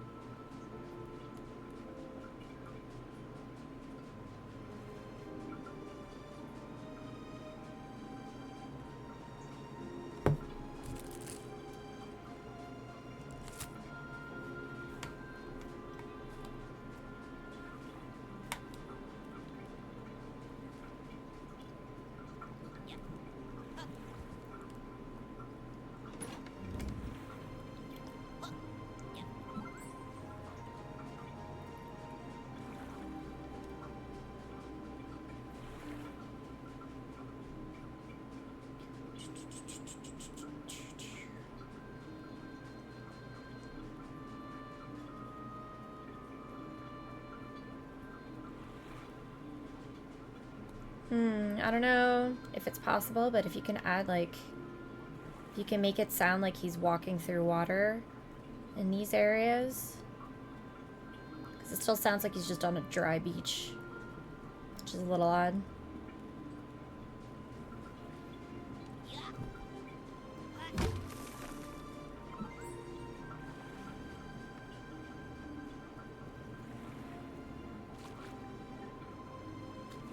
Do you have the stamina to reach this?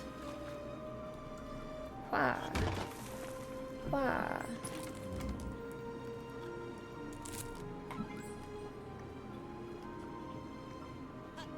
So many souls.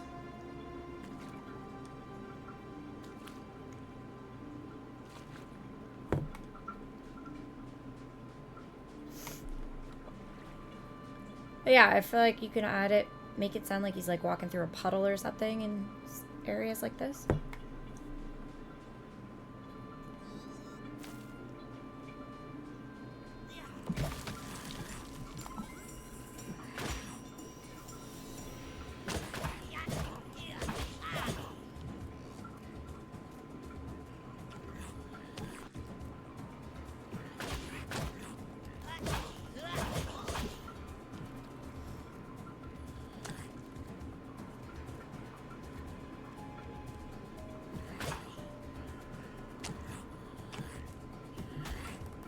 Shit.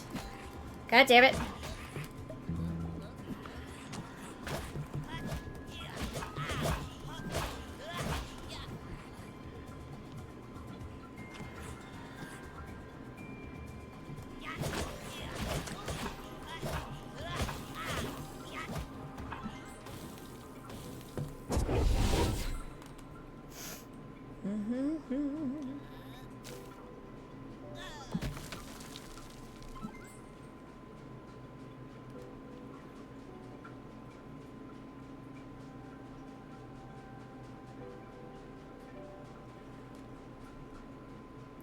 Eyes are starting to dry out. I'm gonna have to switch to my glasses on the next break.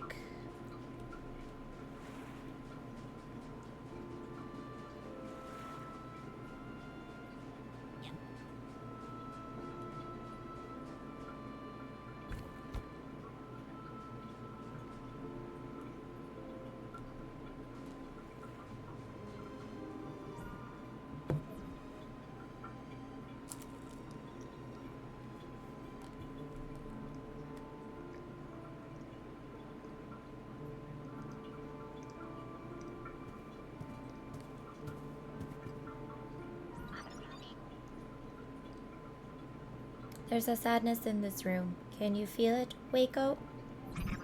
I'd cry, but I can't risk risking my armor. The relic mask, the one Serenus, the golem told us about, it must be here. Let's go, Waco.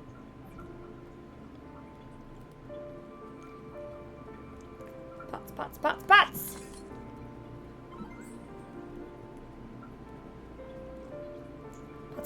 Butts.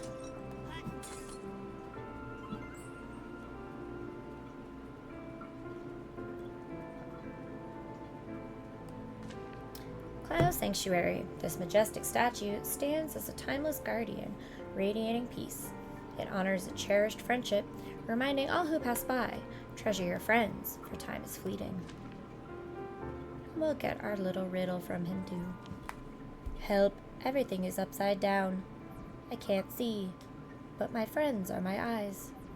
Don't forget that everything is always in the eyes. So we're gonna match these to the way the eyes are looking.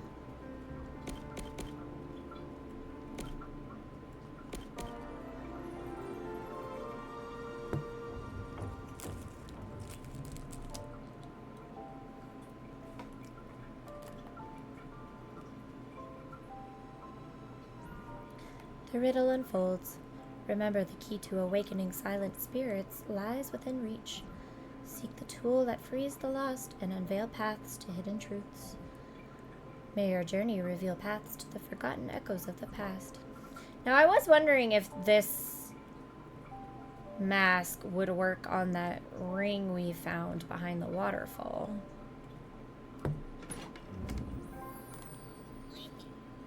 Grants the wearer the ability to free the souls of petrified golems. It also improves the wearer's health slightly. So we have to equip those. So we'll replace Calm Mind with it.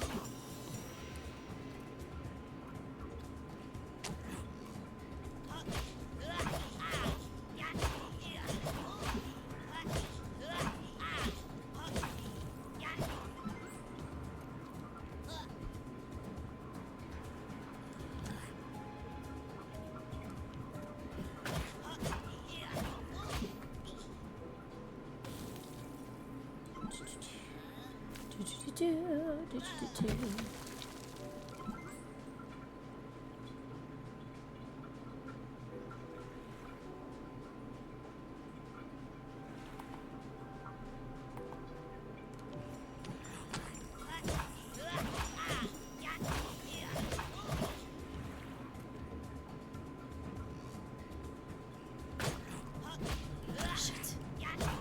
Should have waited for the other dude to jump.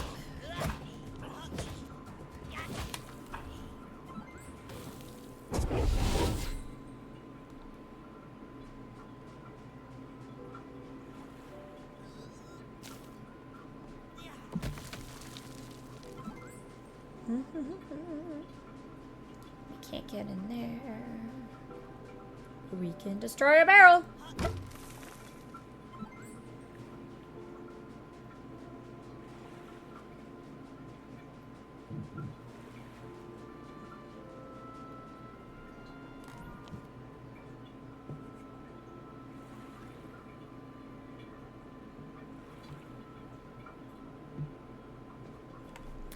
A whisper of freedom stirs my soul. Has the silence finally been broken? Interact. The corporeal remaining of a liberal soul of a golem. Liberated soul of a golem. The corporeal remaining of a liberated soul of a golem. I don't know why I have such trouble reading that particular sentence. Being petrified for centuries. Yeah. Ah, gratitude fills my being. Thank you, traveler. Now pardon me as I savor this newfound stillness. Being free is a wearying affair.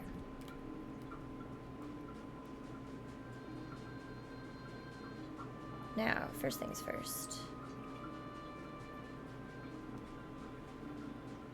We shall see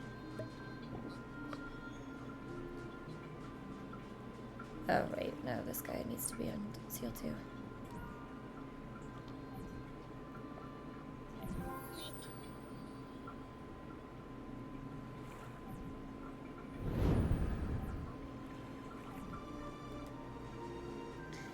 Did we do enough?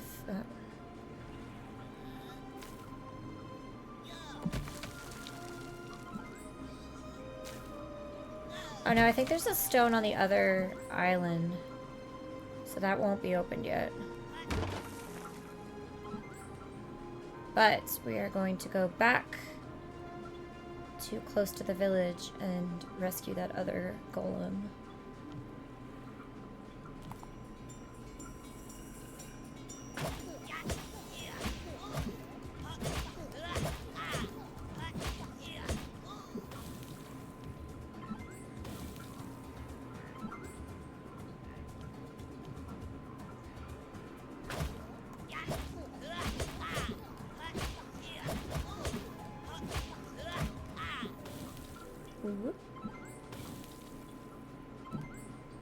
In fact, we're going to replace our stamina mask with the running one again.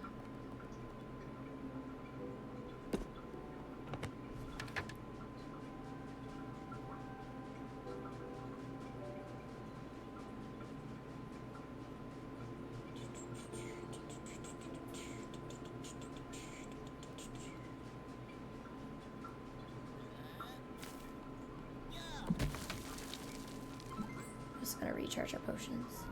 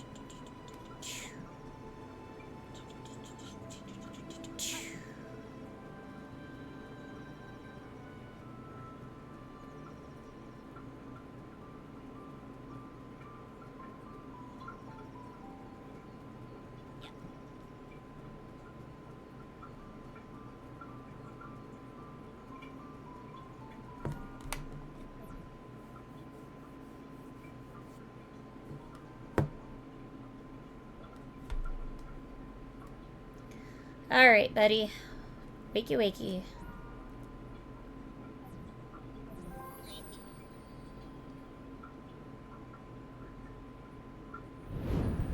Ah, gratitude fills my being. Thank you, traveler. Now pardon me as I savor this newfound stillness. Being free is a wearing affair. Alright, so like they don't give you anything themselves. It's the other dude that gives you stuff for finding them. Gotcha. The only other idea I've had is if we can use that mask on the rings behind the waterfall.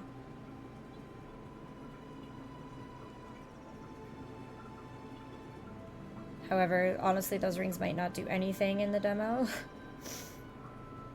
But we're gonna find out.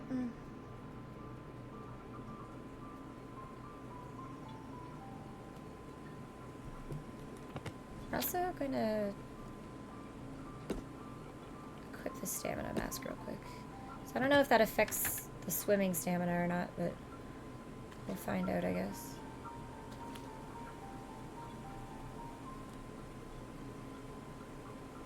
Okay, let's go.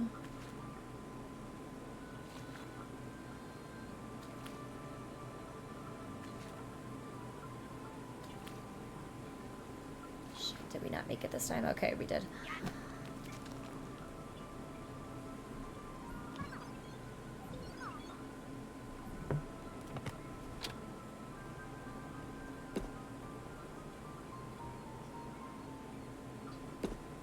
See if this does anything. No. Damn.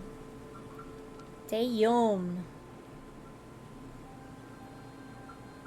That used to be a save point. Gotcha. Alright, well, we tried.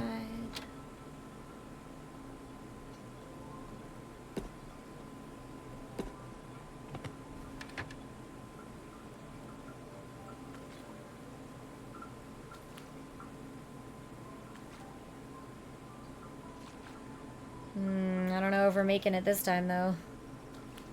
Oh my god. That was pure luck.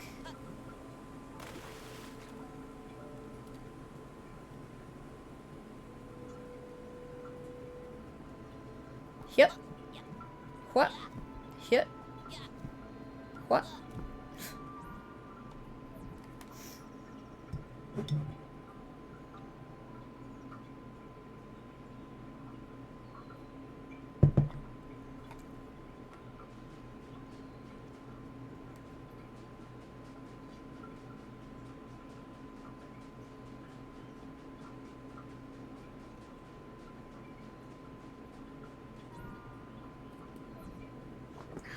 My eyes are so dry. Need to switch to my glasses.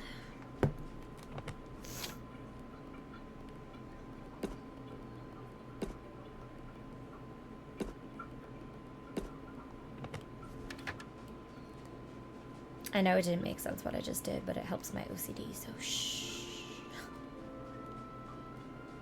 Shh. No comment.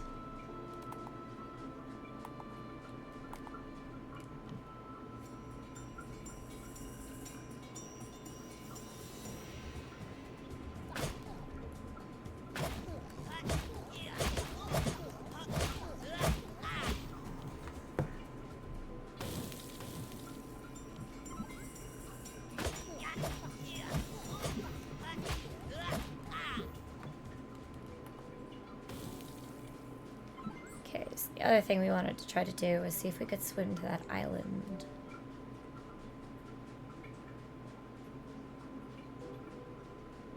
Because it looks like it's close enough.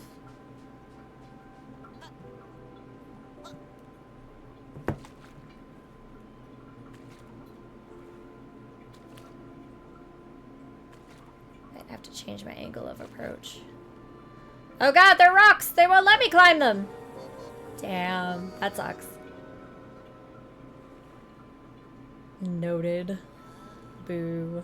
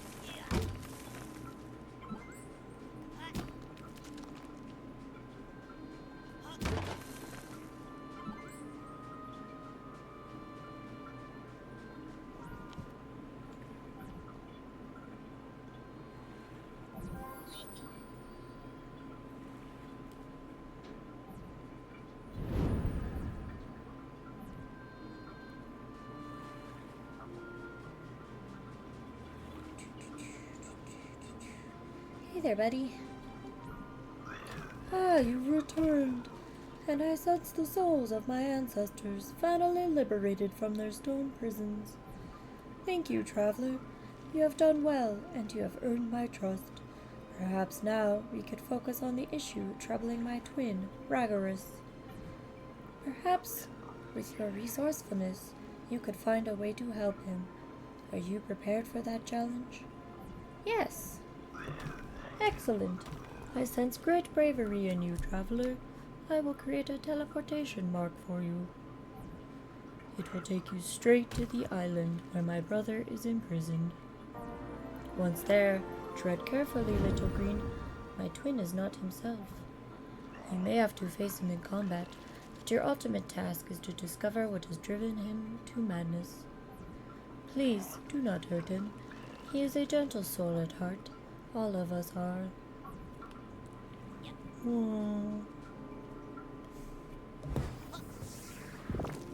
Let's go. Pretty sure there's one more stone here.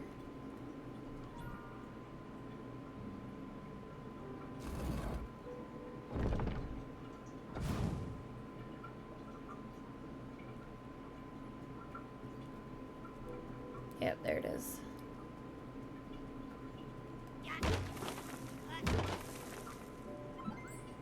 And now hopefully... There we go. Although that looks like it just gives me souls, but we'll try. We'll see.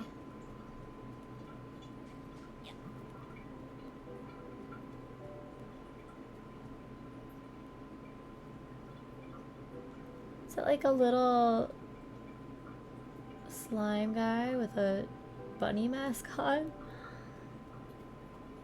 I'm so curious. I'm so curious.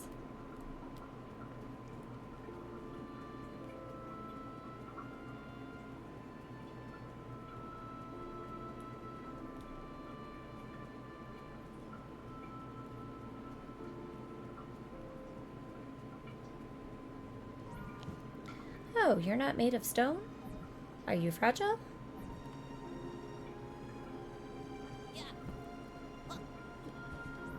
You look different. Where are your rocks? Hello, Softstone. You must be the one Uncle Serenus sent to help Uncle Ragorus. But Ragorus isn't the only one who needs help. Many of our golem friends are petrified and scattered across different lands. If Serenus trusts you, then so do I. You've already saved some of our ancestors by the beach. Your quest to save the remaining golems around the world is of great importance. Also, it's like a couple lines back, but you were missing punctuation on the end of the sentence. You have freed a total of 4. There are a total of 7 that need saving. If you succeed, I promise to give you the treasured heirloom of our golem family. I'm sure Uncle Serenus wouldn't mind. Okay, so there's 7 total. Last time I thought there were 7 left. There are 7 total.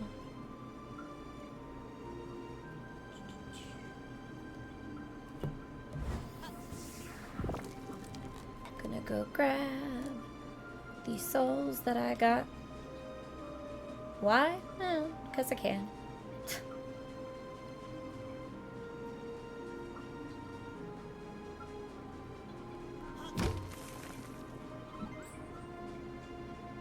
Because I can and because I didn't last time. Whoa, there's a lot of them. Alright. Go do the boss battle. Finish demo playthrough number 2. The complete version where we talked to everybody and did everything that we could.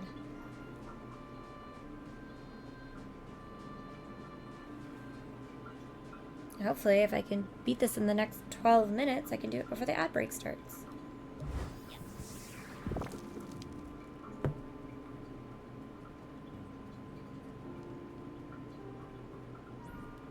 You feel a monstrous presence behind this door. Do you want to enter?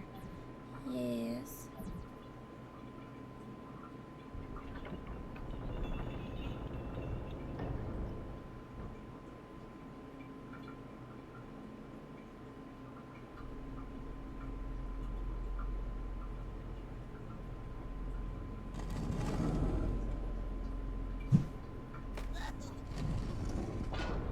Poor Waco. I was getting thrown around. Okie dokie.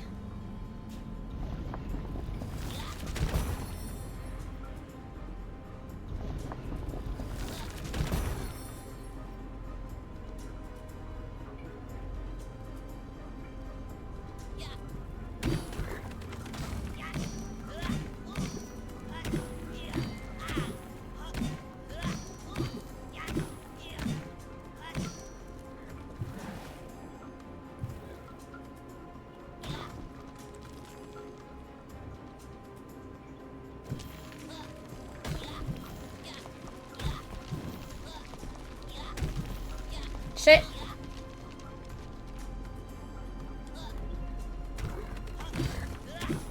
Kept dodging the wrong way.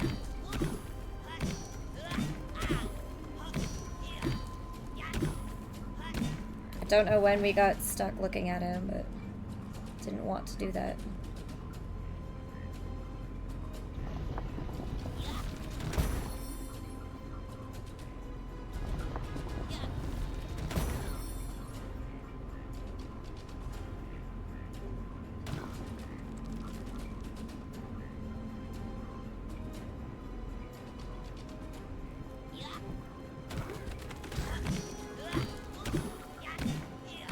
Finish him off!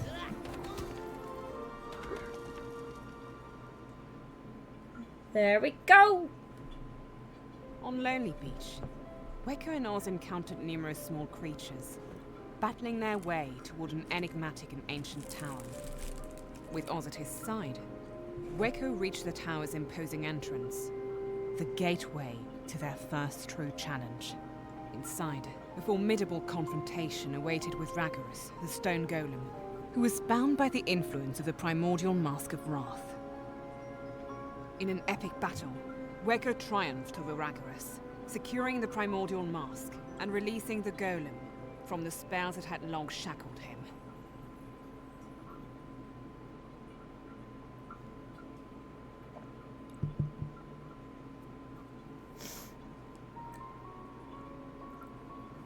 Alright, cool.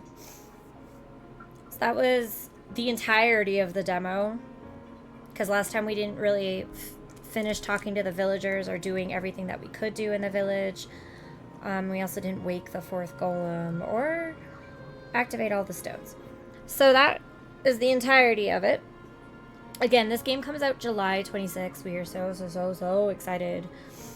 We featured it on our dev weekend, so if you want to see the questions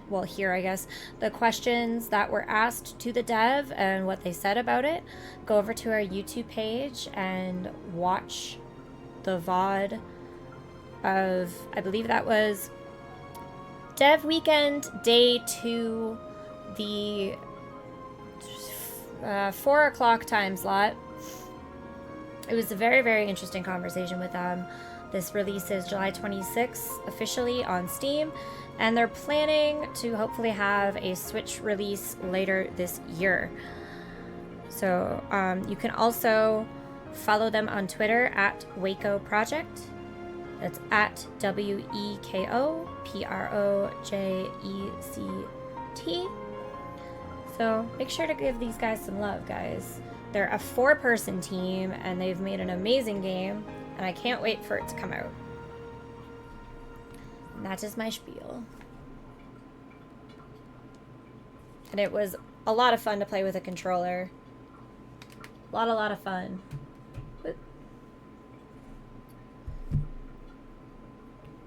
Whoop. Note the time on this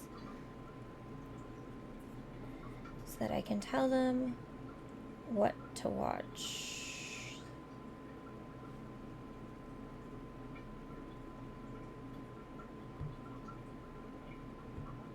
Can I just...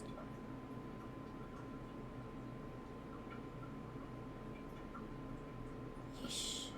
This map sucks.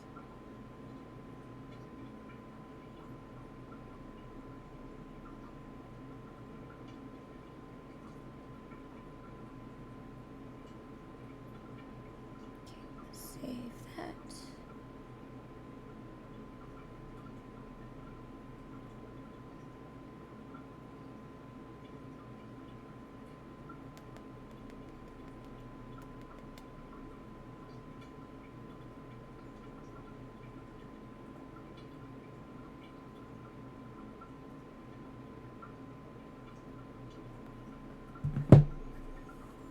I must send a message to the devs.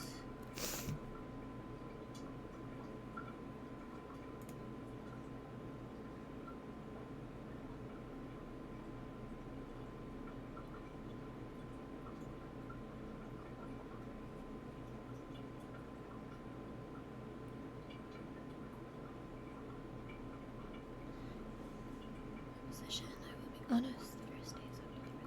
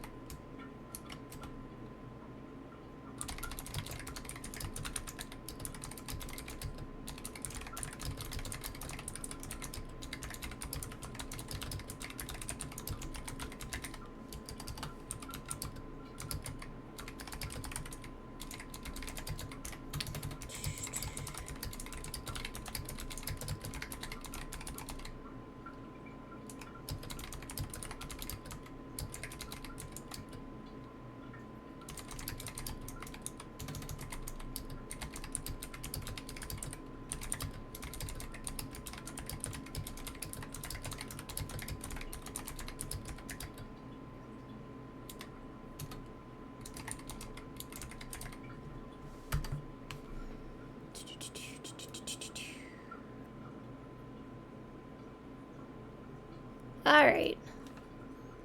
Now the question is, ow. Oh God, I hit my medical device. That hurt.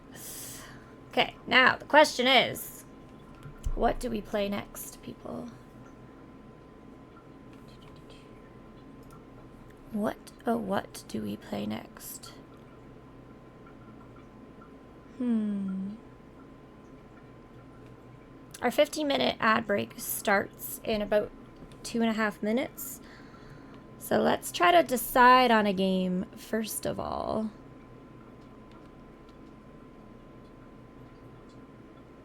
We can play some Zero Orders Tactics.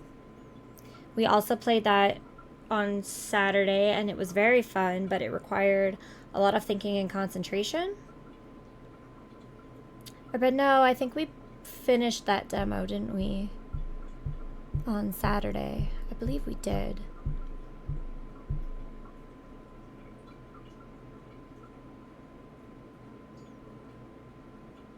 I mean, we can play through more Threnody. Like some more Deluge Threnody. So that the next time we play Deluge Sermon for the Dead, we know what's going on because we have the actual backstory. Might do that. That's easy. I can just read it. I won't have to do the voices because it's not dev weekend and I won't feel the need to do them.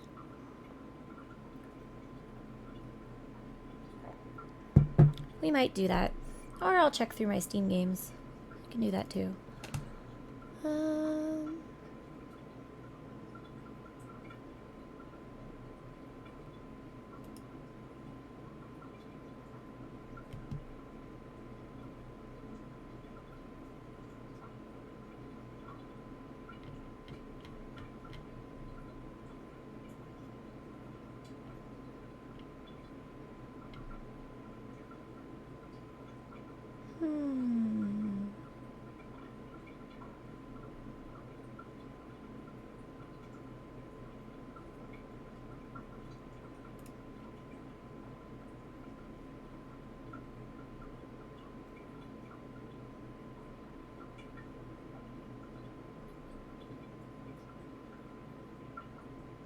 I can also play Arcade Spirits, actually. Oh, this isn't the game that I was thinking of.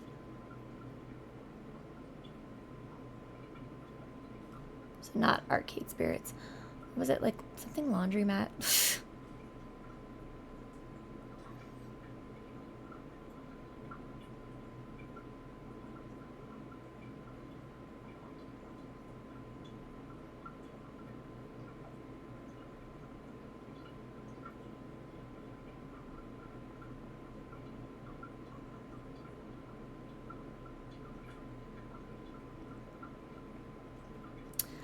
The ads are starting soon. Or wait, wasn't it? Is it Arcade Paradise? It's Arcade Paradise. Let's install Arcade Paradise.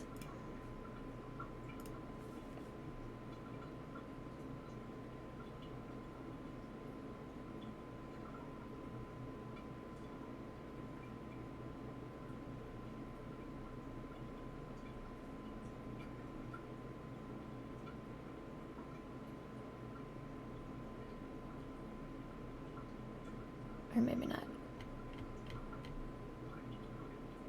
We'll figure shit out. Anyway, the point being, the ads are starting, so, and it's been 10 hours, so we're gonna take our 15-minute.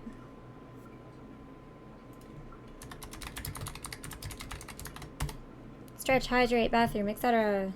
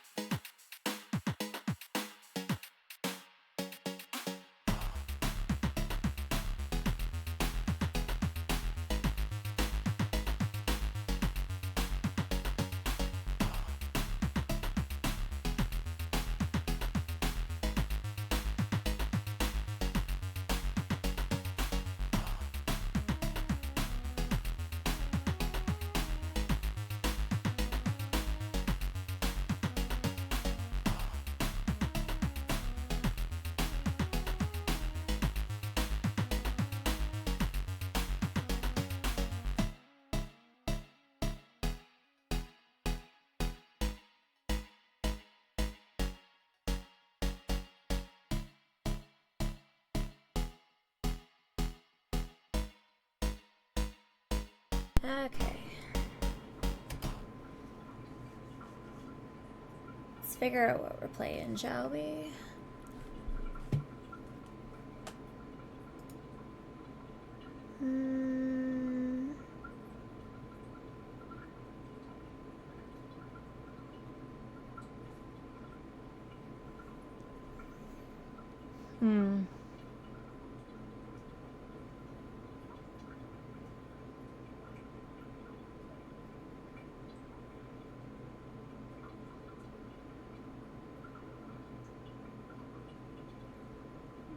I don't know.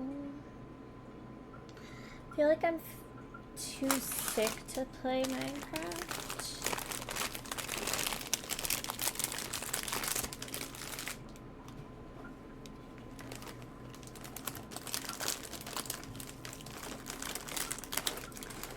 At the moment.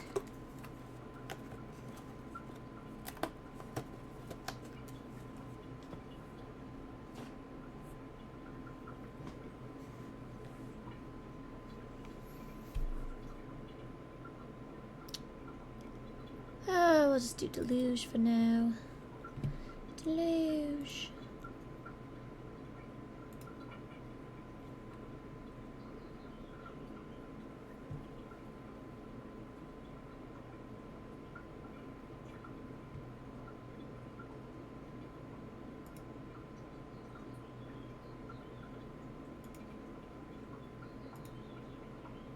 Okay, so we will work our way through this. Kind of try to understand the story a bit more. Especially since we're playing the sequel on our dev weekends lately.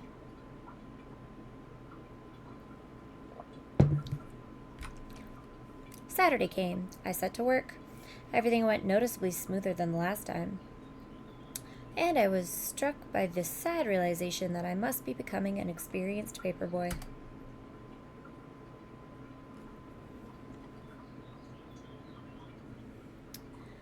When my workday ended, I returned home for a shower and a change of clothes, after which I briefly spoke with my dad.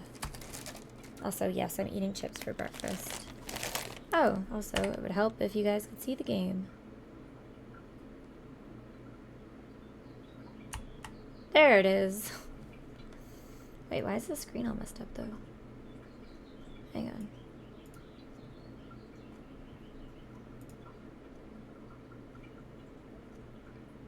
Screen's like super messed up. What happened there?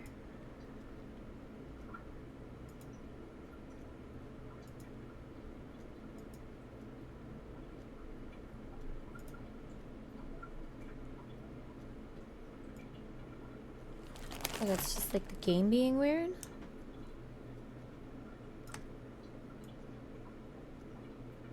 Super weird.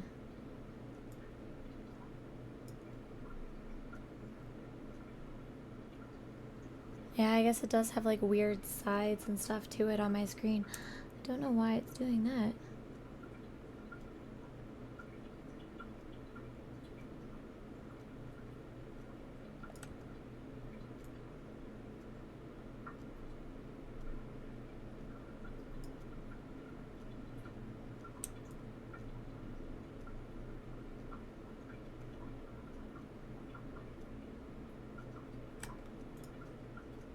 Yep, sure.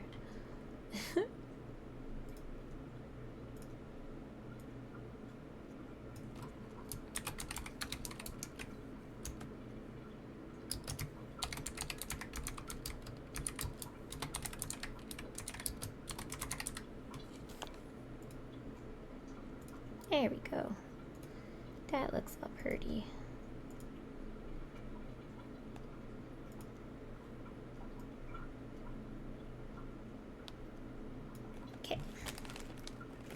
I brought up how he hadn't been home much lately, but he told me not to exaggerate, that it was actually I who was away all the time. Though I doubted that was the case, I sensed there was little point in arguing.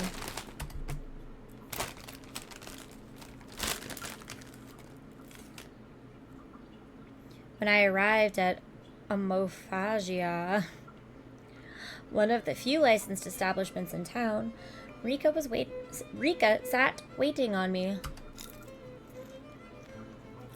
Are you hungry? We should order some side dishes. The fresh anchovies here are excellent. I nodded in agreement. As I settled in, Rika sat staring at me, beaming in playful anticipation. She let out a restrained cough.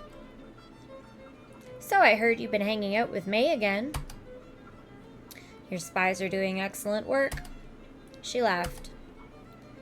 Oh no, it's not like that this time. May told me herself. In fact, she hasn't stopped talking about you since last Tuesday. Your misadventures among the megaliths and such. Gently, she had begun brushing her fingers through her onyx hair, and the subtle, repetitive motions exuded a soothing calm, as though she were comforting a frightened creature.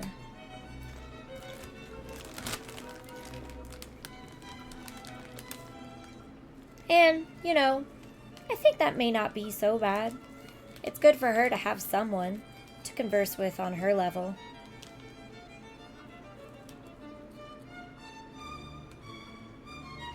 It's good for her to have someone to converse with on her level. I don't know if that comma should be there. What do you mean with on her level? She giggled. Oh, don't take it the wrong way. It's just that May's always been a bit of a loner.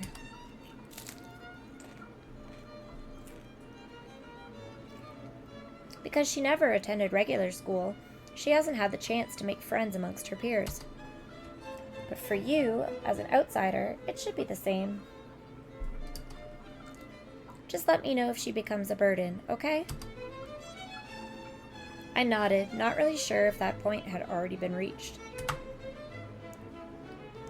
But tell me, how did your work go? How did your workday go? No big headline this week? I tried to feign offense at her statement. How dare you say such a thing? Didn't you read our exclusive report on the idiosyncratic migration patterns of the hairy hawker dragonfly? I will. She turned her attention towards the laminated menu card, her bottom lip pouting in disinterest. The restaurant wasn't anything fancy, Italian in name only. Don't think that headline will cause any trouble this time. She looked up at me. And that's good. We don't want trouble down here. That girl, Ina, she really attracts trouble, you know? I feel like she seeks it out at times. We have a gentleman in town who caused an embarrassment last year. Ina, of course, wrote all about it. She flapped her hand rapidly as if shaking off a disgusting substance. Nika. No.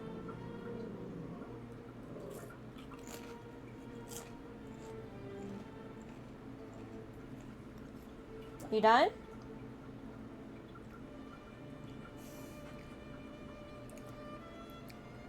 To think he considers himself nobility.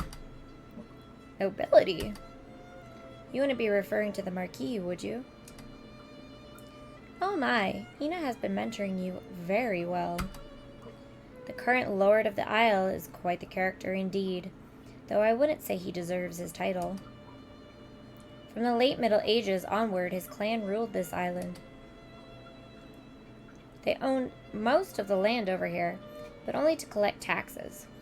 They lived on the mainland, on a large estate near the Hague, and to finance their lavish lifestyle among the nation's elite, they leached on the poor fishers and clergymen of Abbott. But the lords never contributed anything of substance. She smiled. You can imagine how distraught they were when the decision fell to evacuate in 1857. With the fishers leaving Abbott, there was no source of income left. The waitress came to bring us our side dishes. To stay out of poverty, the clan sold about half the island to the Church of Abbott, whose members would remain on the island. Their glory days were indisputably over. They had to live frugally in their castle, which began to crumble from neglect. Things changed, though, after the reclamation. home.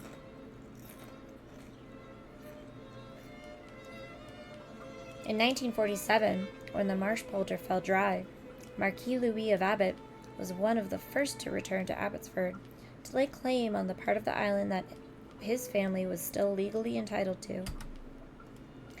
Louis played an important role in developing Abbotsford in the 20th century. It was in his interest that the housing prices rose, so that his family could collect rent again. He turned Abbotsford into a major agrarian hub, inviting farmers from all over the Low Countries to move here. He had a little boy with him at the time, young Leopold, a spoiled brat even at that age. She paused for a second to move the plate of fish in my direction. I could imagine the native population wasn't too happy with that. They weren't. Initially, there was lots of strife. As more and more farmers arrived, the newcomers began to outnumber the original islanders. Now, politically, AIR has always maintained complete control of the town council. The islanders feared that the farmers would form their own political movement that would be able to seize power. So how did that work out? Well, it wasn't all bad. Since the evacuation, the church was the second largest landowner on the isle.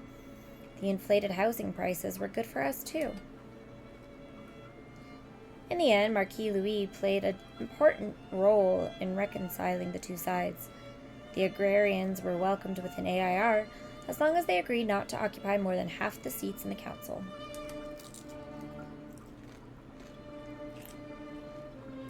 This meant the church would retain control of the state of affairs of the island, while the newcomers still felt represented. So is that how the two factions within the town council arose? AIR doesn't have factions. All politicians operate in the best interest of the community. She winked. Except for Leopold, of course. He's a blemish on our town. I wouldn't mind you writing another article on him. Let me know if you need more information. I was beginning to realize that her loose tongue didn't necessarily stem from the wine or the amicable atmosphere. It was as though the information she was disclosing was being carefully measured out.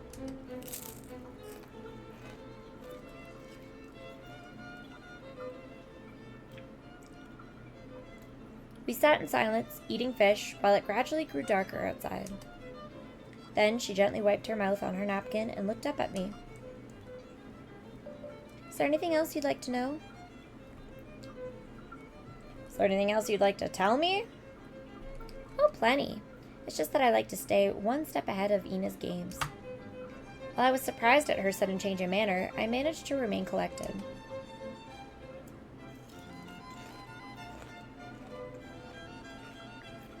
It's getting very late. I have to be in church tomorrow by 9 a.m. She smiled a faraway smile. Can you imagine what it's like? A reclamation like that? Can you imagine how it would feel? You've been living your whole life on a secluded island, and then suddenly you witness the waters drop around you until all that's left is an endless wasteland of stinking marshes.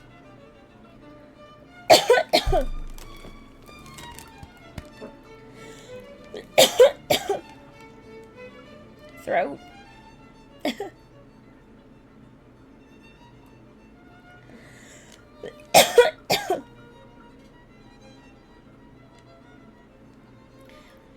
The people here had spent their lives in the midst of a majestic sea, but a period of less than a year, all that was reduced to a swamp strewn with decaying fish corpses. I stared at her in silence. There have always been higher powers that decide over the people of Abbott, be it the lords, the national government, the presbytery of churches. But through their inhumane treatment of the islanders, they have sown the vine from which grapes of wrath would grow.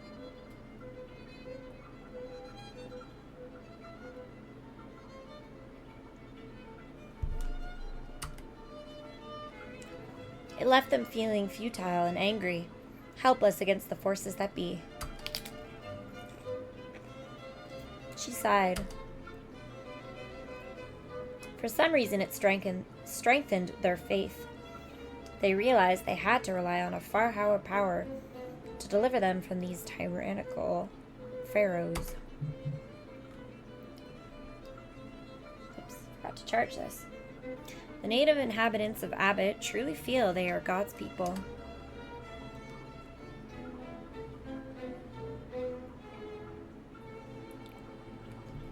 Without asking, she impaled the last of the fish on her fork, bringing it up to her mouth in one motion. After swallowing, she resumed her monologue.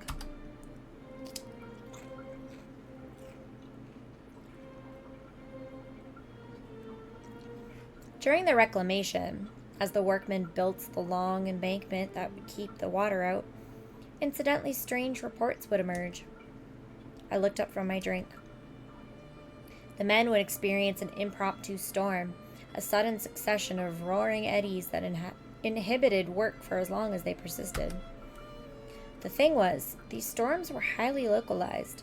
They would even occur on the most tranquil of days when there wasn't a gust of wind in the air. I think they ascribed the phenomenon to ocean currents, sent wayward by the altered flow of the great rivers. However, that doesn't sound at all like what these workmen described. They spoke about raging tempests and huge waves. She took out her purse and placed a 50 on the table. Anyway, I had a great time, Abe. I'd love to do this again. I thanked her and told her I felt the same way. Then I reached for my wallet to pay for my share of the meal. Save your hard-earned money. My father said he'd cover the tab. I grumbled appreciatively. Ah. No, chip down.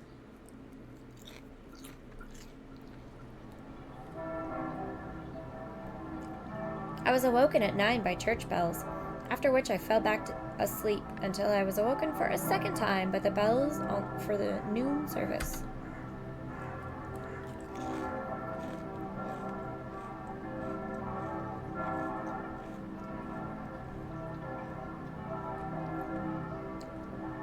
Chewing. For a brief moment, my heart went out to Rika Cooper, who was likely expected to be present and presentable for all of today's services, until I dozed off yet again, to be awoken, conclusively this time, by a mysterious ticking against my bedroom window.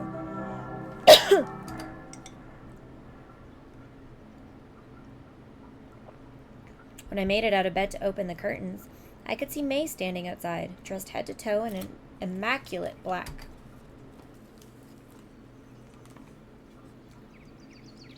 She told me. Rika finally told me. I poked and pestered her throughout the service until she finally agreed to give me her address. I think she was embarrassed in front of the congregation.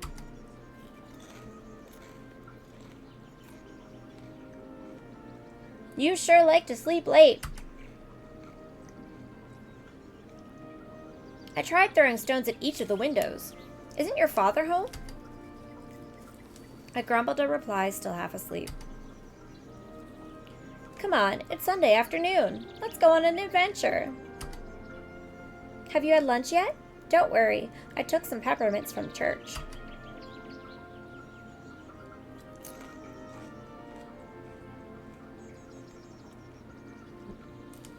In my groggy state, I tailed May through the deserted streets. From her determined gait, I could tell she was leading me somewhere. It wasn't long before we left our drab suburban estate behind to enter a patch of brushwood that bordered the village.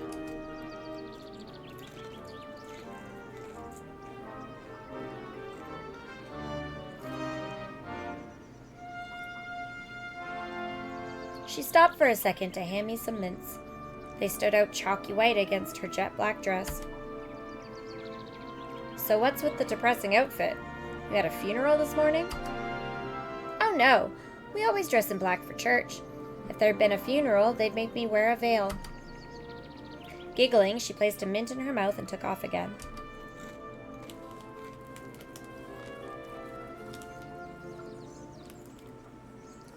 On the other side of the trees lay a rolling meadow. It wasn't far beyond here that the landscape made a sudden, steep drop into the endless stretches of farmland formed by the remnants of the former seabed.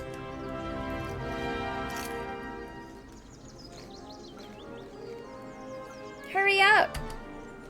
I could barely make out her golden hair in the blinding autumn sun. It wasn't much later that we reached what appeared to be the destination of our journey.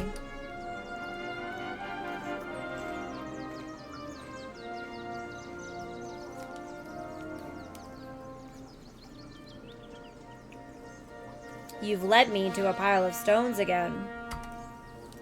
Not just stones, a dolmen. Can't you tell by the way they're stacked? Though smaller than the megaliths she'd shown me last week, the stones had indeed been arranged to form a tiny abode. Excitedly, she pulled my hand.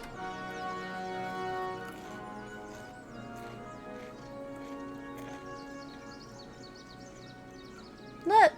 S! An S! She was pointing at a crude S-shaped pictogram engraved into the surface of one of the rocks. It does look like an S. Doesn't it? Figuring May had brought me here as her personal translator, I walked over to the obligatory tourist sign that stood a few yards from the archaeological site.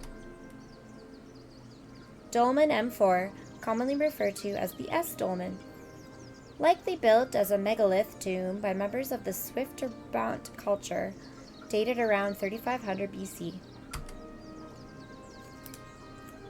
I skimmed over some further text. A salient feature of M4 is the F-shaped petroglyph engraved on its eastern side.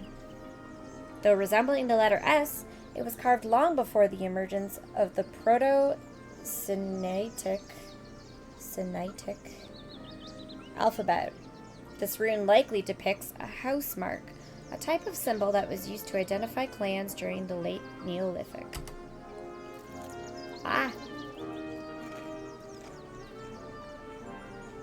Though the discovery of petroglyphs inside megalithic tombs from this period is not uncommon, the prominent placement of this S-shaped rune on this dolmen's outer exterior is unique in the Low Countries. May stood there, slinking down in disappointment. So the S is not an S? I read on. These stones stood quite close to the shore, when there was still an island. Did you know Abbotsford used to be an island? No. She was looking at me all glassy-eyed. You didn't know? What did these people teach you? No.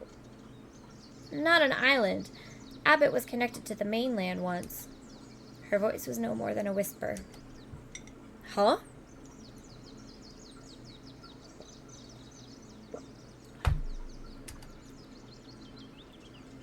And before I knew it, her eyes had turned a cloudy pearl. She had drifted off, a faint smile lingering on her face. We were playing here on the beach, Sigurd and I. I had 4 younger brothers, but 3 of them died in infancy. Sigurd survived, though. Sigurd was the strongest. We dragged a fallen tree far into the water that day, to pretend it was a sea monster. That comma shouldn't... Far into the water that day, comma, not far into the water, comma, that day, comma. I already knew he would be leaving soon.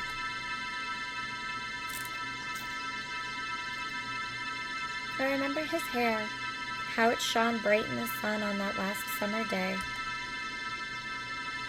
Her expression darkened. Sigurd, I prayed so long for your return. I would pray here, by the stones. I prayed to the chthonic gods, who dwell through the immeasurable depths of the earth. Sigurd was sent away to live with an allied tribe. It was a ritual we'd perform whenever an eldest son turned 7. It was meant to strengthen regional bonds, And to prevent madness. Sigurd. After that, May remained silent for a very long time. It wasn't until the sun began to set that the color of her eyes returned.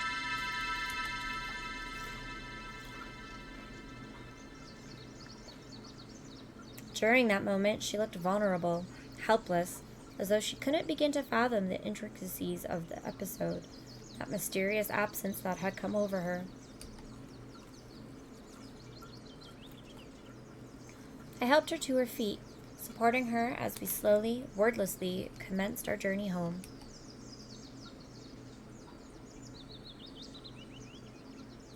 Not looking to run into anyone in town, we took the long route back, around the perimeter of the former island.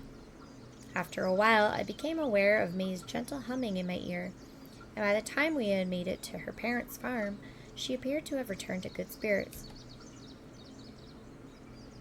"Thank you for bringing me home, Abe. I had a great time at the shore."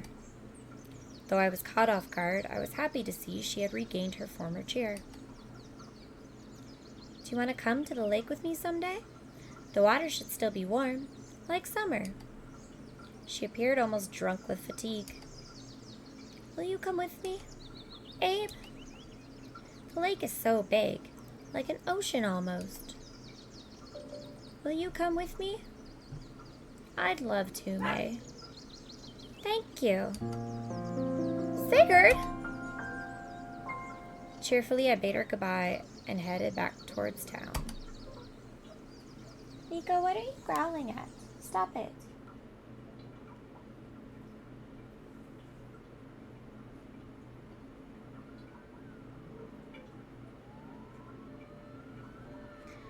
Police sirens swelled in the distance as I drew closer to Abbotsford. I followed them into Main Street, where I was nearly knocked down by a small, dark figure. "There you are! Finally! We need as many reporters at the scene as possible." "Scene? Didn't you read my messages? There's been an attack on Karen Voorhees."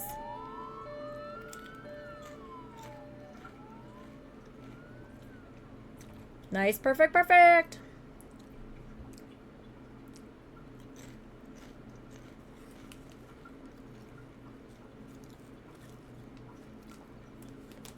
Part 3, Tempest.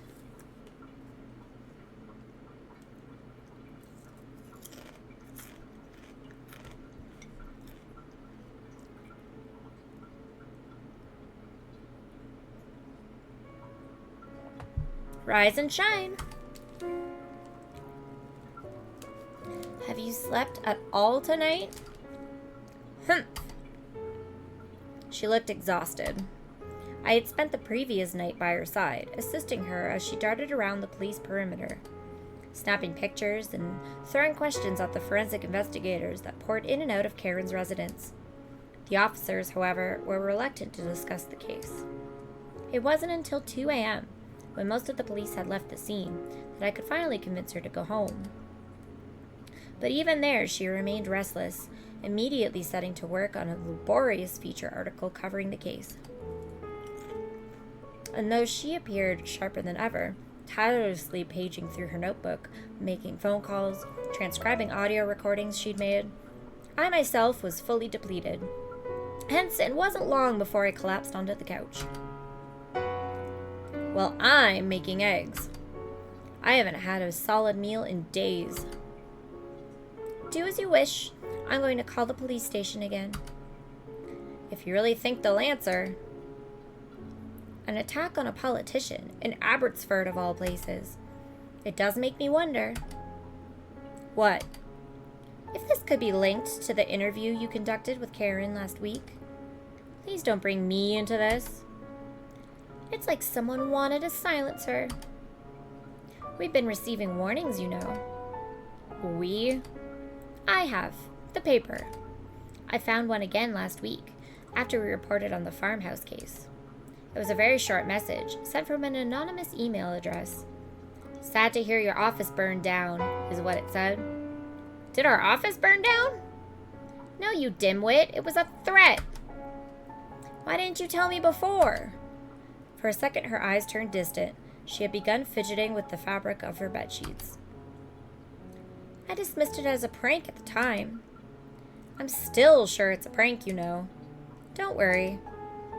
Ina spoke with the resigned apathy of a war correspondent who had stared into far greater peril. So do you have any idea who planned the attack on Karen? For a long time, she was silent. No, not really. What about the mayor and his brother? They've been brought up a few times. An involuntary contraction flashed across her eyes. The mayor's brother? There certainly have been rumors concerning him. After our latest article re-sparked interest in the murder case, he was at the center of suspicion again. It's a small town. People gossip a lot. She shuddered. George Van Linden. Scary guy. Second, I gotta submit my work.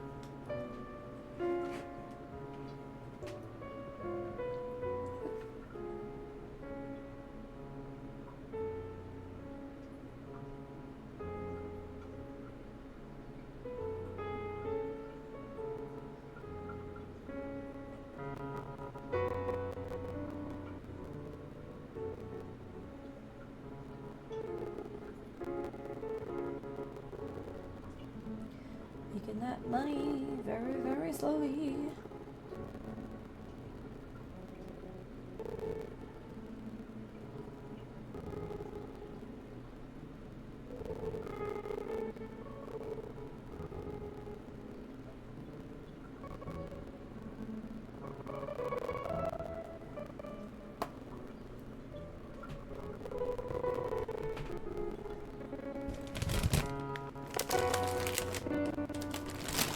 When we were younger, we'd tell stories about Grumpy George. He was known for igniting in furious rage whenever someone came on his property. There was even a time... She stopped abruptly, swallowing her words. Never mind. But I'm sure he's the kind of person that could coldly eliminate someone who got in his way. It chills me that someone like him holds so much power in a town like this. The thing is, we don't have any evidence. George Van Linden, you should see him. There's a disquieting shimmer in his eyes. A slight squint that, though barely noticeable at first, somehow warps his entire face into an expression I could only describe as detached. It impacts his every feature. The curt, rude way in which he speaks, his disheveled movements, his acute outbursts of aggressive rage.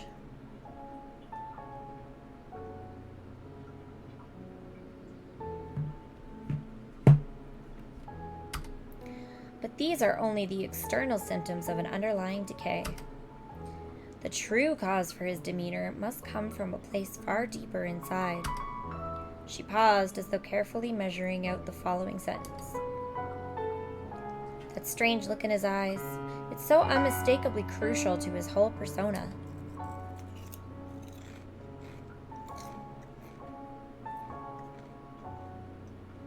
Like a characteristic of a certain physiological type that's slowly emerging from within him. Ina was becoming increasingly grave, bringing down her voice to a level barely within the audible range.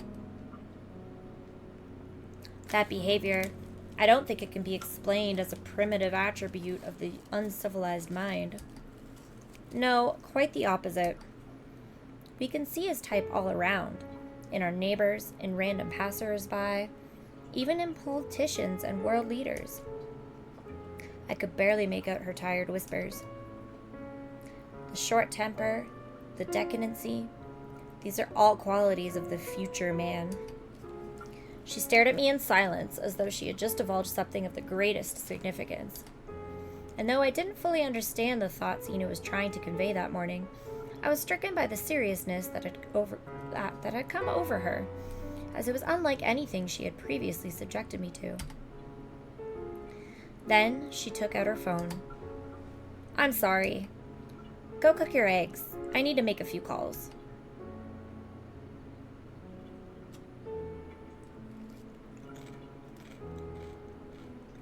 And as I switched on the stove, I could hear her calling out to me from the bedroom.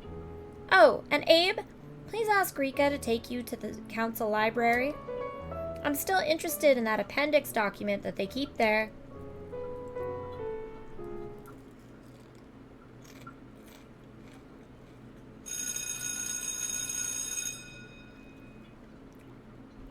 I went looking for Rika as soon as classes ended. It didn't take me long to find her, hurrying through the hallway at a steady pace. Hey Rika, what's cooking? She chortled. I'm on my way to the pool. We're running double training sessions up until the regional championships next month. She brushed aside her hair. You can walk with me if you like. And just as she was about to continue onwards, she stopped, as though she just remembered something. So, you must be preparing for your big trip. I stared at her in confusion.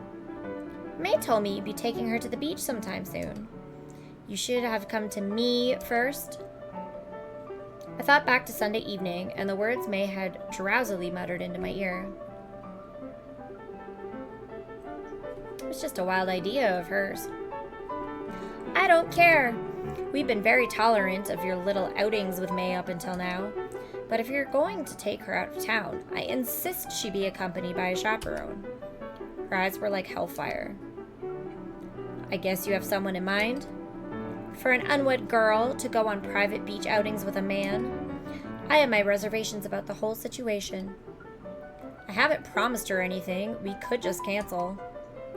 However, as I feel May is due for an excursion, and as I have some business of my own to attend to in Rybury, I'm willing to accompany the two of you. Accompany us? Sure. Or will my presence ruin your little plan you had in mind? Not at all. Fine then, I've already made arrangements. Classes end early this coming Thursday, so we can leave after school and be back before midnight. I'm sure we'll have a blast.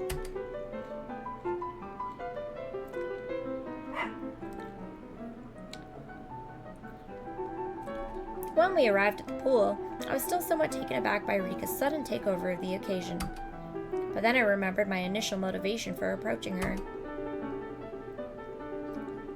Hey Rika, before I leave, I was wondering, there's something I need from the town council library. She tilted her head, a curious expression forming on her face. From the council library? Could you get me in? It isn't usually open to the public. What would you ever need from there? Oh, just some old records. It's something for a history assignment. And I figure you owe me a favor, considering how I'm letting you come on this beach trip. Well, I could get you in, though we'd have to go soon. They are tightening security protocols after the whole attack on Miss Voorhees. Did you hear about that? I did. We'll go this afternoon, after I'm done with my workout.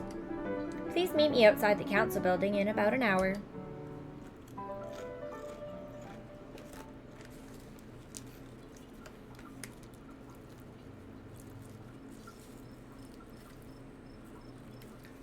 I was met with the fresh scent of chlorine emanating from her hair.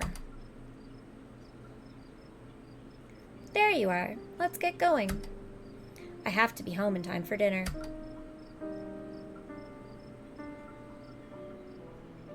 The entrance to the council building was rather sophisticated for a country town.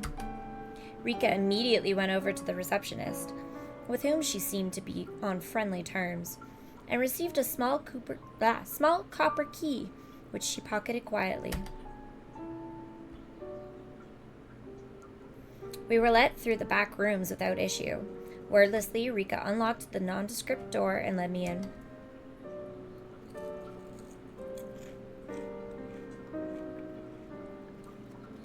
Please don't get your hopes up. The municipal collection isn't actively curated. It's just a heap of whatever books the town gets their hands on. I began to browse the shelves, which appeared to have been crammed full without any system or catalog. I'll help you. What title are you looking for? Though it was an obvious question, it caught me completely off guard. Well? Don't tell me you've forgotten. Forgotten? Yes, I mean... Can you at least tell me the name of the author?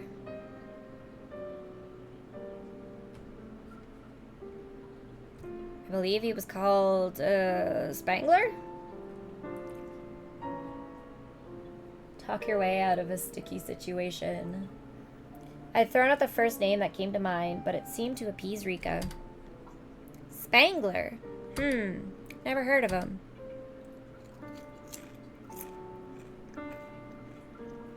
We searched silently for a while. I scanned the shelves one by one, paying special attention to any publication that appeared over 100 years old. As time passed by, I could sense Rika growing increasingly restless. Zoning restrictions on the construction of prefabricated cupolas, third revision, annual report of Homeowners Association, the Gilded Bulrush.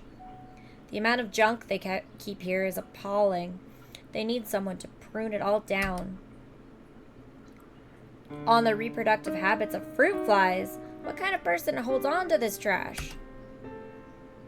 After a further 20 minutes of pointless browsing, she'd finally had enough. That's it, Abe. I have to go home now. You can look further if you want. Here's the key. I'll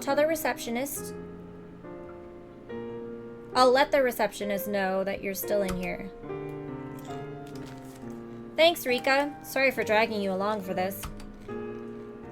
It's okay. She was smiling again. Just make sure you're prepared for a big outing on Thursday. I've sent May a message already. She's delighted. Oh, we have an ad break coming up. With a restrained wave of her hand, she exited the room. And I continued my hunt. After ascertaining I'd been through each and every bookcase, started anew, just to be sure.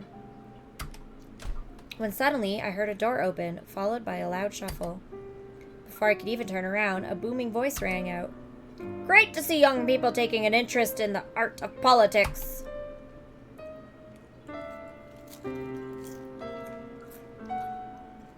I turned to see an older gentleman who, apart from the distinct fragrance of liquor that surrounded him, appeared impeccable. And immediately I knew who I was dealing with. It was as though he emanated a certain aura that I could sense even before he'd addressed me. This must be him, the man of whom Ina had told me every rumor. The illustrious Leopold Marquis of Abbott. This library is the greatest resource we have. It's sad so very few people find their way here. Is there anything I can help you with? I saw no reason to lie to him at the time, as I knew he wasn't exactly partial to the church's dealings. I'm looking for the appendix to the theological inquiries into the Church of Abbott. Instantly, his demeanor changed. He let out a short, throaty laugh, and I could detect a captivated twinkle appear in his eyes. The inquiries into the Church of Abbott, you say? I believe I've heard that name before. He looked over his shoulder. I suggest we go for a drink, you and me. Somewhere we can talk in private.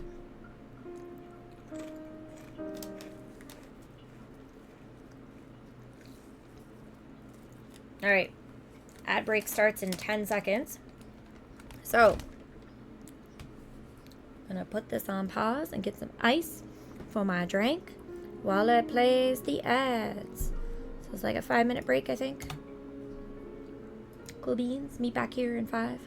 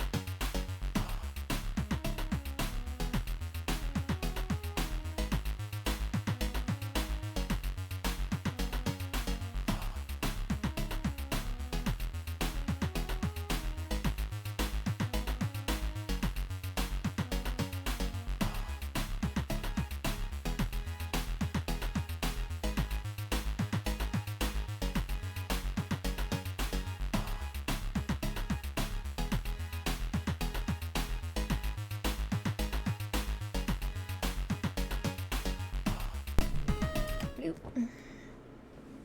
My eyes are all itchy.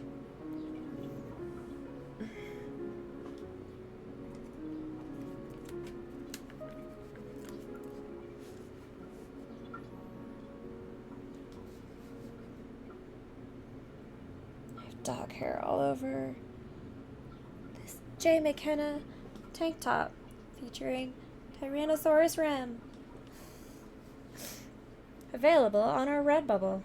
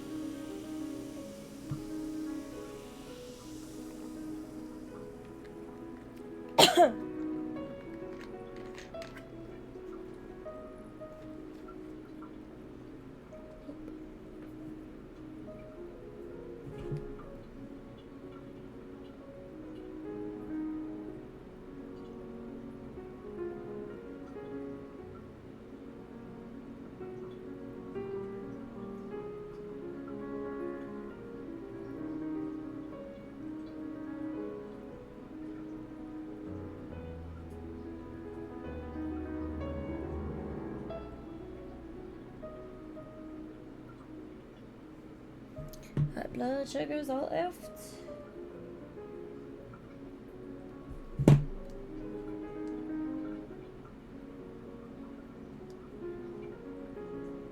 Also, this music is making it very hard to not be sleepy.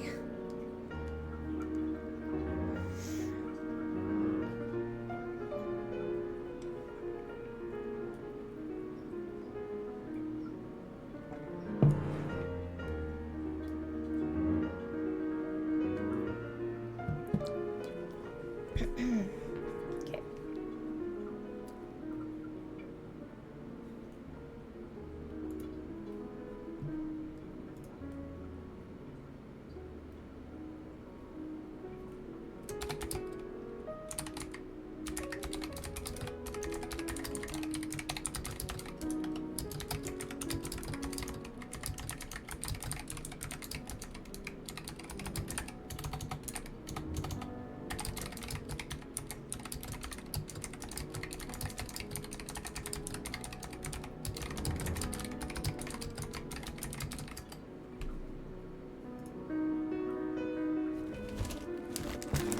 So, I saw you come in with Cooper's daughter.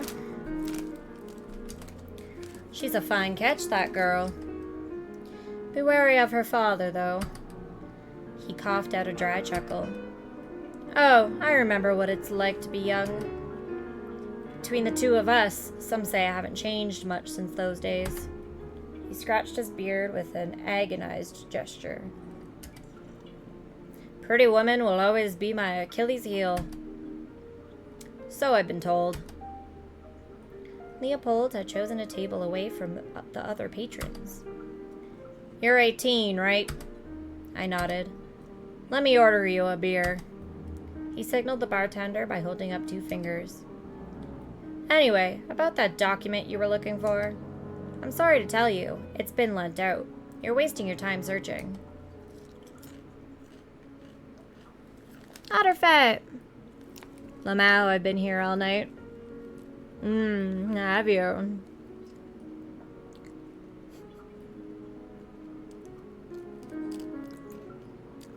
We played the entirety of the Waco demo while you were, I'm assuming, asleep.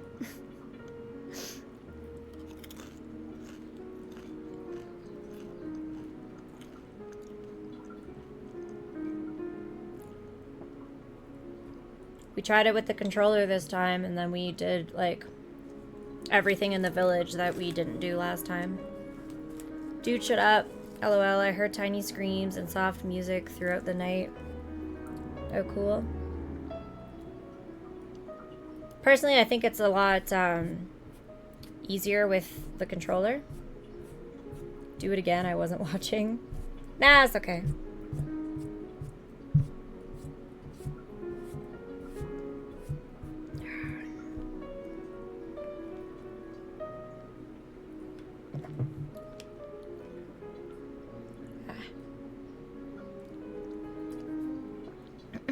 Anyway. Lent out. That's right. The appendix has been removed, as they say in medicine. But tell me, what were you planning on doing with that thing? I'm out. Yeah, wait for Waco. Can you walk and run? Is there a speed variation? Yep. There's a sprint.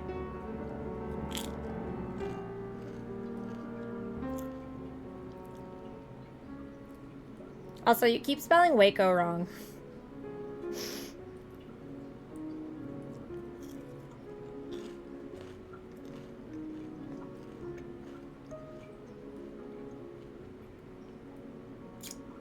Thin controller for me too.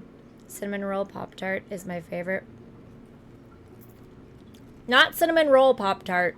Cinnamon brown sugar frosted Pop-Tarts.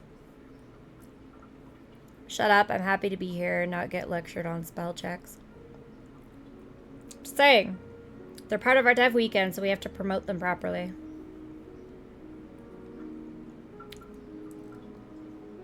Cinnamon brown sugar Pop-Tarts. They're the best. They're the best well, because cinnamon roll Pop-Tarts are a thing. They are different.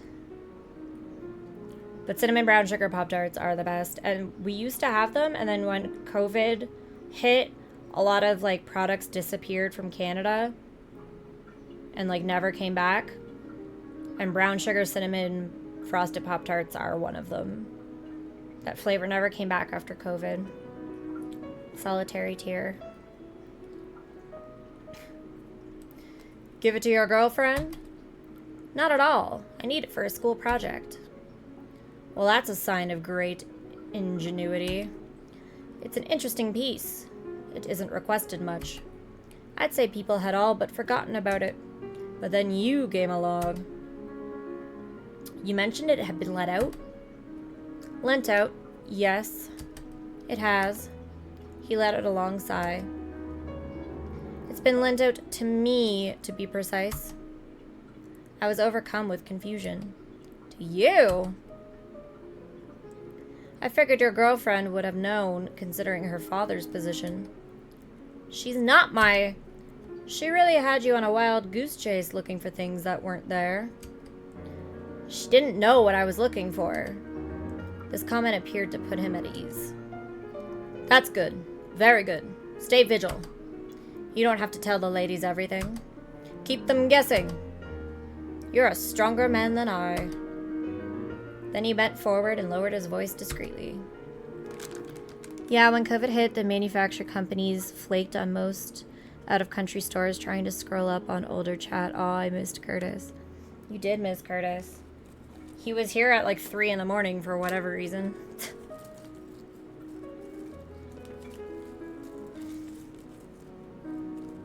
He should be on again, I think this afternoon, he said.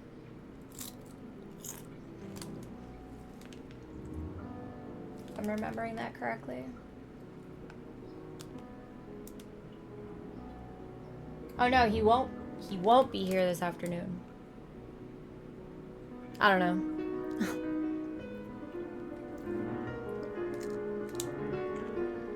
He has a party that may or may not be happening this afternoon.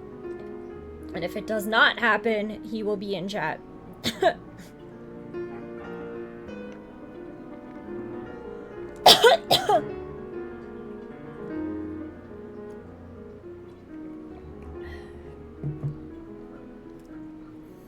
You must have heard the story, Abe. It was about a year ago. There was a guy we employed to do our garden on Sundays. Jan was his name. Jan wasn't from here, you know, but more importantly, he was a cigar smoker.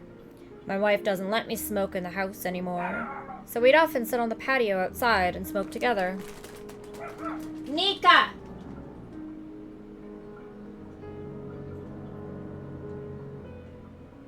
Get in here. Stop barking at people. Doesn't he live there? It's a small world, lol. How was the night, though? Did you eat crickets? No, he doesn't live here. He comes and goes, but he doesn't live here.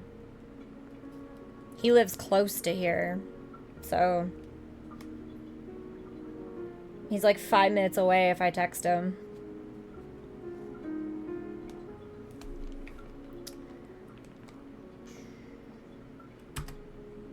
I don't work my people too hard. You need to take your time. Enjoy life. He winked. Anyway, I was having a lot of trouble with your father-in-law, Cooper, back then. Sometimes I would vent about it against Jan, and that's when he told me about the church inquiry.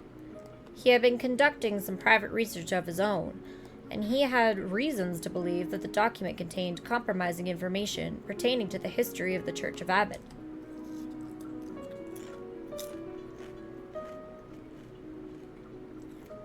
Oh, also, did I eat crickets? No, not yet. No new subscribers. Personally, I'm more of a worldly man, but Jan was very much into these theological matters.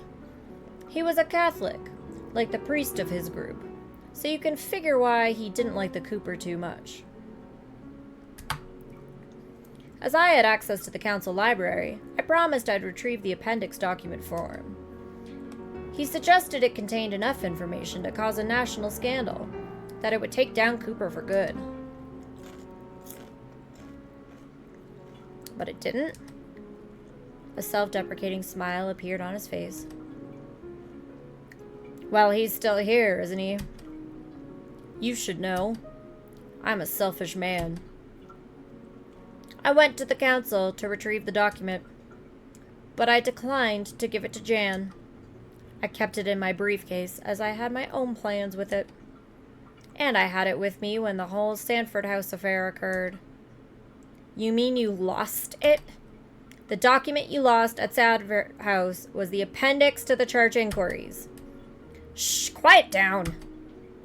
I never lost it. It was stolen. It was all a ruse conjured up by these church people. Binary! Hello, thank you for the lurk, Binary. Good morning.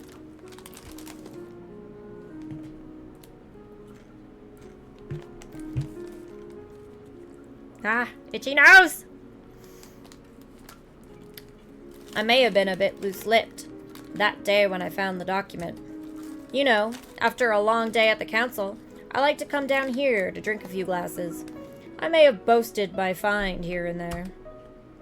Not much later, a call came in that our party, AIR, would be entertaining a wealthy donor that night. Cooper was happy to provide Sanford House, the most exquisite property in town, for the occasion. They wanted me to come right away. I should have known better, but I was in the best of spirits, so of course I attended. And they knew all my preferences. There was liquor and female entertainment, and somewhere during the night I must have blacked out. In Sanford House, of all places. Beautiful, stately Sanford House. Sanford House. Did you know my clan used to own that manor? It was residence to the Lord of the Isle whenever we visited Abbott. But my great-great-grandfather sold it to the Cooper family, right after the evacuation. He was hoping the church would take good care of it, that they wouldn't let it fall to ruin. I figure he was right. Ever since the reclamation, we've been trying to buy it back. First my father, then me, but to no avail. That snake Cooper knows how much we want it. And then he uses it in such a humiliating way to orchestrate my downfall.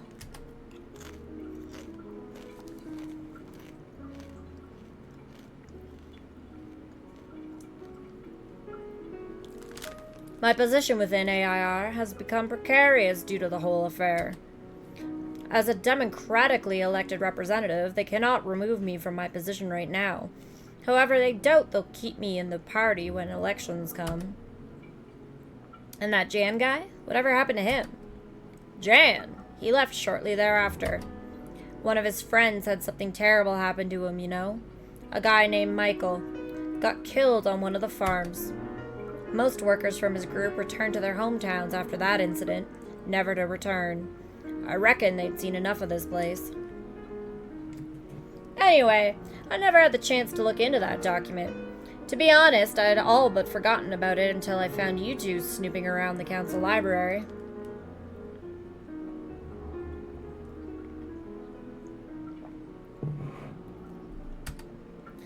Your safest bet is that Cooper still has it, if he hasn't burnt it by now. You'll probably have to pry it from his cold, dead hands.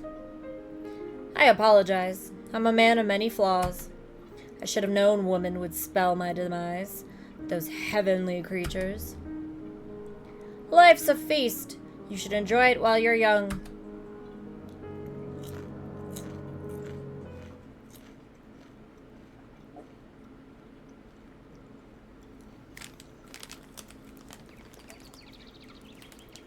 On my way home, I went by the town store to buy some salmon for dinner.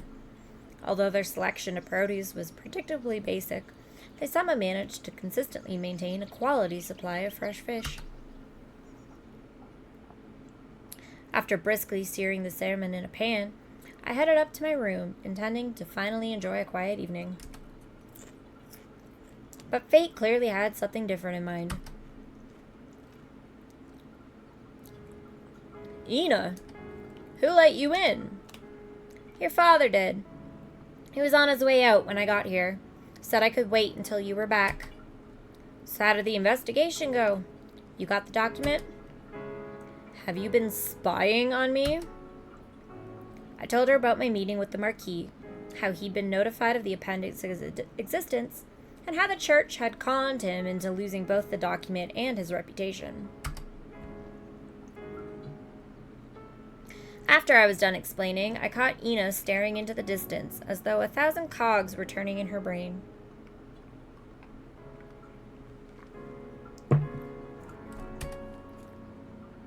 So Leopold's gardener, Jan, was a friend of the worker that was killed? Yes, a colleague. I feel that may hold some significance. We'll have to try to get a hold of Jan, but before that, we should see if we can extract the appendix from John Cooper.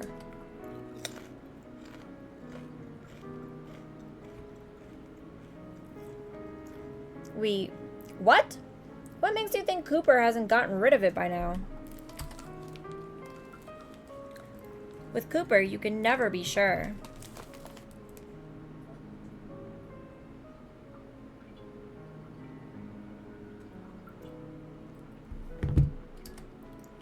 Her voice sounded strangely muffled, as though she were chewing gum.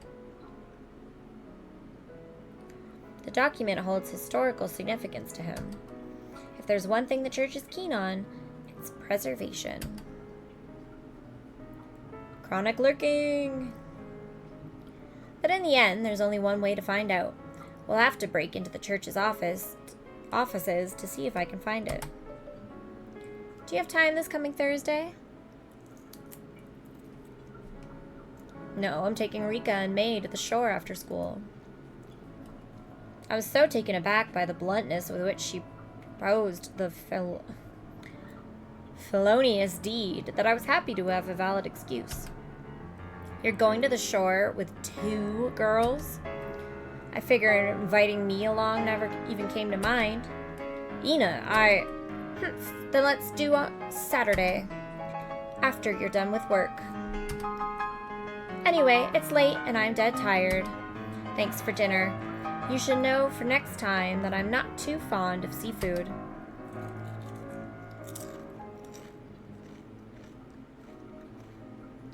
She was already out the door by the time I realized she'd finished more than 2/3 of my plate.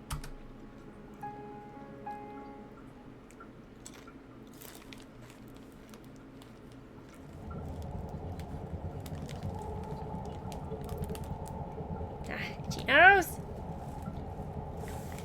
The sun was blindingly bright that day. It shone its lazy beams into our carriage, which was empty save for the 3 of us. To get to the beach, we had to ascend a small flight of stairs. up over the concrete embankment that shielded the lower-lying inlands from the waters of the lake.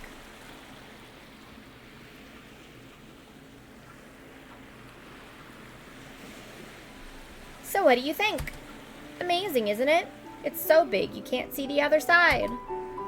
Our very own sea. Rika sniffed. A sea, you call it? All I smell is rotten fish. I held my nose up to the air, but couldn't detect anything out of the ordinary. May continued speaking, unfazed by Rika's snide remarks. And isn't the sun nice? It's as warm as a summer's day. Rika, can we have ice cream later? I don't think there will be a vendor at this time of the year. But we can eat something in the village when the sun begins to set. May seemed entirely too excited to listen to her friend's words. This outing to a neighboring town had sparked a childlike enthusiasm in her, the intensity of which made me wonder how often she had actually left the confines of Abbotsford.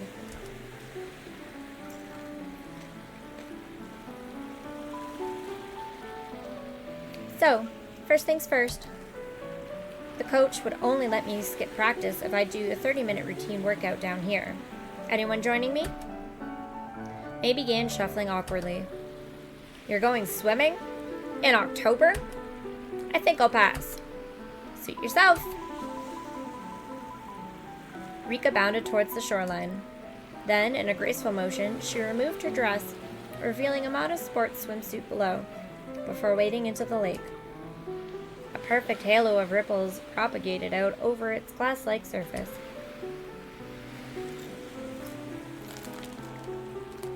You should come in. The water's lovely. You can take a shower afterwards to get the stench off you.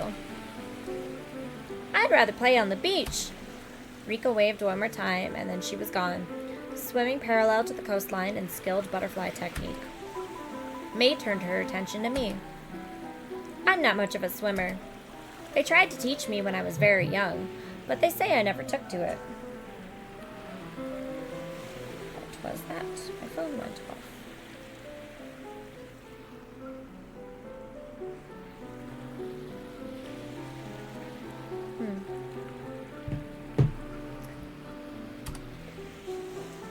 Were you afraid of water? I'm not sure. Somewhere shallow is fine, like a swimming pool, but I wouldn't want to swim anywhere where I couldn't see the bottom.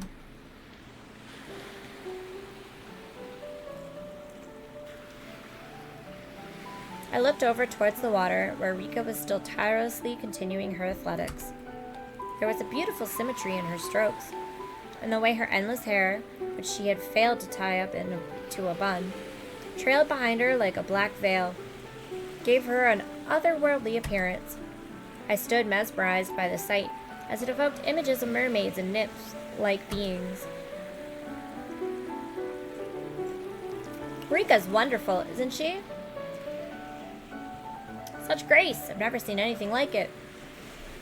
Well, her parents did hire a personal trainer for her, you know.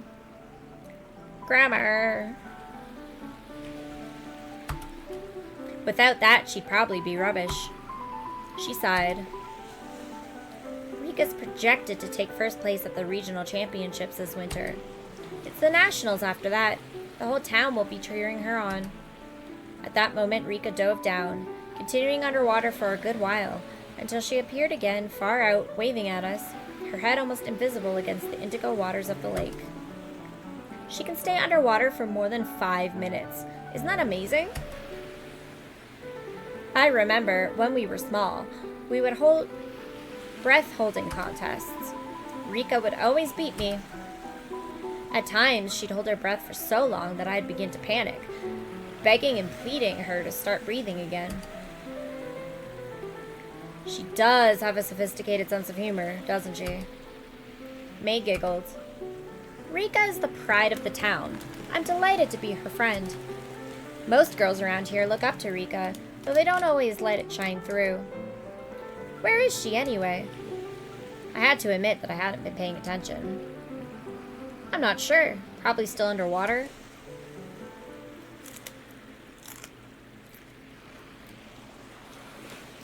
We stood and looked out over the lake for what felt like an eternity, but the waters remained without a trace. Rika! Rika! If she truly had gone under, there was now only a narrow window of time before it was too late. Rika! Rika! Rika! But the lake lay death-like before us. She's been under for more than 10 minutes. No one can survive that long. Impossible. She's an excellent swimmer. Rika, stop playing games. It's not funny anymore. And that's when the gravity of the situation truly hit me, like a lead cylinder impacting with my stomach at 20 knots per hour. If Rika truly had gone under, there was no hope she'd ever emerge again. It was over. Finished. What was intended to have been a pleasurable beach trip had turned into the darkest possible tragedy. What should we do? She isn't coming back. We need to dive in to look for her. Dive in? I really can't. Faced with the impossible decision between her friend and her own well-being, an abstract terror was forming in May's eyes. But then, look, in the distance! I saw it immediately. A black dot, clearly discernible far out in the lake. It was rapidly traveling in our direction. That's got to be her. How could we not... Rika, she's back! Casually, a dark-haired figure stepped out from the waves and slipped into her summer dress. Where were you, Rika? We thought you disappeared. Oh, I apologize. There's an interesting geological feature out there in the water that I felt like examining. It's a black granite rock hidden just beneath the surface. At times, you can see little parts of it sticking out from the waves. A rock? Instantly, May seemed to have forgotten about our recent crisis, completely captivated by Rika's new find. I looked into the distance but saw nothing. There's lots of history surrounding that stone. It used to be a hazard for ships back in the days when this was still a sea. If fishermen hit that rock, it could sink their vessel. Over the centuries, it racked up quite a death count, and eventually became so notorious that it was given a name, the Humming Stone. It was said that strange creatures lived within the rock, who brought forth a mysterious, whirring sound. They were dangerous, too, as they feasted on the corpses of sailors that drowned there. Ridiculous folk beliefs, of course, but these things do amuse me. I wanted to ascertain if the stone was still there. I'm glad you didn't get eaten. Oh, how could you two worry about me? Are you doubting your champion swimmer? Ah. Bzz, bzz.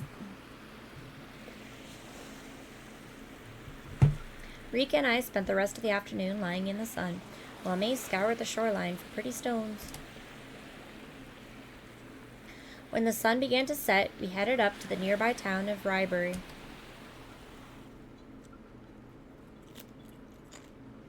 Ata!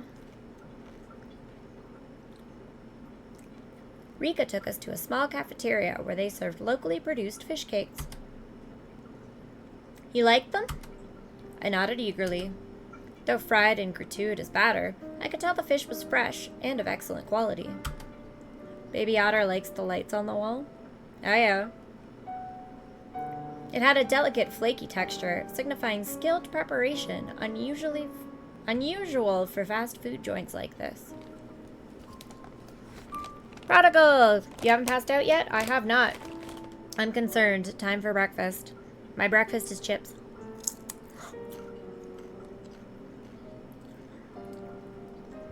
Besides, it's only been 11.5 hours. Nah, cakes made on a pan. Ooh, pancakes. She said, marvelous cricket eater, you kind of look like older baby otter. Do I? Also, still not a cricket eater. No one has subscribed during the PUPO. So if you want to see me eat a cricket or be called cricket eater, you should do some legwork and advertise for me. Catch you on the flippy it up. Thanks for dropping by, Prodigal. Y'all wear glasses like a geek. She a geek? I did!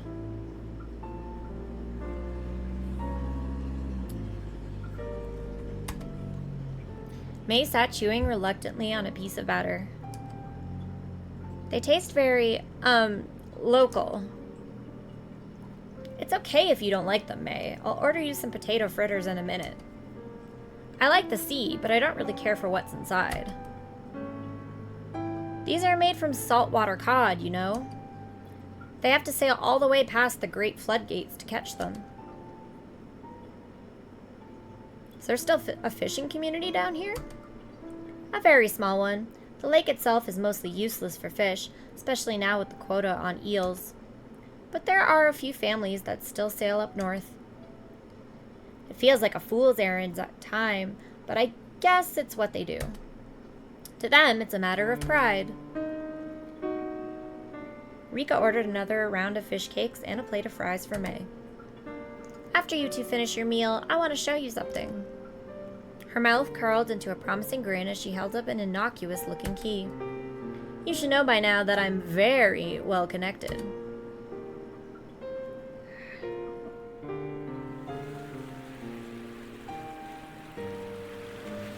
We followed Rika along the concrete embankment into something that looked like an industrial estate. She held still at one of the buildings, unlocking its heavy metal door. She switched on the lights. Whoa, what is this place? Chip stuck in the throat?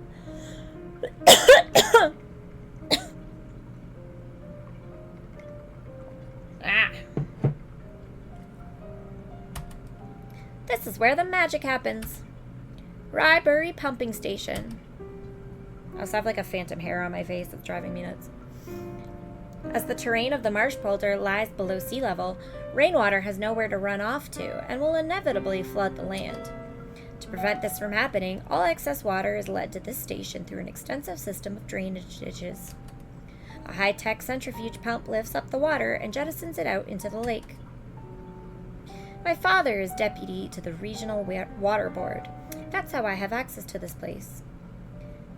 Though the hall was draughty and uncomfortable... Draughty? Did they mean drafty? I felt a tingling sense of privilege as I stood above these great machines. This entire building was vital for the well-being of thousands of civilians, and we were fortunate enough to have unmitigated access. I love it here. It's so big. And a little scary. Look, this stairway leads down to the basement where the pumps are. They replaced the machinery just a few years ago. Each pump now has a capacity of 150 tons per minute, which should be plenty for the coming decades. But still, you should realize that whenever you're behind the embankment, you're treading on a former seabed. A small rupture in the concrete embankment would expand quickly, causing all the waters of the lake to flow back in. She let out a compulsive giggle. Isn't that an arousing thought? You're safe while you're on Abbott, of course. The island still lies higher than the surrounding farmlands. Though I don't know how long that will last. They say our town is slowly sinking into the soil. This place has seen the birth of the marsh polder. It was the first of these stations built, you know. It pumped out the lion's share of the seawater. After the land fell dry, it was a putrid mess. You wouldn't make it far before sinking away into the sludge. People had to wear boots with broadened soles, not unlike modern snowshoes, in order to make their way from town to town. And it wasn't long before the flies came. Swarms of them, multiplying rapidly in the former seabed, where they feasted on seaweed and rotten fish. It was the birth of a whole new ecosystem, where the fly population went unchecked. They had no natural enemies at the time. The poor inhabitants of Abbott were driven mad. Millions and millions of flies descending upon their little town, buzzing through the houses, smashing themselves against the window panes. It didn't take long for the pavements and windowsills to be filled up with piles of dead flies. My great aunt still tells tales about how the children would play games with their corpses, stuffing them into each other's school bags or crunching them up into balls with which they had morbid snowball fights. Nika? Come here.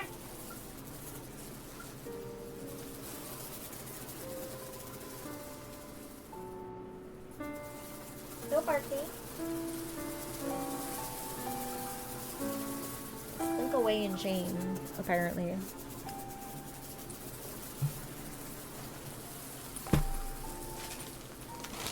We're switching snacks.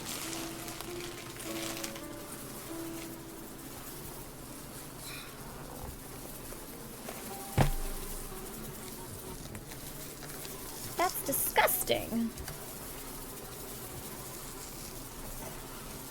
But the seabed made for fertile ground. It didn't take long for all kinds of plants to sprout in the new formed soil. And as their roots spread throughout the mud, the ground gradually grew steadier, to the point where you could traverse it normally on foot. Spiders spun their webs among the countless shrubs, and just as the insect population had initially exploded, now the spiders reigned supreme, engorging themselves upon the endless supply of flies, often catching more than they could eat in a single summer. Rika was smiling with sadistic glee. God, I hate these boxes. Ah!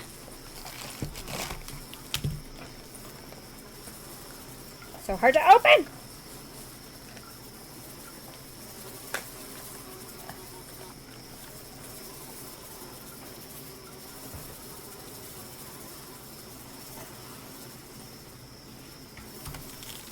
Many islanders welcomed the arrival of the spiders, as their presence would finally put an end to the nuisance of the flies.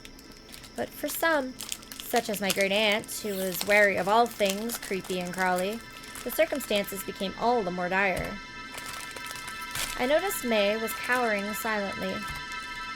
Due to the abundant prey, the spiders grew to unnatural sizes. Larger than a human hand, they would hang, legs outstretched, within their massive webs. My aunt recounts one traumatizing afternoon when she was sent down into the cellar to retrieve a bowl of cured herring. It was dark down there, and she didn't have a light. She carefully made her way to the large, brine-filled barrel that stood far in the back. And then, when she raised the lid, out crept two humongous, hairy... May stood petrified, her eyes open wide. Please stop, Rika. You know these stories frighten me. I'm sorry, May. I forgot how sensitive you are. Rika mumbled soothing words as she sat and comforted May, though I could tell she was concealing a silent mirth. We played a game of hide and seek and indulged ourselves on May's seemingly endless supply of peppermints. It wasn't long before it had turned completely dark outside. Rika let out a theatrical yawn. It's getting late. We should probably be headed home.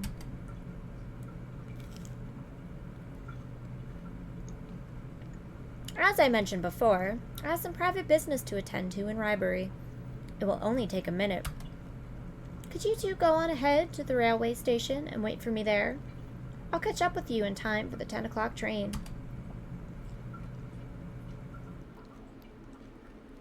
Itchy nose. And as we walked over the embankment back to the train station, it was as though I could detect a very slight fragrance of burning meat in the air. I figured it must be beachgoers who had lit a bonfire.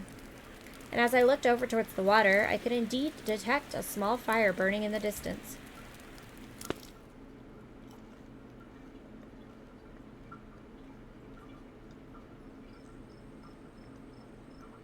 On Saturday afternoon, I met with Ina outside of Ichthus House of Prayer. Ichthus? That was weird. These are the Church of Abbott's headquarters. They host a worship center and an adjacent office complex. So the plan is, we head in, grab the appendix document, and then we're out again in less than 10 minutes. Is everything clear? Wouldn't that constitute a felony? Sure it does, but I've implemented some safeguards. The church itself is open to visitors until 8 p.m., so as long as we're just looking around, we're not breaking any laws. However, they probably keep their valuable documents somewhere inside the administrative offices.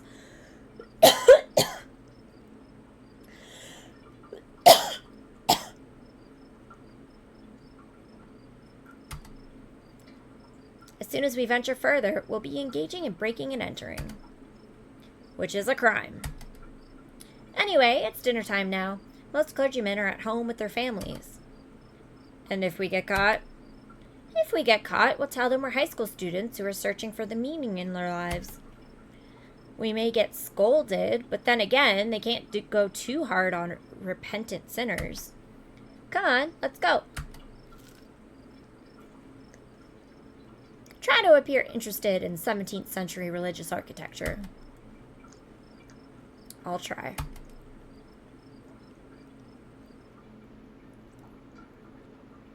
On our way inside, we passed a small booth where a church warden sat.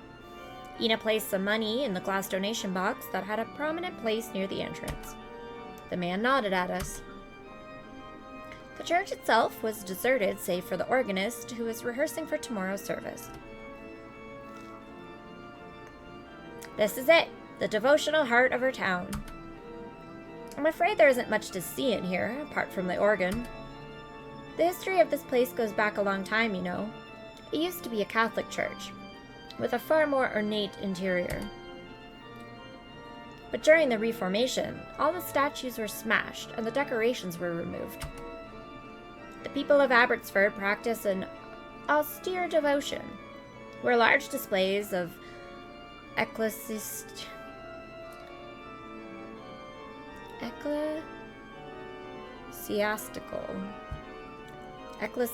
wealth are frowned upon.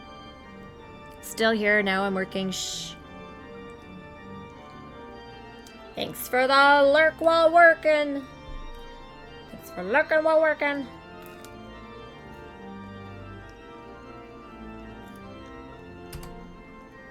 But that doesn't mean the church isn't wealthy, you know. It sure is, considering all the property it owns. They just don't feel the need to parade their riches. Anyway, it's time for us to make our move. If we stay in here for too long, the warden will grow suspicious. Ina grabbed my arm and led me towards an indistinct wooden door hidden away in the walls of the church. From her pocket, she produced an elongated iron wire, and the end of which she had carefully bent into a small hook. Quietly, she inserted it into the door's keyhole. You appear to be a seasoned burglar. Not really, but I've been looking it up on the internet. These old locks should be so simple even a child can open them. With a muted click, the door gave way. The church annex was dimly lit. Attempting carefully not to make a sound, we descended the tall staircase. Remember, we're just looking for a youth pastor to talk to. We're seeking inner enlightenment. Do wayward souls carry lockpicks? Let's just maintain the door was slightly ajar. There should be 2 offices downstairs.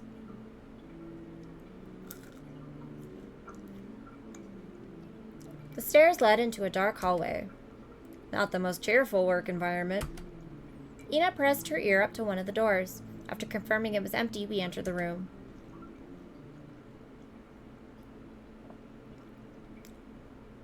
Grammar!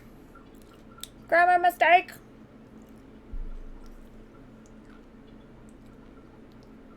Grammar mistake!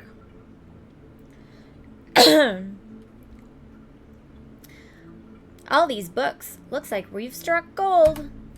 This must be John Cooper's study. Immediately, we started browsing through the piles of paperwork. As expected, Cooper's library was mostly theological in nature. It was like searching for a needle in a needle stack. Church Dogmatics, Volume 12, Compendium of Theological Hermeneutics, the Belgic Confession. Why is nothing kept in order? They should teach this man a system.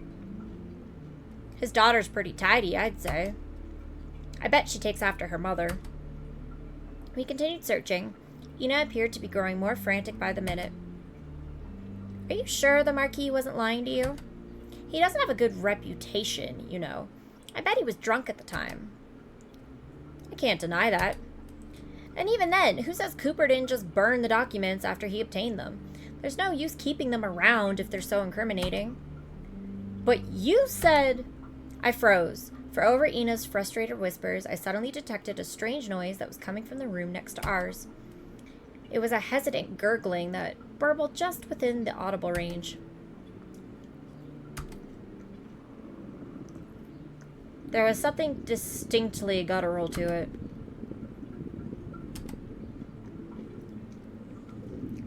I pressed my ear up against the wall, trying to get a better gauge of the sound, when suddenly... There! I've got it!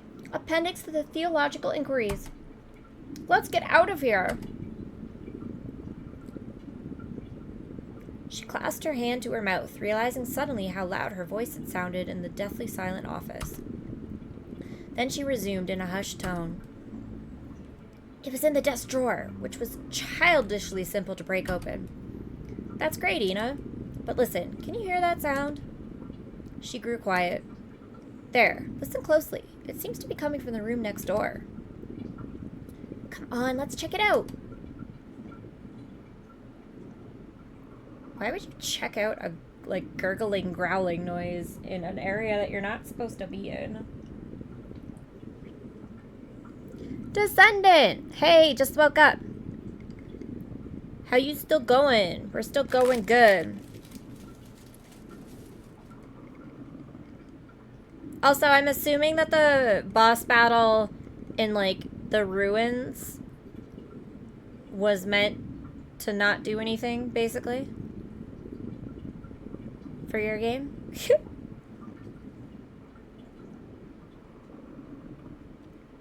But I wrote down the timestamps from, is that the Guardian? It might be.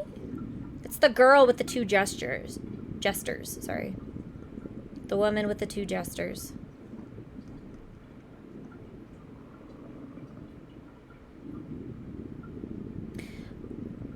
Yeah, that's the end pretty much. Okay. I wrote down the timestamps of when you stopped responding so that you can... I'll send them to you when this goes up on YouTube, and then that way you can go see the things that I found broken after you went to bed. Absolute legend. We exited the room. On her tiptoes, Ina headed over towards the adjacent door. Drums! Hey, you're alive! Yes, I am. How did you find the ruin fight? You mean the, the Guardians?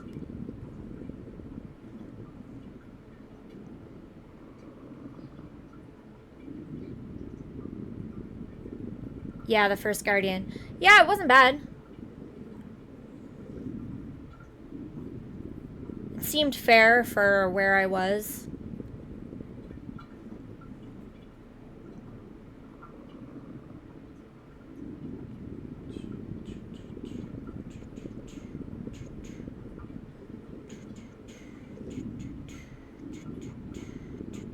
Sweet. Also, Drums, I know you don't like the visuals of this game, but I'm only playing it for 5 more minutes and then switching to another game.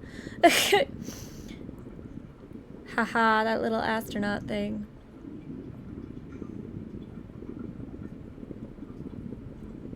Although I don't know if Drums is listening, so I'll just do this, I guess.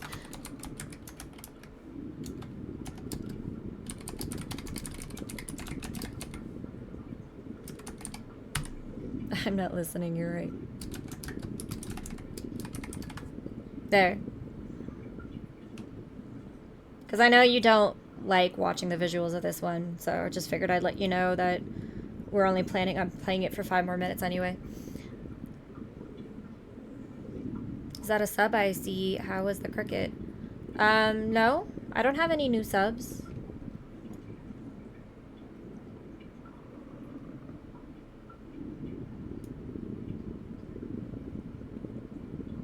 King Dave's was already there. Boo. Yeah. Otter gifted that sub like 2 days ago, I think it was. I think he did it on Saturday.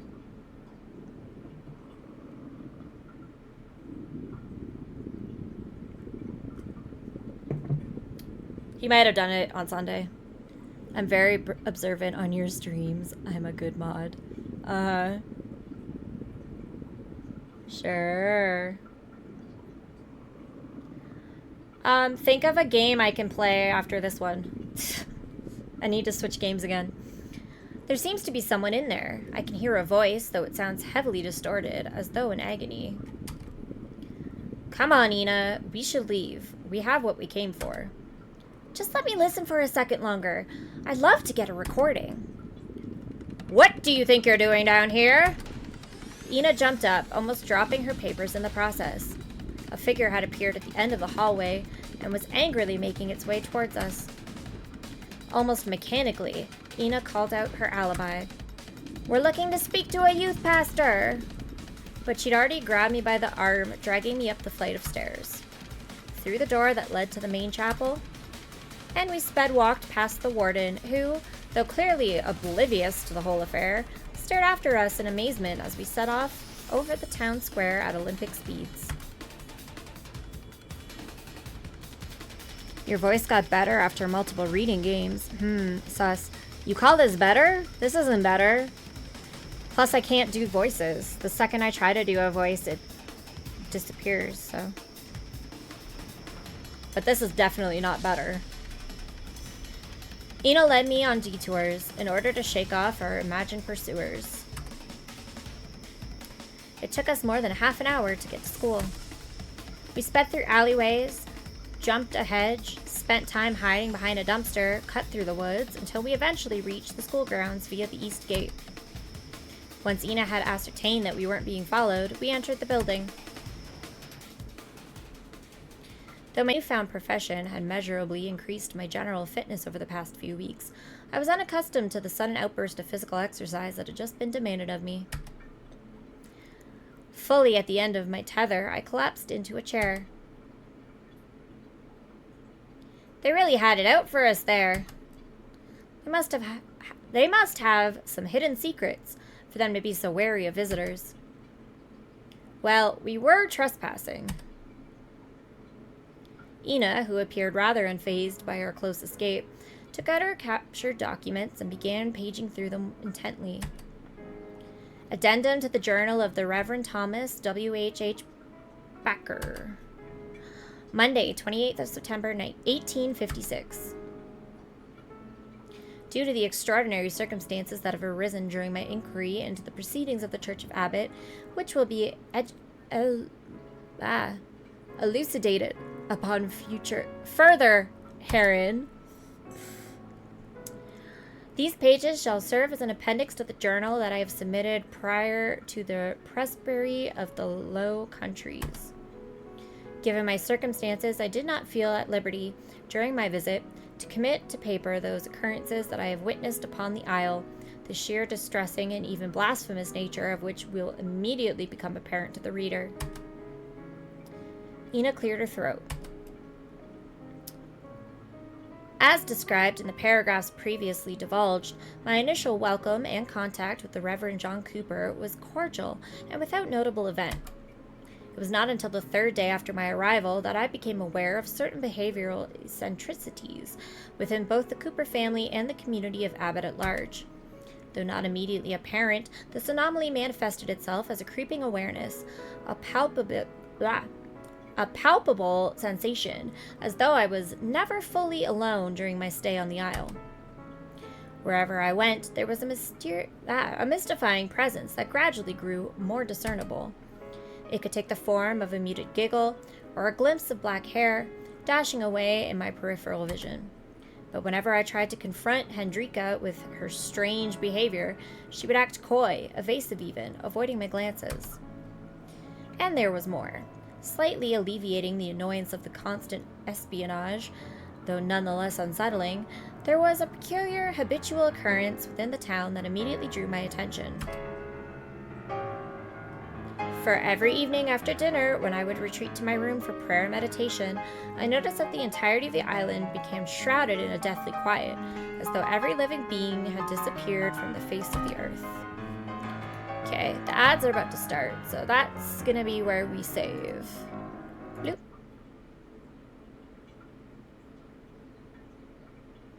Okay, so since it's been 12 hours, it's 15-minute break time. And then we'll play a different game when we come back from that.